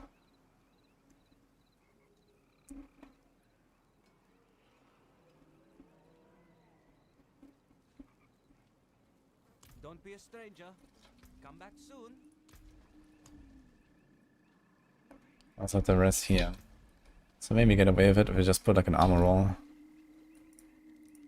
Well, let's have a look. Which this thing already has.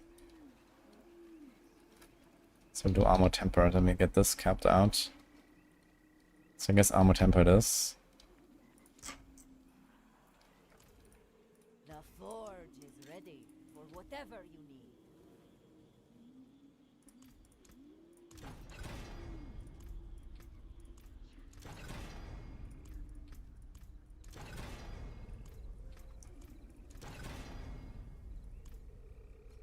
Okay. And I think he put movement. Do we really want movement?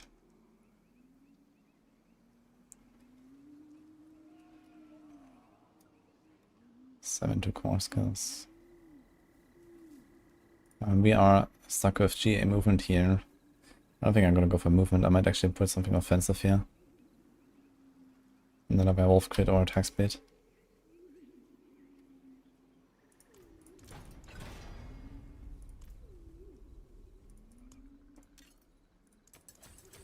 Never seen something finer. Oh my god. More hammer.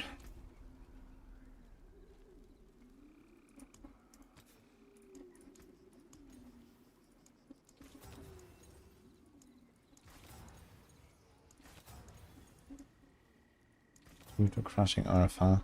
He has a chance to make enemies vulnerable now.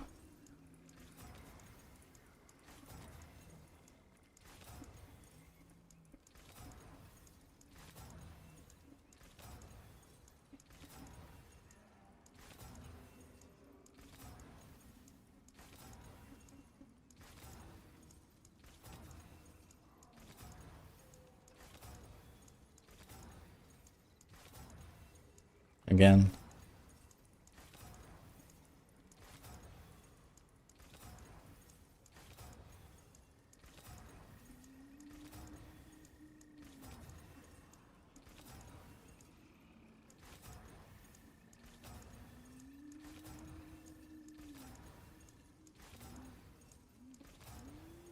Again.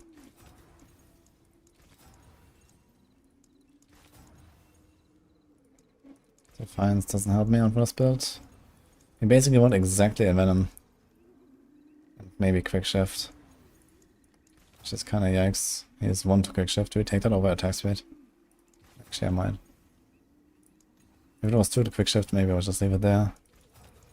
But it's not a venom. Venom is relatively OP.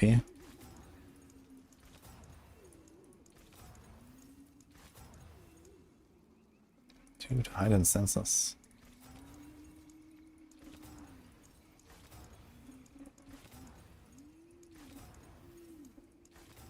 But playing softcore is kind of weird. You just have gold.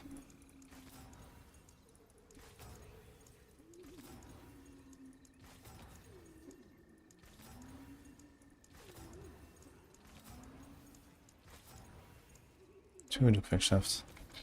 Let's leave it there for now. It's actually 0 GA him. Okay. That looks worn. I can fix it.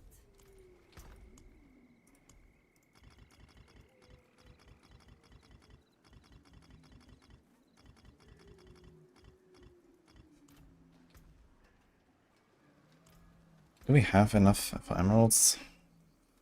No. Okay. Beware the envious, my friend. Ah shit, AT crap. What? Oh, Tom, actually.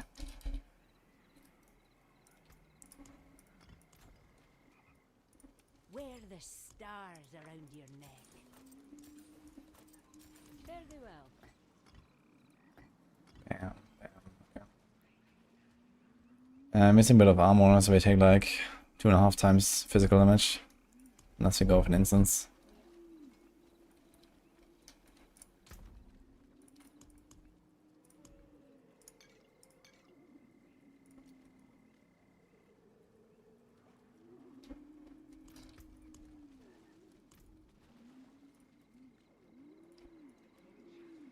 Yeah, awesome, thank you. Glad you like it.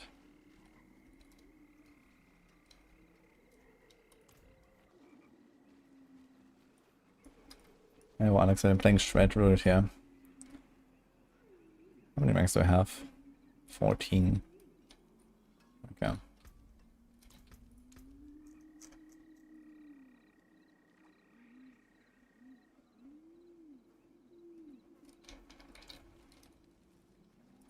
Don't dally. Hand it over.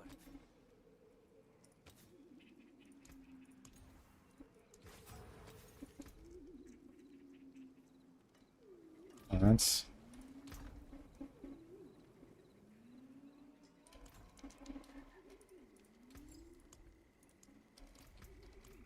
Have any more diamonds?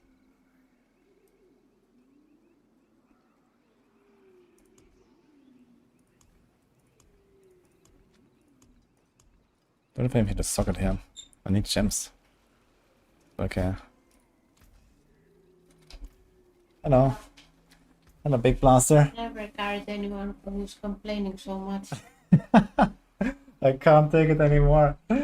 Yeah, it's how too much. ungrateful. Yeah, sorry. You're so ungrateful.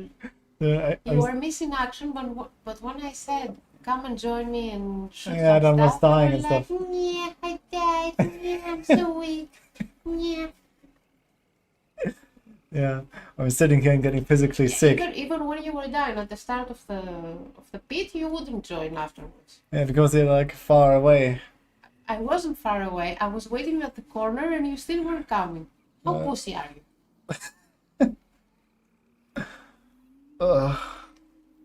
This is not good for me. What? Yeah, I'm sitting here and getting physically sick. Hey, Physically sick. why? You feel sick, really? Yeah, From what? for all the heavy carrying.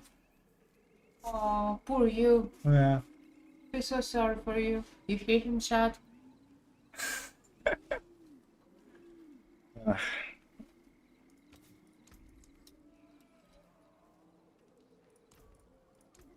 What are you trying to do? I'm trying to make Shred T4 viable. Are you making your own build or following a guide? No, this is Boiler's build. Mostly. Is that the best Druid build? Hell no. Druid has many good builds, and this is, I know, it's also pretty good, but it's not the best. No, that was not ruined by Boss Rota. That was ruined by me carrying him through the pit and him complaining every round. I didn't complain, what? Yeah, you were like, yeah, it's so boring being carried. I mean, that's true though.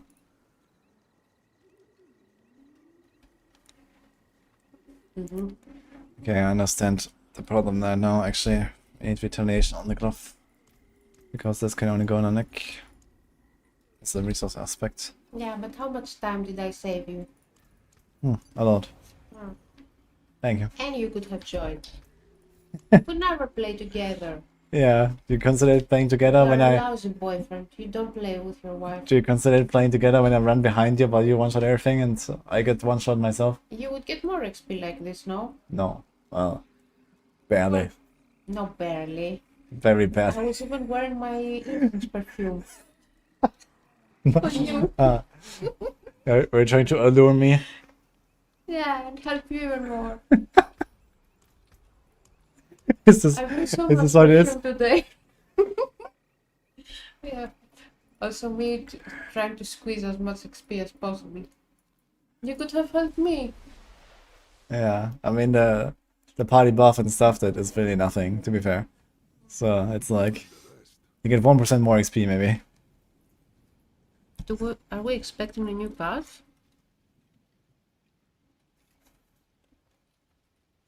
What? We're gonna get a campfire on Tuesday, and then probably the patch on 19th, I think.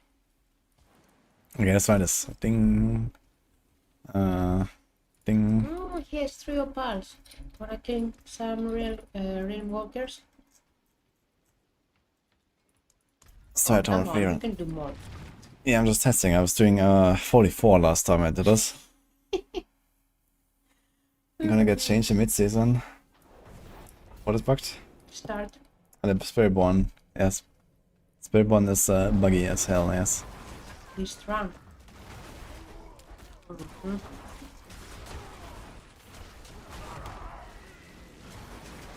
Kill that.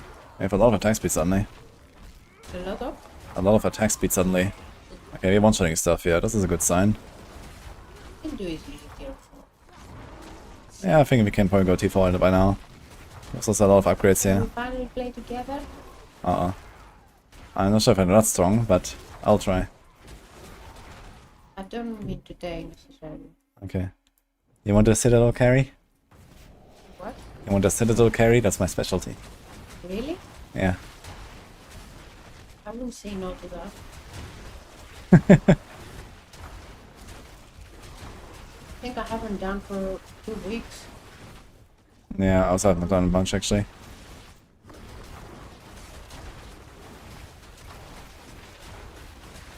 Good luck. Raid leader wudijo. I've actually been raid leader quite a bit in WoW.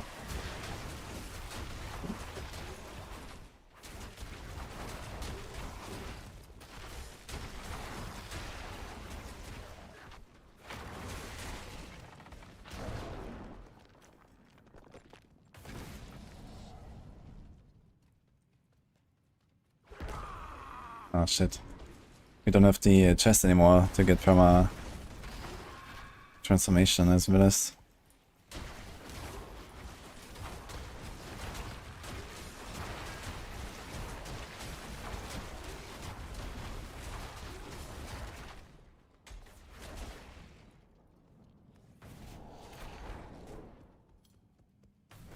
GA on raid leader and shroud.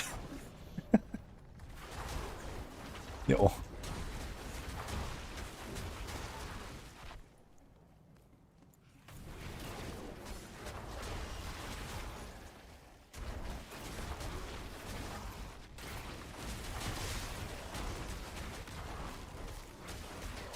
Okay, I'm not sure if I'm T4 ready just yet, but we're getting there.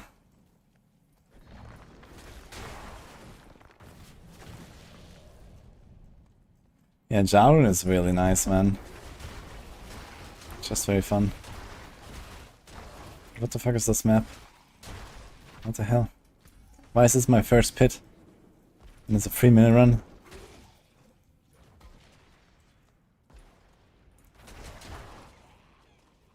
I do have to say, the tread does not feel as fluid as like the Spiritborn stuff though. Because sometimes it like teleports into like random places, it like jumps backwards sometimes and stuff like that. Which is very unintuitive. Dude, what the fuck? What should I do here?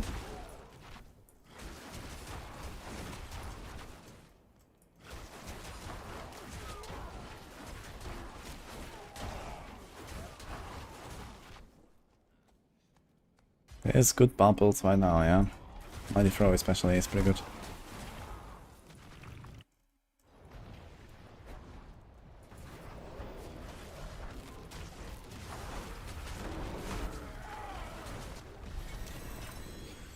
Okay.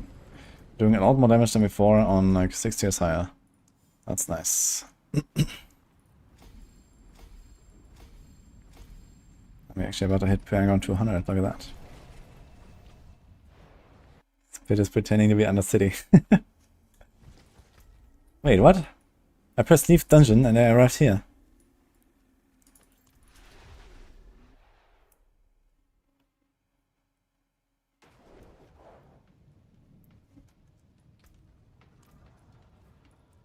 Okay, let's do a 55.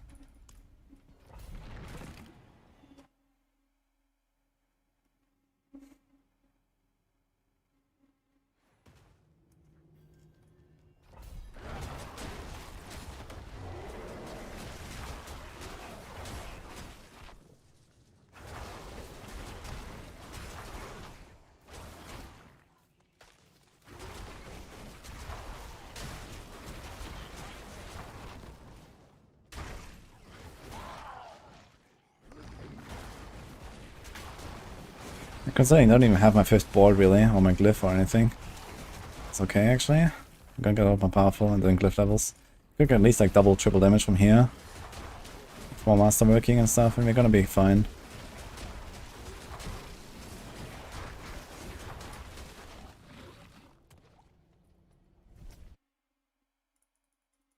Nice Shane Buck. What are you gonna do about it?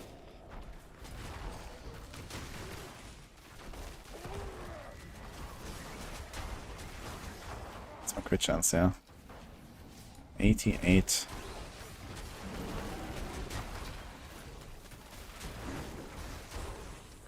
That's werewolf attack speed. Says werewolf crit. Werewolf attack speed, okay.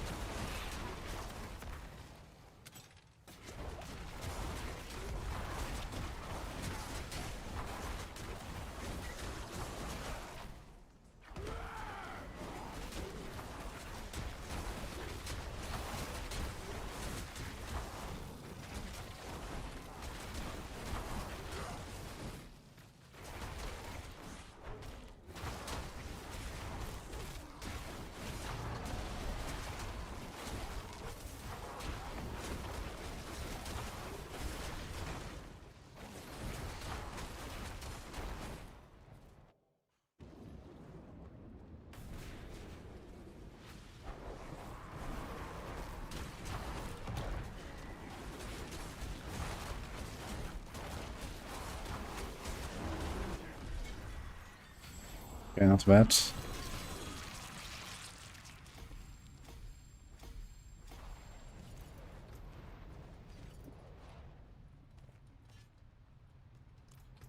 It's a polarized cloth.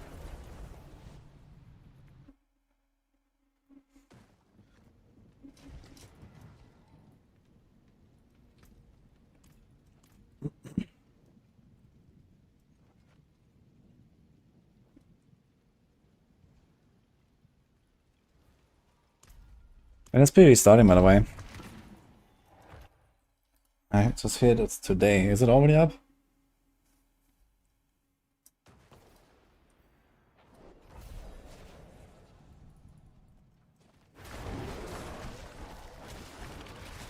One minute. Oh shit, okay. Good luck, guys. I kind of expected it would be like late.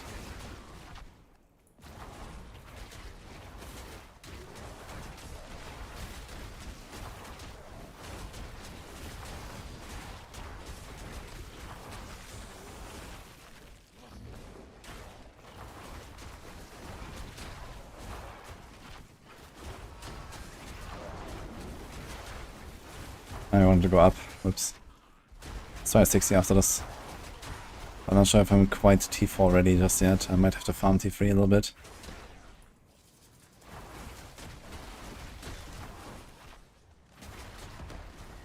Bring us T3 will be really super easy.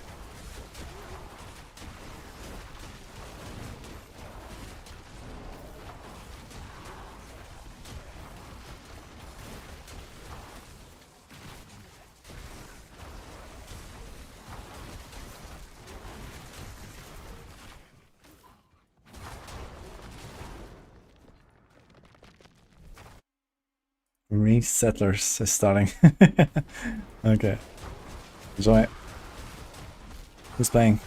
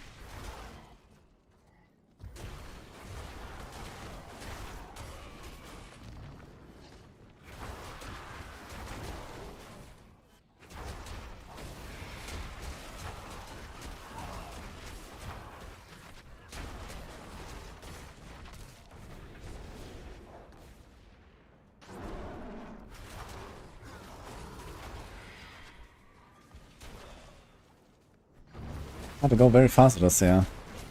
Kind of lacking the AoE capacity a little bit. If I want to try the Aridas, it's also kind of long cooldown for Petrify.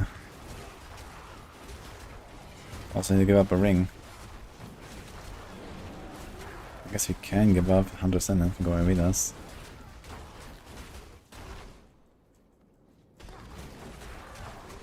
My god, man, what's up with these pit runs?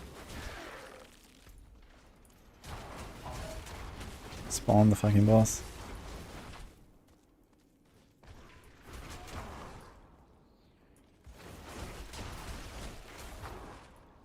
Couldn't stand Shelly get stuck on the metro. I haven't had that yet, actually.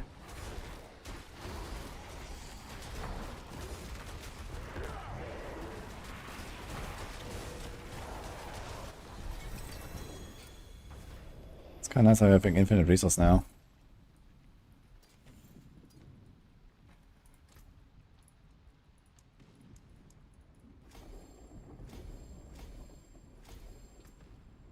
$200.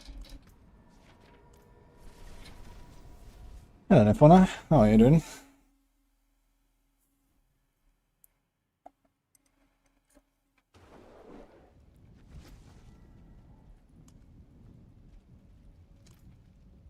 Let's try 60.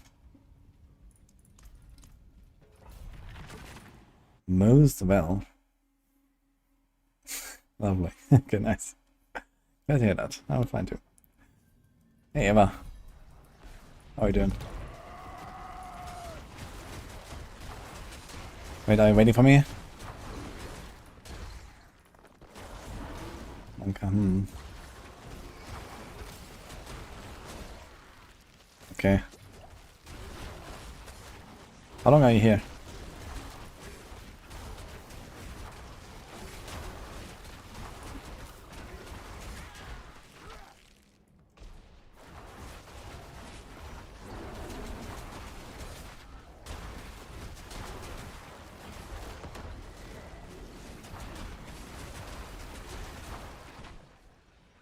Playing low DPI. With 2.4k is low. Yeah, we did yesterday Nini stream. But we're probably gonna do a round 2 at some point this weekend. Neither Chet nor Nini could get enough of each other. It almost sounds like Nini should stream.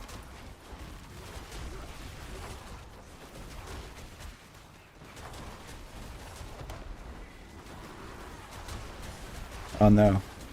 It was fun.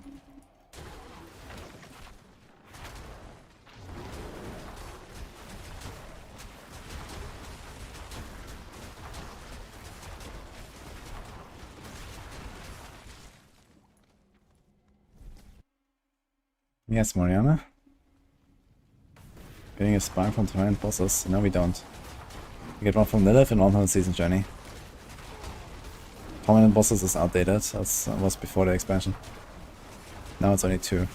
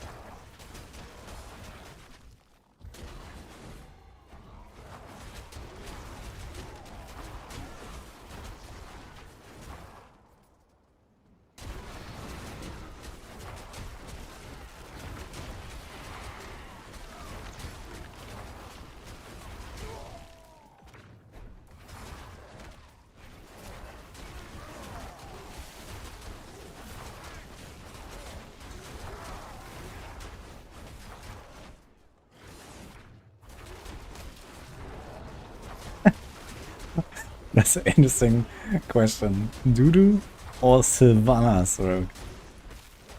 Explicitly Sylvanas.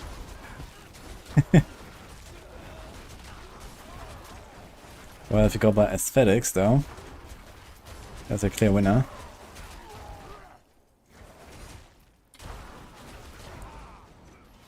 What do you think about this one?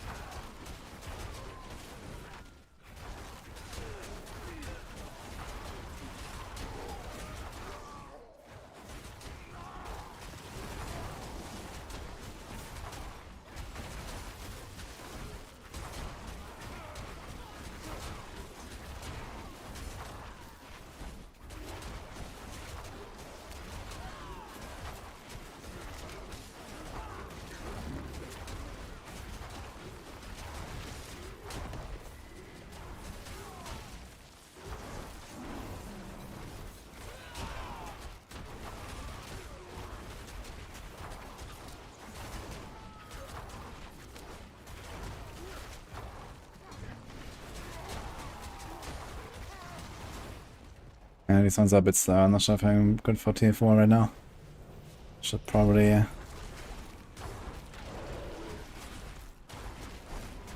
a little bit stronger first in tier 3.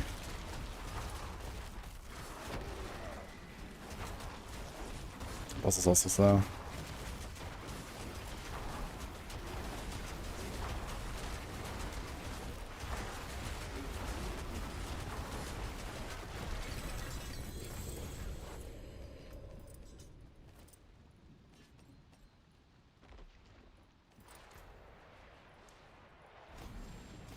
Maybe let's get this glyph here to 46 at least, so it's legendary status.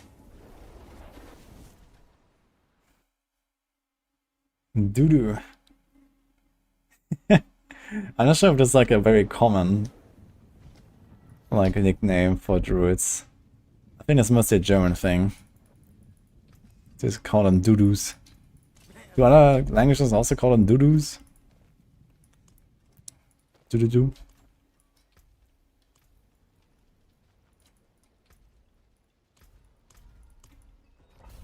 Doo-doo is super common in World of Warcraft? Okay. I thought this was mostly a German thing. Because when I played on English servers, I did not really notice people saying it that often. But on German servers it was very common.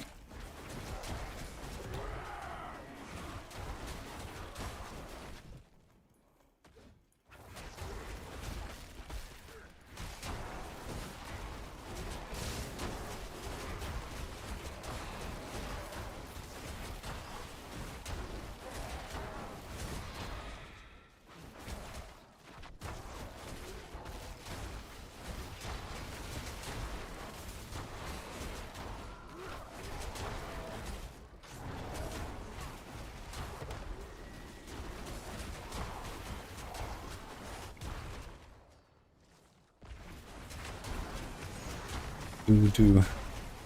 Yeah, that's not what I mean.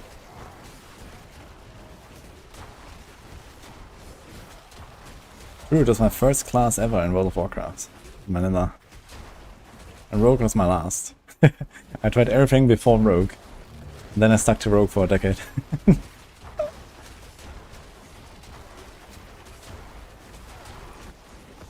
Kinda funny how that goes.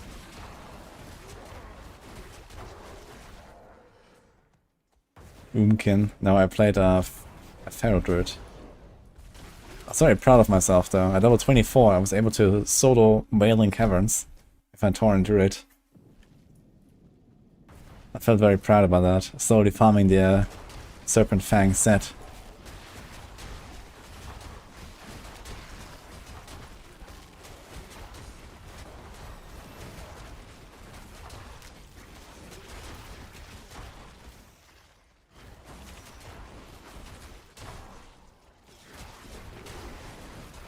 Did you reply by the way? How long are you gonna stay here? Ava. No rush. Can be here. Should be here for another 30. Okay, another 30. Well, then we should have our call, I guess. Or we continue tomorrow. We have our call now. Maybe that makes sense. Okay, let me do like a few more runs, Ava.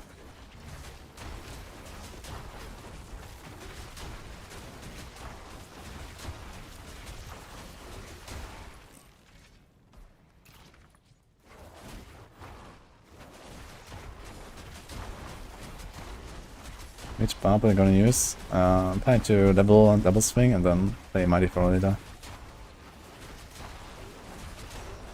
If I'm hit for Sunday, okay. Actually I also need to save some opals, I just realized. I'm not sure if I should make a fresh character. I have to delete my rogue though.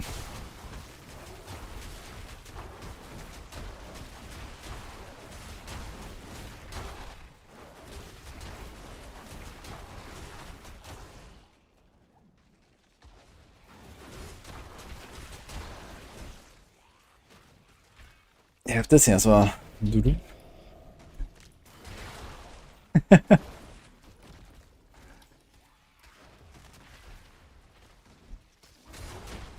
Okay, okay. 8-ball wants both. That's not very helpful, I guess.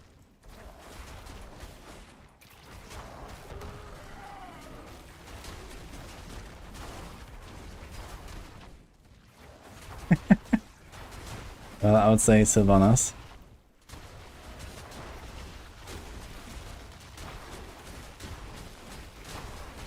You're never going wrong with that.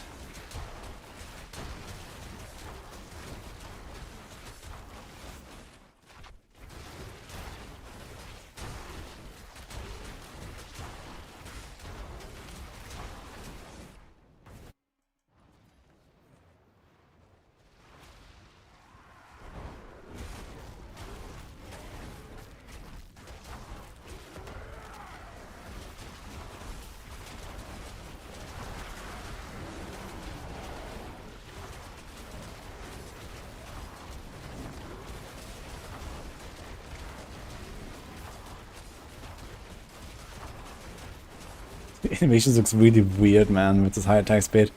And I'm not even at the cap or something. This shred. Weird.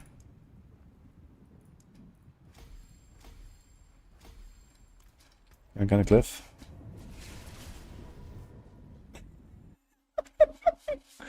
Outlook not so good. I think so too, man, Eva. Yikes. I'll keep my forge hot. Return soon.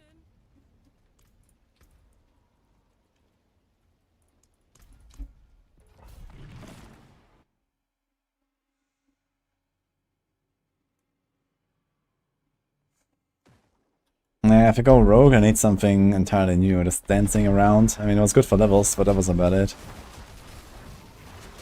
I need something else. How about some good old DB? We're gonna show them what's CC.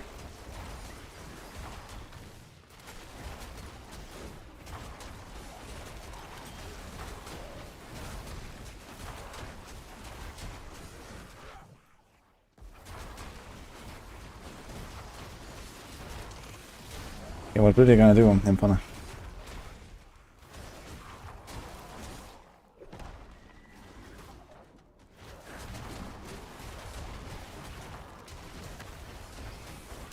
Now you have to ask the 8-ball like a yes or no question. You can't do something like that. I know you went to Rogue. I'm wondering like what build you're planning. If you had anything in mind.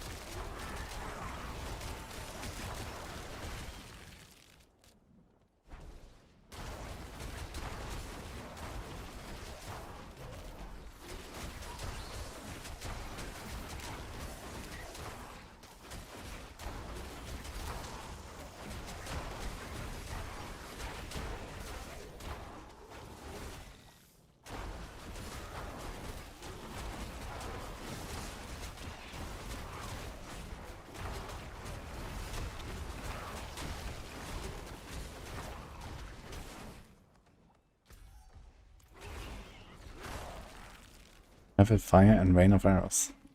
Interesting. You can probably do something like that by replacing the flurry that's usually in the setup with some tweaking.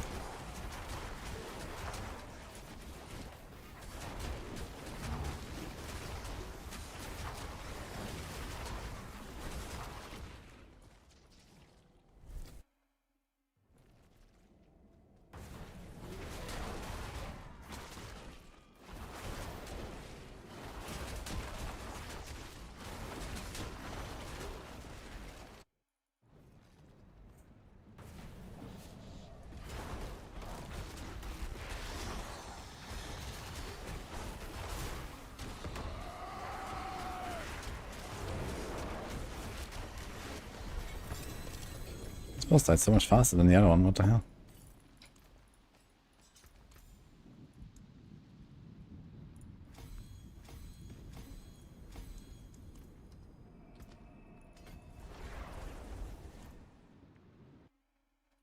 Good luck with the Savannas.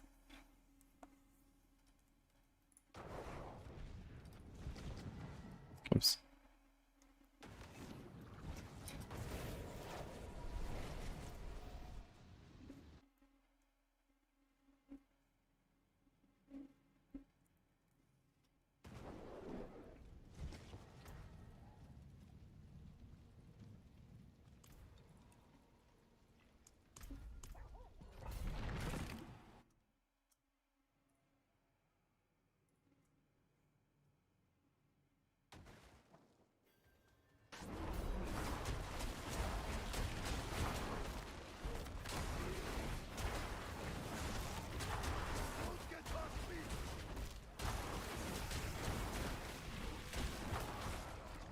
So please.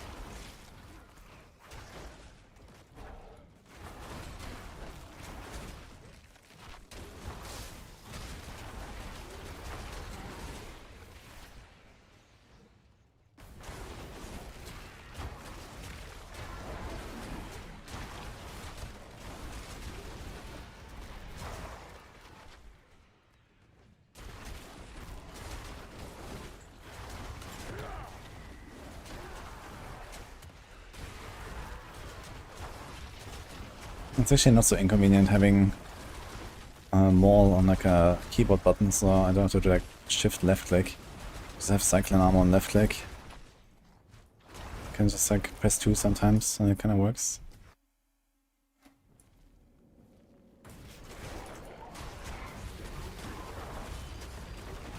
And just tap it once.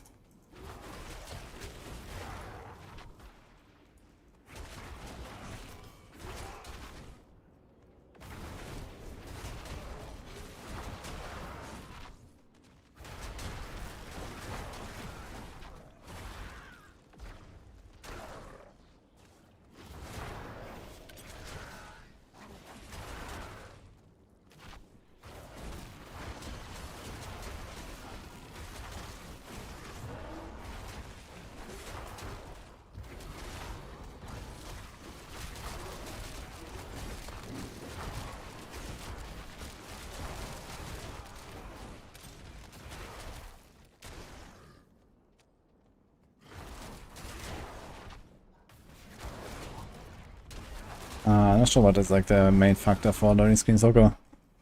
Maybe someone here knows.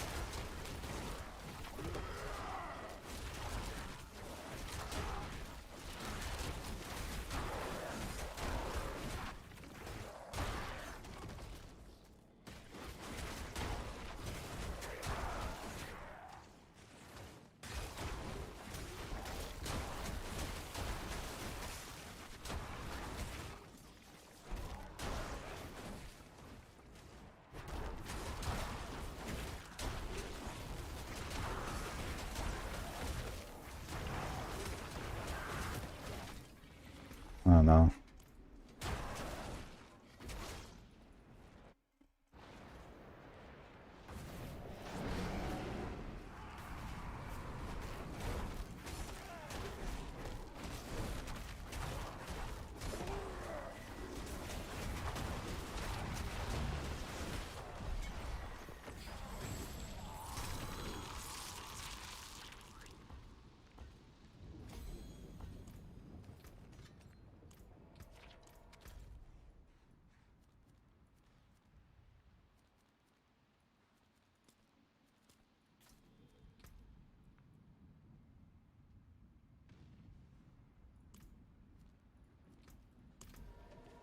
We don't have that many more quests, but I have to just start doing some dominoes at some point for the every now and then.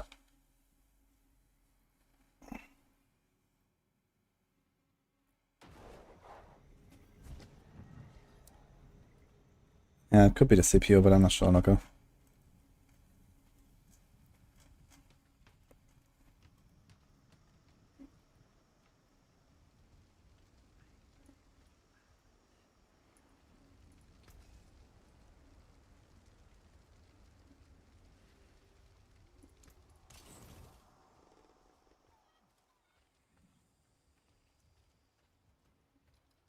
Madarism.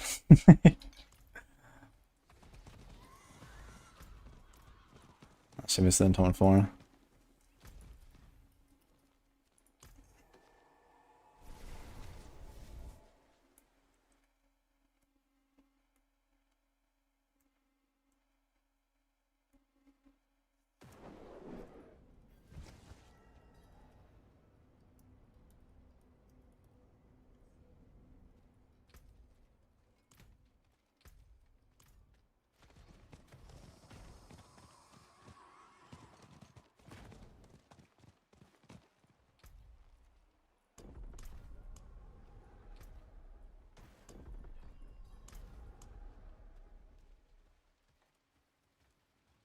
What? Just didn't change me.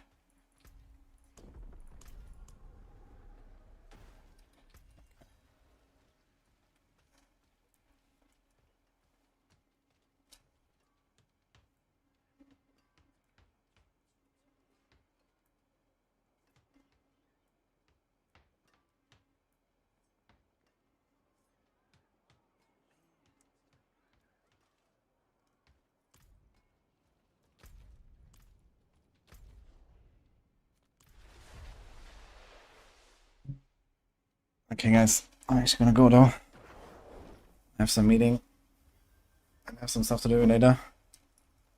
So, hope you enjoy the stream guys.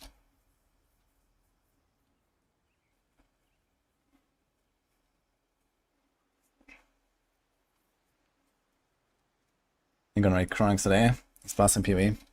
Let's go. I'll be back tomorrow.